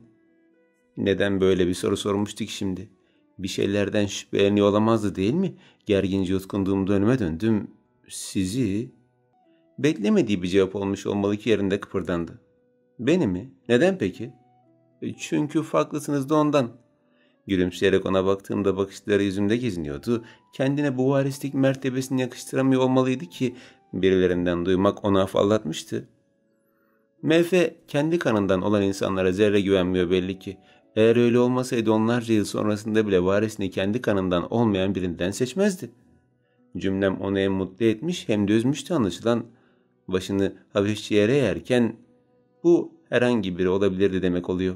MFK'nından olmayan herhangi biri diye devam etti. Olabilirdi ama olmadı. Varis sizsiniz. Milyonlarca insan arasından sadece siz. Dudaklarına yayılan tebessümle bana bakarken gözlerini kıstı. Sen aslında hiç göründüğün gibi değilsin biliyor musun? Göründüğüm gibi mi? Neden bahsediyordu? Gazeteci olduğumu falan biliyor olamazdı değil mi? Nasıl yani? Gergince sorduğum soruya gülümseyerek yanıt verdi. İlk başta senin bir çocuktan farksız olduğunu düşünüyordum. Sakar ve konağa gelmesinin amaçsız olduğunu sandığım biri gibiydin. Ama şimdi konuşunca senin de çok derin olduğunu görebiliyorum. Hafif bir utanç ve mutlulukla ona bakarken gözlerimizden çıkan parıltı bu karanlık ortamı aydınlatmaya yetmişti. Biz öylece birbirimize bakarken sesler geldi. "Kamer, Kamer burada mısınız?" Ses Nil'in babasına aitti. Kamer hızla yerinden kalktığında biraz daha durmak istediğimi fark ettim. Keşke sabaha kadar kalabilseydik. Kendi tuhaf hayallerim dışında gitgide güzelleşen bir ortama dönüşüyordu ama maalesef ki kısa sürmüştü. "Buradayız." "Kamer?" Nil'in sesi de duyulduğunda bizim göremediğimiz köşeden birkaç kaya yuvarlandı. Karanlıkta kaldığından mıdır nedir gizlenmişti sanki. İçeri giren Nil'in babası ve Nil dikkatli yürüyüp bize ulaştıklarında "Çok şükür iyisiniz" dedi Nil. Önce Kamer'e sonra da bana baktı. İyiydik. "Çok endişelendik oğlum. Dışarıda vahşi hayvanların da sesi gelmeye başlayınca dedik gitti bizimkiler." Hafif bir mizahla devam eden sohbet içeri diğerlerinin gelmesiyle son buldu. "Ah bu pespaye ortamda ne?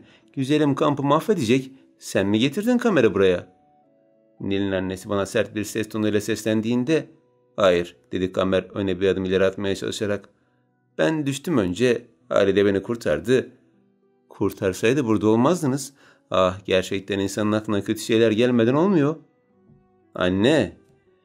Nil'in çıkışıyla kadın sussa da sinirle bana yaklaşmayı ihmal etmemişti.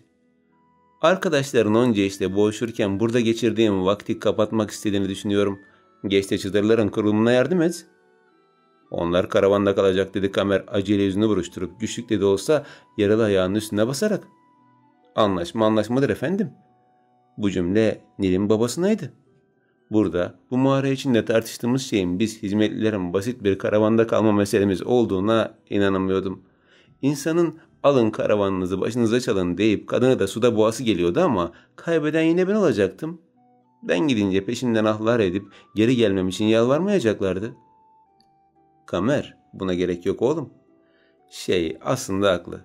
Madem ortada verilmiş bir söz var bunu aymalıyız değil mi? Hizmetliler karavanda kalsın, biz erkekler kamp ateşinin etrafında kurulu çadırlarda kalacağız. Burnundan soluyan orta yaşlı kadın gözlerini devirerek mağaradan çıktığında Nil de beklemeden Kamer'in koluna girdi. Birlikte mağaradan çıkarken en sona ben kaldım. Peşlerinden gelirken kendimi öylesine değersiz hissediyordum ki gözyaşım aktı akacaktı ama direndim.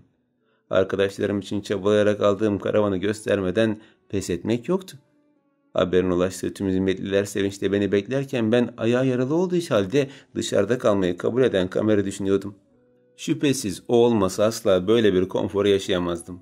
Hep birlikte mağaradan çıkıp ormana döndüğümüzde bana bir böyle değişiklikler oldu. Sanki kaybettiğim eski bir özelliklerimi geri almışım gibi titredim. Sanki yasak ormanda ilerliyormuşuz da en önde Voldemort yani Nil'in annesi bizi esir almış gibiydi. Fakat Harry hala burada, o ölmedi. En arkadan gelirken yumruklarımı sıktım yavaşça. "Hadi kızım yenilmenin vakti geldi çattı. Büyücülük senin yakanı bırakmayacak bir kader gibi değil mi? Unutma sen aslen EP'sin." Gözlerimi kısarak zaten karanlık ormanda görüşümü iyice azaltarak bir manyak gibi ilerlerken nihayet diğerlerinin olduğu yere geldik.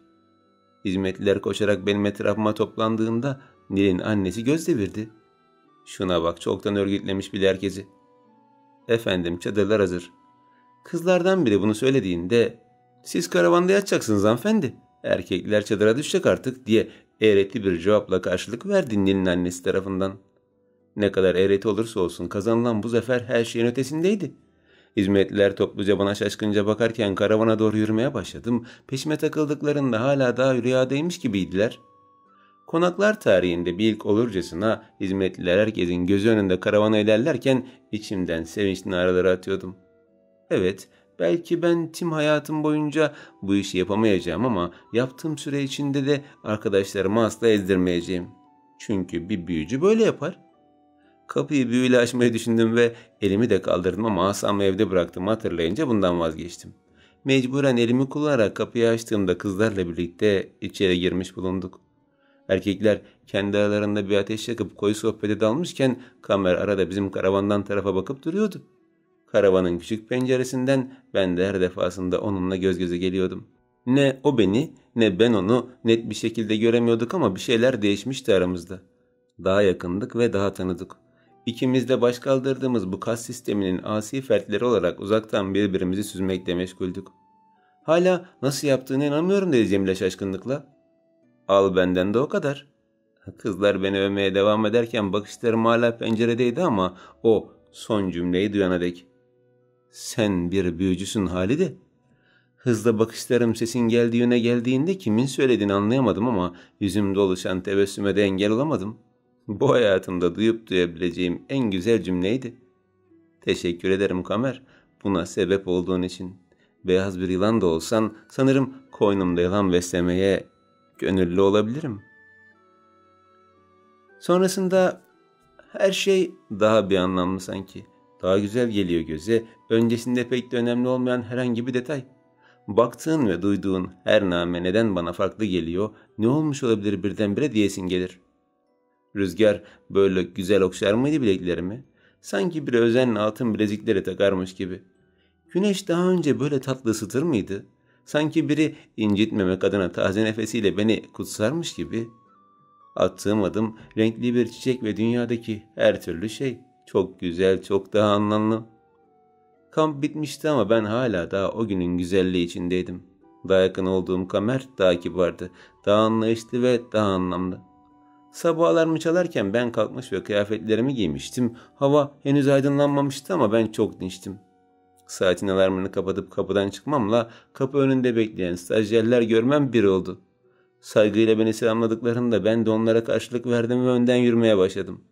Herkes uyanmıştı ve ev ailesi için erkenden hizmet etmeye hazırdık. Tabloların günlük yeri değiştiriliyor, özenle temizleniyor, merdivenlerin ahşapları özel sıvılarla siliniyor, salon kokularının tonu ayarlanıyor, her şey titizlikle yönetiliyordu. Merdivenlerden inip yemek alanına geldiğimizde Serivan'ın yeni stajyerlerden ikisine kahve servisi hakkında bilgi verdiğini gördüm. Kendi stajyerlerimin de aynı bilgilerden faydalanmasını istediğim için benimkileri de gönderdim. Hatta ben de Serivan'ı dinlemeye koyulduğum o dakikalarda üzerinden çok geçmesi de güzel bir mazi olan kendi stajyerliğimi andım. Asla durdurak bilmeyen bir acemiydim. Hala daha olgunlaştığım söylenemez gerçi. Serivan'ın anlatımı bitmişti ki stajyerler diğer eğitimler için iş tarafa geçti. Ben de hayali bir noktaya öylece dalmıştım. Serivan'ın gelip de tam önümde durmasıyla irkildim. Saygıyla selamladığımda gülümseyerek karşılık verdi. Sizi böyle geçmişe daldıran ne olsa gerek? Geçmişin üzeri kaplı parlak cevheri sanırım efendim. MF'den bahsediyordum ve hiçbirimiz o tablonun ne anlama geldiğini anlayamamıştık ama böyle bir kurtlar sofrasında yapılacak en akıllıca şey bildiğimiz her şeyi yutmak ve doğru zamanı beklemekti. Karşı taraf çok zalim ve elimizde olan her şeyi tek hamlede yok edecek kadar şiddetli. Bir şekilde duyulma ihtimaline karşı daha mesafeli olmaya çalışırken biri hızla omzuma dokundu. Hal hal. Bağırışıyla korksam da sakin kalmaya çalıştım. Aha da vallahi hal hal. Ne zaman geldiniz? Gece yarısı efendim. Efendim mi? Burada sen, ben ve Serivan'dan başkası mı var? Rahat olsana. Bir şey demeden öylece gülümsedim. Neyse onu geçelim de haberi duydunuz mu? Neye efendim? Serivan merakla sorduğunda Cem sıkıntıyla gözlerini indirdi. Varis meselesi yeniden gündeme getirilmiş. MF'nin 3. kuşak torunlarından biri Kamer'in varisliğine itiraz ediyor. Gerçi bu evdekiler de itiraz ediyor ama bu sefer durum farklı. İşin kötüsü işler Kamer'in aleyhine işliyor. Neden? Ne oldu ki? MF'nin vasiyetini öne sürüyorlar. Varisleri için yazdığı vasiyetin son cümlesi. Mirasımı sevgili eşinle güzelce kullanırsın gibi bir cümleyle tamamlanıyormuş. Kamer'in evli olmaması gibi bir nedenle varislikten azletmek istiyorlar. Açıkçası hepsi bir bahane. Asıl önemli olan şey Kamer'i bu evden göndermek. Hem Serivan hem ben düşünceyle kaşlarımızı çattığımızda ne yapmamız gerektiğini düşünüyorduk. İyi de dedim. Gerçek varis zaten hiçbir zaman bulunamayacak zaten. Çünkü MF çoktan öldü ve onun imzası olmadan kimse olamaz. Kamera gönderseler bile kendileri de olamayacaklar. Serivan hak verircesine bana bakarken Cem acınası bir şekilde başını iki yana salladı. Tüm bu çabaları varisliğin kimseye ait olmaması zaten ve korkarım ki direkt Kamer'in şahsına ait de bir nefret var. Kanlarından olmaması bir yana ondan nefret ediyorlar. Bu cümle nedense canımı yakmıştı. Onları sadece bir noktaya kadar anlayabilirdim. Bir insandan bu kadar nefret etmek niye? Neyse ben kaçar. Koşacağım biraz güneş yeni doğarken. Cem gülümseyerek yanımızdan ayrıldığında Serivan'la birbirimize baktık. Bu hiç iyi olmamıştı. Deftere yazsak nasıl olur? MF'den imzasını mı isteyeceksin? Hayır, bu pek akıllıca olmaz. Defterdeki imzanın kaybolmayacağı ne malum? Üstelik ona ait olduğunu nasıl kanıtlayacağız? O halde şimdi ne yapmalıyız? Kamer Bey'in yanında olmamız en önemli şey. Serivan'ı tasdikleyerek başımı salladığımda kahvaltı için hazırlıklara yöneldik. Bu sabahki kahvaltı çok feci bir şey olacaktı kesin. Sonrasında kahvaltı masasını hazırlayıp hep birlikte toplandığımızda ilk olarak Berin Hanım geldi. Ne güzel bir gün bu böyle. İçim açılıyor her nefeste yahu. Ağzı kulaklarına varırken durumdan haberdar olduğunu anladım. Peşinden gelen lafı güzafın da ondan aşağı kalır yanı yoktu. Ah burnuma ne güzel kokular geliyor. İkisi birlikte hevesle masalarına oturduklarında Cem de geldi. Onun diğerleriyle pek bir bağlantısı yoktu. Evet kanlarından olsa da onlardan ayrıydı her zaman. Bugün özel yeterince enerjisi yokmuşçasına tabağına yiyecek alırken bugün de pek azız, diğerleri nerede ki diye sordu lafı Gizaf Hanım imalı bir ses tonuyla. Kamer'i kastettiği o kadar açıktı ki. Özenle çayını doldururken ona o kadar mağaradan çıkma dedik, kendini çok gösterirse olacağı bu diye devam edecekti ki titreyen elimden ötürü porselen çaydanlıktaki çaydan bir damla fincanın altlığına damladı. Serivan'ın gözü de bendeydi. Böyle bir şey olacağını bilirmişçesine hızla müdahale etti. Efendim, Halide Hanım biraz rahatsız. Dilerseniz servisinize gül devam etsin. Stajyerlerden birini benim yerime geçirdiğinde odadan çıkmamı istediğini anladım. Aman hiç önemli değil. Halide benim hayat kurtarıcım. Bir damla çay dökmüş çok mu? Gitsin dinlensin. Bana yaptığı bu özel muamele bir şeytani düşünceyle keşke hiç kurtarmasaydım diyecek kadar midemi bulandırsa da Serivan'ı dinledim ve odadan çıktım. Tek başıma çıktığımı sansam da hemen peşimden gelen Serivan, sakin olmalısınız dedi. Şu anda taraf belli edecek durumda değiliz. Haklıydı ama kendime hakim olamamıştım. En iyisi Kamer Bey'le görüşmek. O bir plan hazırlamıştır. Serivan'la birlikte Kamer'in odasına doğru hızlı adımlarla yürürken içimden dua ediyordum. Bu felaketten en güzel şekilde çıkması ve böyle mükemmel bir mirasın kötü insanların eline geçmemesi için. İlk katın merdivenlerine hızla çıktığımızda koridoru da açtık. Kamer'in odasına yaklaştıkça söyleyeceğim şeyleri kararlaştırmaya çalışıyordum. Üzülme, iyiler her daim kazanır. Üzülme, böyle sıkıntılar çekmezsek kazanmanın ne tadı olur? Üzülme, üzülme çünkü sen onların dediği gibi değersiz biri değilsin. Umut verici cümlelerim benim bile içimi rahatlatırken odasına gelmiştik. Kapıya yaklaştıkça seslerin geldiğini fark ettik. Kapıyı çalmamıza gerek yoktu. Zaten açıktı. Serivan durmam için işaret ettiğinde ben de durdum ve bekledim. Nasıl böyle iğrenç bir düşünceye sahip olurlar anlayamıyorum. Mefe eğer onlara güvenseydi birini varis ilan ederdi değil mi? Kanla güvenmediği her mektubunda açıkça belli değil mi? Bu ses çok tanıdıktı. Nil'in ta kendisiydi. O ne zaman gelmişti? Senin hakkında böyle kötü yorumlar yapmalarına nasıl izin veriyorsun? Elinden ne gelir ki Nil? Dedikleri çoğu şeyde de haklılar zaten. Bu yaptığımız şey kulak misafirliğinden başkası olmasa da Serivan dikkatle dinlerken benim çekinceyle davranmam uygun olmazdı. Yapma Kamer, her ne yapmamız gerekirse yapalım. Sana her türlü desteği vermeye hazırım. Bana söyle yeter ki. Bu cümleler benim Kamer'e söylemeye hayal ettiğim cümlelerden çok çok farklıydı. Asla bu kadar kesin konuşacak statüye gelemezdim. Asla böyle bir desteği açıkça veremezdim. İşte o zaman Kamer'in teselliden çok güce ihtiyacı olduğunu anladım. Dikkatle o ikisini dinlerken duymaya hiç ummadığım ama her harfi ne kadar ayrıntılı bir şekilde duyduğum o cümleyi duydum. Evlen benimle Nil. Bir an için nefesim boğazıma takılırken ellerimin titrediğini fark ettim. Ağır bir şey boğazıma çökmüşçesine yutkunamazken Serivan'a baktım. Çok doğru bir karar diye fısıldadı. Kimsenin haberinin olmadığı özel hislerimi içime gömerek devamını dinledim. Evlenelim mi dedin sen? Nil'in şaşkın ses tonunu ben bile tüm hücrelerimde hissetmiştim. Evet dedi Kamer daha önce duymadığım bir ses tonuyla. Kararlı ve çok istekliydi. Birbirimizle anlaşıyoruz. Vakit geçirmekten de keyif alıyoruz. Mutlaka biriyle evlenmek zorundaysam bu kişinin sen olmasını isterim. Daha fazla dinleyemeyecekmişim gibi kalbim sıkıştığında nemlenen gözlerimden bir damla yaş elmacık kemiklerime süzülmüştü bile. Sonrasında henüz duymaya hazır olmadığım şeyler işittiğim için miydi bu çiğ hüznüm? Tazecikti ve etkisi çok derinlere nüfuz ediyordu. Birbirine geçirdiğim ellerim birbirinden farklıydı sanki. Biri buz gibi soğukken diğeri ekvator çizgisinden hallice yanıyordu cayır cayır. Yine de söndürmüyordu biri diğerinin aşırılığını. Denizin ortasında alev alan bir ada gibiydim. Derdimin devası hemen yanı başımdaydı ama o kadar uzaktı ki asla iyileşmeyecek bir yaraya benzemeye başlamıştı. Derin bir nefes alıp Serivan'a selam verdiğimde daha fazla dayanamayacağımı düşündüğüm için beklemeden yürümeye başladım. Muhtemelen ardımdan bakıp kalan Serivan neden gittiğimi anlayamamış, bir süre merak ve endişeyle beni izlemişti ama bunu önemsemeyecek kadar canım yanmıştı. Benimki tam bir saçmalıktı. Henüz tanımadığım bir insandan hoşlanmak ne kadar büyük bir aptallıktı öyle. Elbette bir ilişkisi olma ihtimali vardı. Neden düşünmedim? Ya da olmamasını dilediğim için hiç üstüne uğramadım.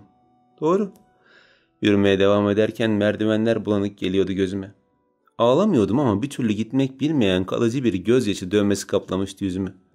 Odama girdiğimde kapıyı yavaşça kapattım ve sırtımı yasladım hafifçe.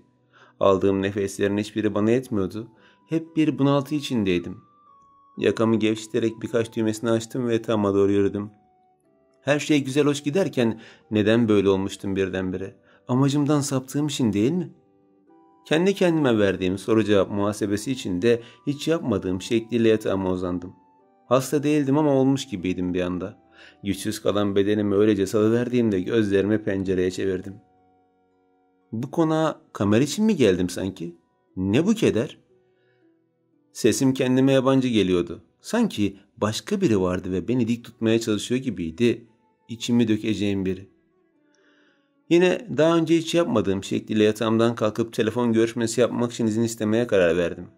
Serivan şaşkınca izni verirken sabit telefonun olduğu yere gittim. Numarayı çevirdiğimde sanki biri çölde susuz kalmış gibi ahizeyi kulağıma tuttum. Biriyle konuşmaya o kadar çok ihtiyacım vardı ki. Halidem, ne oldu kızım? Besime teyze. Bir anda ağlamakla çıkan sesim devamı için hazırlık oluştururken ağlamaya devam ediyordum. Sadece konuş lütfen. Seni çok özledim. Sesini duymaya çok ihtiyacım var. Konuş. Ne anlattığın önemli değil. Lütfen sadece konuş. Besme teyze beni hiç kırmadan aklına ne geliyorsa anlatmaya başladığında hem onu dinliyor hem de ağlıyordum. Bu o kadar uzun sürdü ki stajyerlerim gelip arkamda hüzünle beni beklemeye başlamıştı. 1 saat, 2 saat, 3, 5. Kimseden telefon için uyarı gelmiyordu çünkü herkes bu hüzünlü atmosfere kendini kaptırıp gitmişti. Stajyerlerden sonra gelen Serivan ne olduğunu anlamaya çalışarak arkamda beklemeye başladığında peşinden Cem geldi. Hal hal, ona ne oldu böyle? Bana doğru bir adım attı da Serivan tarafından durdurulmuştu. Hayır efendim, sanırım çok üzgün. Kendisini toplamasına izin vermeliyiz. Serivan'ın tavsiyesi işe yaramışçasına Cem geri çekilmişti ki başka biri daha geldi. Bu velvelede neyin nesi? Kamer'in sesi kulağıma dolarken ahizeyi yavaşça kendimden uzaklaştırdım. Bakışlarım o ve yanımdaki Nil'e kaymıştı. İkisi de olabildiğine üzgün ve bastırılmış bir sinirle doluydular. Halide, bir şey mi oldu? Nil'in samimi sorusuyla son cümlemi söyleyip telefonu kapattığımda bir şey kaybettim efendim. Onun için üzülüyordum dedim. Açıklamam sadece Kamer'ı sinirlendirmişti sanki. Kaybettiğin şey her neyse böyle kendini harap etmeye değer mi? Değer. Kendi kendime cevap vermiştim. Kaybettiğim şey senin ta kendin aptal diyemediğim için sessizce başımı yere eğdim. Her neyse böyle toplanmayın. Herkes işinin başına. Kamer'in direktifiyle Cem sinirle gözlerini devirdi. Bu da düzen hastası çıktı başımıza. Kızın canı yanıyor, gelmiş düzenli olun diyor. Cem'in kendi kendine söylenmesini sadece ben ve Serivan işitmiştik. Çünkü Kamer ve Nil çoktan merdivenlerden aşağı inmişlerdi bile. Ben de işimin başına geçeyim efendim. Serivan ve Cem'i selamlamak için eğildiğimde stajyerlerim de aynı şeyi yaptılar. Birlikte yemek salonuna inerken cebimde tuttuğum defteri hafifçe sıktım. Bir an için MF'den yardım istemiştim. Kimse olmasa da belki o bana rahatlatıcı bir şeyler söyleyebilirdi. Yine de bunun için uygun vakti beklemeliydim. Sonrasında pasta servisindeki en önemli kural sosun tabağa taşmasıdır. Eğer çikolatalı bir pasta ise sosun inceliğinden tabağa bir çizim tekniği uygulamalısınız. Eğer pasta meyveli ise tercih edilen meyveleri tabağın kenarına dizmelisiniz. Eğer pasta ile alakalı servis tüyolarını anlatırken kendimi rahatlamış hissediyordum. Önümdeki çeşit çeşit pastalar dikkatimi kendilerinde toplamayı başarıyor ve içsel hüzünlerimi gideriyorlardı. Eğer böyle devam ederse, yani bir ihtimal Kamer'le aynı evde yaşasak bile kendimi işime verirsem devam edebilirim diye düşündüm. Ama hemen sonrasında aynı cümle yankılandı zihnimde. Evlen benimle. Evlenmeyi dileyecek kadar çok sevmenin sıkıntısı kalbimi sızlatırken yaban mersinli pastanın süsü sırasında elim titredi. Onlarca yaban mersini avucumdan yere sıçrarken herhangi bir hareket yapmadan onların düşüşlerini seyrettim. Düşün bakalım, nereye kadar düşeceğiz? Yaban mersinleri bir anda benmişim gibi gelse de devam etmedim. Eğilip her birini teker teker topladım ve yıkayarak yeniden kullandım. Normalde böyle durumlarda bunları atmamız gerekiyordu. Eğitimin verdiği doğrultuda bir şekilde servis esnasında elimizden düşenler olursa onlar yeniden kullanılmıyordu ama nedense bu sefer eğitimi hiçe saymıştım. Kendim gibi gördüğüm yaban mersinlerinin bir kere düştükten sonra yeniden ayağa kalkamıyor olmasını kendime yedirememiştim. Ben de çok düşüyordum. Hala daha düşüyordum ama her defasında ayağa kalkmayı bildim. Şimdi de öyle olmalı. Eğitimin sonunda dinlenmeye çekilmiştik ki ben kendimi MF tablolarının önünde buldum.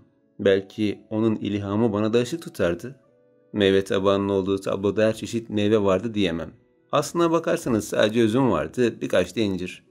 Üzümün taneleri tablonun neredeyse her bir yerine saçılmışken ben mor renginin kullanılan her tonuna hayran olmuştum sanki. O devirde bile böylesine gölgelendirme nasıl yapılmış olabilir ki? Özenle tabloyu incelerken üzüm mevsiminde aşk dedi biri. Sesin geldiği yer hemen yanı başımdı. Kamer hemen yanımda dikilmiş tabloya bakarken kollarının arkasında bağlamıştı. Onu görmeyi beklemediğim için şaşırmış da afallamıştım. Ne anlamlı bir tablo ismi değil mi? Üzüm mevsimi. Yani yaz aylarında yaşanan bir aşkı konu alıyor. Kaşlarım onun açıklaması için hafifçe havalandığında eminim onun gizemli aşkı daha çok tatlıdır. Sonuçta tek kişilik de olsa kestirilip atılan bir aşk kadar zalimce değildir diye devam etti. Ne demek istediğini anlamıyordum. Yorgun bakışlarla bana baktığında ben de ona baktım. Artık gerçekten yoruldum. Her şeyi bırakıp gitmek istiyorum. Cümleleri öyle bıkkınlık doluydu, çaresizliğini açıkça ifade edecek kadardı. Bir şey demeden öylece bakarken Nil, evlilik teklifim kabul etmedi deyiverdi. Böyle bir şeyi hiç ama hiç beklemiyordum. Gözlerim şaşkınlıkla açılırken ne diye sordum. Ama birbirinizi seviyordunuz. Evet ama o mecbur kaldığımız için değil, birbirimizi sevdiğimiz için evlenmemizi istiyor. O yüzden bu çekişmeleri günlerde evlenmemizi istemedi. Demek istediklerini anlasam da böyle bir durumda evlenmesini beklerdim. Evet, kulağa zor gibi gelse de öyle değildi. Seviyorlardı birbirlerini. Üst üste yaşadığım şaşkınlıktan sonra ne yapacağımı bilemez bir halde tabloya geri döndüm. Yine de teklifimi kabul etmesini beklerdim. Ben olsam onu asla yolda bırakmazdım. Şimdi ona öyle çok ihtiyacım var ki. Kameranın içsel yakınmaları kulağıma dolarken ona döndüm. Bu seferki bir yanlış kararın gidişatıydı. Ben de evlenirdim dedim kaşlarımı kaldırarak. Eğer Nil'in yerine ben olsaydım sizinle evlenirdim. Bu sefer o şaşkın ve afallamış bakışlarla bana bakarken ne yaptığım hakkında herhangi bir fikrim yoktu. Muhtemelen tüm günün acısını çıkarıyordum. Bu kendi çapımda bir aşk itirafı da olsa daha mantıklı ve makul olmasını dilerdim. Böyle pataküte değil. Gözleri şefkatle kısılıp gülümseyerek baktı. Hafifçe havalanan eli saçlarıma tatlı bir dokunuş kondurduğunda "Teşekkür ederim" dedi. Berbat geçen bir günün ardından sözlerin öyle huzur verici ki. Saçlarımda olan eli tüylerimi diken diken etmişken heyecanla ellerimi birbirine geçirdim. Kalbim yerinden çıkacakmış gibi atarken onun böyle hissetmediğini adım gibi biliyordum. O sadece bana teşekkür ediyordu, o kadar. Yine de kendime engel olamıyordum. Ne dersin? MF'ye bir iki çift laf etsek mi? Hem böylelikle tuhaf vasiyetinin de acısını çıkarmış oluruz. Bir günün tamamını birkaç dakika sayesinde unutmuş olmam beni samimiyetsiz yapar mı bilmiyorum ama geçmişti. Tüm acım geçmişti. Kamer'le birlikte merdivenlerden çıkarken gecelerin gündüzlerden daha güzel olduğunu düşünmeye başlamıştım. Teşekkür ederim gece. Onu yeniden bana verdiğin için. Sonrasında geldiğimiz yer daha önce hiç girmediğim bir salondu.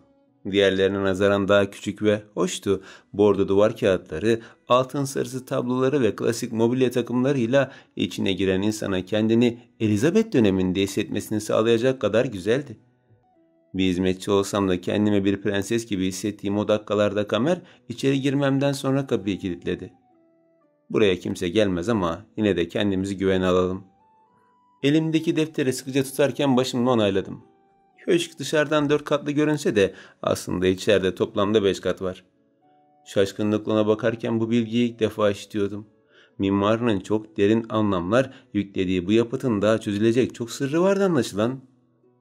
Kayıp kat olarak bilinen bu salon ve beraberindeki birkaç oda geçişini ancak ben ve Serivan'ın bildiği bir mahzen gibi. MF döneminde döşenmiş bu eşyalar kimse tarafından bulunamadığı için kimse de değiştiremedi. Peki siz nasıl buldunuz diye sorduğumda şömineyi yakmak için hazırlık yapıyordu. Varis seçildiğin gün MF'nin özel mektubu da verildi. Orada ona dair birçok bilgi vardı. Bunlardan biri de bu kat. Gizemli sevdiğiyle birlikte bir dönem yaşadıkları bu yerin tuhaf bir büyüsü var. Aslında sihirli değil, yani normal insanlar tarafından da bulunabilir ama nedense bulunamıyor. Defalarca arama yapıldı ancak kimse bulamadı. Biz söylemediğimiz sürece de bulunamayacak.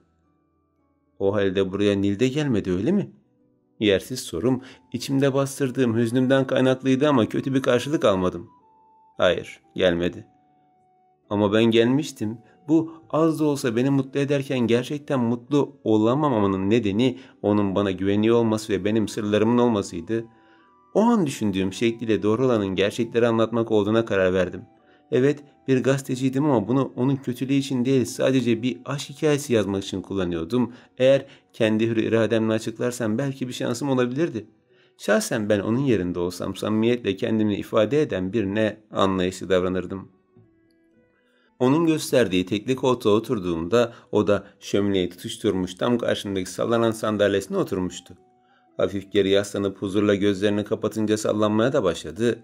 Tam zamanıydı. Ertelersem kaybederdim. Bu atmosferde biz ikimiz yalnızken araya hiçbir şey girmeden anlatmalıydım. Sıkıca tuttuğum defteri dizlerimin üstüne koyduğumda ağzımı açmamla "Sana çok güveniyorum" demesi bir oldu. Açık olan ağzım öylece kalırken gözlerini hafifçe açtı. Doğrusu bu nasıl oldu bilmiyorum ama senin MF tarafından da desteklendiğini düşünüyorum. Ağzım yavaşça kapanırken çaresizce geriye yaslandım. Hayatım bir cambaz gibi keskin ve ince bir ip üstünde yorulmuş gibi tedirginlikle geçip gitti. Tüm bu süre içinde Nil'e gerçekten aşık olduğumu ve onu çok sevdim. Son cümleyle bakışlarım yere inerken şömine ateşinin gölgesi ikimizin yüzünde de titrek hareler oluşturuyordu. Yine de güven bambaşka bir şey. Bir insana güvenemedikten sonra ona olan aşkın bir mana ifade etmiyor. Hüznüm derinleştikçe içimdeki sancı da artıyordu. Ne demeliyim? Nasıl demeliyim? Neresinden başlayabilirim? Eğer sen yanımda olursan tüm bu felaketleri aşabilirmişim gibi geliyor. Bilemiyorum, belki de tüm bunları bir hizmetçiyle paylaştığım için deliriyor gibi görünüyorum ama ben insanların eşit olduğuna inanan biriyim ve sen de senin bana olduğun gibi sana çok ihtiyacım olan birisin. Titrek gözlerim acınası bir gülüşü beraberinde getirdiğinde ona baktım.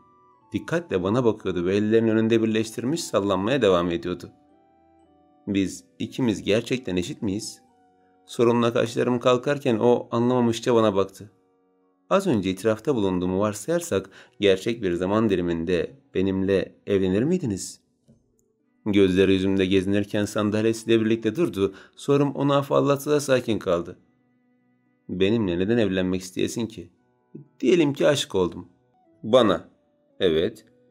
Bu mümkün değil. Neden? Çünkü tüm bu yalanların arasında gerçek bir his olan aşkın var olabileceğine asla inanmıyorum. Diyelim ki var oldu. Kapana kısılmışçasına bana bakarken gözleri gözlerimde gezinip ne kadar ciddi olduğumu tartmakla meşguldü. Sonuna kadar ciddiydim. Cümlelerimi her zerremde, her saniye, her harfte, her dakika, her an hissederek söylemiştim. Bu dile getiriş mümkünatı olmayan bir birlikteliğin aşırılığa kaçan teklifinden başkası değildi. Onunla benim asla bir olamayacağımız aşikarken bir kere de olsa bunu ona söylemek ve hayal ettirmek istiyordum. Buna bile hakkım olmasa da bazen insan her şeyi silebiliyor. Bir anda buz kesin ortamı şömineden gelen yoğun sıcaklık bile ısıtamıyordu. Sessizliğin hüküm sürdüğü o birkaç dakikada kendime binlerce hakaret yağdırdım. Sanki amacım buymuş gibi, sanki bu konağa birilerine aşık olmak için gelmişim gibi, sanki kamera elde etmek için can attığım biriymiş gibi. Ne biçim saçma bir diyaloğu başlatmış ve tıkanmıştım öyle. Parmaklarımı sıkıca birbirine geçirip bilinçsizce ezerken canımın yandığının farkında bile değildim. Tek derdim ne ara böyle amatör bir insana dönüştüğümü sorgulamaktı. Eskiden bir gazeteci olarak profesyonel bir şekilde duygularımı gizler, üzülsem bile gülebilir, mutluyken ağlayabilirdim. Müthiş rol becerime de ne oldu şimdi? Üstelik ben... Eğer öyle bir şey olmuş olsaydı, ardıma bile bakmadan seni de alır giderdim. Bakışlarım bir kere daha ona yükseldiğinde kalbim deli gibi atıyordu. Ne demişti biraz önce o?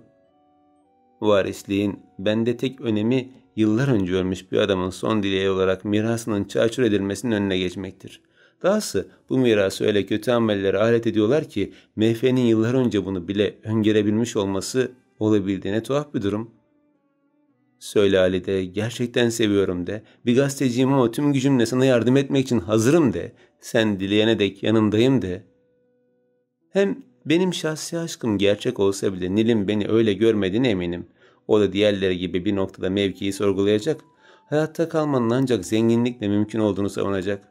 Gördüğünüz üzere kabul edilmeyen şey benimle evlenmesi değil, ona duyduğum gerçek aşkımdı. Hayır, ben Nil gibi değilim. Zengin olacak olsam bile Meta'nın benim için değeri gerçek bir iş yanında bir iştir. Bir kere daha gerçekleri itiraf etmek adına hareketlenmiştim ki Kamer'in telefonu çaldı. Zamanlamanın tuhaflığı karşısında aciz kalmışken o cevap verdi. Evet. Efendim, acil gelmelisiniz, ortalık fena karıştı. Ne oldu Şerivan? Alo. Hızlı ayağa kalktığında çok telaşlıydı. Onun telaşı bana da geçmiş olacak ki dizlerimin halsizliği ayağa kalkıp şömineyi söndürüşünü seyrederek peşine takıldım. Salondan ve nihayetinde kattan tamamen çıktığımızda alt katlardan sesler yükseliyordu. Birinin Berin Hanım olduğunu seçtiğimde diğerlerinin yabancı erkekler olduğunu anlamıştım. Merdivenlerden birer ikişer inerken bu hengamenin ne olduğunu anlamaya çalışıyorduk. Katlar tükendikçe sesler netleşiyordu. O gereksizi aramızda istemiyoruz. Gitsin derhal.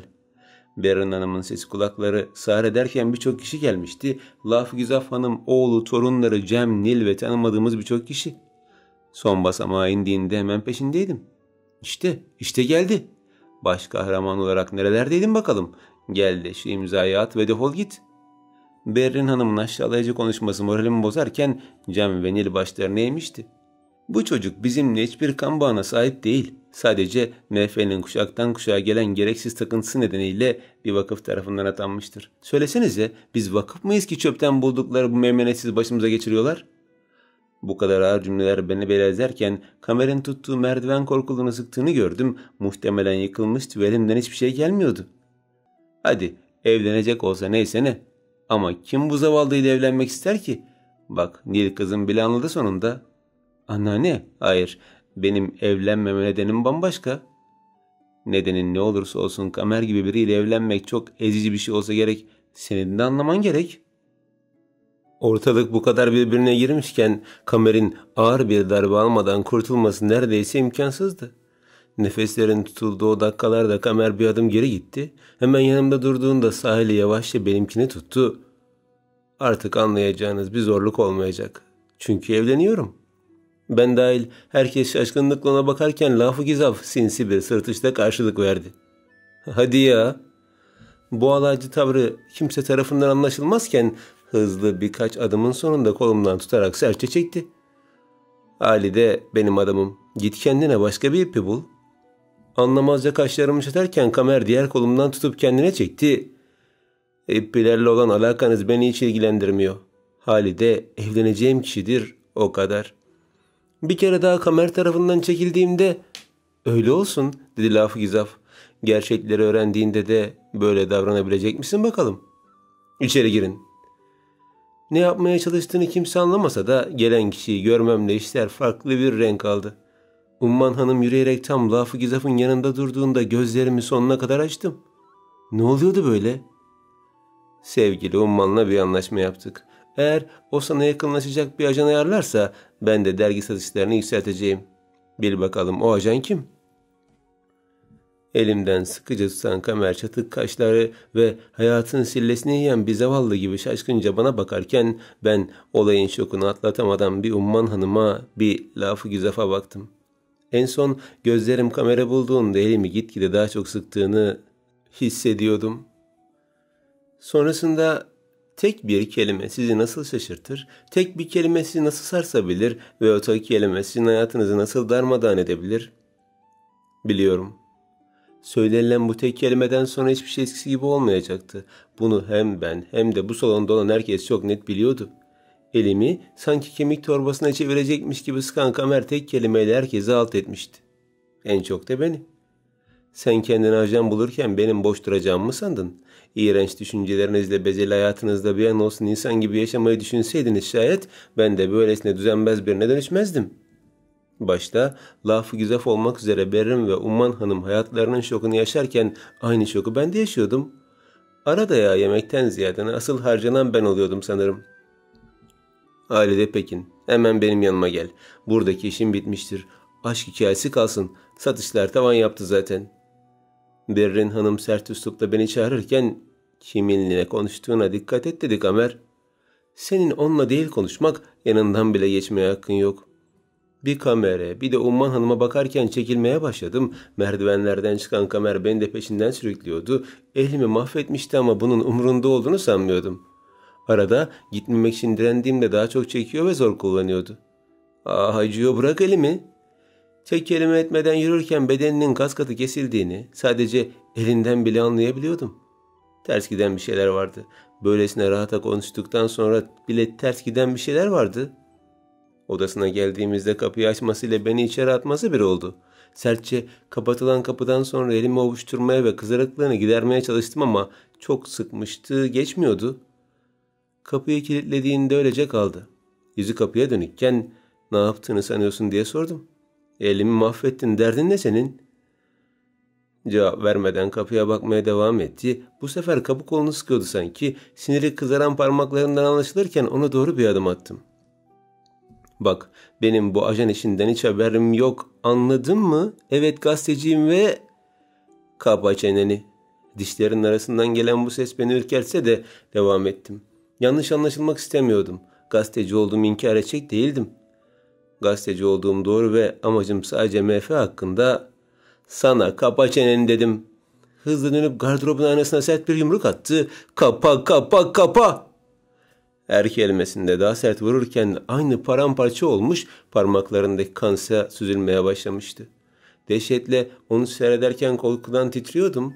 Delirmiş gibiydi. Çıkmak istiyorum ben. Kapıyı aç. Ağlamakla sesimle kapıya doğru yürürken önüme geçti. Kanlı eliyle bileğimden sıkıca tutup çektiğinde sırtım gardıroba çarptı. Kendimi tutamadan ağlamaya başladığımda üstüme geliyordu. Yalan söyledin. En başından beri her söylediğin yalandı. Sen iğrenç bir yalancısın. Hemen yanıma vurduğu diğer eli aynanın yan tarafının kırılmasına neden olurken o eli de kanamaya başlamıştı. Titreyerek ağlarken kan bana da bulaşmıştı. Ne yapmam gerektiğini bilmiyordum. Ölesiye korkuyordum ama en çok da ağır bir pişmanlık duyuyordum. İyi insan rolü oynadığın o zamanda da, insanlar sizi seviye saçmalığıyla ezdiğinde de, arkadaşlarını korumanda, bana olan lanet duyguların da hep yalandı. Bu hariç kulaklarımı sağret çekti. Kendini hırpalamaktan ter içinde kalmıştı, saçları dağılmış, kıyafeti kana bulanmıştı. Haberim yoktu. Ne nefret bir ajan olduğundan ne de bana bir çıyan gibi sokulduğundan hiç haberim yoktu. Ben ajan değil... Kapa çeneni. Tek kelime etme artık. Yalanlarını kendine sakla. Son kez bağırdığında benden ayrılıp odanın ortasında volta attı birkaç defa. Anlamalıydım. Böylesine gerçek bir duyguya sahip biri olmadığını anlamalıydım. O kadar kendini astın ki beni bile kandırdın sen. Böyle sade bir güzelliğin varlığına bir an ben de inandım. Kendimden geçercesine ağlarken beni hiç dinlemiyordu. Hem beni hem kendini harap ediyordu. Çok düşündüm. Para için mi böyle olabilir? Yoksa gerçekten böyle samimi bir insan mı? Makam için mi böyle davranıyor? Yoksa gerçekten sempatik mi? Halide Gece gerçekten böylesine tatlı bir insan mı? Gözleri tükenmiş bir insanı andırırken elmacık kemiklerine süzülen yaşı gördüm. O an öyle pişman oldum bu işe giriştiğim için. Eğer ben bu eve hiç gelmemiş olsaydım belki de Kamer böylesine yaralanmamış olacaktı. Böylesine sarsılmayacaktı güveni. Ben onu mahvetmiştim. İkimiz de ağlayarak birbirimize bakarken fısıldadı. Sen Halide Gece bile değilmişsin ki. Bu son cümlesi içimi öyle bir yakmıştı ki yerin dibine girmek istedim. Ellerimle ağzımı kapatırken daha çok ağlamamak için kendimi sıkıyordum. Durdu, bakışları yerdeyken yumruklarını sıkıyordu. Özür dilerim, gerçekten çok özür dilerim.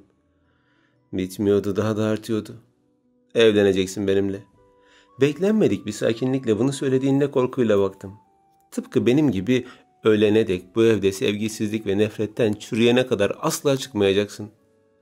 Ellerimi ağzımdan indirirken son kez kapıya baktım. Kaçıp kurtulabilirdim belki. Kapıya doğru birkaç adım atmıştım ki elbette kaçabilirsin dedi. Ama sakın unutma ki her kaçtığın gün cehennemi yaşayacaksın. Cebinden çıkardığı telefonu kulağına götürdüğünde Halide Pekin'le alakalı her bilgiyi 3 dakika içinde istiyorum dedi. 3 dakika geçmemişti ki bir mesaj geldi. Nefretle okuduğu mesajdan sonra yeniden aradı birini. Tüm işlemleri jet hızıyla ayarlayıp oraya bir iş makinesi gönderin. Sadece 5 dakika içinde. Ne yaptığına dair tek bir fikrim olmazken birazdan emrimle o barakadan oluşan tek evinize yıkım emri gerçekleşecek. Ödenmeyen faturalar ve birikmiş borçlarınızla daha fazla dayanabileceğini mi sanmıştın diye sordu. Sen de beni mi araştırdın? Keşke araştırmış olsaydım. Sana ulaşmak tek bir emrime bakarken sana güvenmemin cezasını çekiyorum. Keşke her şeye rağmen diğerleri gibi araştırmış olsaydım. Hem çalışanlarımızın ailelerini bilmek bizim de hakkımız değil mi? Sonuçta hangisinin tiksinç bir yalancı olduğunu bilemeyiz. Onu dinlemeye bırakıp kapıya yöneliyordum ki Besme teyzenin sesi geldi kulağıma. Hızlı arkamı döndüğümde telefondan geldiğini anladım. Telefonundan yapılan canlı yayında evin dışında duran Besme teyze hüngür hüngür ağlarken dizlerine vuruyordu. Devasa bir buldozer evi yıkmak için gelirken videoyu alan kişiye lanet ediyordu. Besme teyze telefona yaklaşmamı engelleyerek havaya kaldırdı. Besme teyzenin sesi kulağımda yankılanırken ver şunu diye enledim. O çok yaşlı, dayanamaz bu kadar acıya. O yüzden akıllı davranmalısın. Ya Besme teyzen hüzünden helak olur ya da benle olan hayata razı olursun. Ağlayarak onun elindeki telefonu almaya çalışırken devam etmedi ve sertçe attığı telefon yüzlerce parçaya ayrıldığında ver şu defteri diye bağırdı. Yere eğilip telefon parçalarını toplamaya çalışırken ağlayışım iyice artmıştı. Yine de cebimdeki defteri vermeyi ihmal etmedim. Sinirlerimden alıp cama doğru yaklaştı. Tüm gücüyle fırlattığında yerde daha çok ağlamaya başlamıştım. Artık MF falan da yok. Besme teyzen de yok. Hiçbir şey yok. Sadece ben varım ve bir de sana vereceğim tek şey olan cehennem hayatı. Kamer pencereyi sertçe kapatmıştı ki yerdeki telefon parçalarının üstüne kapandım. Ağlayışım her saniye artarken ilk defa içinden çıkılmaz bir felakete sürüklendiğimi hissediyordum. Ne yapacaktım şimdi? Nasıl devam edecektim? Sonrasında göz alabildiğine uzanıyor karanlık. Artık tek bir damla ışık yok. Hiç gücüm kalmadı dayanacak. Zaten yokmuş gibi. Bunca zaman kendimi sıktım ama yine de başa dönmüş gibiyim. Yine hiçbir şey olmayan, zavallı ve istenmeyen, iradesi olmayan ötekiye dönüştüm. Yıllarca ayakta durmak için savaş yaptığım kendime yenildim yine. Yine kabullendim mağlubiyeti. Anne ve babasız geçen onca seneden sonra hep mutlu olmak için zorladım kendimi. Hep daha güçlü olmak için çabaladım. Hep yalnız kalmaktan kaçındım. Kimi zaman film karakterlerine bağladım bu aşırılığımı, kimi zaman da çevremi gülmekten öldüren bir komedyene döndüm. Ama içim hiç değişmedi. Değişmiyor. Orası hep yangın yeri. Ne zaman düşsem bir daha kalkamıyorum. Ne zaman darbe alsam bir daha toparlanamıyorum. Hep en başa almak zorundayım. Hep en baştan başlamak zorundayım.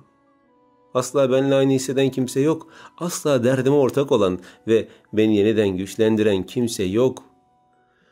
Her şeyin bir kenara itildiği o saatlerde yine başa sarmıştım. Ben sırtımı kapıya vermiş, dizlerimi karnıma çekmişken Kamer de odanın diğer ucunda sırtını karyolasına vermiş, ayaklarını uzatmıştı. İkimiz de tükenmiştik. İkimizin de tüm enerjisi bitmişti. Onun kuruyan kanı parmaklarına bulaşmışken benim kuru gözyaşlarım yanaklarımdan çeneme boylu boyunca iz yapmıştı.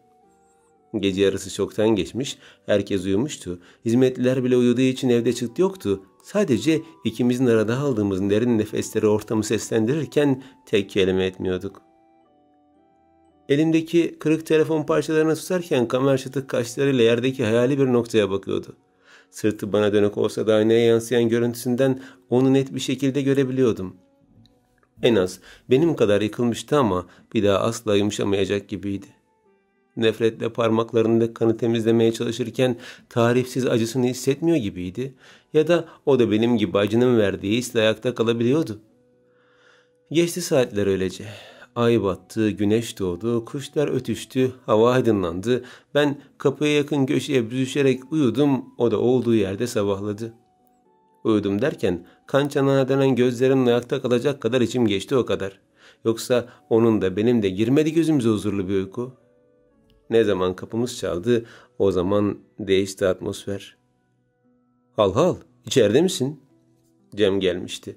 Hızlı yerimde doğrulup ayağa kalkacaktım ki tek kelime edersen asla iyi şeyler olmaz diye tısladı Kamer. Yerinden kalkıp kapıya doğru gelirken öylece kalmıştım. "Kapının arkasına geç." Sert ve sessiz bir tonla söylediği şeyden sonra istemeyerek de olsa kapının arkasına geçtiğimde üstünü düzelterek yavaşça kapıyı açtı. "Evet." "Kamer, Hal hal burada mı?"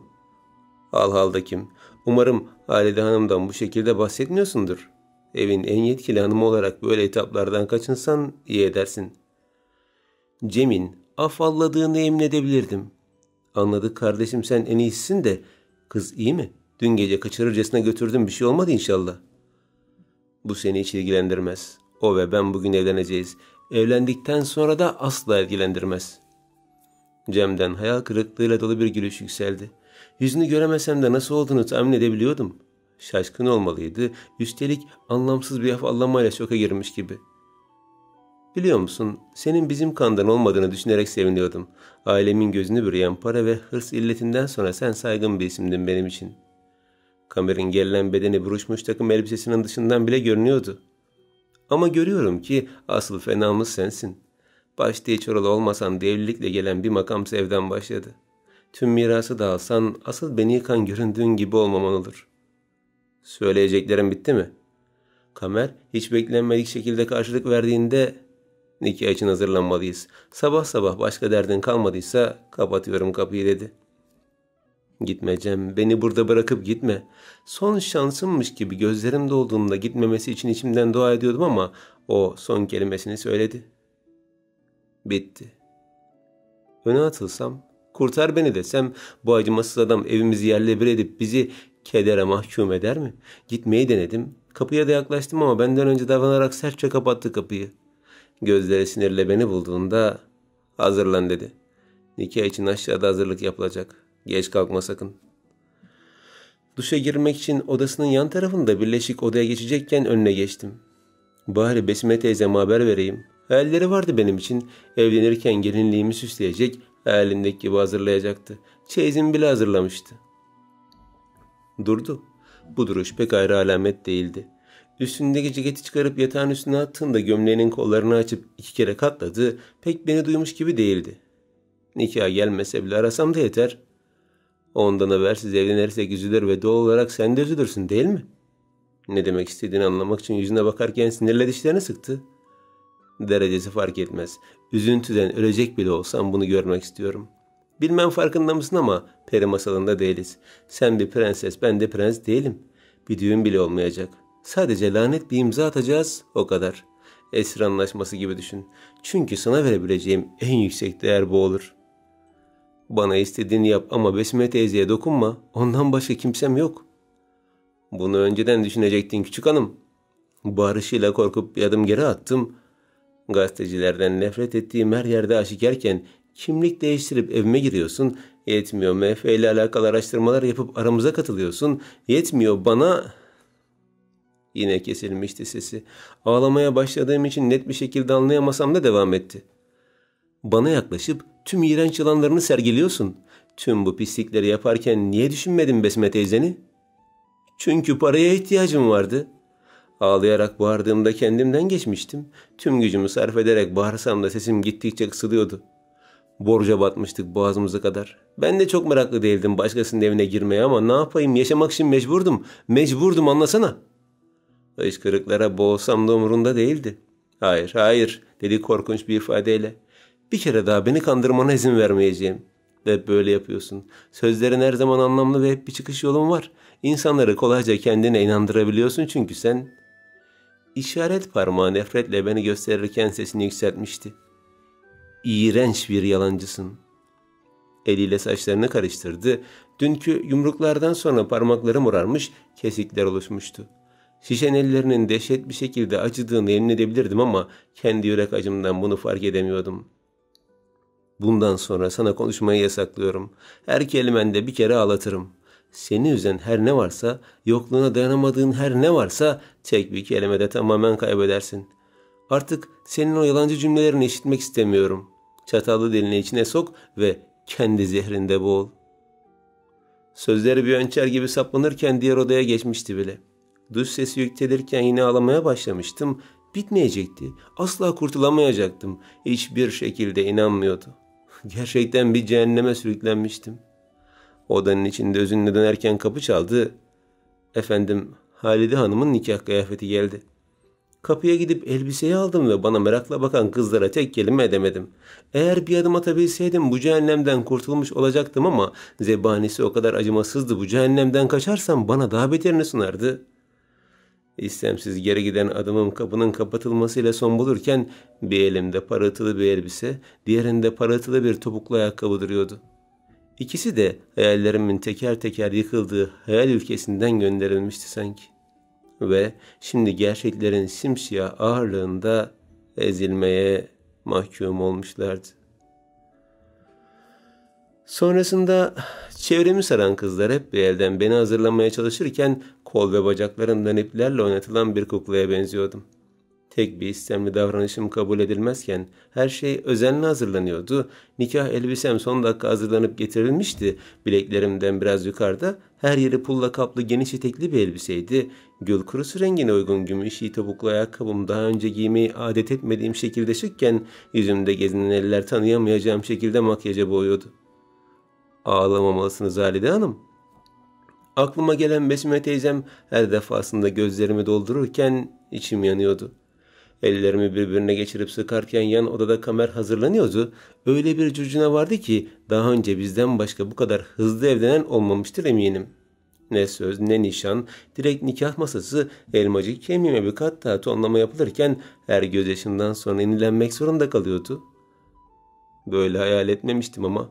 Gerçi pek hayal kurduğum söylenemezdi ama yine de öyle olsun istemezdim hiç. Sevdiğim insanla güzel hatıralarımız kalacak şekilde peri masalı kadar olmasa da güzel bir düğünümüz olsun isterdim. Annem ve babam olmadığı için Besime teyzemi en baş köşeye oturtmak isterdim. Kimim kimsem olmadığı için Güzün ve James gelir diye hayal bile kurmuştum. Şimdi ise yapayalnızdım. Son kez elimin tersiyle yanağımı sildiğimde bir kat daha ton yapıldı. Yüzüm gitgide koyu bir hal alırken saçlarım sıkıca toplanmış, dağınık topuz yapılmıştı. Işıl ışıl küpeler, her ağırlıkta mücevherler ellerim ve boynumu süslerken hiçbirini umursamıyordum. Tamamen bir kabus olsa ve uyandığımda her şey son bulsa diye dua ediyordum. Öyle olsa var ya, gazeteciyi falan bırakıp geçinmek için gerekirse kasiyerlik yapar, Besme teyzemle huzurla yaşayıp giderdim. Bir daha asla ama asla yalan söylemez, böyle nefret bir işe de karışmazdım. Fakat her şey hayalden ibaretti. Yaşadığım gerçekse Kamer'le istemeden evleniyor olmamdı. O da beni istemiyordu, hatta benden nefret ediyordu ama artık ben de ondan nefret ediyordum. Ona olan aşkım nefretimin büyüklüğüyle sönüp gitmişti. Şimdi yüreğimi kaplayan tek his ölümüne bir nefretti. Hazırlığınız bitti hanımefendi. Kızlar kenara çekildiğinde karşıma bir ayna getirdiler. Yansımamı görmemle gözlerimin açılması bir oldu. Halide Pekin'e hiç ama hiç benzemeyen bu kız da kimdi? Nereden getirmişlerdi? Mor göz altları ne kadar koyu bir şekilde kapatılmaya çalışılsa çalışsın açıkça ortadaydı. Yarıya kadar açık gözleri hüzünden en ağır halini yaşarken neredeyse bir gecede bir deri bir kemik kalmıştı. Annesi yok muydu bu kızın? Hiç mi bakmamıştı? Yemek yemesi için zorlamamış mıydı? Unuttuğu zaman su içmesi hatırlatmamış, zorluklarla mücadele ederken sıcacık bir kucaklama sunmamış mıydı? Peki ya babası yok muydu bu kızın? Kolundan çekip siz kimin kızını zorla evlendiriyorsunuz dememiş miydi? Arkasında durup daimi bir güvenle omuzlarını sıkıca tutmamış mıydı? Aklıma gelen tüm bu acı cümleler yeniden ağlamama neden olurken diğer odanın kapısı açıldı. Kamer siyah takım elbisesi ve ince siyah kravatıyla çıkarken aynadan görmüştüm. Sarı saçlarını havaya dikmiş, parmaklarını görünmez yara bandıyla kapatmıştı. Onun da benden aşağı kalır yanıyorken aynada kesişti gözlerimiz. Dişlerini sıkışını ve nefretle göz devrişini görmemle gözyaşlarımı silip yavaşça arkamı dönmem bir oldu. Efendim dışarısı hazır, sizi bekliyorlar. Serivan eğilerek bunu söylediğinde ona da bakamıyordum. Beni kötü hissettiren şeylerden biri kendimde yaptığım şeyden utanıyor olmamdı. Bunca samimi dostluktan sonra bir yalancı olmak ağır geliyordu. Halide Hanım, Kamer Bey'in koluna girmelisiniz. Dışarıda basın da hazır bekliyor ve lütfen gülümseyin. Beni yönlendiren kıza bakınca Kamer bıkkınlıkla nefes verdi. Gözlerim yerdeyken hiç istemiyordum böyle bir şeyi. Olduğum yerde dururken bakışlarımı Kamer'a kaldırdığımda büyük bir nefretle bana bakıyordu. Dahası tehdit de vardı.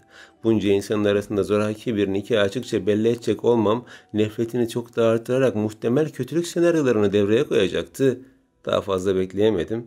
Topuklu ayakkabılarının güç yürüyüşüyle ona doğru adımlamaya başladım. Her bir adımım onun bıkkın ve nefretini daha çok artırırken elim loşundan geçerken bedeninin ne kadar çok sert olduğunu hissettim. Patlamak üzere olan bir bomba gibiydi. Tek bir fazlalık tüm her şeyin etrafa saçması için yeterli olacakmış gibiydi. Çok güzel. Lütfen gülümseyin biraz da. Basın siz dışarı çıkar çıkmaz flaşları patlatacaktır. Şimdiden hazır olmanız çok daha iyi. Yutkunurken nasıl güleceğimi düşünüyordum. Sanki daha önce hiç gülümsemeyi tatmamışım gibiydi. Somurtmasak yeterli, dedi Kamer. Onun da gülmeye niyeti yoktu anlaşılan. Çok fazla somurtmamaya çalışarak dururken kapıyı açıyoruz efendim hazırsanız dedi Serivan. Kamerın başını sallayışını hissettiğimde bir adım attı. Ben de onu takip ettiğimde kapının önüne gelmiş olduk. Dedikleri gibi yüzlerce flash patlamaya başladığında bilinçli olarak içeri alınan basın mensupları soru yağmuruna başlamıştı bile. Efendim, hizmetçilerden biriyle evlenerek halkın gözünde yükseldiniz. Bu bir şirket politikası mı yoksa bir aşk hikayesi mi? Halide Hanım, ailenize dair hiçbir bilginin olmaması bilerek yapılan bir düzenleme mi? Kamerşan artık MF'nin resmi varisi olacak. Bundan sonra Malikanede yeni bir dönem başlayacak diyebilir miyiz? MF'ye dair tek bir iz bile bulunamadığı doğru mu? Varis olarak bu konu hakkında bir bilginiz var mı? Her bir köşeden gelen sorular, patlayan flashlar, birbirine gelen insanlar ve bir de biz. Endişeden kolunu arada sıkmak zorunda kaldığım Kamer gayet sakin görünüyordu. Böyle şeylere alışkın olsa gerekti. Bense gazetecilik hayatımda ilk defa bu kadar şahsi sorulara maruz kalıyordum. Kendim sorarken iyiydi ama başkasının sorması ve en kötüsü cevapsız kalmamız ne kadar zormuş meğerse. Gözlerim yoğun ışık altında açılıp kapanırken yeniden hareketlendik. Arkadaşlar, daha ileri bir tarihte bir basın toplantısı düzenlenecek. Sorularınızı o zamana saklayın lütfen. Yapılan uyarılardan sonra soruların ardı arkası kesilse de çekimler hala devam ediyordu.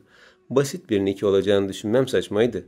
Kamerşan aile içinde dışlansa bile o MF'nin varisi olarak yüksek bir nüfuza sahipti.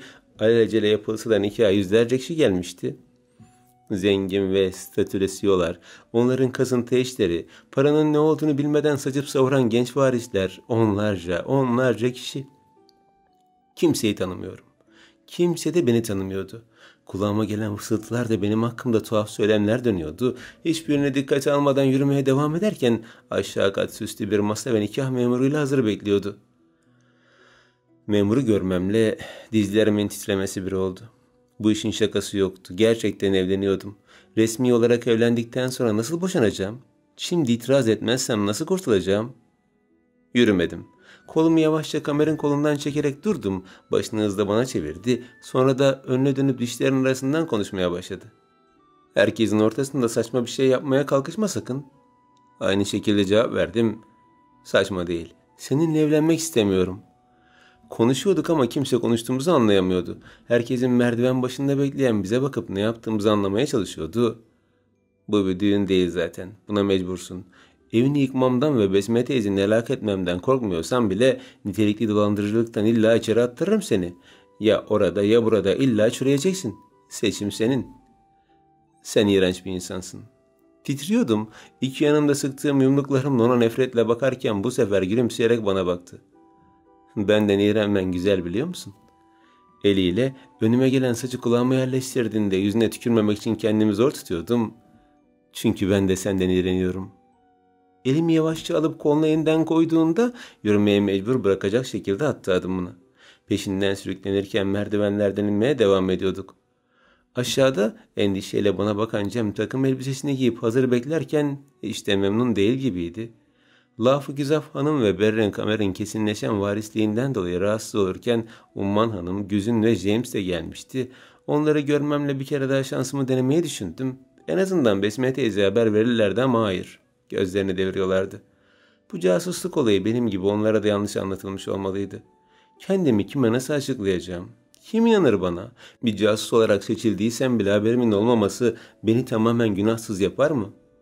Bu eve girmiştim. Sırlarına dek ortak olmuştum. Güvenlerini sarsmıştım. Onlardan biri olmuştum.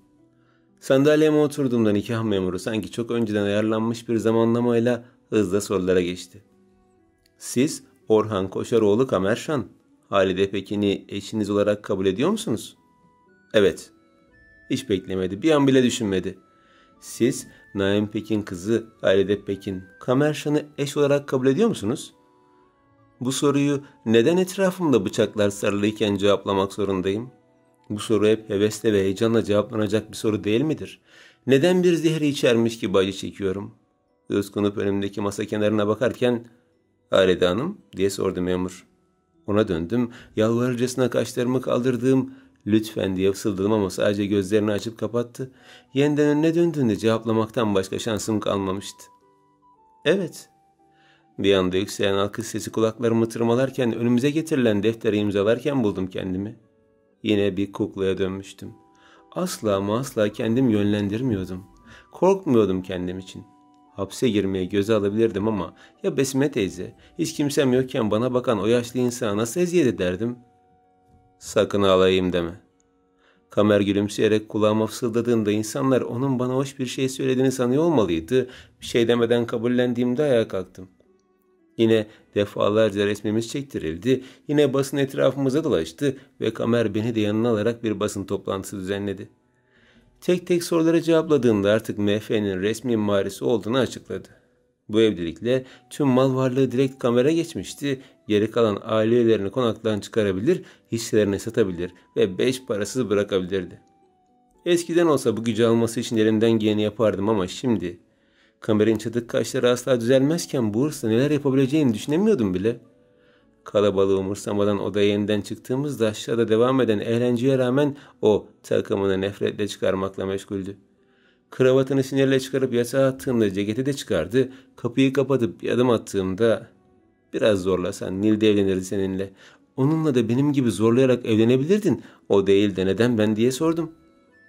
Çıkardığı ceketinden sonra gömleğinin kollarında kıvırırken bana doğru yürüyordu. Neden sevdiğim insanı bu karanlık duvarlar için hapsedeyim? Neden ona sevgimi vermek yerine böyle mecburi bir evlilikle üzeyim? Ve neden onu korumak yerine onu buraya getirip bu iğrenç insanlarla her gün görüşmesini sağlayayım? Peki ben ne olacağım? Sorumla güldü. Dünden beri ilk defa güldü. Biliyor musun? Bir aksilik olacak da seninle evlenemeyeceğim diye bayağı sıkıntı yaşamıştım. Ama şimdi senin de hayatının en az benim kadar berbat olduğunu görünce o kadar sinirli sayılmam. Ha soruna gelince sen ne yapacağını gayet iyi bilirsin. Sinirden yumruklarımı iki yanımda sıkarken hala gülmeye devam ediyordu. Beni kandırdın mı yani? Yo, evinizi hala yaktırabilirim ve seni hala hapse tıktırabilirim ama bak sen benim şu kulaklarıma dedi, kulaklarını işaret ederek. Serivan'dan ne işittim biliyor musun? Eğer gerçek MF imzasını bulabilirsem zaten tüm her şey benim üstüme geçecek. Yani evliliğimiz o imzayı bulana dek geçerli. Kulaklarım sağ olsun daha iyi hissediyorum. Şimdi aşağı inip güzelce eğlenelim olur mu? Kulaklarımdan ateş fışkıracaktı neredeyse. Sinirden patlamak üzereyken "Demek kulakları ne?" diye sordum.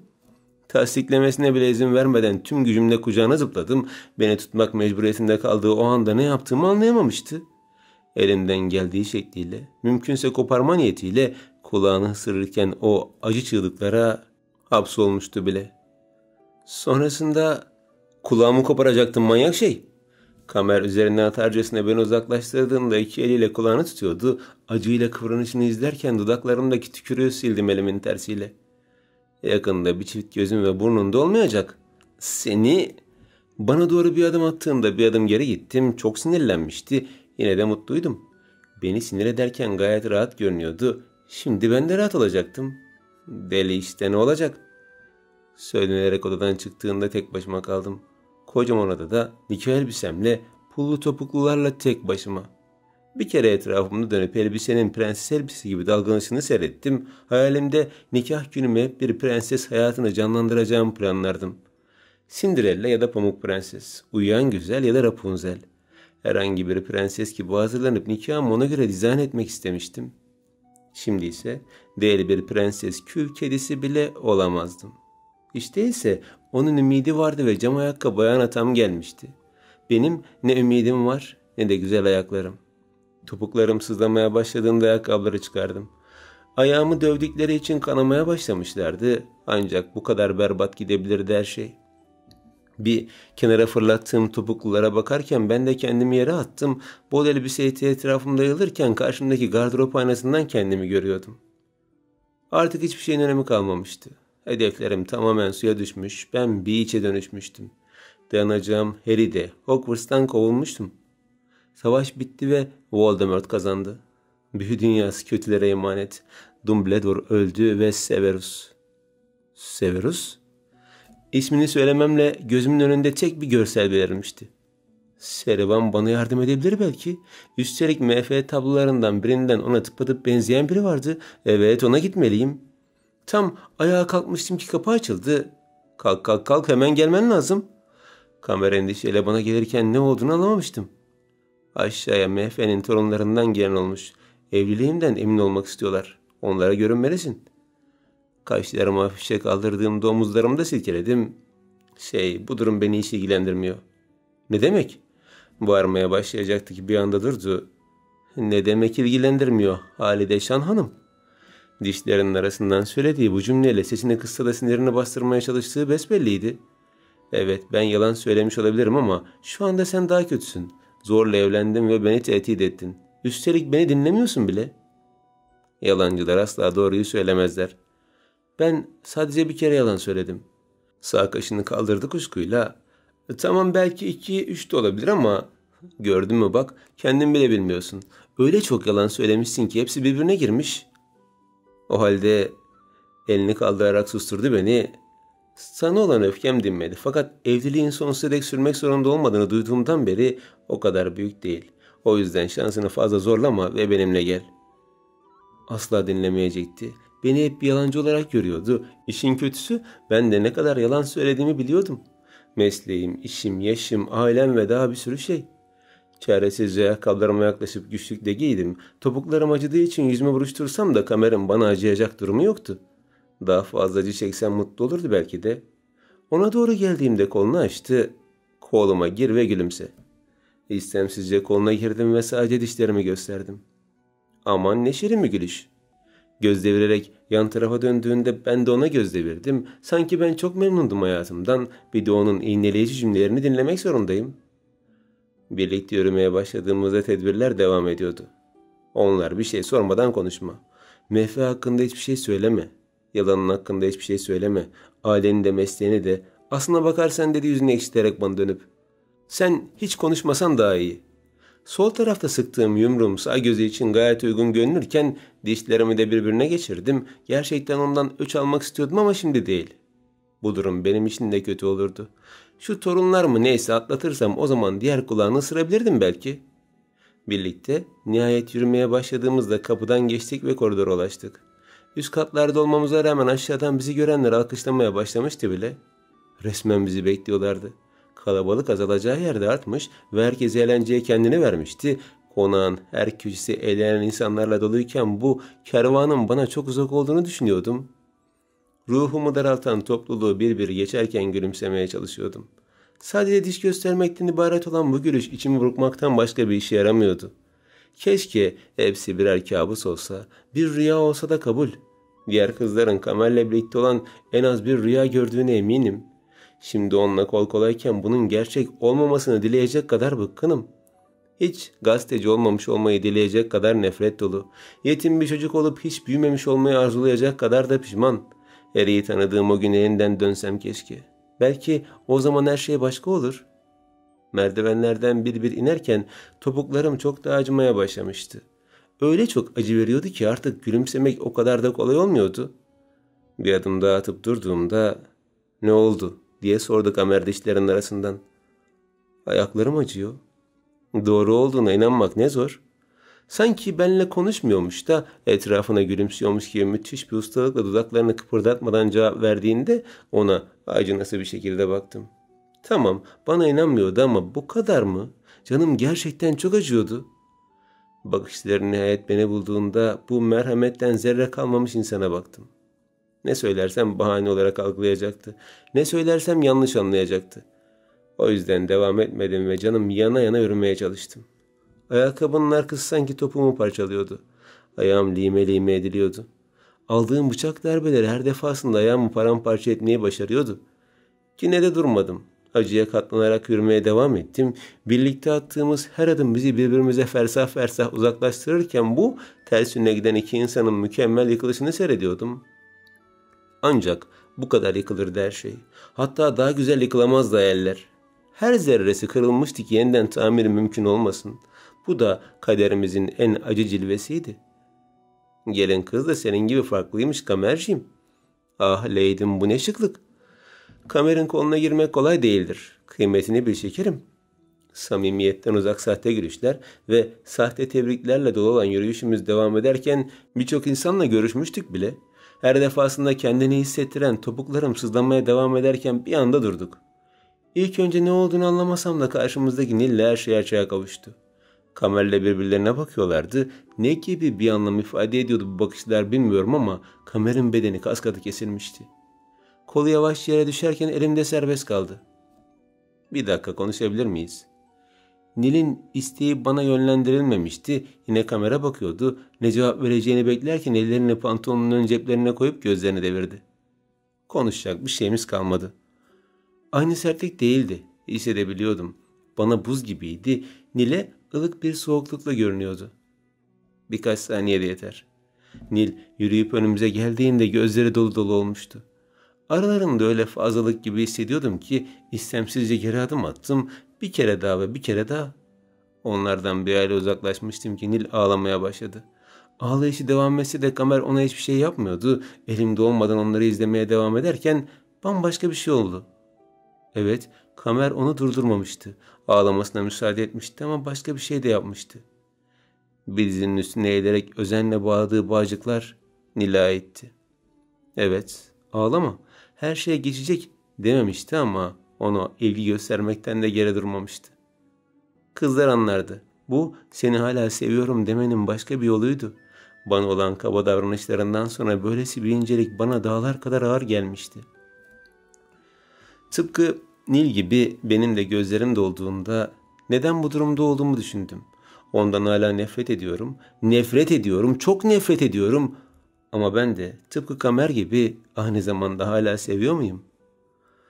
Masal gibi bir bağının içinde saat 12 olmuş da ben kül kedisine dönmüşüm gibi herkesin ortasında öylece bakarken gözlerimden birer damla yaş elmacık kemiğime doğru süzülmüştü bile. Öyle çok ağlayasın vardı ki bu birkaç gözyaşı içinde boğulabilirdim. Ben gözyaşlarımla boğuşurken hemen arkamdan biri seslendi. Topukların kanıyor. Bunca sese rağmen sesini işitebildiğim kişiye bakmak için hızlı arkamı döndüğümde daha önce görmediğim bir simayla karşılaştım. Endişeyle çıtılan siyah kaşları hızlı bir refleksle yere eğilmesiyle son buldu. Gür siyah saçları eğildiği için alnına düşerken parmakları ayakkabımda geziniyordu. Kim olduğunu bilmediğim genç adam tıpkı Kamer gibi eğilip topuklarıma bakmaya başladığında saat 12'yi çoktan geçmişti. İşte böyle. Prenseslerin hep mutlu biten sonları vardır. Hangisi olursa olsun eninde sonunda mutlu olurlar. Hüzünle başlayan bir hikayenin sonunun mutlulukla bitmesi gerekir çünkü.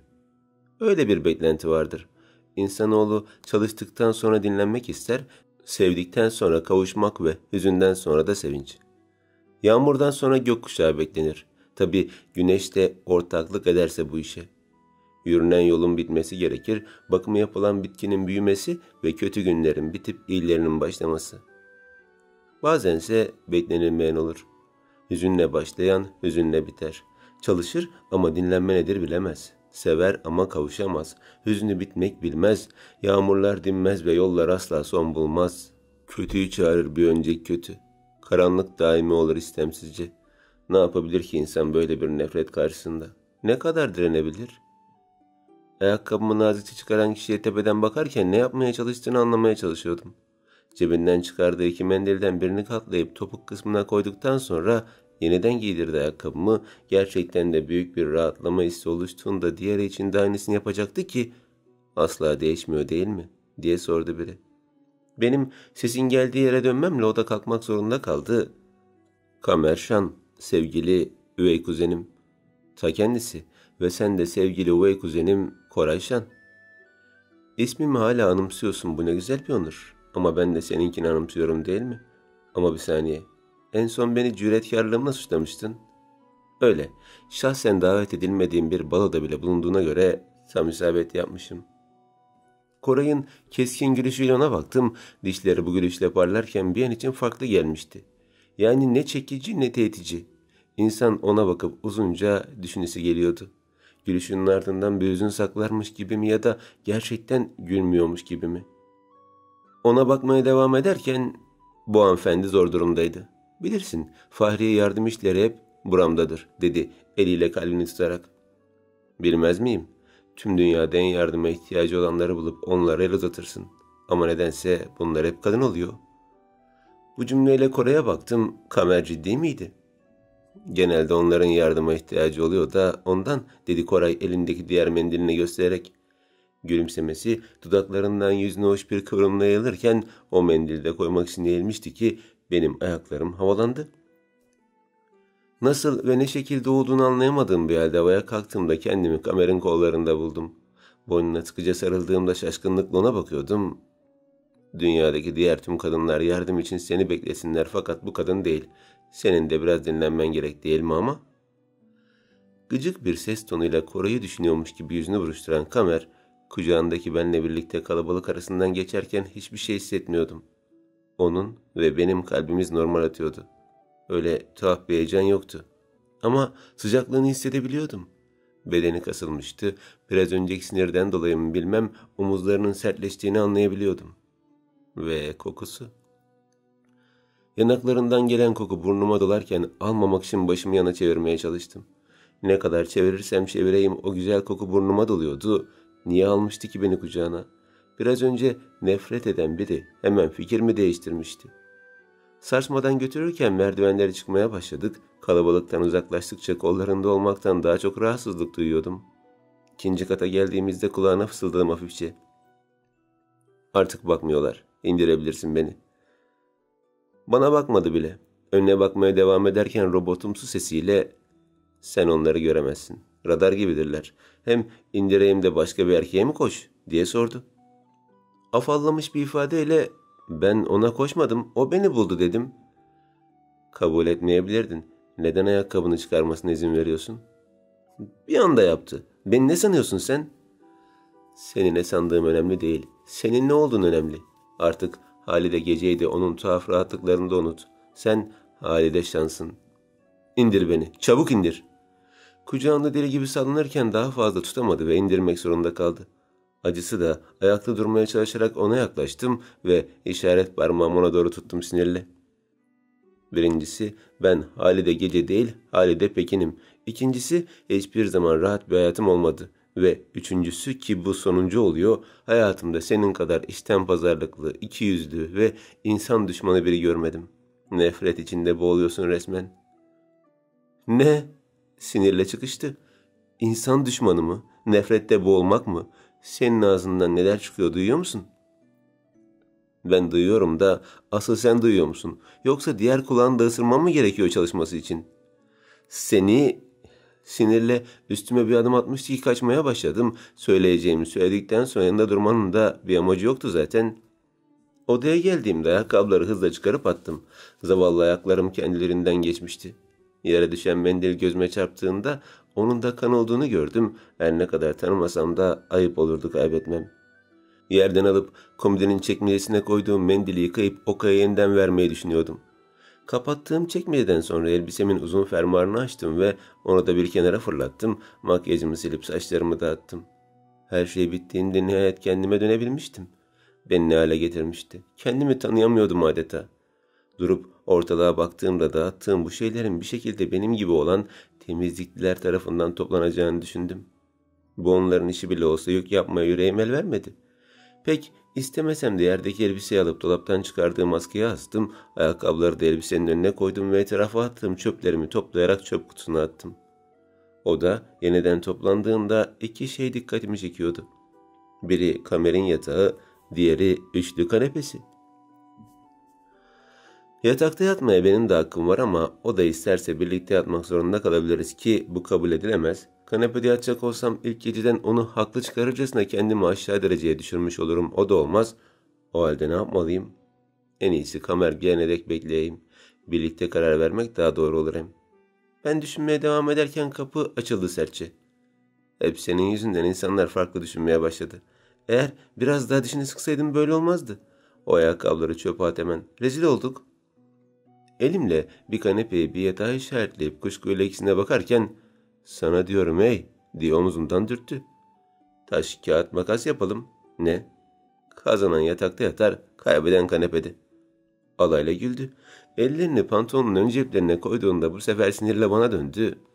Sen beni dinlemiyor musun? Ne diyorum ben? Başlıyorum. Geç kaldım deme. Bana bak. Elim yumruk yapmamla o da yaptı. Taş, kağıt, makas. Ben de kağıt çıkarken onunki makastı. Evet be. Yumruğunu öperken bu sayılmaz. 3 tane yapacağız dedim. Niyeymiş? Ben kazandım. Git kanepede uyu. Sana 3 defa dedim. Dişlerimin arasından söyleyip yeniden yumruğumu salladığımda onunki yine makas, benimki kağıt çıktı. Üçüncü de aynı çıktığında zıplayarak kendini yatağa attı. Sinirli ona bakarken kanepe bana göz kırpıyordu. Zaten yatak benim yatağım. Seni seçer mi sandın? Kıyafetlerine uyu da gece karabasan gelsin inşallah. Cevap gelmedi. Yüzüstü yattığı yatakta birkaç dakika içinde uyuduğuna yemin edebilirdim. Yorulmuştu o da tıpkı benim gibi. Omzumuza ağır gelen hayal kırıklıklarımız katlanamayacağımız kadar ağırlaşmışken uyku en güzel kaçış yoluydu. İnce bir örtüyle kanepeye yattığımda aslında çok rahat olduğunu fark ettim. İlk gecede Kamer kıyafet ve ayakkabısıyla yüzüstü uyumuşken ben de kanepede gözümü kapatır kapatmaz uykuya yelken açtım. Sonrasında büyük kuralları der ki her şey sarpa sardığında kes gitsin. Kim uğraşacak düğümleri açmakla? Belki böyle bir kural olmayabilir ama şu an eski bir büyücü olarak bu kuralı çok makul görüyorum. Hayatın birbirine giren koca bir ip yumağı gibi. Sağdan soldan çekiştire çekiştire tamamen içinden çıkılmayan bir düğümler krallığına döndü ve ben de açmak yerine kökünden kesmeye karar verdim. Bugünden itibaren yepyeni bir haliyle hayatıma devam edeceğim. Evet, kesinlikle böyle yapacağım. Hem eğer benim kendime güvendiğimi görürse Kamer de bana şans tanır ve birlikte şirketin başına geçip kötü adamları alt ederiz. Dur bir saniye. Şu an benim için en birinci kötü adam Kamer'in ta kendisi. Kaşlarım hafifçe çıtılırken gözlerimi açmayı düşünmeden yattığım yerde hayatımın geri kalanının planını çıkarmaya çalışıyordum. Ne demişler? Yatakta hazırlanan yaşam planı en isabetli olanıdır. Evet, böyle bir deyim de olmayabilir ama önemli olan insanın kendi deyimlerini kendi uydurması değil midir zaten? O zaman ne yapıyoruz? İlk önce en birinci kötü olan Kamer'ı alt edip sonra diğerlerine geçiyoruz. Evet, yattığım yerde iki yumruğumu da havaya kaldırarak tüm gücümü topladığımda bağırışımı sadece kendim duymuştum. Zira Kamer beyler yerinde yoktu. Su sesi geldiğine göre duşta olmalıydı. Yattığım yerden kalkıp hala daha acıyan ayaklarımın üstüne basarak etrafa baktım. Kötü adamları alt etmenin kuralları. 1. Onlara evrenin kendilerine karşı olduklarını hissettirin. Dolabı yavaşça açıp bornozun orada olup olmadığını kontrol ettim ama tabii ki çok yanlıştı. Bu banyodan çıplak çıkacak hali yoktu ya. Arkamı dönmemle bugün giyeceği belli olan gömlek ve takım elbisesiyle bakıştım. Sinsi bir gülüşle onları seyrederken sekerek o tarafa doğru gittim. Belki bir miktar yapıştırıcı işi çözer ha?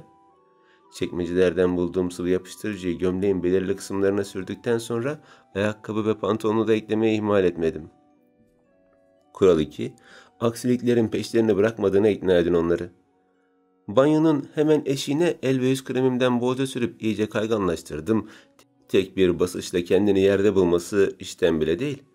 Bastırılmış gülüşümle şimdilik yeterli gördüm. 2 kuraldan sonra yeniden kendimi üçlü kanepeye attım.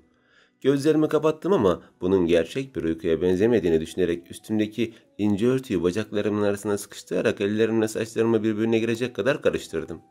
Hafif de aşağı sarkmıştım ki doğal bir uyku elde ettiğime ikna oldum. Su kesilince içimden 3'e kadar saydım. 1. Islak ayak seslerini işitebiliyorum. 2. Kapı kolunu tuttu. Ve 3. Mermere basmasıyla büyük bir gürültüyle kendini yerde bulması bir oldu. Ortalık birbirine girerken yattığım yerden sıçrayarak kalktım. Ne oldu? Beyaz yıl Kamer. İnlemeler başlasa da gelme diye bağırdı. Üstümde bir şey yok, gelme. Gülmemek için kendimi zor tutarken yavaşça arkamı döndüm. Tamam, arkamı döndüm, iyi misin? Of, bilmiyorum, ayağım kaydı. Niye böyle oldu ya? Ellerim nazımı sıkıca tutup kendimi sıktım. Üstüme yorganımı örtüp gelmemi ister misin? Elinden tutarım. Yok gelme. Kalktım zaten. Bir an önce şu kıyafetleri giysem yeter. Tamam. Alt dudağımı sıyarak acı dolu seslerine keyifle karşılık verdim. Devam diyordum içimden. Tüm kuralları yerine getirelim hadi. Önce gömleği giydi sanırım. Pek bir şey olmadı. Sırasıyla pantolon ve takımdan sonra hazırdı. Arkamı dönebilir miyim artık? Dön. Yüzü buruşmuştu acısından. Arada bir istemsizce inliyordu. Fena yapılmıştı anlaşılan. Ben de tüm hünerlerimi göstererek hiç belli etmemeye devam ediyordum. Ben de bir duş alıp geleyim hemen. Başıyla tasdiklerken benim yattığım yere oturup yavaşça belini yasladı. Girip duş almam ve yeni kıyafetlerimle dışarı çıkmam yarım saatten fazla sürmemişti. Ben de herhangi bir sorun olmaması onun tuhafına giderken gözleri eşikteydi ama ihtimal vermiyordu garibim benim ondan intikam almama. İçimdeki şeytanı gizlemekte üstüme yokken asla bitmeyecek bir paradoksa merhaba dediğinden de habersizdi elbette. Hadi inelim aşağıya. Bizi beklerler. Yavaşça destek alıp ayağa kalktığında dudaklarımı sıkıca birbirine bastırdım. Gülmek yasaktı. Merdivenlerden güçlükle inip yerine oturduğunda benim yerimde artık onun sağ tarafı olmuştu. Çaylarımız ikram edilirken kurallara işlemeye devam ettim. Çay ikram eden kızın ayağına doğru uzattığım ayağım dengesini sarsınca tüm bir fincan kameranın üstüne döküldü. Dumanı üstünde tutarken elbette ilk yaptığı şey düğmelerini açtığı gömleği çıkarmak oldu. Daha doğrusu çıkaramamak. Çektikçe iyice yapışan gömlek, ceket, pantolon içinden çıkılmaz bir kaosla üstüne yapışmışken "Ne oluyor ya?" diye bağırdı. Hemen ben müdahale ettim tabii. "Ay ne oluyor be?" Çektikçe üstünde daha çok yapışan gömlek gerçekten sıcaktı. Kendimi bu işe tamamen adamıştım, yoksa asla böylesine ciddi olamazdım. Çok yandığını düşünmesem de birazcık haşlanmış olabilir. Yani benim kırılan kalbimin acısının çeyreği kadar işte. İçeri Cem girdi. Benimle birlikte gömleği çekmeye başladı. Ben bir taraftan o bir taraftan çekiyorduk ama bu sefer derisi acıdı zavallının. Kamer elimizde oyuncağa dönmüştü ki bu kadar yeterli görüp olaya ciddi müdahale ettim. "Bir saniye. Kamer, hadi odamıza gidelim, orada çıkarırım ben." Bu biraz tuhaf bir cümle olmuştu belki de. Hizmetçiler utangaç tavırlarla bana bakarken Kamer de az da olsa açılan gömleği benden gizlercesine yeniden göğsüne kapattı. Yani yanma diye. Krem sürerim falan ondan yani." "Bence de gidin siz. Diğerleri gelmeden hazırlanıp da gelin. Dün geceki misafirlerden henüz gitmeyenler var hem. Sizi böyle görmesinler." Cem'in mantıklı açıklamasına daha fazla kayıtsız kalamayan Kamer önden kalkınca ben de peşine takıldım. Kural 3. Ona sizin bir süper kahraman olduğunuzu hissettirin ki zamanı gelince tekmeyi basabilin. Odamıza geldiğimizde sıvı yapıştırıcının panzehiri olarak buzu kullandım. Donan yapıştırıcı bedenden hızlı ayrılırken önce gömleği sonra da pantolonu çıkarttım. Gözlerim kapalı yeni bir pantolon verdiğimde üstü hala çıplaktı. Kural 4, ki bu en güzeldir bana göre. Sizin tek şifacı olduğunuza inandırın ki hasta olduğunda gebersin. Yanık kremini alıp geldiğimde yatağın ucunda oturuyordu. Ben de hemen yanına oturduğumda parmağıma sürdüğüm kremle ona baktım. Sol kaşını kaldırarak bana şüpheyle baktı. Normalde Nil'in sürmesini isteyebilirsin ama şu an elimizde kalmadı. Şimdilik benimle idare ediver artık. Başka bir şey demesine izin vermeden kremi sürmeye başladığımda aslında her şey normaldi. Ama parmaklarım onda gezindikçe içim bir tuhaf oldu. Sırasıyla elim titrerken kalbim daha hızlı çarpmaya başladı. Alnımdan süzülen ter yanağıma doğru süzülürken yutkundum. Her şey güzel gidiyordu. Ne oldu şimdi birdenbire? Belki de krem az geldi. Daha fazla krem aldığım parmağımla yeniden döndüğümde ona dokunuşun bir öncesine nispetle daha tuhaf olduğunu anladım. Bu sefer tüm tüylerim diken diken olmuştu. İçimde titreyince hızlı hızlı nefes almaya başladım. Yüzüne bakarsam eğer kuralları çiğneyeceğimi adım kadar biliyordum. Yine de devam ettim. Dokundukça yüzüm kızardı. Dokundukça eridim ve bir yağ gibi akacakken bileğimden tuttu. Elim havada kalırken gözlerim göğsündeydi. Gözlerime bak Halide. Hayır şimdi olmaz. Gözlerime bak lütfen. Bileğimi sıktıkça sıkıyor ama ben gözlerimi kaldırmıyordum. Besme teyzen şu an en baştan dekore edilen evinde rahat bir şekilde yaşıyor. Onu yapacaklarım konusunda yalan söyledim. Gözlerim hızla gözlerini bulduğunda çok ciddiydi. Tek yalan söyleyenin sen olduğunu mu sandın? Ne? Masum bir insana zarar vermeyi ben de kabul edemem. Sadece senin gözünü korkutmak içindi. Evliliğimizden haberdar ve birkaç yalanla neden alelacele onsuz bir düğün yaptığımızı anlattım ve gayet de kabul etti. Yakın zamanda onu davet edeceğim buraya. Peki ya ben? Ben de masumum, görmüyor musun? Evet görüyorum ama mecburdum. Neye mecburdun? Seninle zorla evlenmeye. Yoksa her şey ortaya çıktıktan sonra beni terk ederdin. Yalan mı?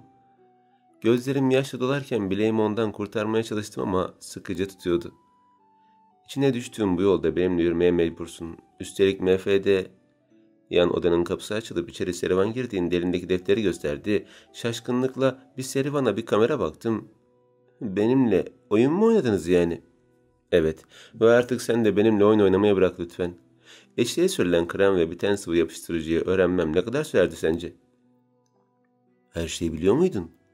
Başını tasdik için sallarken bileğimi tutmaya devam ediyordu. Dün ve diğer her gün için özür dilerim ama senden başka güveneceğimiz kimse yok. Sana mecburuz ve artık sen de bana. Yüzük parmağımdaki yüzüğü işaret ederken sinsi bir gülüşü vardı. Ama bu da fazla olmuştu. Bileğimi bırakıp boynunu tut istersen. Neden? Sanırım ona ihtiyacın olacak. Üstüne yatıp boynundan ısırdığım zaman Serivan bana çok geç yetişmişti. Demek oyuna, demek mecburiyete. Şunu sakın unutma Kamerşan. Bir eski büyücü asla pes etmez. Çünkü büyük kazanı sonsuza dek kaynayacak tenceredir. Bu tencereye uygun kapak olmayı seçtiysen buna da katlanacaksın artık. Üstünden kalktığımda Serivan araya girmişti. Kamer bana saldırmak için uğraşsa da boynunda çoktan tüm dişlerim kendini sergilemeye başlamıştı bile. Bu sefer bittin kızım, sen, öldüreceğim seni. Efendim sakin olun efendim. Bırak beni Serivan. Tüm seslere kulağımı tıkayarak aynanın karşısına geçtim. Dağılan saçlarımı topladım. 2 kere parfüm sıktım ve hiçbir şey olmamış gibi odadan çıktım.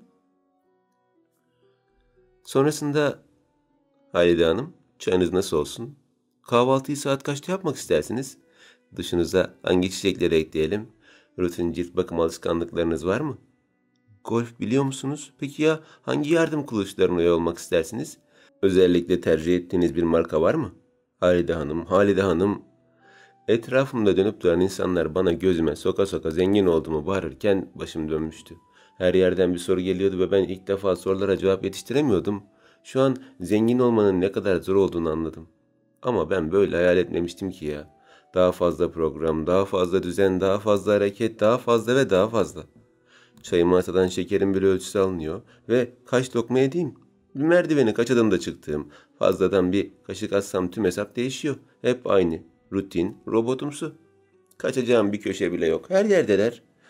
Kendimi zombiler arasında kalmış Tazegan gibi hissediyorum. Nasıl yapıyorlar bilmiyorum ama bir şekilde kokumu alıp beni buluyorlar ve sonra da soru yağmuruna tutuyorlar. Kamer ve diğerleri öyle alışkın ki bu duruma, çay içerken kol ölçülerinin alınmasına, biriyle konuşurken cilt bakım yapılmasına, yürürken tüm gözlerinin onların üstünde olmalarına öyle alışmışlar ki asıl tek kaldıklarında kötü hissediyorlar. Ama ben alışamıyorum. Bir hafta olacak, hala da alışamadım. Zengin olmak bana göre değilmiş, her ne kadar geçici olsa da. Kahvaltı sonrası peşimdeki zombilerden kaçıp köşe bucak saklanırken merdivenlere gelince durdum ve aşağı katla yukarıyı kontrol ettim. İzimi kaybettirdim galiba. Şöyle hoş bir oda bulsam da ayağıma uzanıp dinlensem. Allah'ım lütfen beni sadece sen gör, diğerlerini def et. Önümdeki geniş vazonun arkasına saklanarak yürürken sesler gelmeye başladı. En son nerede gördünüz? Kahvaltı masasındaydı efendim. Çayını da tam bitirmemiş. 3 lokma ekmek ve 7 tane zeytin yemiş. Reçelin bir kaşığını masaya, diğerini tabağa dökmüş. Bu durumda hesapları değiştirmeli miyiz? Durun. Önce nerede olduğunu bulalım. Nabzını da ölçmeliyiz. 1 saat oldu çoktan. Tamam efendim. Halide Hanım, neredesiniz? Toplamda 5 kişi sağa sola bakıp hunharca beni ararken vazonun arkasına iyice sindim. Vazodaki yalancı çiçekler saçlarımla karıştığında fark edilir olmam neredeyse imkansızdı. Bekledim. Onlar tamamen gözden kaybolana dek özenle bekledim. Nihayet sesleri kesildiğinde yerinden çıktım ve merdivenlerden yukarı çıktım. Odama çıksam, duşa girsem... Yok, orada kesin bulurlar. Yatağa yatsam, üstüme organ çeksem... Bir ihtimal. Denemeden bilemem. Merdivenlere dikkatle çıkarken sağa sola bakmayı da ihmal etmiyordum. Of, nefret ediyorum ya bu işten. Hizmetçiyken ne güzeldi. Hafif adımlarla yürürken özellikle arkamı kontrol ediyordum. Sanki sesler yeniden gelmeye başlamıştı. Eğer böyle giderse kesin yakalanacaktım.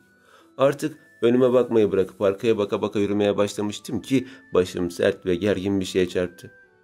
Düşecektim ki 2 kol tarafından sarıldığımda işimin bittiğini düşündüm. Yakalanmıştım değil mi? Hızla arkamı döndüğümde Kamer şaşkınlıkla bana bakıyordu. Ne ol? Halide Hanım? Sesi duymamla Kamer'in ağzını kapatıp hemen yan tarafımızdaki odaya çekmem bir oldu. Kapıyı kapatmıştım ama elim hala Kamer'in dudaklarının üstündeydi. Şşş lütfen. İşaret parmağımı kendi dudaklarımın üstüne koyduğumda kaşlarını çattı. Elimi ağzından almak için hamle yaptı. Ne oldu? Bir kere daha izin vermeyip daha sıkı bastırdım. Sus Kamer, zombiler peşimde. Genç yaşında kafayı yemek ister misin? Yüzü buruşunca ne demek istediğimi anlamadığını anladım. Yani başımı dinlenmem için müsait bir yere ihtiyacım var. Şunlar gitsin, seni de serbest bırakacağım söz. Daha fazla beklemeden elimi ağzından indirip hafifçe tükürdü. Dudaklarının elinin tersiyle sildiğinde reçeli avucunun içiyle mi yedin sen? Kayısı kokuyor elin diye sordu. Ne? Hızlı avucuma baktım. Evet, biraz reçel kalıntısı vardı. Mahcup bir gülüşle karşılık verdiğimde bana bakıyordu. Ve biraz peynir. Merak ediyordum, avuçladın mı kahvaltıyı? Utanmıştım. İstemeden de olsa sertçe omzuna vurduğumda sarsıldı. Ne diyorsun yahu? Yüzüm kızarsa da güldüm. Biraz pasaklı olduğum doğruydu ama adam elimin içinden Türkiye coğrafya arasını çıkartacaktı birazdan. Doğudan süt, Ege'den yeşillik tadı, Karadeniz'in çayı derse bayılırdım herhalde. Çaktırmadan avucuma eteğime sildim ve kapıya yaslandım. Biraz bekleyemez misin? Onlar gidene kadar ha? Kollarını önünde bağlayarak bıkkınlıkla nefes verdi. Gözleri beni yiyecekmiş gibi yüzümde gezinirken tatlı gülüşle karşılık vermeye çalışıyordum. Çok yoğun işi olduğunu tahmin ediyordum ve onu burada tutmak işkence gibi bir şeydi. Yine de çok sinirlenmemiş, beklemeyi kabullenmişti. Çok mu bunaldın şu zombi dediğin kişilerden? Evet, hiç peşimi bırakmıyorlar. Kan kokusu alır gibi daima yarım metre ötemdeler. Dudakları tatlı bir gülüşle kıvrılırken nedense hep bir filmin başrolüsün, biraz gerçek hayata dönsen olmaz mı diye sordu. Omuzlarımı silkelerken ben de gülümsedim. Kendimi bildim bileli en sevdiğim filmin içinde yaşıyorum. Ondandır. Diye mırıldandı. Kollarını arkasında bağlayıp daha rahat bir hal alarak neymiş bakalım o en sevdiğim film? Elimde asa varmış gibi 2 kere salladım. Harry Potter elbette. Kaşları çok az kırışırken yüzünü de buruşturdu. Ama o çocuk filmi de... Şşş. Bir kere daha dudaklarını kapattığımda sakın o yanlışa düşeyim deme. Harry Potter her yaştan insan için uygun bir seri dedim. Yüzünü hafifçe geri çekerken kahve ve çayı aynı anda mı içtin? Sol avucunu özenle bu ikisiyle yıkamış gibisin dedi. Dudaklarını yine elinin tersiyle silerken gerçekten kahvaltıyı nasıl yaptığımı düşünüyordum. Avuç işlerimin nesi var bugün böyle? Bir utanç dalgası daha sararken bedenimi, sol avucumu da eteğime sildim. İyice pasaklı biri olup çıksam da insan da akıl mı bırakıyor şu zombiler? Kendimden geçtim adeta. Neyse, ben de zaten Mefe ile konuşacak rahat bir yer düşünüyordum. Besme teyzeyi ziyaret etmeye ne dersin? Avucumla uğraşırken bir anda duyduğum şeyle gözlerim parladı. Hızlı ona baktığımda ciddi misin diye sordum. Hı?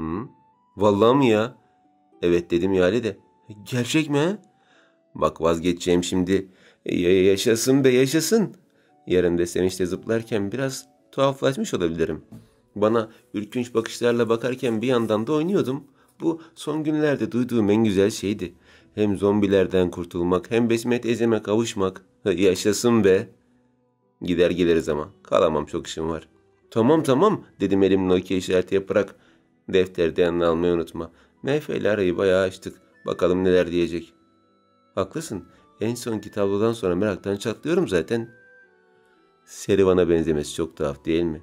Oysa ki onun resim becerisi de yok. Yani bir ihtimal zamanlar arası geçiş yapmış olsa bile.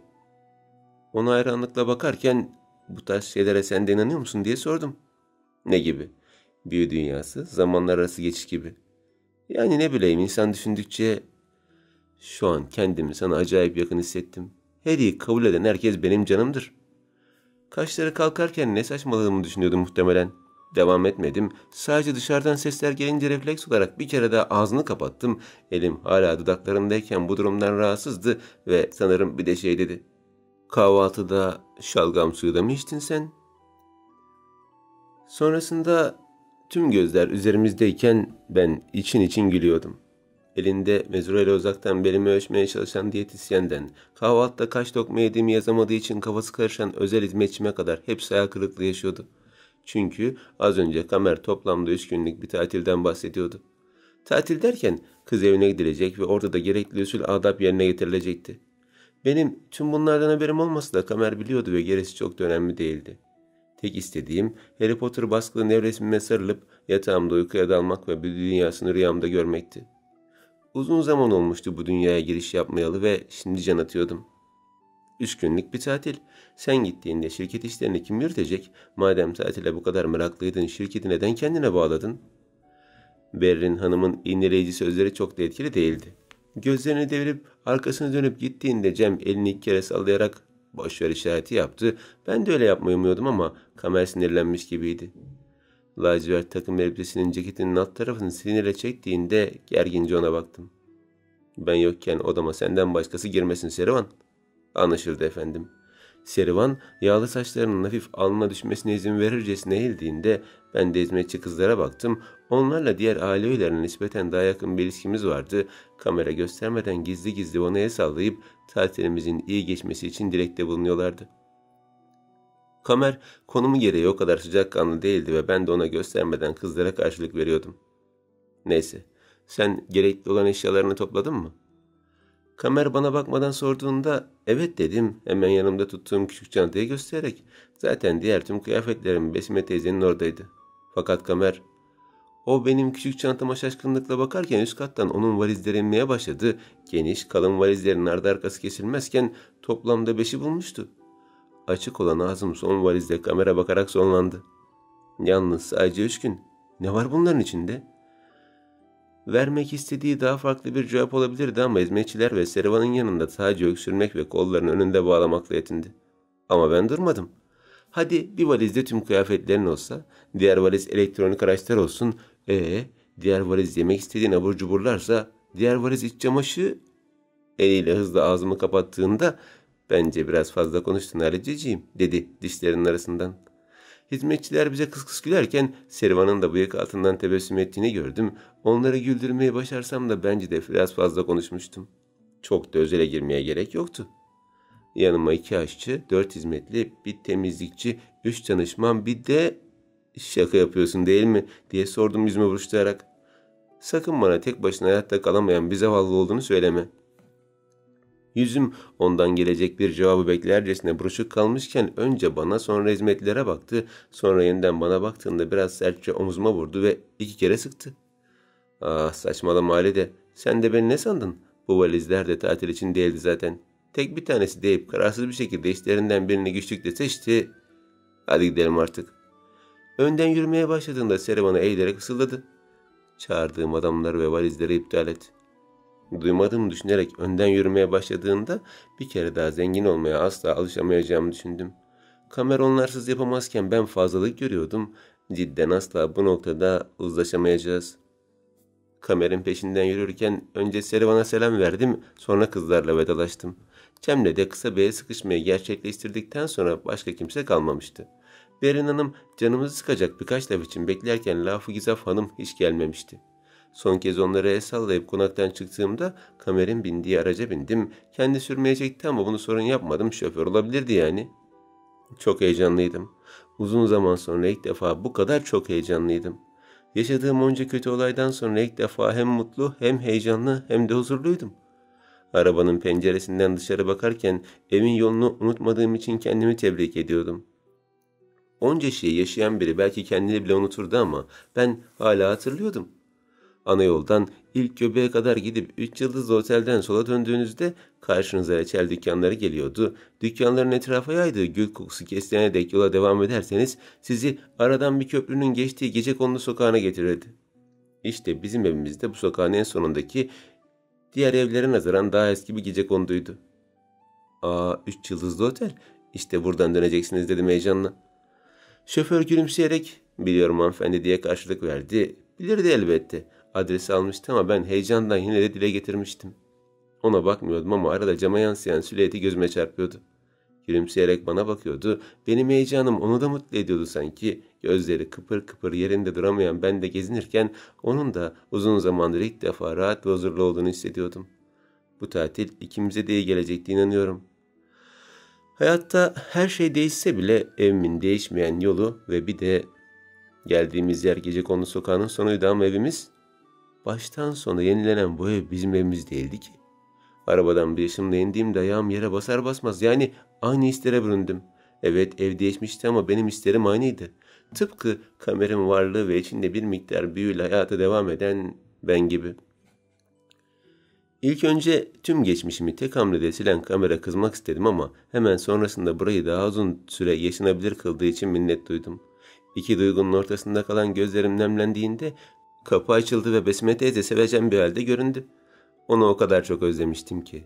Yaşadığım korku dolu günler ve gecelerden sonra bir daha asla eskisi gibi olamayacağız diye kendi kendimi yiyip bitirmiştim. Ona bir şey demek ve üzmek de istemediğim için hep hayaliyle dayanmaya çalışmıştım. Şimdi ise canlı kanlı karşımda duruyordu. Birkaç basamak vardı aramızda. Hızla atılan 2 adımdan sonra onun zayıf bedenini kucakladım. En son gördüğümden bu yana daha da zayıflamıştı ama neşesi iyiydi. Özellikle Kamer'e bakarken gözlerinin içi gülüyordu. İkimizin sarılmasından sonra Kamer gelip Besme teyzenin elini öptü. Yani bir anlığına yaptığı tüm gıcıklıklar benim için silinip gitti. O, benim değer verdiğim tek insan için hürmet göstermişti. Sanırım bundan sonra ben de ona biraz daha iyi davranabilirdim. "Hadi, içeri gelin hadi." Elimizdeki birer valizle içeri girdik. Evin içi de değişime uğramıştı ama değişmeyen bazı yerler mutlaka vardı.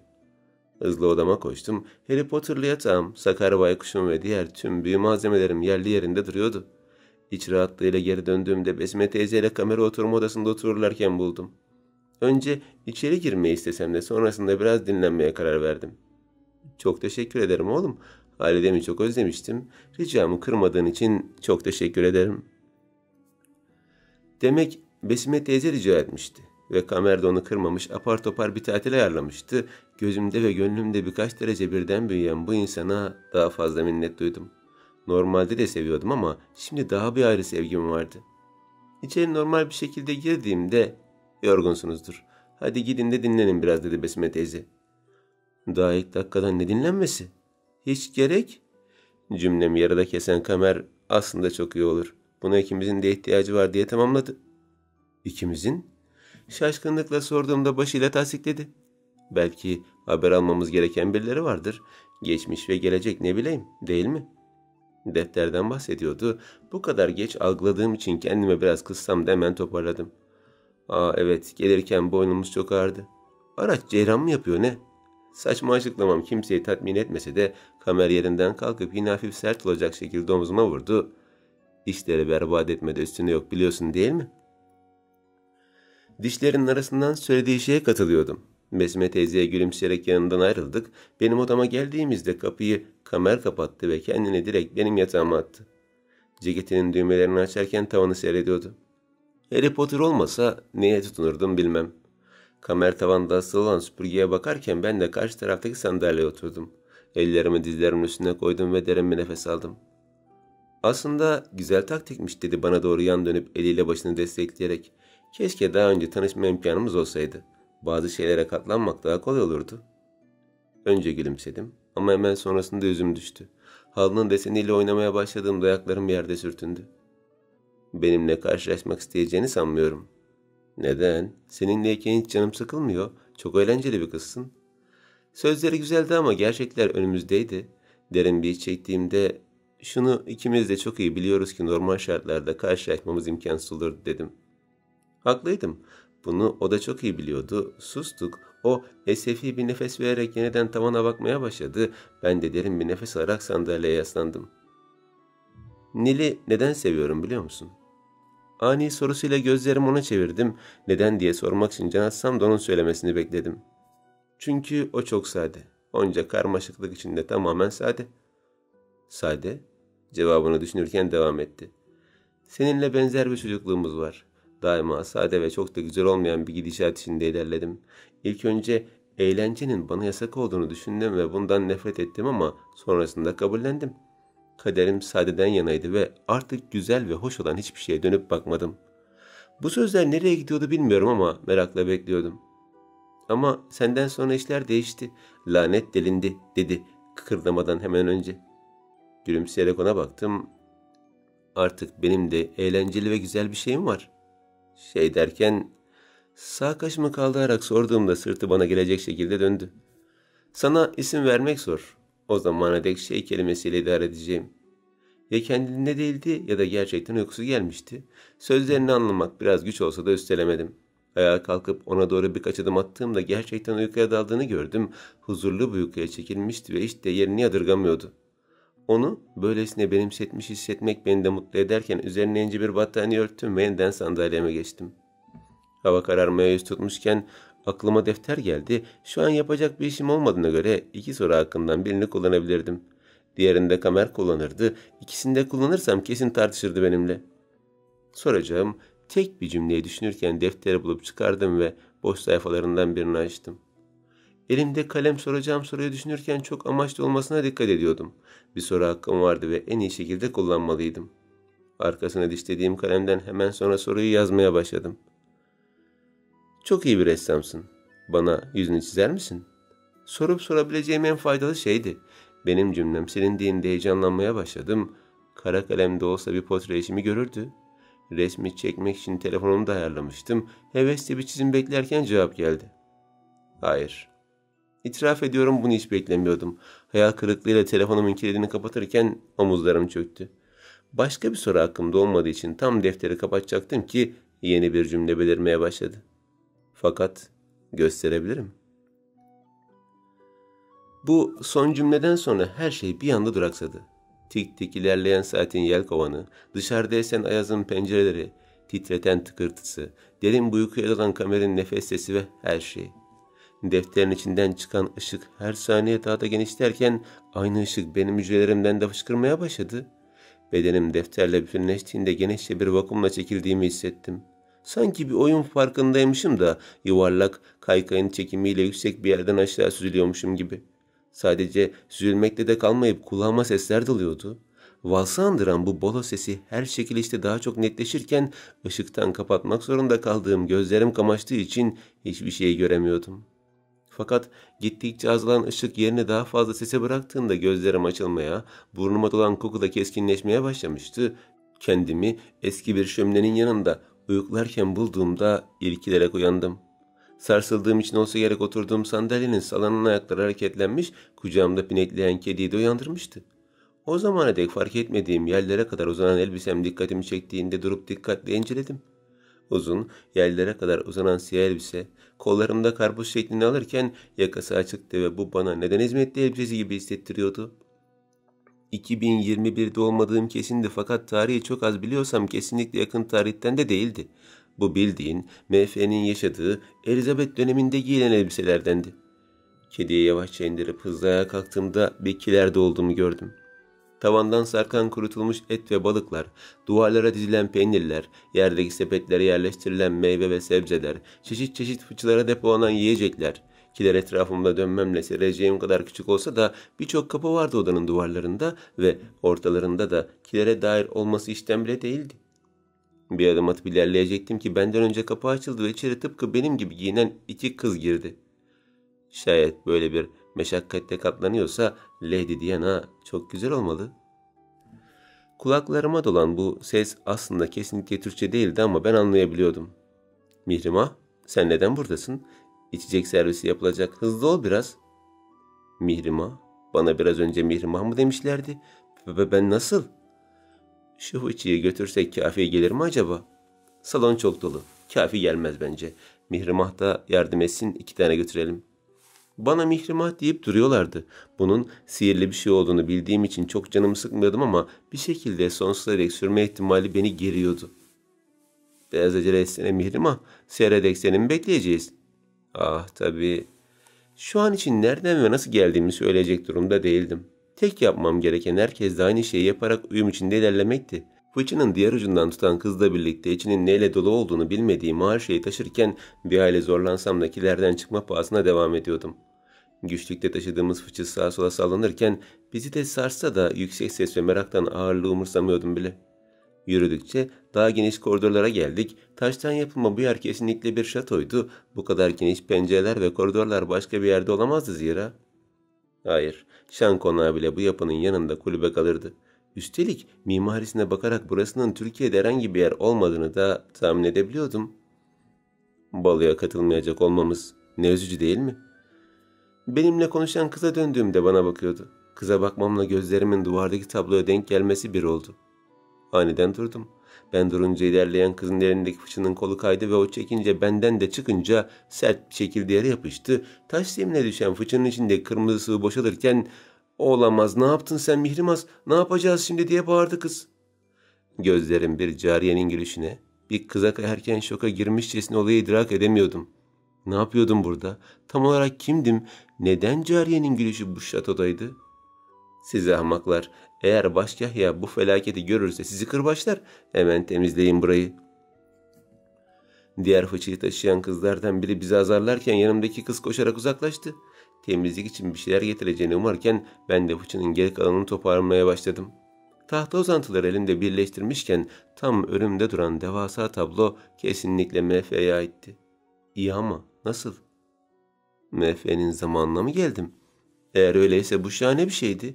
MF'nin kim olduğunu öğrenir, bir tane imzasını alır, sonra da defterle geleceğe dönerdim. Her ne kadar bu karanlık dünya içimi huzursuz etse de burada yaşayanlar da insandı sonuçta. Şamdanlıklarla aydınlatılan koridorlar ateşin hareleriyle bir sönüp bir aydınlandığı için tabloyu net bir şekilde inceleme fırsatım olmamıştı ama emindim bu kesinlikle MF'nin tablosuydu. Hala orada dikilip ne yapıyorsun? Götür şunları kilere. Başkahya gelmeden temizlememiz lazım.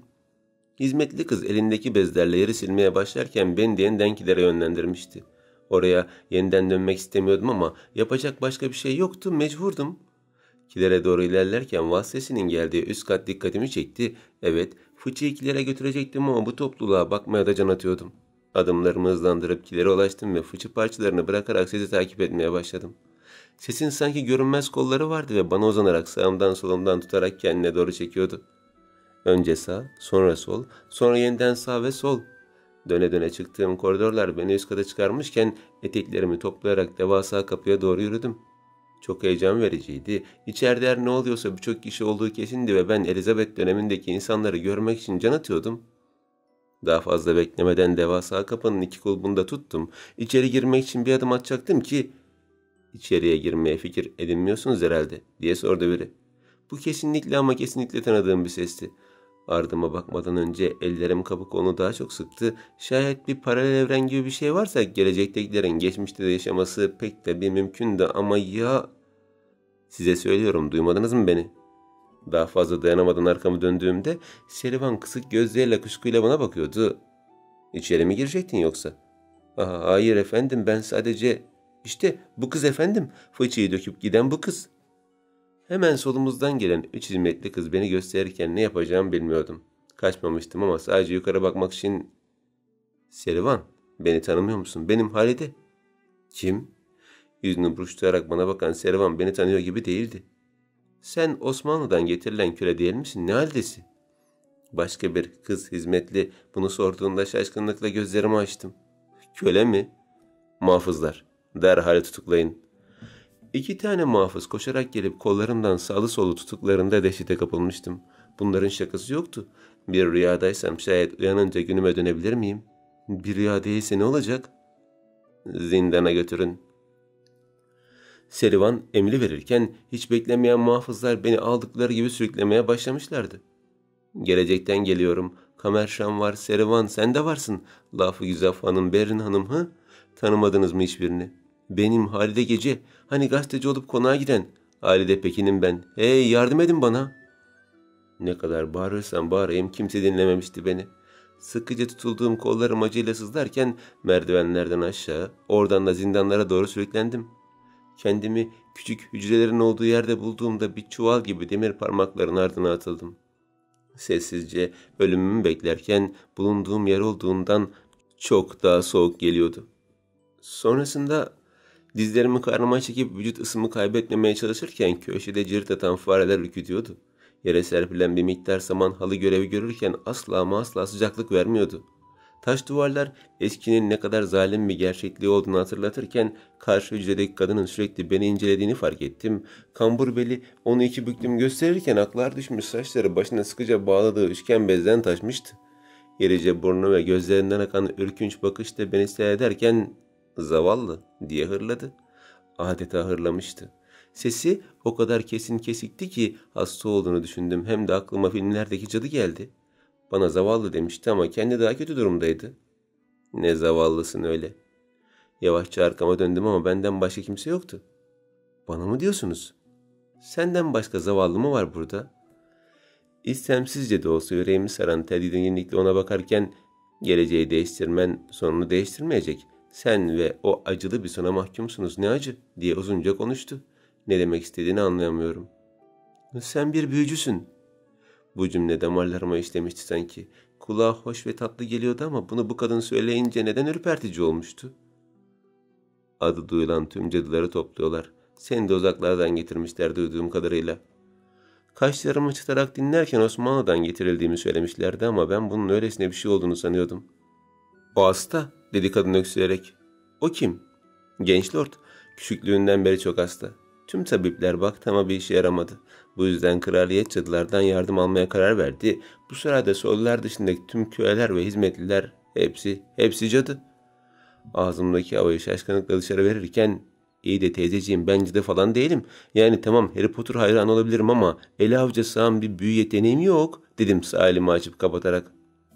Öyle dedi kamburunu düzeltmeye çalışarak. Ama senin de zamanlar üzerinde etkili olduğunu işittim. Dilediğin zamana gitmekte maharetliymişsin. Afallayarak ona bakarken başımı 2 yana salladım. Yok öyle bir şey. Zamana nasıl karşı gelebilirim? Öyle bir maharetim yok ne yazık ki. Öyleyse kendini hazırlasan iyi edersin dedi kaşlarını kaldırarak. Neye hazırlayayım? Ölüme. Yutkunarak ona bakarken gülüyordu.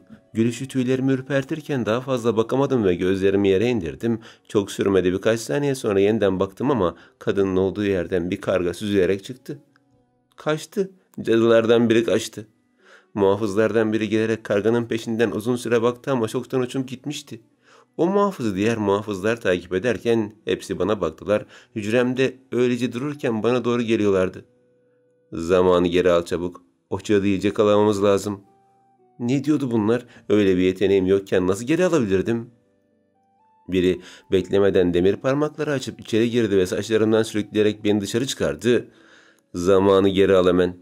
Öyle çok bağırıyordu ki korkudan elimde olsa geri almayı isterdim ama gerçekte öyle bir şeye sahip değildim. Titreyerek kendimi korumaya çalıştım ama daha sabırlı olan bir muhafız elindeki süngüyle bacağıma bir tane sapladı. Sivri demiri parça kolumu delip geçerken acıyla çığlık attım. İşini yap seni süprüntü cadı. Yakılmadan önce en azından bunu düzgünce yapman lazım. Yakılmak mı? Bunlar neden bahsediyorlardı? Kolumdan çoktan süngüyle kan sızmaya başladığında bir kere daha saldırı için kalktı ama "Ne yapıyorsunuz ahmaklar?" diye bağırdı biri. Tanıdığım ses yine fakat asla yarama denk gelmeyen bir sesi vardı. İnsan yarası yarasına denk geleni severse şayet bu kişi yaramı daha çok açan biri olmuştu. Efendim, cadılardan biri kaçtı. Biz de kendisini konuşturmaya çalışıyorduk. Öldürerek mi konuşturacaktınız? Lord Mo'nun akıbeti belli değil. Hiçbir cadıyı israf etmemeliyiz. İsraf? Serivan nasıl böyle acımasızca konuşabiliyordu? Cadı bile olsa insan olduğumuzu nasıl unutabiliyordu? Kaldırıp odasına götürün hemen. Muhafızlar aldıkları emirle beni yaka paça götürürlerken yerde sürüklenen ayaklarım umursuyor gibi değillerdi. İnsana özel bir saygı var mıydı bilmiyorum ama cadılara kesinlikle yoktu. Koridorlar ve yollar boyu sürüklendikten sonra kendimi bir yatağın üstünde buldum. Yatak demeye bin şahit isteyen bu saman yığıntısının üstüne bir çarşaf serilmişti, o kadar. Yine de biraz önceki hücreden iyiydi. Muhafızlar gittikten sonra Serivan geldi ve önüme birkaç parça bez ve kuru ot atarak "Bunlar kanı durdurur. Gerçi zamanı geri alma gücünüz varken buna pek ihtiyacınızın olacağını sanmıyorum ama" dediğinde kolundan tuttum sıkıca, şaşkınlıkla bana baktı. Gerçekten beni hatırlamıyor musun?" Sorum onu şaşırtsa da kendini hızla toplamayı bildi ve kolumu sertçe atarak "Bir şekilde sizinle farklı bir zamanda yaşadıysak da bu bir cadıyla yakın olacağım anlamına gelmiyor," dedi. "Ben cadı değilim." Kesik kesik bağırmam oda içinde yankılansa da Serivan etkilenmiş gibi değildi. Yüzünde hiçbir ifade olmadan bana bakarken "Öyleyse sizi ülkenize geri göndermemiz gerekecek," dedi. Tabii bunun canlı bir şekilde olmayacağını belirtmek isterim. Yüzüm dehşetle kaplandığında ne yapacağımı bilmiyordum. Gerçekten ne yapacağımı bilmiyordum.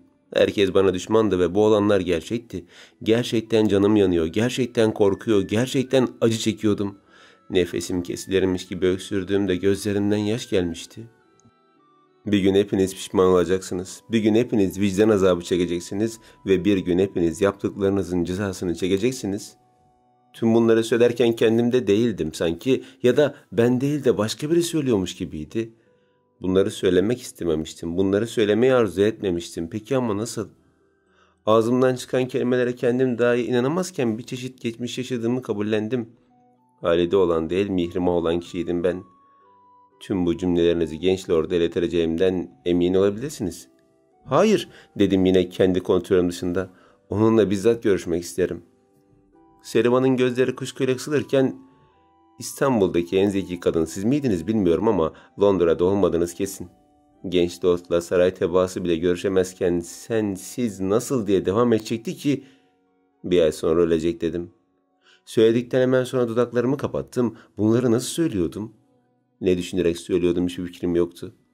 Serivan tek kelime etmeden uzaklaşırken geri geleceğine dair bir his vardı içimde.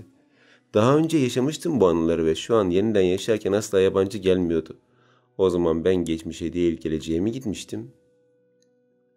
Bakışlarım yatağa, oradan da uzun pencereye kaydığında camın kenarında yazan 1870 tarihi dikkatimi çekti.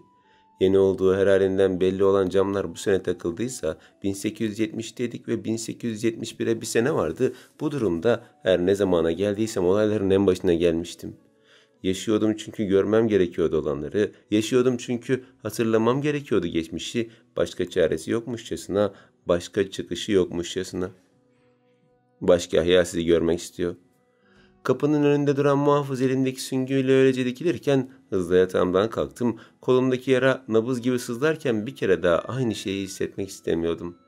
Başkahya dedikleri Serivan'da muhtemelen. "Peşimden gelin, sizi ona götüreceğim." Muhafızın peşine takıldığımda birlikte koridor boyunca yürümeye başladık. Sonra birden kalabalık oldu. İnsanlar curcunayla sağa sola koşturmaya başladı. Muhafızı kaybetmemek adına daha hızlı yürürken her yanı bir pis koku sardı.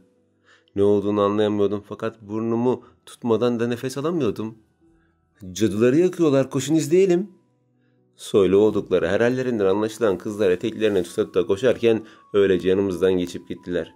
Koku pencerelerden geliyordu. Bir kere daha merakıma yenildim ve muhafızı takip etmeyi bırakarak pencereye doğru yaklaştım. Ve işte o zaman gördüm dehşet verici manzarayı. Karga olup uçan kadın her nasıl olduysa yakalanmıştı. Onunla birlikte 20'den fazla kadın simsiyah giydirilerek ortaya toplanmış ve ateşe verilmişlerdi. Pencereye yaklaştıkça sesleri daha çok yükseliyordu. Kaçmaya çalışanlar etrafta bekleyen muhafızlar süngileriyle beklerken midemden başlayan bulantı tüm bedenimi sardığında dayanamayıp kustum. İçimde ne varsa çıkmıştı. Böylesi bir dehşete dayanacak gücüm yoktu. Bu nasıl bir vahşetti? Neden? Ben kendimden geçmiş bir halde istifra ederken dayandığım duvardan ayrılmamla karşımda kollarının arkasında bağlamış bir şekilde bana bakan Serivan'ı görmem bir oldu. Sanki ne yaptığımı sorguluyordu. Sanki bir cadı olup olmadığımdan şüpheleniyordu. O saniyelerde ayaklarına kapanıp kurtar beni diye yalvarasım geliyordu ama bitmek bilmeyen mide bulantım buna engel oluyordu.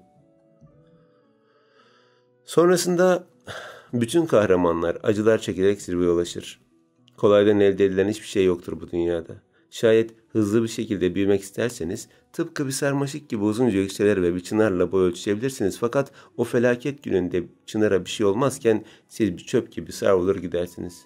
Çünkü çınar çektiği acılar sayesinde güçlü kalabildi. Çünkü çınar edindiği tecrübe yardımıyla dimdik kalabildi. Çünkü çınar zirveye çıkmak için emek verdi. Çünkü emek sizi zirvede ebediyen tutacak tek güçtür. Midem bulanmaya devam ederken mızmızlanmanın bir çözüm olmadığını anlamıştım. Düştüğüm yerden kalkarak Serivan'a baktım, o da bana bakıyordu. Bakışlarımızın derin anlamları vardı ve ben sanki geçmişteki halimle bütünleşmiş gibiydim. İstemeden de olsa kabullendiğim mihrimah kimliği üzerime tam oturmuşken hala daha cadı olmayı kabullenememiştim ama bu noktaya nasıl geldiysem o şekilde de savaşmaya karar vermiştim. Kabullenmek zordu ama şayet bu boyutta ölürsem geleceğe dönme şansım hiç olmayabilirdi. Bana verilen bir tane candı ve bu asla deveran etmeyecekti. Cadılara ne yaptığımızı gördünüz.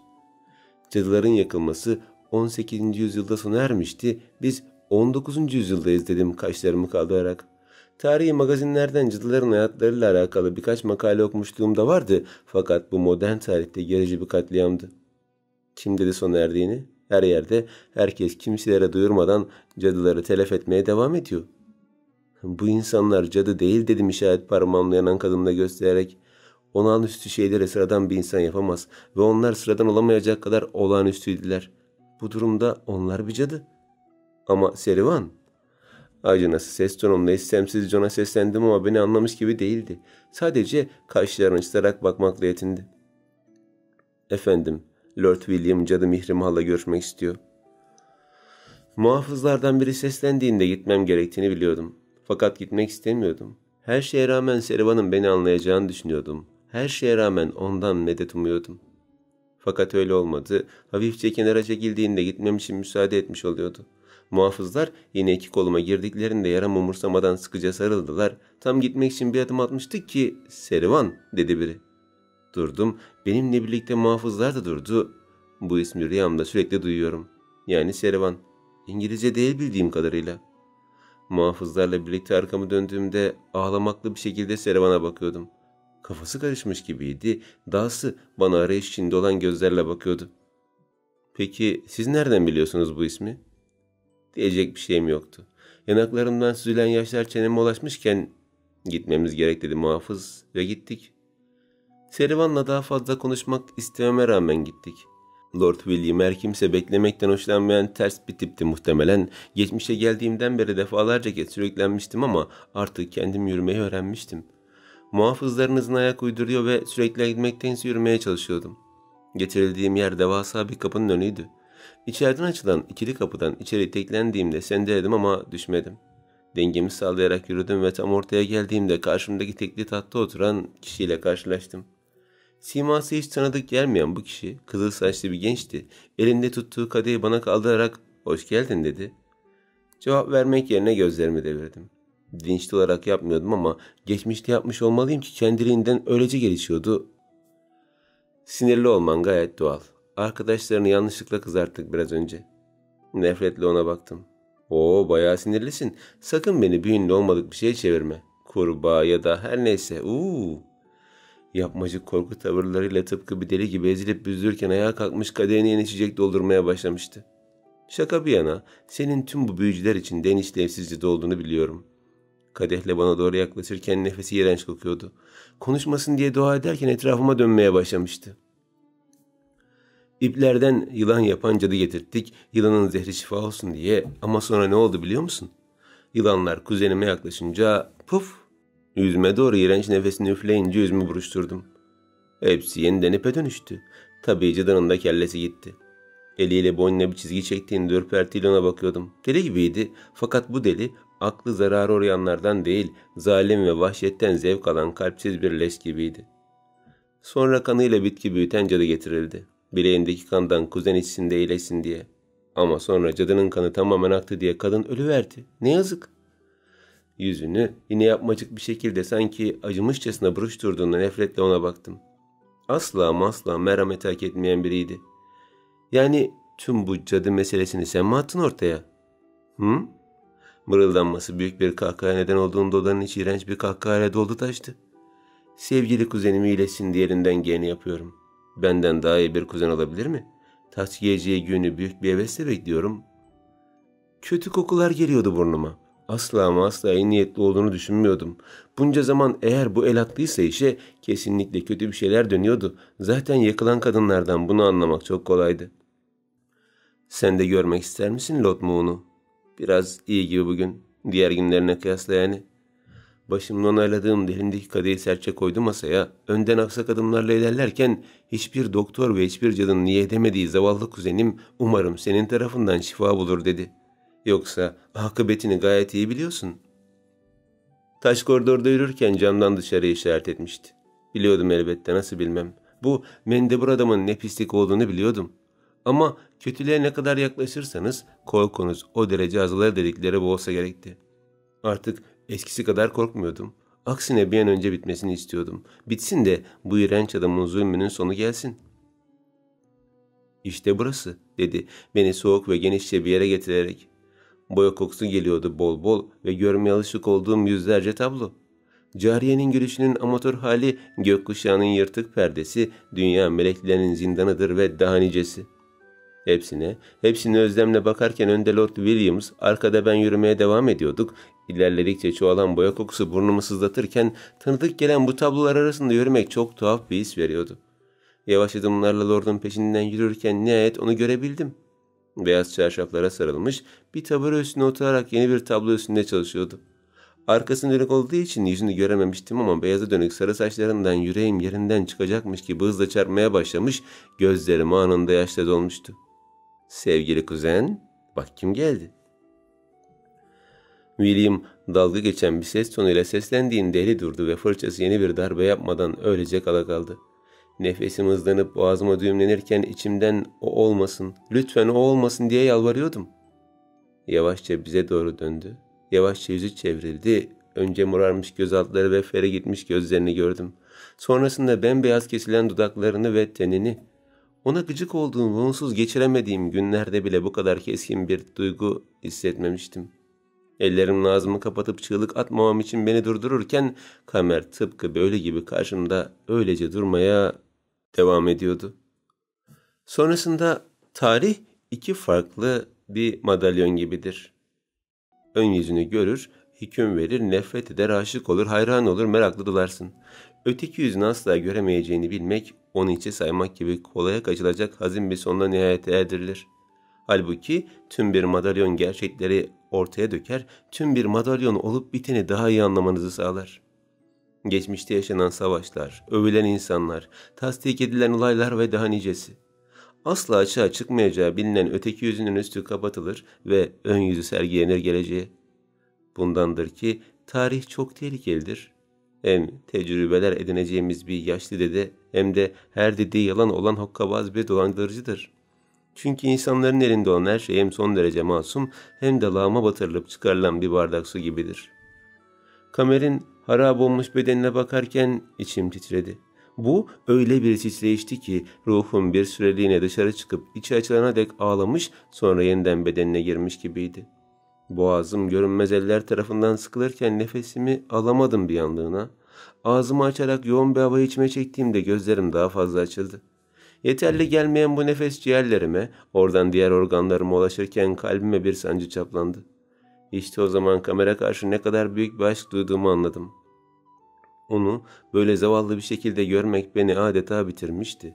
Bu şekilde görmektense asla karşılaşmamayı dilerdim. Sevgili kuzen, bak kim geldi.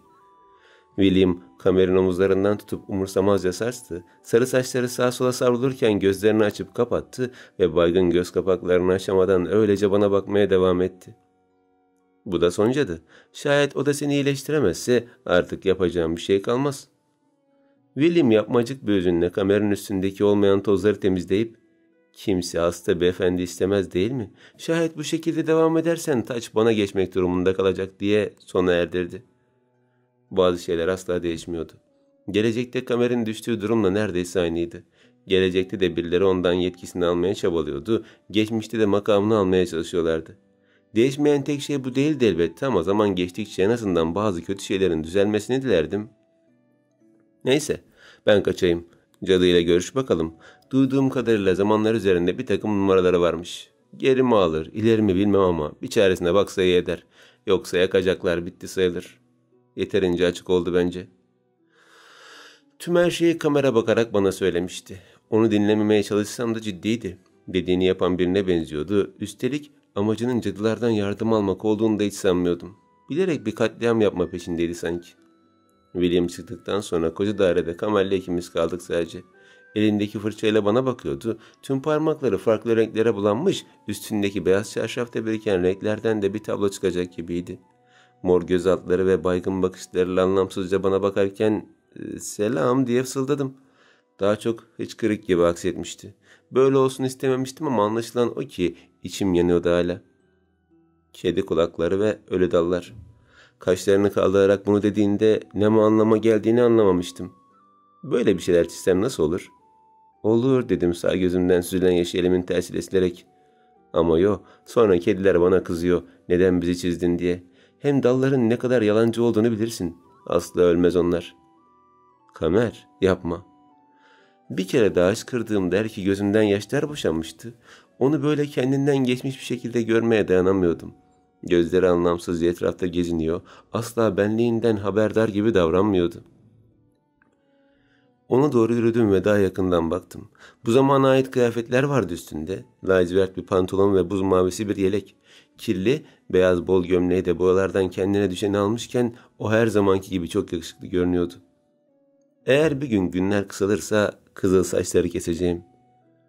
Ne dediğini bilmiyordu. Sürekli farklı şeyler söylüyordu. Bense içim soluma çıkacak kadar ağlamak ve mümkünse deftere yeniden girerek geleceğe dönmek istiyordum.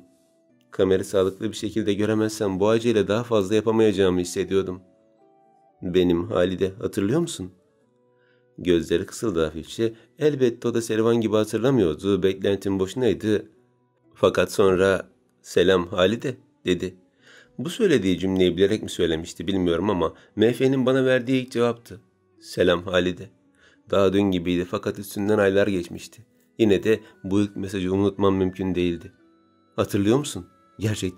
Gerçekten hatırlıyor musun? Kedi kulakları diyorum sana. Ölü dallar da var içinde. Ne diyorsun anlamıyorum. Her gün. Bozuk bir alet gibi takıldığı bu cümleyi tekrar ederken yine özne boğulmaya başlamıştım. Gerçek bir cadı değilsiniz değil mi?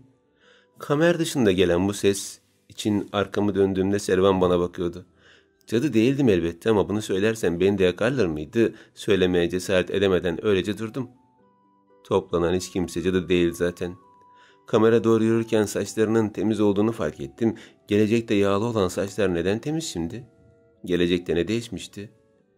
Evet, bence de değiller ama dedim gözyaşlarım elimin tersiyle silerek. Mahzendeki kadın kargaları yerinde bırakarak kaçtı. Acınası bir şekilde güldü. Kamer'in yeni yaptığı tablolardan birine bakıyordu. Öyle dikkatli inceliyordu ki sanki tablodaki incelikleri çözsek Kamer de iyileştirecekmiş gibiydi. Onların hepsi planlı birer oyundu. Şaşkınlıkla ağzım açılmışken kargalar zaten sırf o an için önceden yakalanmış içeri alınmıştı. Kadın köşeye geçtiğinde salındı ve diğerlerine gösterildi. Kendilerinin bir cadı olduğuna inanmaları için yapıldı diye devam etti. Neden bahsediyordu hiçbir fikrim yoktu. Yine de durup onu dinlemeye devam ediyordum. Her şey Lord Moon tahta geçirmesin diye yapılıyor ve siz de buna göz mü yumuyorsunuz? Yapacak bir şey yok. Güç benim elimde değil. Oğlum da kendinde olmadığına göre... Servan Kamer'in saçlarını okşadığında iki elimle ağzımı kapattım. Çok şaşırmıştım. Lord Moon sizin oğlunuz mu? Ama nasıl olur siz? Evet, ben bir solu değilim. Zaten bütün meselede Moon'un benim gibi alt seviyeden birinin oğlu olması. William bunu istemiyor. Babası tahtı Moon'a bıraksa da bunu reddediyor. Kafam allak bullak olmuştu. Dudaklarımı ıslatarak bir saniye dedim. İki elimi açıp gözlerimi kapatarak. Şimdi siz Kamer'in yani Lord Moon'un babasısınız ve siz soylu olmadığınız için Lord William tahtı kendine istiyor. Bunun içinde çelişkili bir şekilde Lord Moon'u tedavi ettirmek istiyor. Ama tedavi yerine cadılar ya da sizin dediğinize göre cadı diye adlandırılan kadınlar katlediliyor, öyle mi? Servan başını tasdiklemek için salladığında bu çok saçma dedim. Madem tahta geçmek istiyor neden tedavi ettiriyor? Tahta geçmesinin tek yolu bu da ondan. O bir kral değil dedim başımı iki yana sallayarak. Ama bir lord ve bir lord sizin ülkenizdeki yöneticilerden daha zalim olabilir Halide Hanım. İnanın bana. Önce dikkatimi çekmemişti fakat sonrasında şoka girmişçesine ona baktım. Bana Halide dediniz. Şaşırmış gibi değildi. Fakat kendinden emin de değildi. Adımı nereden biliyorsunuz? Çekinceyle sorduğumda derin bir nefes alarak cevapladı. Çünkü sizinle konuşan kişi bendim. Sonrasında duyduğum şeyle şoka girmişken düşündüğüm her şeyin tamamen farklı olması beni korkutmaya başlamıştı. Siz... Şşş. Servan hızla bana doğru birkaç adım atıp kolumdan tuttu ve beni oradan uzaklaştırırcasına salondan çıkarttı. Boş koridorlar boyunca hızla yürüyüp kütüphaneye benzer bir odacığa girdiğimizde kapıyı kapatıp kilitledi. Odacık 10 kişinin ancak sığacağı genişlikteydi. Yine de darlığına nispeten yüzlerce kitaba ev sahipliği yapıyordu. Moon, annesi Lady Alice öldükten sonra tahta geçmesi gerekirken eğitim almak için bir süre Lord William'la birlikte Londra'daki yatılı üniversiteye gönderildi. Fakat oradan geldikten sonra tamamen değişti. Eskiden böyle değildi. Hayır. Annesi varken hiç böyle değildi. 10 senedir hastalığına tek bir çare bulunmadı. Dikkatle dinlerken daha fazla açıklama yapmasını bekliyordum. Moon'un hastalığı için bir şeyler ararken buradaki gizli kütüphaneyi keşfettim. Sonra da bu defteri buldum. Raflardan birinden çekip aldığı MF'nin defterine şaşkınlıkla bakarken ama bu dedim daha fazlasını söyleyemeden. Servan'a bakarken evet muhtemelen gelecekte de var. İlk önce ben de yazıların silinmesine anlam veremedim fakat senin gelecekten olduğunu öğrenince her şey anlam kazandı. Çünkü bu defter eski büyücü Merlin'e ait. Merlin? Evet, araştırdığım kadarıyla Merlin'in karısı Freyza zalimce öldürüldükten sonra Merlin onun ölmeden önceki zamana gitmek için bu deftere büyü yapmış. Ne kadar doğruydu bilmiyorum ama gerçek olmasına inanarak ben de bu defteri kullanmaya başladım. Bu durumda dedim işaret parmağımı iki kere sallayarak. Gözlerimi kısmış yerli yerine oturan taşlardan ötürü daha mantıklı bir şeyler bulmaya başlamıştım. MF aslında bir ressam değil, Merlin ve Freya'nın baş harfi. Çünkü defter bir ressama ait değil. Evet, geçmişte bir ressam var. Bu kişi Lord Moon ama onun bir aşk hikayesi yok. Peki ya mektuplar? Gelecekte bahsedilen aşk hikayesi MF'nin sevdiği kız olan Mihrimah'a mektuplar yazdığı biliniyor. Onlar ne? Servan anlamamışça bana bakarken mektupları bilmediğinin farkına vardım. Belki bu da daha sonra ortaya çıkacak bir gerçekti, kim bilir? Şu an her şeyin tamamen yanlış aksettirildiğini görüyorum. Gelecekte bir aşk hikayesi bekleyen insanlar bu durumu öğrendiklerinde şok olacaklar. Eğer bir çare bulamazsak korkarım iki gelecek diye bir şey olmayacak. Servan ürperti veren cümlelerini sıraladığında ne diyeceğini bilememiştim. Korkuyla ona bakarken Moon böyle devam ederse William onu da beni de buradan sürecek. Üstelik tahtın selameti için kurallara göre ikimizin de idam edilmesi gerekecek dedi. Yine ne diyeceğimi bilememiştim. Öylece ona bakarken şimdi ben ne yapmalıyım diye sordum. Önce Moon'un hastalığına bir çare bulmalıyız. Ondan sonrasını düşünürüz. Ben senin için William'dan izin alacağım. Buradaki kitaplardan yardım alabilirsin. Servan'ın dediklerini başımla tasdikleyerek yanıtlarken o çıktı ve geride bir tek ben kaldım. Onca kitap arasında bir bilgi bulmak için en baştan başlayarak okumaya başladım. Çoğusunu anlayamıyordum. Kimisi de eski olduğu için okunmuyordu. Her şeye rağmen pes etmeden okumaya devam ettim. Geçen saatlerden sonra onlarca kitap okumuştum ama elime doğru düzgün bir bilgi geçmemişti. Dahası bu bir hastalıksa tıbbi bir yardıma ihtiyacı vardı Kamer'in. Böyle bir ortamda cevap bulamazdım ki. Kamer'i düşündüm. 10 senedir böyleyse ve William'la buradan ayrıldıktan sonra olduysa onun bir şey yapma ihtimali yüksekti. Bunu düşündüğüm için kendimi suçlu hissetmiyordum çünkü bana böyle bir his vermişti. Kedi kulağı ve ölü dallar. Kamer'in sürekli tekrar ettiği cümleleri geçirdim zihnimden. Neden hep aynı cümleleri söyleyip duruyordu? Aklı yerinde olmasa bile mutlaka bir anlamı olmalıydı. Durduk yere söylenecek şeyler değildi bunlar. Elimdeki son kitabı kapatıp odadan çıktığımda koridorun yine boş olduğunu gördüm. Doğrudan kameranın odasına doğru ilerlerken aralık olan kapıdan sesler geldiğini işittim.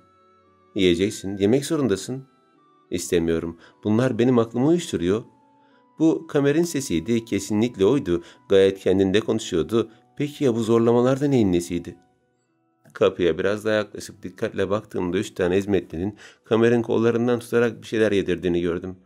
Çatalda tutulan şey kedi kulağına benzeyen bir yiyecek ve onu ağzına tıkıştırmaya yardımcı olan küçük dallardı. Bunların ne olduğunu anlayamıyordum. Anlamam için içeri girip sormam gerekiyordu. Fakat kamer o kadar direniyordu ki kötü bir şeyler olduğu belliydi. Hemen bu gördüklerimi araştırıp sonra da Servan'a bildirmeliydim. Şayet kamera hasta eden şeyler bunlarsa mutlaka bir çözümü bulunabilirdi. Tam arkamı dönüp gidecektim ki karşımda duvara yaslanmış bir şekilde öylece duran William'ı görmemle olduğum yere mıhlanmam bir oldu. Kollarının önünde bağlamış, başını yere eğmişti. Sanki zaten pençelerine kısılmış bir kurbağaymışım gibi hiç acele etmeden öylece beni bekliyordu. Kalbim korkuyla delicesine atarken hızlı hızlı nefesler almaya başladım. Evet, kedi kulağı ve ölü dallar. Kesin ahmak kuzenim aptal Moon bunu tekrar edip duruyordu. Sen de merak edip geldin değil mi? Başını yavaşça kaldırırken kızarmış gözleri ve hiç de hoş olmayan bir gülüşle öylece bana bakarken kaçmak için sağ tarafa meylettim ama benden önce davranarak önüme geçti. Hızla arkamı dönüp diğer taraftan gelecekken kolumdan sertçe çekip döndürdü ve yere attı. Ne sandın? Beni eksik akıllı falan mı? Senin o ucube hizmetçiyle işbirliği yaptığını bilmiyor muyum sanki? Geldiğin günden beri Moon'un odasından çıkmamalar, geceleri onunla sohbet etmeler. Dediklerini anlamıyordum. Ne zaman olmuştu bunlar? Söyle, aşk dolu kelimeler ettim Moon sana. Ondan dolayı mı peşinde bir köpek gibi geziniyorsun? Attığı tekme karnıma gelince öksürdüm. Acıyla kıvrandığımda burnumdan kan geldi. Ailem bize sattı seni. Sen bir işsin. Gelip burada kendini bir nokta sandın. Cadıymış. Ben uydurdum onu. Nokta seni. Sen aslen bir hiçsin, anlıyor musun? Attığı tekmeler her yerime isabet ediyordu. Adeta işkence görüyordum ama dediklerini duymazlıktan geliyordum. Çünkü bu gördüğümden sonra ona inanamıyordum. Saçımdan tutup duvara vurduğunda dişlerim alt dudağımı kesti ve ağzım kanla dolmaya başladı. Geber! Arkamdan çevirdiğin onca işten sonra ölmen gerek. Geber seni pislik! William siniri geçene dek bana vurduktan sonra durdu. Muhafızlara mahzene atılmam gerektiği emrini verdikten sonra yine sürüklenerek mahzene indirildim. Bu sefer farklı bir kafese atıldığımda kendimden geçmiştim tamamen. Gözlerim kapanırken aklıma gelen bir cümleyle geleceğe dair umutlarım yavaşça siliniyordu. Mimar Sinan ve Mihrimah Sultan hakkında arşiv belgelerinden bilgi toplamak için gittiğim Arif amca aynen şöyle söylemişti. Bu bir aşk hikayesi değil. Bu bir cinayet hikayesi ve korkarım ki bu korkunç sonu tahmin eden M.F. kendini kamufle etmek için Mimar Sinan ve Mihrimah Sultan'ı kullandı. İşlerin bu noktaya geleceğini bilemezdi elbette ama geriye bir kesik baş bir de iki masum insanın uydurulmuş aşk hikayesi kaldı. Soylu olmayan Servan, ressam Kamer ve aslında bir aşk hikayesi olmayan bu dramın tam ortasındayken başı kesilecek kişiyi tahmin etmem çok da zor değildi.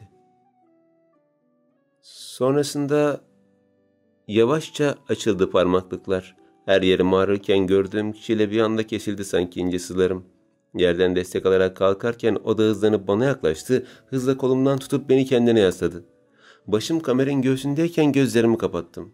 Kapanan gözlerimden birer damla yaş süzüldüğünde bu bir rüya değil mi diye sordum. Eli saçımı okşarken cevap vermedi. Bir rüya olmalı çünkü sen asla bana böyle yakınlaşmazsın. Saçlarımı okşamaya devam ederken ona sarıldım yavaşça. Kollarım belini sıkarken burnumu boynuna gömdüm. Başka bir evrende, başka zamanda seninle karşılaşsam beni seversin sanmıştım. Gelecekte Nil'i sevdiğin gibi beni de başka bir evrende sevebilirsin sanmıştım. İkinci damlalar yanağımdan çeneme süzülürken saçlarımdaki el yavaşça yanıma yaklaştı. Taze gözyaşlarımı silerken iç çektim. Seni sevmek neden bu kadar acı veriyor ki? Bana daha çok sarıldı, ben de ona daha çok sarıldım. Kamer'i sıkıca tutarken avucuma batan samanla uyandım. Öylece yatıyordum ve ellerimin içinde olan samanı sıkıyordum. Biraz önceki olan şey elbette bir rüyaydı. Ne sanmıştım ki? Yerimden doğrulurken hem kaç gündür yemek yemediğim için hem de aldığım darbelerden dolayı başım döndü. Dönmesini durdurabilecekmişim gibi başımı tuttum ellerimle. Dönen başım değilmiş gibi etrafımda olan her şey sarsılırken bir anda gözümün önüne bir görüntü geldi. Ben kayboldum. Ailem İstanbul'da kaldı. Geri gitmeme yardım edin lütfen. Ailem bulunana dek bizim konakta misafir kalmak ister misin? Londra ve İstanbul arası çok uzun. Londra mı? Fakat ablam beni İstanbul'daki trene bindirmişti. Ben nasıl Londra'ya gelirim? Aniden gelen bu görüntüyle gözlerimi açıp kapattım. Yaşamadığım şeyleri nasıl anımsıyordum ki? Nasıl hiç tanımadığım bir insanı hatırlayabilirdim? Tansiyonum düştü herhalde. Biraz daha sıcak olan bir yere geçmek için yavaşça ayağa kalktım da bu sefer başım daha sert döndü ve yeni bir görüntü daha geldi. Demek isminiz Mihrimah. Güneş ve ay anlamına geliyormuş. Benim ismim de ay anlamında. Sizden bir eksik güneşim var.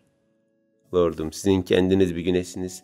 Tıpkı bir güneş gibi şanlı bir şekilde parlıyorsunuz. Şayet bir isminiz daha olsaydı size şan ve şöhret anlamına gelen feymi vermek isterdim.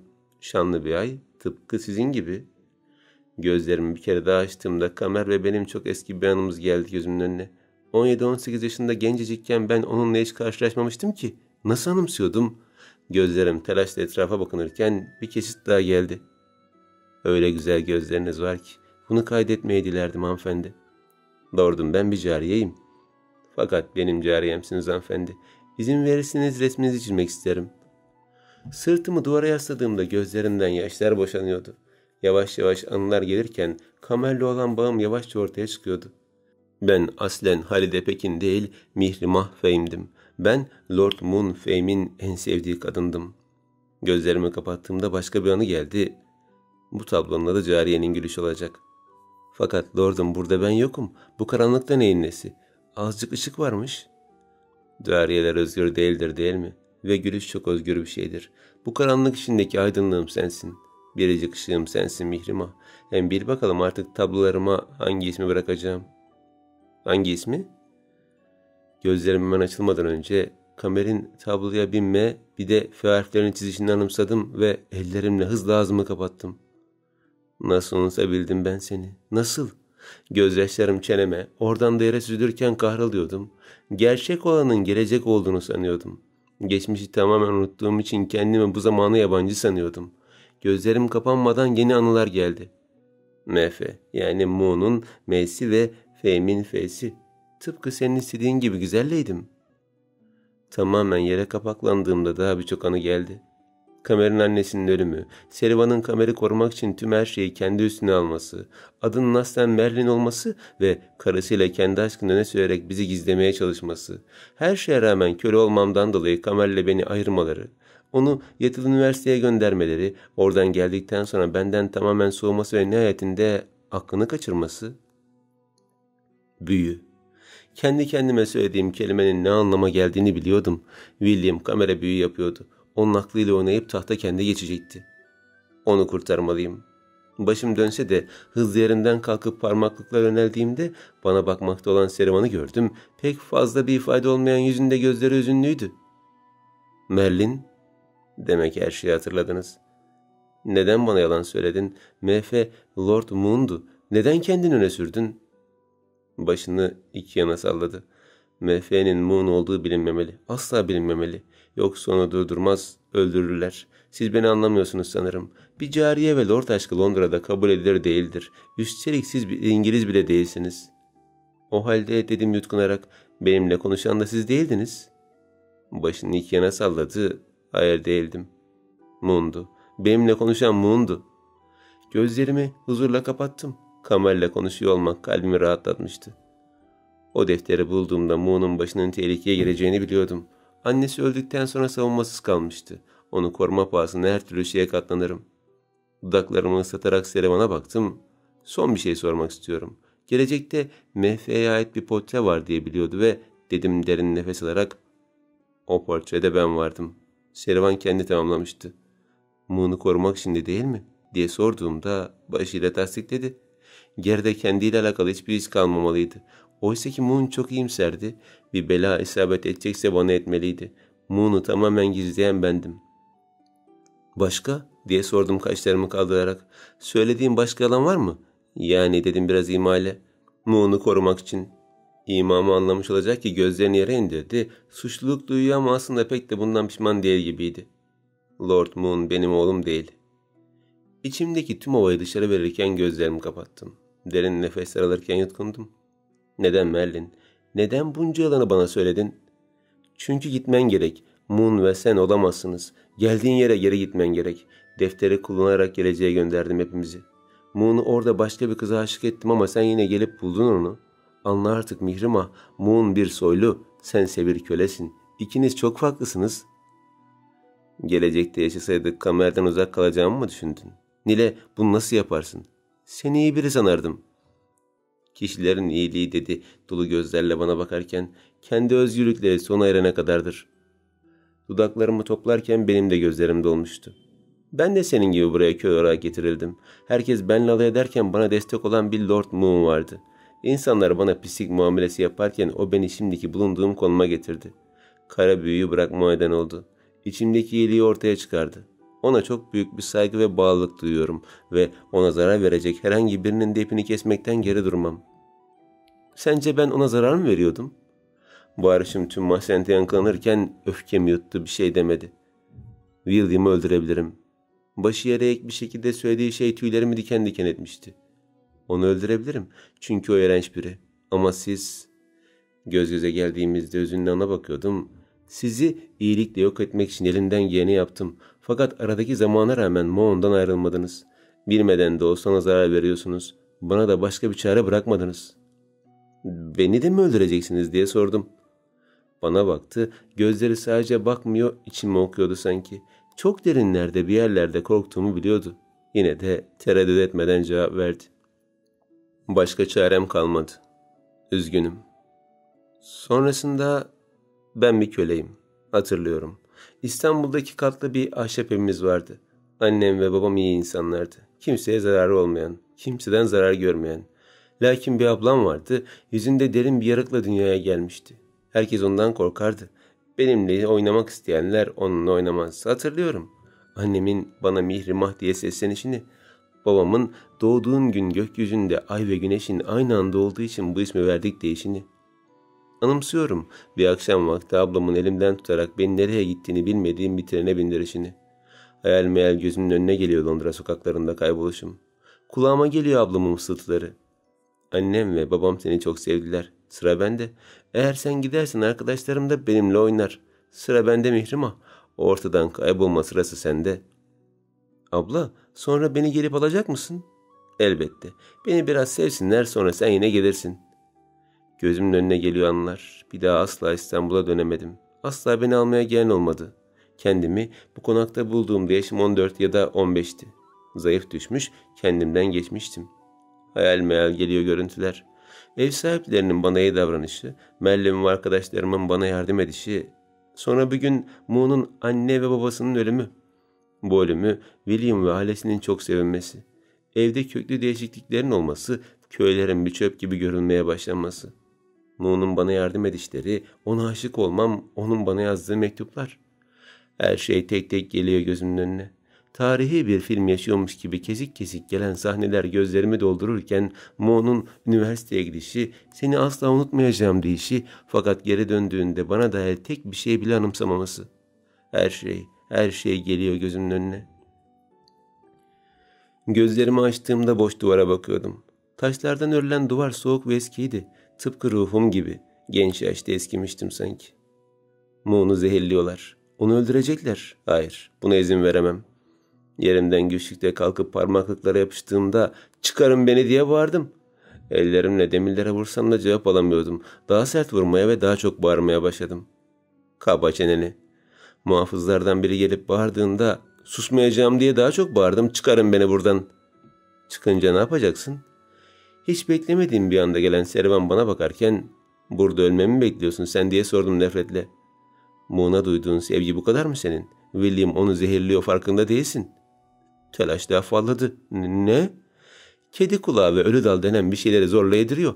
Benimle uğraşacağına gidip o William'ı durdur.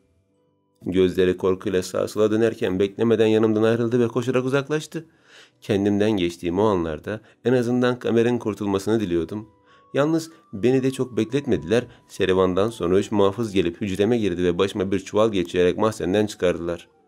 At arabası olduğunu tahmin ettiğim bir şeye bindirdiklerinde ellerimi arkadan bağlamışlardı. Hızlı ilerliyorduk. Moon'dan uzaklaştırıyorlardı beni. Yine nereye gittiğimi bilmeden götürülüyordum. Uzunca bir zaman bu şekilde gittikten sonra nihayet araba durdu. 2 kişi tarafından yere indirildim ve önce ellerim sonra başımdaki çuval çıkarıldı. Geldiğimiz yer bir tren istasyonuydu.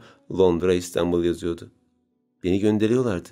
Hayır dedim başımı iki yana sallayarak, gitmeyeceğim. Geri geri gitmeye çalışırken kollarımdan tutup zorla trene bindirdiler. Hatta biraz daha fazlasını yaparak bir kese altın verdikleri kabin memuruna beni içeri kilitlemesi için anlaşma yaptılar. O gün 1870'in sonbaharında İngiltere'den Osmanlı'ya zorla gönderildim. Tıpkı Osmanlı'dan İngiltere'ye zorla gönderildiğim gibi. Tren hareket ettiğinde artık geri dönme şansım kalmamıştı. Gidiyordum. Önce hatıra yardımda bırakarak gidiyordum. Mihrimah olarak kendime geldiğim o günlerde bir zavallı gibi gönderiliyordum. Tren uzunca bir süre gittikten sonra nihayet kapı açıldı ve görevli içeri girerek bana bir mektup bıraktı. Bunu Merlin isminde biri verdi. Servan, nefretle aldım mektubu, zarfı yırtıp hızla okumaya başladım. Benden nefret ettiğinizi tahmin edebiliyorum. Fakat Lady Mihrimah, bundan başka çarem kalmamıştı. Bir insanı ona zarar veren düşmanından korumak kolaydır. Peki ya sevdiği kişiden nasıl koruyabiliriz? Lord Moon sizi çok sevdi. İlk geldiğiniz günden beri size derin bir sevgi besledi. Fakat olmaz hanımefendi. Sizinle Lord Moon olmaz. William ve kötü olan herkesin icabına bakabilirim. Lakin size ne yapabilirim başka? Şayet öldürsem bu vicdan azabı beni de kahreder. O yüzden gidin lütfen. Uzaklaşın. Bunu sevdiğiniz biri için yapın. Siz burada olursanız Moon sizi bırakmaz biliyorum ve hakkı olan tahtı da elde edemez. Onun üzülmesine katlanamam. Beni anlayın lütfen hanımefendi. Bazılarımız bir insanın gülüşü için yaşıyor. Bazılarımız o bir insanın varlığı adına hayata tutunuyor. Ve bazılarımız o bir insan uğruna her şeyini feda edebiliyor. Beni anlayınız lütfen hanımefendi. Lord Moon kendine geldiğinde size büyük bir özlem duysa da onunla irtibata geçmeyin lütfen. Sizi bulmaya çalışsa da kendinize hakim olunuz. Bu hayatı kara büyüden uzaklaştırmak için bir insana tutunan lanet bir büyücünün son dileğidir. Merlin. Kağıt kapandığında gözlerindeki yaşlar çeneme doğru süzülüyordu. Haklıydı belki ama ben ne yapacaktım şimdi? Ailem kabul ettiğim bir insana nasıl bu kadar uzak kalabilirdim? Henüz onu yeni anımsamışken nasıl unutmaya çalışırdım? Bunca eziyete nasıl katlanırdım? Saatlerce ağladım. Yolculuk bitene dek ağladım. Yemek yerken ağladım. Ağlayışım durmak bilmiyordu. İçimde ağır bir sıkıntı vardı ve asla geçmeyecekmiş gibiydi. Ağlasam bile geçmeyecek olan bu ağrıyı nasıl tedavi edebilirdim ki? Bu rüyalarda gördüğümüz güzel sahnelerin uyandığınızda gerçek olmadığını anladığınızdaki hayal kırıklığından çok daha ağır. Ve yollar uzadı, tren hızlandı, insanlar varmak istedikleri yere varırken ben de İstanbul'a gelmiş oldum. Sadece resimlerden gördüğüm eski İstanbul gözlerimin önündeyken bile heyecanlanmıyordum. Ailemi görecektim ama mutlu değildim. Bir parçamı kaybetmişçesine derin bir sızı vardı yüreğimde. Trenden inip yürümeye başladığımda şemsiyeyle gezen genç İstanbul kadınlarından, hoş eski tip takım elbiseyle gezinen İstanbul beyefendilerine kadar her şey harikaydı ama bitmek bilmeyen boğazımdaki yumru gördüğüm her güzel şeyi göz ardı ederek senin acın var diyordu. Acın var ve bu acıyla yaşamaya ya da en kısa sürede ölmeye mahkumsun. Gardan çıkıp hatırladığım kadarıyla ev adresime verdiğim faytonla eski İstanbul sokaklarında ilerlerken güneşin sıcak dokunuşu tenimi okşuyordu. Ne kadar güzel bir dokunuş olsa da bu sanki hücrelerim tek tek kesiliyor ve ruhum bu kesikler içinde biriken kan gölünde boğuluyor gibiydi. Nihayet fayton yolun sonuna geldiğinde evimin olduğu sokakta indim. Hatırladığım meğer daha çok şey vardı. Köşede macun satan Mahmut Efendi, Arnavut kaldırımlarının kenarında büyüyen gül fidanı, kapılardaki Osmanlıca yazılar ve pupurların kulak gıcırtan sesleri. Martılar bana hoş geldin dercesine çığlık atarken ben evimin kapısını çaldım. Ablama neden beni gönderdin diye sormayacaktım. Çünkü o bana nedenini söyleyerek göndermişti. Ona soracağım şey neden bu kadar acı çekmeme izin verdin olacaktı. Ben yokum diye daha çok sevileceğini nasıl düşündün? Benim sana verilen sevgiyi çaldığımı nereden çıkardın? Beni Moon'la neden tanıştırdın ve şimdi onsuz acı çekmeme neden müsaade ettin? Tüm bu soruları soracaktım ona. Hepsine mutlaka bir cevap vermesini isteyecektim. Elbet gelecekten ve başıma gelenlerden anlatacaktım ama önce bana cevap vermesini isteyecektim. Çaldığım kapıya çıkan annem baygınlık geçirse de babamın yardımıyla beni içeri almaya başardılar. Bir bayram havası oluşmuştu. Sevinç çığlıkları havada uçuşurken ben başıma gelen bu enteresan olay içinde ne yapmam gerektiğini düşünüp duruyordum. Sonrasında 20 Eylül 1870. Dünya meleklerin zindanıdır. Bu sözü çok eski bir kitaptan okudum ve şimdi ne demek istediğini çok daha iyi anlıyorum. Siz bir meleksiniz ve zindan olan dünyadan kurtulmak için firar ettiniz. Sizi anlıyorum hanımefendi. Sizi anlıyorum ve derin bir keder duyuyorum. Dünya meleklerin zindanıdır. Böyle bir tablo yapacağım. Lakin Merlin anlamadığım bir şekilde kendi portresini yapmamı istedi. Ona göre benim portrem daima gizli kalmalı. En üzüldüğüm şey de sizin bir tane bile portrenizi yapmamış olmam. Şayet yapsaydım şimdi ona bakar biraz da olsa özlem giderirdim. Hüzünlü kadın tablosunda siz varsınız lakin yüzünüz belli belirsiz. Sadece hüzün okunuyor. Düşününce pek de iyi bir ressam olmadığımı anlıyorum. 13 Kasım 1870. Boş duvarlara bakarken sizin gülen yüzünüzü anımsıyorum. Konağa geldiğiniz ilk günkü gibi güzel kokar mı saçlarınız? Her dokunuşu şahane bir lütuf mu parmaklarınızın? Sesiniz peki? Duyan da huzura doğru bir kapı aralar mı hala? Kendimle değilken size çok eziyet etmişim. Affedin beni Leydim. Benim ayım da güneşim de sizsiniz. Neredesiniz sevgili mihrimahım? 20 Ocak 1871. Şayet bu dünyadan sizi bir kere daha görmeden ayrılırsam kendimi asla affetmeyeceğim. Eğer o talime gitmemiş olsaydım sizi de kaybetmiş olmazdım. Merlin sizin kendi isteğinizle gittiğinizi söylüyor lakin ben inanmıyorum. Siz beni asla bırakmayacağına söz veren latif dokunuşlu sevgilimdiniz. Londra'da mısınız yoksa İstanbul mu? Yoksa bambaşka bir şekilde bu dünyadan çok uzak bir memlekete mi göç eylediniz? Nerede olduğunuzu bilsem bir an düşünmem gelirdim yanınıza. Neredesiniz Mihrimah Sultan? Tahammülüm kalmıyor artık. 12 Mart 1871. Sizin için yaptığım tabloların hepsi boynunu bükmüş bekliyor. Boş koridorların hepsi birbirimize verdiğimiz sözü ezberlemiş bekliyor.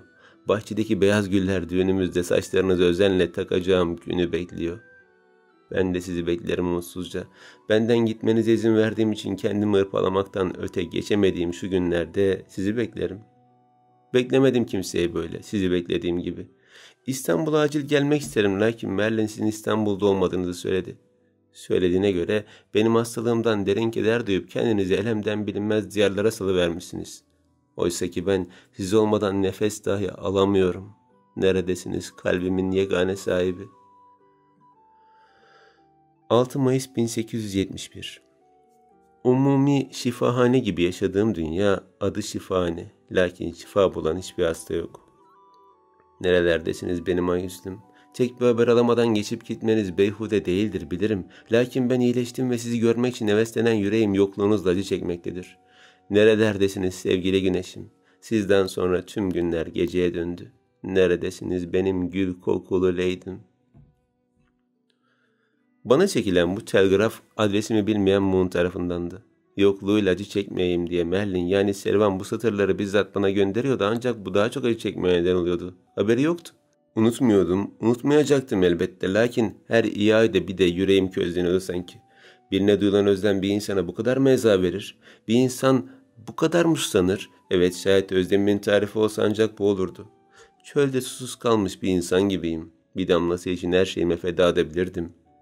İstanbul'daki evime taşındığımdan beri kendimde değildim. Annem dediğim kişiye yabancı, babam dediğim kişiyi ömrümde birkaç kez görmüş, ablamsa evlenmişti çoktan ve dediklerine göre zabıt olan eşiyle birlikte Mısır'a göç etmişti. Yabancısı olduğum bu evi hatırlasam da içim uzaktı. İçimin yakın olduğu kişi de bana uzaktı. Her 2 ayda bir gelen telgraflar Moğun'a olan özlemimi biraz olsun giderirken ben günden güne eriyordum. Bir lokma daha alıver sevgili Kerimem. Babam yemeğimi yemem için beni teşvik ederken sadece buruşukça gülümsedim. Bunca vakitten sonra senin mürüvvetini görmek bizim de tek duamızdır. Babam bunu söylediğinde kaşığımdaki çorbayı ağzıma götürmeden öylece kaldım.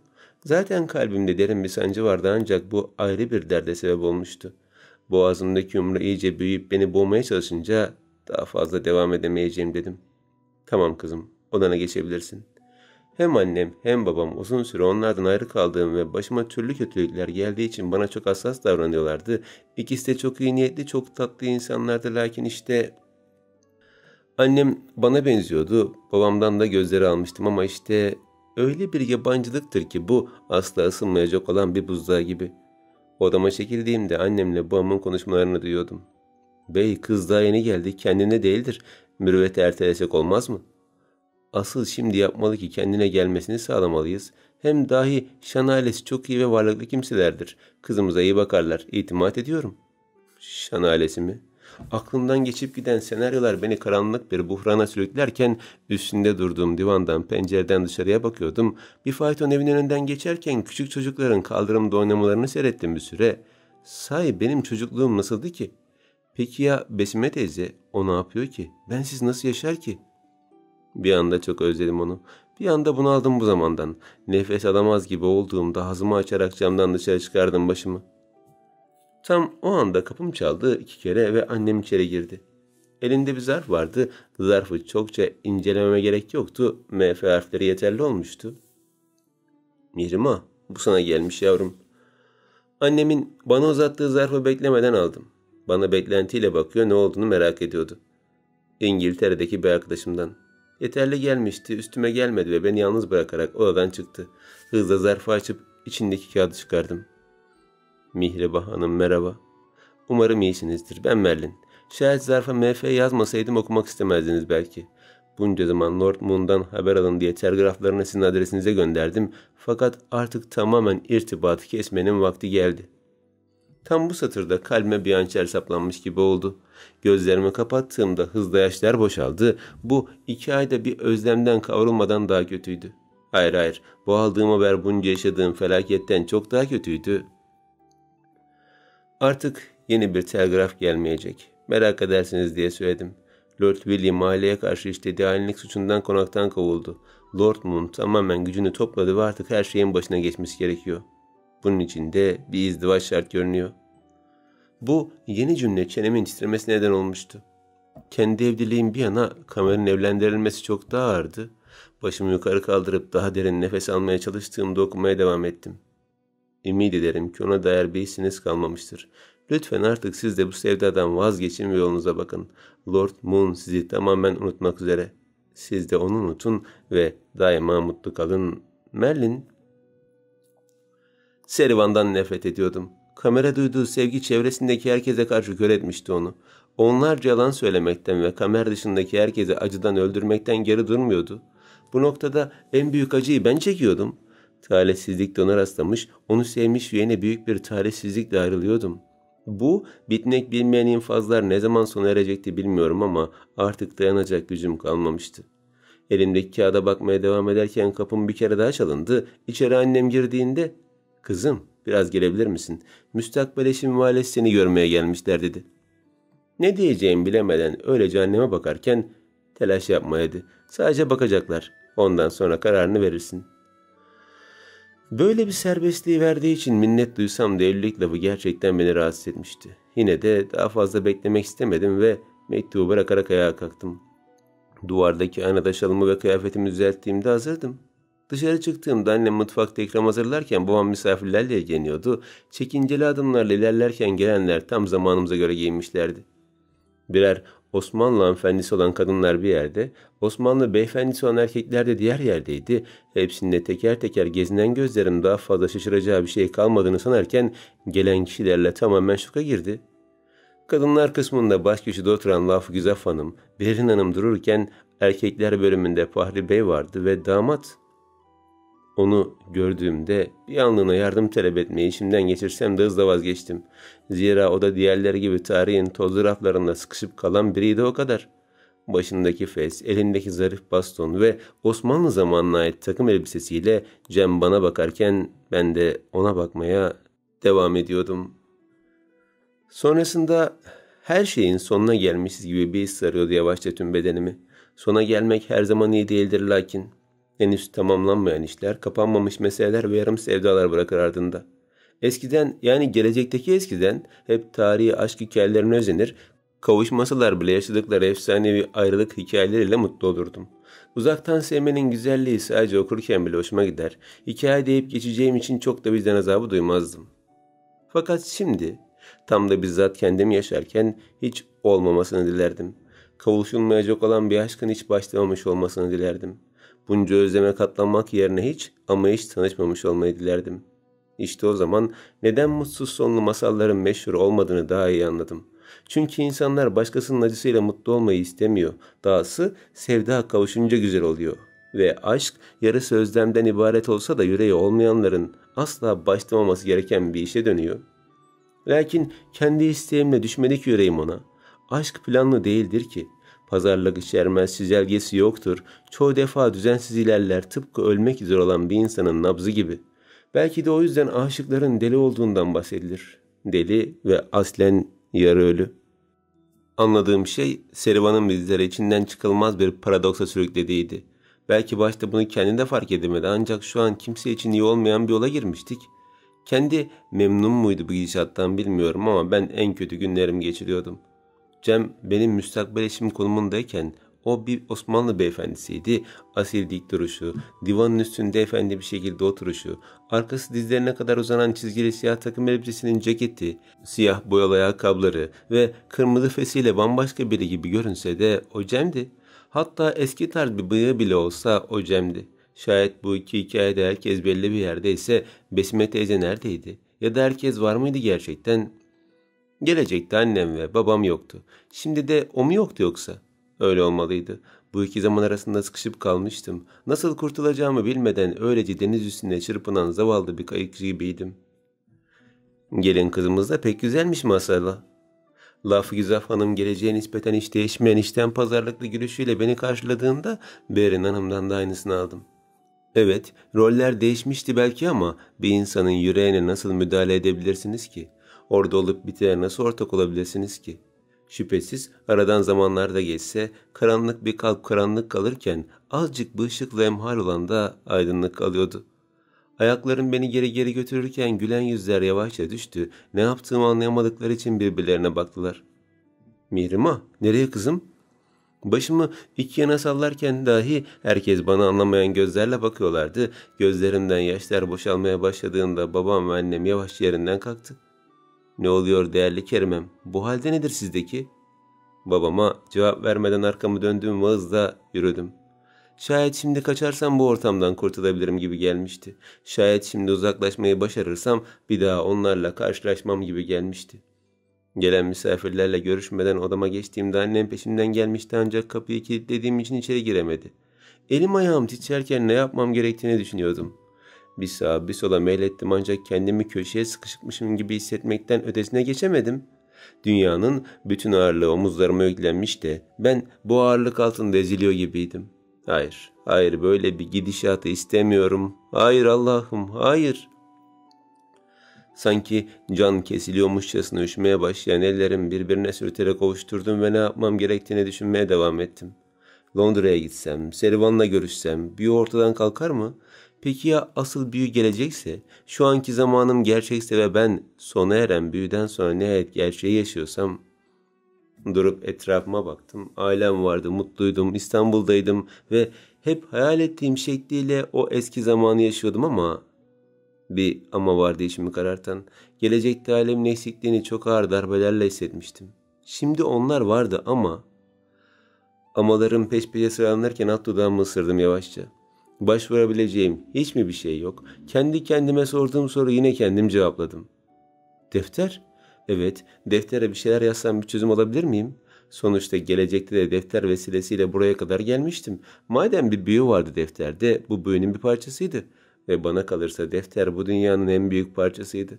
Serivan'dan habersiz yanımda getirdiğim defteri bulmak için üstüne birkaç yorgan katladığımız sandığa ulaştım ve defteri çıkararak dış yüzeyinin üstünden elime geçtim. Sen bir büyüsün biliyorum.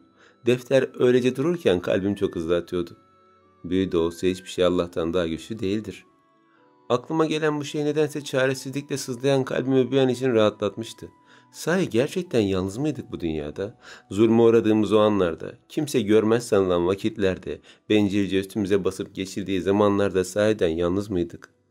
Defteri sıkıca tutarken kadere hiçbir insan elinin müdahale edemeyeceğini biliyordum. Şayet bir büyüyü de yaşıyorsam bu Allah'ın takdiriydi ve şimdi yine yardım talep edeceğim kişi de oydu.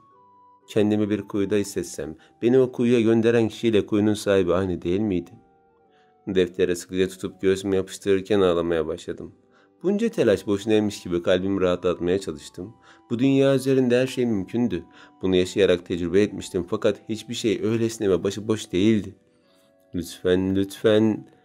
İçten içe dua etmeye başladığımda gözlerinden akan yaş deftere kadar ulaşıyordu. Lütfen, böyle bir hayat istemiyorum. Ailemle tanıştırdığın için teşekkür ederim. Sevilmeye layık biri olduğumu gösterdiğin için teşekkür ederim. Geçmişte de ne kadar zorluk çekersem çekeyim üstesinden gelebildiğimi gösterdiğin için teşekkür ederim. Fakat istemiyorum Allah'ım, yardım et bana. Kamer'i bu kadar çok severken, içim onu bu kadar çok isterken eksik olan diğer yerlerin tamamlanmasını istemiyorum. Mirima, kapıyı aç kızım. Telaş yapma, hanım açar birazdan. Defteri daha çok sıkarken gözlerimi açtım ve yavaşça masama geçerek elime bir kalem aldım. Kalbim buz tutmuş senin. İzin verseydim çözerdim o buzulu. Mel'le yazdığım bu cümle silinmedi fakat tüm sayfalarda belirmeye başladı. Bu bir kara büyüyse şayet elbet bir çözümü de vardı. Sevgi tek bir şeye duyulsa bile yüreği kapsayan en kalıcı yara bandıdır. İzin ver yaraların tamamen kapatılsın. Cümlem defterin sayfalarında belirirken kapıya vuran annem ve babamdan gelen sesler kesilmişti. Pencereden dışarıya baktığımda hızla esen bir fırtınanın ortasında kalmış gibiydim. Korkuyordum korkmasına ama bu değişim benim son şansımdı. Ötelenmek senin suçun değildi. Kimse anne ve babasının günahını çekmemeli. Evdeki eşyalar değişmeye başladığında cümlem sayfalarda kopyalanmaya devam etti. Yavaşça harflerden fışkıran ışıklar odanın karanlığını delerken titreyen elime rağmen yazmaya devam ediyordum. Ben de senin yüreğini sevdim Merlin. Hem gelecekteki Serivan'ı hem de acıyla kıvransa da sevgiye ulaşmayı başarmış geçmişteki Merlin'i. Işıklar iyice büyüdü ve odam tamamen değişime uğradı. Bu cümlelerin Merlin'e ulaştığından emindim. Aksi halde buyu bozulmazdı. Nefretin kalbini karartmasına izin verme ve sevgiye kucak aç lütfen. Çünkü hem Mun hem de ben seni gerçekten seven insanlarız. Defter bu ışığı kaldıramayacakmış gibi olduğunda çok daha keskin bir ışık hüzmesi adeta patladı ve geçmişe dair her şey silinirken ben nihayet gözlerimi 2021'deki odamda açtım. Gözlerimi açtığımda odamdaydım. Hala masamda oturuyor ve önümdeki defteri tutuyordum. Sadece gece gündüz olmuş biraz vakit geçmişti. Her şeyi bıraktığım yerindeyken hızla yatağıma baktım. Kamer de orada mıydı? Yatak olduğu gibi duruyordu ancak kamer yoktu. Yerimden fırlayıp odada gezindim. Dışarı çıkıp oturma odasına geçtim. Lavabo ve banyoda her yere baktım ama yoktu. Tüm bu şeyler rüya falan değildi değil mi? Elimle alnımı tutarken mutfaktan çıkan Besime teyze elinde bir tabak patates kızartmasıyla bana bakarken Kameroğlu'mu sabah erkenden bir adam almaya geldi. Çok acil bir işi varmış dedi. Tatlıca gülümsüyordu ve onu ne kadar özlediğimden habersiz bana bakıyordu. Adamı bir görsen Ali'de aynısı Nep gibiydi. Hani şu Severus vardı ya saçları yağlı olan dedi eliyle saçlarını karışık bir şeymiş gibi göstererek. Gözlerinden yaşlar boşaldı istemeden de olsa. Ne oldu yavrum? Ha, Harry Potter'dan bahsetmeyecektik değil mi? Aman ne yaptım ben ama çok benzemese söylemezdim inan. Elindeki tabakla gelip bana sarıldığında ben de ona sıkıca sarıldım. Kamburu çıkmış bu yaşlı kadın bana dünyanın en büyük ailesini vermişti. En büyük, en sıcak ve en samimi. Geçmişteki annem ve babam da eminim çok iyi insanlardı ama benim tercih ettiğim ailem sadece Besime teyzemden oluşuyordu. Ha bu arada sabah okuduğun kitaba baktım. Ne de güzel mektuplar var öyle. Çok romantikti. Merakla kaşlarıma kaldırdığımda devam ediyordu. Sanki 70 yaşında değil de 18'lik bir çıtır gibi kıpır kıpır etti kalbim. Kitap? Hangi kitaptan bahsediyordu ki? Sahi o kitap mı defter mi? El yazısına benziyordu ama bir sayfada İngilizce bir sayfada Türkçe vardı.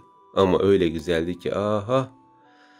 Şaşkınlıkla Besime teyzeye bakarken o elindeki tabakla masaya doğru geçti. Ben hala kitabın ne olduğunu düşünürken aklıma defter geldi. Tabii ya başka ne olabilirdi ki? Koşarak odama geçtim ve masanın üstünde hala birkaç sayfası açık olan defteri elime aldım. Bana ilk geldiğinde bomboş olan defter dop doluydu. Her sayfası, her satırı, her kenarı dop doluydu. Nokta konulmayan tek bir sayfası yokken ilk sayfayı açtığımızda. Tam olarak şöyle yazıyordu. Moon, Fame. MDV harfleri kalın yazılan bu iki kelimenin üstünden defalarca gittim. Parmak uçlarım sadece onun ismine dokununca bile içime tatlı bir ılıklık veren bir hisle beni mutlu ediyordu. Bir isim ancak bu kadar güzel olabilirdi. Bir isim ancak bir insanı bu kadar anlatabilirdi. Ve bir isim ancak bu kadar asil olabilirdi. Diğer sayfaya geçtiğimde sol tarafta İngilizce, sağ tarafta Osmanlı Türkçesiyle yazı vardı. Bugün köşke bir kız geldi. Çok korkmuş ve şaşkındı. Beline kadar uzanan saçları daha önce görmediğim kadar parlak ve yumuşak duruyordu. Buğday teni, koyu kahve saçlarına öyle uyumluydu ki gözlerindeki telaş olmasa onunla konuşmayı çok isterdim. Babam onu köle pazarından aldığını söylediğinde çok üzüldüm. Böylesi bir güzelliğin köle olarak satılması beni derinden yaraladı. Keşke onunla daha çok farklı bir şekilde tanışma imkanımız olsaydı. Belki kendini daha iyi hissederdi. 1858 seneli bu yazı Moon'a aitse bu kız da ben olmalıydım. Şayet bu kız bensem ve 1871'de Moon'u 28 yaşında bıraktıysam henüz 15 yaşında olması gerek. Kamerden 2 yaş küçük olduğuma göre sadece 13 yaşında mı onca zorluğu yaşamıştım? Kendim için içim acırken bunca zorluğa katlandığım için gözlerim doldu. Kim bilir neler yaşamıştım ve bir bölümünü hatırlasam da çoğu yoktu hafızamda. Geçmişi unuttuğum için Servan'a çok kızsam da bir yandan da minnettardım. Şayet bu noktada olmasaydık o kederli geçmişi yaşamaya mecbur kalacaktım. Beklemeden diğer sayfaya geçtiğimde okumaya başladım. İsmi Mihrimah'mış. Mihrimah ne şahane bir isim. Kitaplarda ay ve güneş anlamına geldiğini öğrendim. Zaten onun gibi bir güzellik ancak böyle latif bir anlamda olabilirdi. Mihrimah ne hoş bir isim.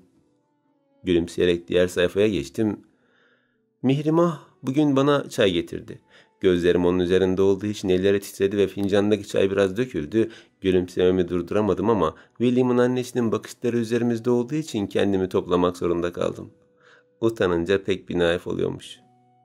Gözlerinden yaşlar süzülürken bir yandan gülümsüyor, bir yandan da geçmişi hayal ediyordum. Gidip geldiğim anlar birer karanlık kuyu olsa da hayal edince çok hoş geliyordu.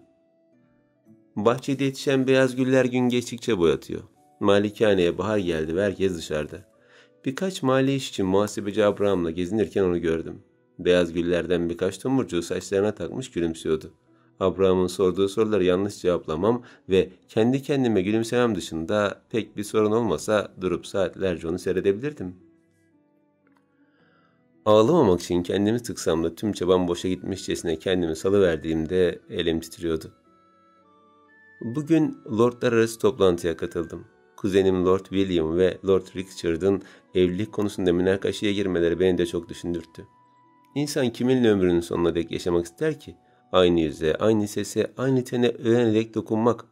Bu çok ulu bir şey olsa gerek. Bu konu beni çok düşündürüyor. Nefesim kesilircesine okumaya devam ettim. Bir satırını bile atlamadan okuyor. Her kelimesini ezberlemeye çalışıyordum. Kameranın isterini okurken ona sarılıyormuşum gibi geliyordu. Bu gece babam ve annem aynı anda dünyaya gözlerini yumdu. Annemin yüzü hiçbir zaman gülmediği için bu ailenin kurallarından nefret ediyorum. Soylu olmamak, insan olmamak anlamına mı geliyor da bunca işkenceyi tektirdiler? Sevgili annem bir kez olsun insan muamelesi göremeden göçtü bu dünyadan. Ona bunu yapanları asla affetmeyeceğim. Mihrimah bugün bana ballı süt getirdi. Şayet kendime bir şeylere vermezsem hasta olabileceğimi söyledi. Bir de bana sarıldı. Hayatımda kimseyle sarılmamışım gibi sarıldım ona. Gözlerimi kapattığımda kalbimdeki boşluğun dolduğunu hissettim. Ona sarılmak daha önce hiç ağlamadığımı hissettirdi ve ona sarılarak ağladım fakat bu hiç utanç verici gelmedi. Ben onunla bir ömür paylaşabilirim gibi geliyor. Ben ona bir ömür boyu bakabilirim. Bunu ölene dek yapabilirim. Bugün resim yapmaya başladım. Mihrimah diğer hizmetlerle birlikte yukarı konağın lordlarının akşam yemeği için hazırlığa gitti. Mutlaka buraya gelecek ve mutlaka bana ballı süt getirecek. İşte o zaman yaptığım tabloları beğenip beğenmeyeceğini çok merak ediyorum. Bugün bahçede lordlarla akşam kahvaltısı yaparken bir iddiaya girildi. Tüm lordlar hizmetlilerin en çok kimi yakışıklı bulduğunu sordu. Her hizmetli beğendiği lordu seçerken sıra Mihrimah geldiğinde kalbim duracak gibi oldu. O cevap verene dek nabzım duraksadı sanki. Öyle bir heyecanlıydım ki beni işaret ettiğinde sıcak bastığı için hızla ayağa kalktım ve alanı terk ettim. Umarım beni yanlış anlamamıştır. Umarım ona sinirlendiğimi düşünmemiştir. Ben sadece çok mutlu oldum. Merlin bugün bana annemin soyalı olmamasının babamın başına büyük iş açtığını ve hatta ölümlerinin nedeninin de bu olduğunu söyledi. Mihrimah'a karşı herhangi bir isim varsa yok etmeliymişim. Çok sinirlendim. Hatta gidip Mihrimah'a bir söz yüzüğü taktım.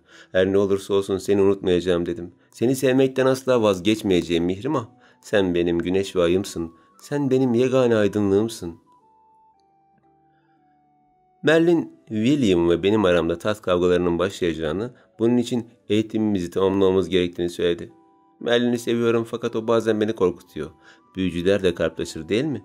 Bir gün mutlaka kalbinin olduğunu hatırlamasını diliyorum. Sadece bana duyduğu sevgi ona ve diğer insanlara zarar verecek diye çok korkuyorum.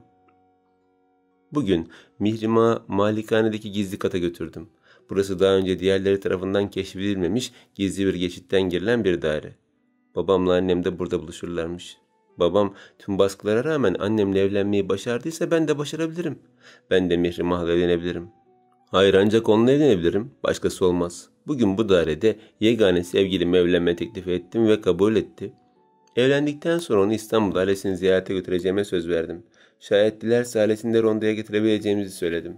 Bugün en güzel günüm. Bugün miladım. Bugün aile güneşin birleştiği gün. Bugün Mihrimah'la en kutlu günüm. Seni çok seviyorum Mihrimah. Ölene dek seveceğim. Bundan sonra bir yazı yoktu defterde. Muhtemelen Mo'nun üniversiteye gittiği ve hastalandığı döneme denk gelmişti. Gözlerinden akan yaşlar çeneme, oradan da masaya süzülürken içim acıyordu. Nefes alamıyordum. Bir kere daha okumaya cesaret edemeyeceğim satırlara elimle üstünden geçerken defteri alıp göğsüme bastırdım. Tıpkı Mo'na sarıldığım gibi, tıpkı Kamer'e sarıldığım gibi. Sonrasında kuşlar kadar özgür olmayı hak edenler, ağaçlar kadar mahsur kaldı bu dünyada. Fakat kuşlar bir gün kafese mahkum edildi, ağaçlarsa özgürce gökyüzüne yükselmeye devam etti. Bir merdiven olsa tüm kaderler, aşağıdakiler ve yukarıdakiler diye ayrılsa insanlar.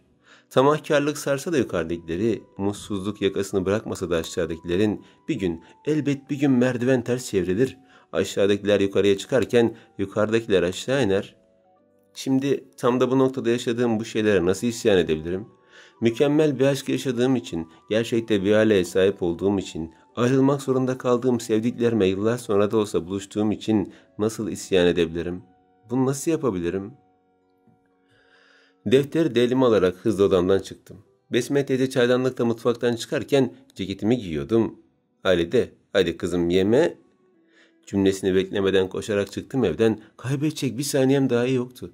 Bir an önce kamerayı görmeliydim. Bir an önce ona sarılmalıydım. Şayet ben hatırlıyorsam o da hatırlıyor olmalıydı. Şayet ben eski hislerle donandıysam o da donanmış olmalıydı. En yakın taksi durağından Şan Konağı'nın adresini verdiğimde dakikalar geçmek bilmiyordu. Abi, biraz daha hızlı gider misiniz? Taksici dikiz aynasından bana bakıp telaşımı görünce gaza bastı. Hatta kestirmelerden gidip zamanı kısaltıp yolları azalttı. Şam malikanesine giden yokuşta indiğimde buraya özel araçların dışında kimsenin geçmediğini bildiğim için taksici ücretini ödedim ve kendim indim. Koşarak çıktığım yokuşun sonunda ona kavuşma heyecanı vardı içimde. Bir kot pantolon ve mavi bir sivit vardı üstümde. Belki daha şık giyinmeliydim ama bu kimin umrunda? Kapıya geldiğimde zile bastım. Cevap gelmeyince 2-3-4 kez bastım. Nihayet görüntülü kilitli afra belirdi. Halide Hanım, kapıyı çabuk aç, çabuk. Afra beklemeden kapıyı açtığında koşarak içeri girdim. Ana kapıya ulaştığımda o kapıda içerikler tarafından açıldı. Ortak salona geldiğimde beklemediğim bir görüntüyle karşılaştım. Birçok valizin başında bekleyen Lafı Gizaf, Berin Hanım ve Cem vardı. Beni görmesiyle oturduğu valizden kalkan Cem, "Hal hal?" diye sorduğunda, "Ne al hal aptal?" diye sordu Berin. "Odak kameranın adamı sanki bilmiyorsun." Cem başka bir şey söyleyemeden bana bakarken Lafı Güzaf ve Berrin'in gözlerini devirip bakışlarını başka yere çevirdiler. Onlarla daha fazla konuşmaya merdivenler ulaştığında hüzünlü kadın tablosunun önünden geçip diğer merdivene ulaştım. Cariyenin görüşünde geçtiğimde kameranın odasının olduğu kata gelmiştim. Adım atarken ellerim titriyordu. Onu görmek ve ona kavuşmanın heyecanı içimi kemiriyordu. Gülümsüyor ve özlemle yanan yüreğimden dolayı kuruyan dudaklarımı sürekli ıslatıyordum. Ayağıma değen halı attığım her adımda daha fazla ezilirken ben nefessiz kalmıştım sanki. Kalbim yerinden fırlayacakmış gibi olduğunda nihayet kameranın kapısının önüne geldim. Avuç içlerim terlemişti, lakin beklemedim, ceketime sildim ve kapı kulbunu tutarak açtım. Odanın kokusu yüzüme vurduğunda derin bir nefes aldım. O kokuyordu. Saçlarından gelen kokuydu bu. İçeri doğru bir adım attığımda odanın darmadağın olduğunu gördüm. Telaşla kapıyı açıp içeri girdiğimde kapıya bakan yerden pencerenin önünde arkası dönük bir şekilde duran Seriman'ı gördüm. Kolları arkasında bağlıydı ve dışarı bakıyordu. "Hoş geldiniz Mihrimah Hanım." Ses etmemiştim fakat bana bakmadan beni tanıyan Servan yavaşça arkasını dönüp alnındaki derin çizikle bana baktı. Alnı kanamış ve kan çenesine dek süzülüp kurumuştu. Servan? Başka kelime edemeden ona bakarken kapı kolunu bırakıp bir adım atıp durdum. Siz de bana güceniyorsunuz değil mi? Siz de benden nefret ediyorsunuz değil mi? Başımı iki yana sallarken tıpkı Servan gibi gözlerim doluyordu. Ben sadece sevdiğim insanı korumak istedim dedi ellerini çözüp çaresizce sallayarak. Ağlamanı istemiyorum Merlin. Ben dedim kendi gözyaşlarımı silerek. Seni anlıyorum gerçekten. Nefes alamıyormuş gibi ağzını açıp bana baktı, sonra da gözlerini kapatarak başını yere eğdi. Çok büyük acı çekiyordu ve onca şeyi yaşamama rağmen onun benden daha çok acı çektiğini hissetmiştim. Çenem titredi ve onun gibi gözyaşı döktüm birkaç dakika. Kamer Bey sizi unutsun diye Nil Hanım'la bir ilişki oluşturan bendim. Büyüyle yapılan bir ilişkiydi lakin sizin devreye girmenizle bozuldu. Üstelik sizinle zorla evlilik yapması da benim fikrimdi. Düşündüm ki ondan sor ve nefret edersiniz. Böylelikle büyünün devam etmesine gerek kalmaz. Tüm dediği şeyler çok ağırdı ama hepsini sineye çekerek derin bir nefes aldım. Sanki söylediği her şeyi sindirmeye çalışırcasına dudaklarımı birbirine bastırdığımda sakin kalmaya çalışıyordum. Yaptığın şeyler için sana minnettar olmasam da nefret de etmiyorum. İnan dedim nihayetinde. Fakat neden bunca yalan, bunca ıstırap, neden Servan? Söylesene neden? Sevgiyi daha önce tatmamış bir kalp için neden diye bir kelime yoktur Mihrimah. Sadece yaparsın. Onu sevdiğin için sadece yaparsın. Alnına ne oldu? Eliyle unuttuğu yere dokundu. Kendim yaptım. Kamer sana kötü bir şey mi söyledi yoksa? Yo hayır. O kötü bir şey söylemez. Kötü olan hiçbir şey söylememiş olması. Bana tek kelime etmedi ve ben... Hüzünle başını yere eğdiğinde o da her şeyi hatırlıyor mu diye sordum. Kamer de aslan Moon olduğunu biliyor mu? Başıyla onayladı. Her şeyi hatırlıyor. Şimdi de şirketi üzerine almak için gitti. Laf güzaf, Berrin, Cem ve ailesini de barınacakları başka bir yere ayarlayarak buradan gönderecek. Demek o yüzden bavullar aşağıya toplanmıştı. Nedense tüm bu son beni hüzünlendirmişti. Bu konağa ilk geldiğim gün ne kadar şaşalıydı her şey oysa ki. Aklıma gelen onca anıdan sonra yeniden Sernevan'a döndüm. Onları neden evden gönderiyor tam olarak? Maddi desteği kestikten sonra zaten o kuruluşa yardım edemezler. Lord Moon'un şenalesine nefreti çok eskiye dayanıyor ne yazık ki. Anlamamışça Merlin'e bakarken Kamer Bey dedi yutkunarak. Geçmişte aklı başına geldiği günlerde sizi aramak için İstanbul'a gelmişti. O tarihlerde şehri aramış ancak Seda bizi bulamayınca Şen ailesinden yardım istemiş ve size onları anlatmış. Şen ailesi yani Laf-ı Gizaf Hanım ve Berin Hanım sizin yerinizi bulmuş ancak Lord Moon'a bildirmek yerine hem kendisinden düzenli olarak ücret talep etmiş hem de ebediyen bulamasın diye sizi Cem Bey'e istemeye gelmişlerdir. Şaşkınlıkla açılan ağzımı gözlerim takip ederken bu kadar bir kirli oyun aklıma gelmezdi doğrusu. Bu nasıl bir kurmacaydı? Bu nasıl vicdansızlıktı? Onu nasıl görebilirim diye sordum yere bakarken. Göremezsiniz deyince hızla Servan'a baktım. Nasıl, niye göremeyecekmişim? Henüz üzerinizdeki büyü bozulmadı. Lord Moon'un kendi istemesi gerekiyor. Tercih yapması gerekecek. Ya geçmişe dönüp malikanenin başına geçerek tahta oturacak ya da burada sizinle kalacak. Ancak kendi seçimi onu size getirebilir. O halde her şeyi hatırladığına göre bana geri gelir değil mi? Diye sordum hevesle. Servan'ın yüzü karardı bir anda. Başını iki yana sallarken bilemiyorum dedi. Şirkete gitmeden önce herkes için bir vasiyette bulundu. Herkes için barınacak yer ayarladı ve sizin bölümünüzde sadece siz ve Besim Hanım var. Kendine dair bir şey yazmamış. Bir an için kalbim akıp yere kayacak sandım. Öyle sancılmıştı ki tutunduğu damarlardan kopup firar edecek sandım. O artık kimseye güvenmiyor. En güvendiği dedi kendini kastederek daha fazla acıya bürünerek insanlar hep hain çıktı ne yazık ki. Diyecek bir şeyim kalmamıştı. Söyleyecek tek kelam kalmamıştı. Bundan sonrası kamera kalmıştı. Her neyi seçerse kabulümdü. Onca acıdan sonra ona bir şey diyemezdim. Tıpkı kimsenin bana bir şey demesini istemediğim gibi. Servan'ın bana uzattığı şahsıma ait vasiyeti de alıp arkamı döndüm. Tam gidecektim ki Lady Mihrimah diye seslendi. Durdum. Arkamı dönmeden bekledim birkaç saniye. Sonra yine dayanamadı yufka yüreğim ve yavaşça arkamı dönüp ona baktım. Belki bir daha görüşemeyiz dedi ıskırıklara boğulurken. Onun böyle çaresizce ağlayışı gerçekten yaralıyordu beni. Fakat yapacağım bir şey kalmamıştı. Sen iyi bir insansın Merlin. Üzerime örttüğün o gecede, beni koruduğun o günde, Moon'u özlediğim geçmişte de iyi bir insandın. Kara büyünün seni ele geçirmesine izin verme. Ağlarken harap oldu adeta. Yavaşça yere çökerken özür dilerim, özür dilerim, özür dilerim diye yalvardı. Hayatınızı mahvettim, özür dilerim. Sizi sevdiğinizden ayırdım, özür dilerim. Her şeyi berbat ettim, özür dilerim. Çok ama çok özür dilerim. Sırf ona vermek için evden çıkmadan önce cebime aldığım kırık parfüm şişesini getirip önüne bıraktım. Bu. Evet, seni affedecek kadar yüreğim kalmadı çünkü hepsini yakıp kül ettin ama senden nefret etmiyorum demenin bir başka yoluydu. Belki bir daha görüşemeyiz diye. Bana bakamadı, yerdeki parfüm şişesini eline alıp daha çok ağlamaya başladığında başka bir şey demedim ve arkamı dönerek yürümeye başladım. Keşke Serivan'ın derin acısını dindirmek için başka bir çaremiz olsaydı. Keşke her şey çok daha farklı olsaydı ve keşke demek zorunda kalmasaydık.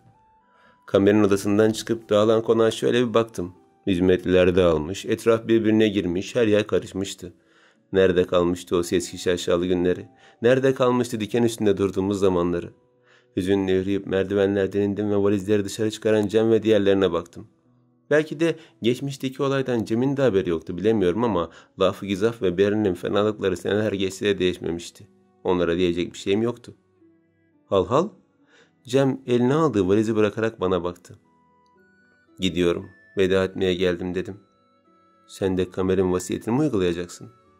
Evet, şu an için başka gelir kaynağım yok zaten. Cem anlıyorum dercesine başını sallarken elini uzattı. Yaptığı iyiliklerden sonra onu geri çevirmedim ve arkadaşça elini sıkıp gülümsedim. O da uzatmadı zaten. Elveda. Elveda hal. Buruk tebessümümüz yüzümüze yayılırken daha fazla dayanamayacağımı biliyordum. Diğerlerine bakmadan malikaneden ayrıldığımda temiz havayı içime çektim. Hür bir kuş gibi yürüdüğüm o anlarda cebimdeki kağıdı çıkarıp okumaya başladım. Ve 2 ay sonra. Besime teyze Allah aşkına bu akşam da balık yemeyelim ya. Vallahi yakında içime akıyor ağrıma oluşacak. Bak sana söylüyorum sonra benden söylemesi. Kızım dün balık yemedik ki. Geçen hafta boyunca da yemedik. Hatta 1 ay boyunca yemedik. Nasıl ya? Niye her şeyin tadı bana balık gibi geliyor o zaman? Bir adada olduğumuz için olabilir mi? Besime teyze hatırlatınca yine moralim bozulmuştu. Kamer'in vasiyetine göre Besme teyze ve ben Marmara Denizi'nin yakınlarındaki Tavşan Adası'na yerleşmiştik. Kamer burada bizim için adeta bir malikane inşaat ettirmiş, diğer dünya iletişimimizi de yatlarla sağlamıştı. Böylesine bir vahşiliği niye yaptı bilmiyorum ama ada havasını ala her şeyin kokusu deniz gibi gelmeye başlamıştı. Bugün tam 2 ay oldu dedim üzünle Besme teyzeye bakarak. Gelmeyecek, o da gitti geçmiş herhalde. Besme teyze hep yaptığı gibi başını iki yana salladı. Böylesine aşık biri hiçbir yere gitmez. Tıpış tıpış sana gelecek görürsün bak. Ağzımdaki havayı bıkkınlıkla dışarı verdim. Ne zaman? Ben ölünce mi? 2 ay oldu diyorum yok ortalıkta. Besime teyze yine Kamer'i savunacaktı ama onu dinlemedim ve yerimden kalkarak sahile doğru yürüdüm. Her akşam üzeri güneş batana kadar sahilde yürür, tüm adayı dolandıktan sonra eve girerdim. Ev dediğimde bildiğim villaydı ama olsun. Yine yürümeye başlamıştım ki iskeleye bir at yaklaştı. Kollarım arkada gelen kişiyi görmek için gözlerimi kıstığımda kahve saçlı biri olduğunu görüp gözlerimi yere indirdim. Kesin yine yiyecek getiren hizmetlilerden biriydi. Bir kere daha baktığımda elinde bir şey olmadığını, direkt bana doğru geldiğini gördüm. Az daha dikkatli baktığımda Kamer'e çok benzediğini gördüm. Çok daha iyi baktığımda Kamer olduğunu gördüm.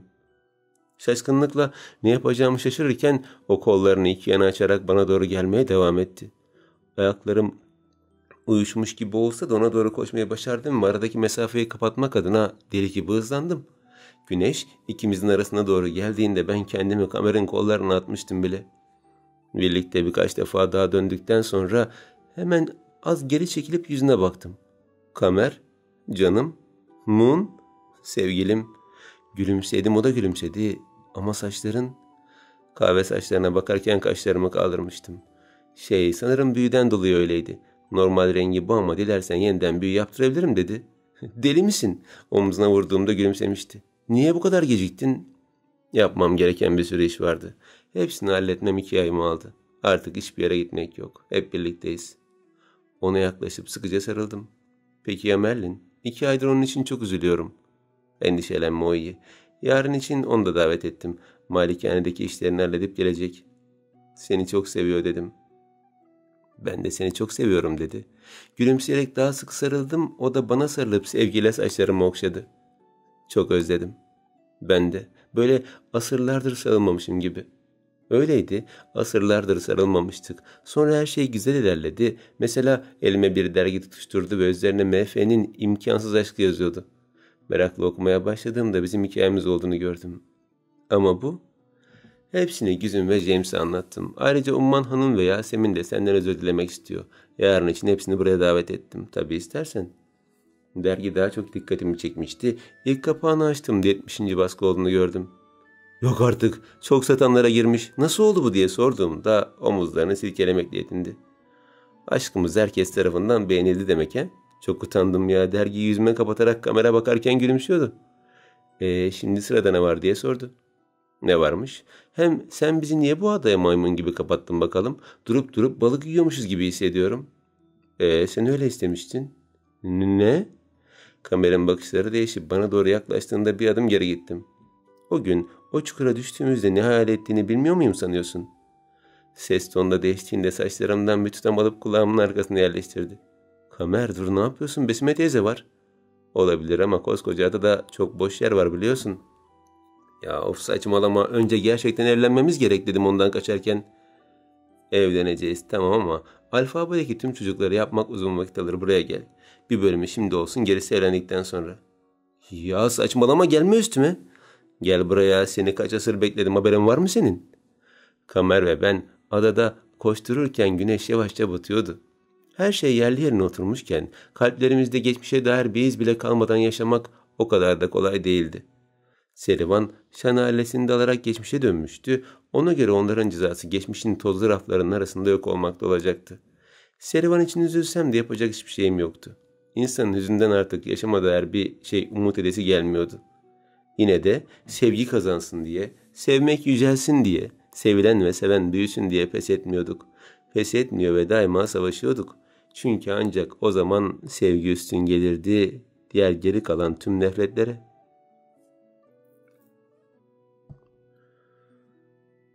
İşte böyle dostlar. Bu hikaye burada bitti. Yazarının Hacer Kübra Gümüş Sihirli Defter diye bir bölüm daha eklemiş. Hikayenin sonuna kısa bir şey okuyayım onu da size. Sihirli Defter 1450 ve 1750 seneler arasında Avrupa'da Cadı Hava adı altında 300 binden fazla insan idam edildi.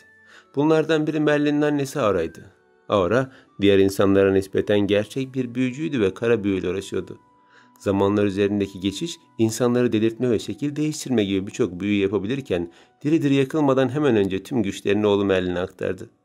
Merlin çocukluğu acılarla geçtiği için içine kapanık bir çocuktu. Annesinin idamından sonra insanlara nefret besliyordu. Kimseye karşı iyi bir niyeti yoktu. Londra'nın köle pazarında satılıp Lord Moon'un babası Lord Snow tarafından satın alınıp konağa getirildikten sonra Moon'la yakın bir bağ kurdu. Moon ona kimsenin göstermediği insan muamelesini gösteriyor, değerli olduğunu hissettiriyordu. Merlin yavaşça bu insana bağlandı ve kara büyüyü insanlara zarar vermek için kullanmaktan vazgeçti. Fakat bir gün Osmanlı'dan gelen Mihrimah tüm düzeni alt üst etti. Zamanla Lord Moon ve Mihrimah arasında romantik bir ilişki başladı. Merlin başta sadece kıskansa da Moon'un ailesi öldükten sonra tahtı tehlikeye girince işler değişti. Kurallara göre ailenin asil kanı geleceğe aktarması şarttı ve bir köleyle izdivaç kesinlikle yasaktı. Üstelik tahtı kaybetmek, varisler arasındaki çatışmadan ötürü hayatını kaybetmekle eşdeğerdi. Merlin bu nedenlerden dolayı Mihrimah'ı bir tehdit olarak gördü ve büyüye başvurdu. Lord Moon'a kardan adam büyüsü yapıp zaman onu dondurdu ve kendi de olmak üzere tüm alakadar olan insanlara gelecekteki bir zamana gönderip karakterlerin rollerini değiştirdi. Ona göre gelecekte bir şeyler değişirse geçmişte de değişirdi. Moon'un saçlarının beyaza dönmesi de büyünün etkisinden olduğunu içindi. Merlin iki zaman arasındaki bağı ise sihirli bir defterle bağlayacaktı. Fakat defterin ortadan kaybolmasından sonra işler çığırından çıktı ve Moon'dan uzaklaştırmak için çabaladığı Mihrimah yeniden ona yaklaştı. Defteri defalarca kullanan Moon farkında olmadan büyüyü bozarken Mihrimah'la yeniden bir kaderin çizilmesine vesile oldu. İşlerin tersine dönmesinden sonra Mihrimah'ı geçmişe yeniden getiren Merlin bir kere de ona gerçekleri göstermek istedi ancak bunda da başarılı olamayınca onu İstanbul'a gönderdi. Merlin'in Moon'a bağlılığı o kadar büyüktü ki bir keresinde insanlar onun saçlarına dalga geçtiğinde Moon saçlarına dokundu diye saçlarını bir daha asla yıkamamıştı. Fakat en nihayetinde kader kendi ağlarını ördü ve insan eliyle olan hiçbir şey baki kalamadı. Yaratıcının yazdığı düzen yerli yerine otururken sihirli defter dahil her şey geçmişin tozlu sayfalarında yok olup gitti. İşte böyle. Gerçekten çok farklı ve güzel bir kitaptı. Ben çok keyif aldım seslendirirken. Yani böyle zaten sizinle birlikte okudum ben de. Daha önce yani okumadım. Hacer Kübra Gümüş'ün kitaplarını biliyorsunuz daha önce seslendirdim. Böyle yazısına yani yazdığı kitaba güvendiğim yazarların yeni yazdığı kitaplara hiç bakmadan direkt okuyorum. Hem benim için daha güzel oluyor. Daha heyecanlanıyorum okurken, keyif alıyorum. Hem de güveniyorum yani. Hani o işte kurgudan kötü bir şey çıkmayacağına inanıyorum. Ve genelde yani genel değil hep de öyle oldu. Okurken de çok büyük keyif aldım. İnşallah siz de beğenmişsinizdir. Yeni bölüm beklerken size bir hikaye tavsiye edeyim. Sesim de gidiyor bu arada, çatallaştı. Kusura bakmayın. Size bir hikaye tavsiye edeyim. YouTube'da arama kısmına Nun sesli kitap, Nun Cihan Bozacı diye yazarsanız çıkacaktır. Muhteşem bir hikaye sizleri bekliyor. Şimdiden keyifli dinlemeler. Yeni hikayede görüşmek üzere. Kendinize iyi bakın. Allah'a emanet olun.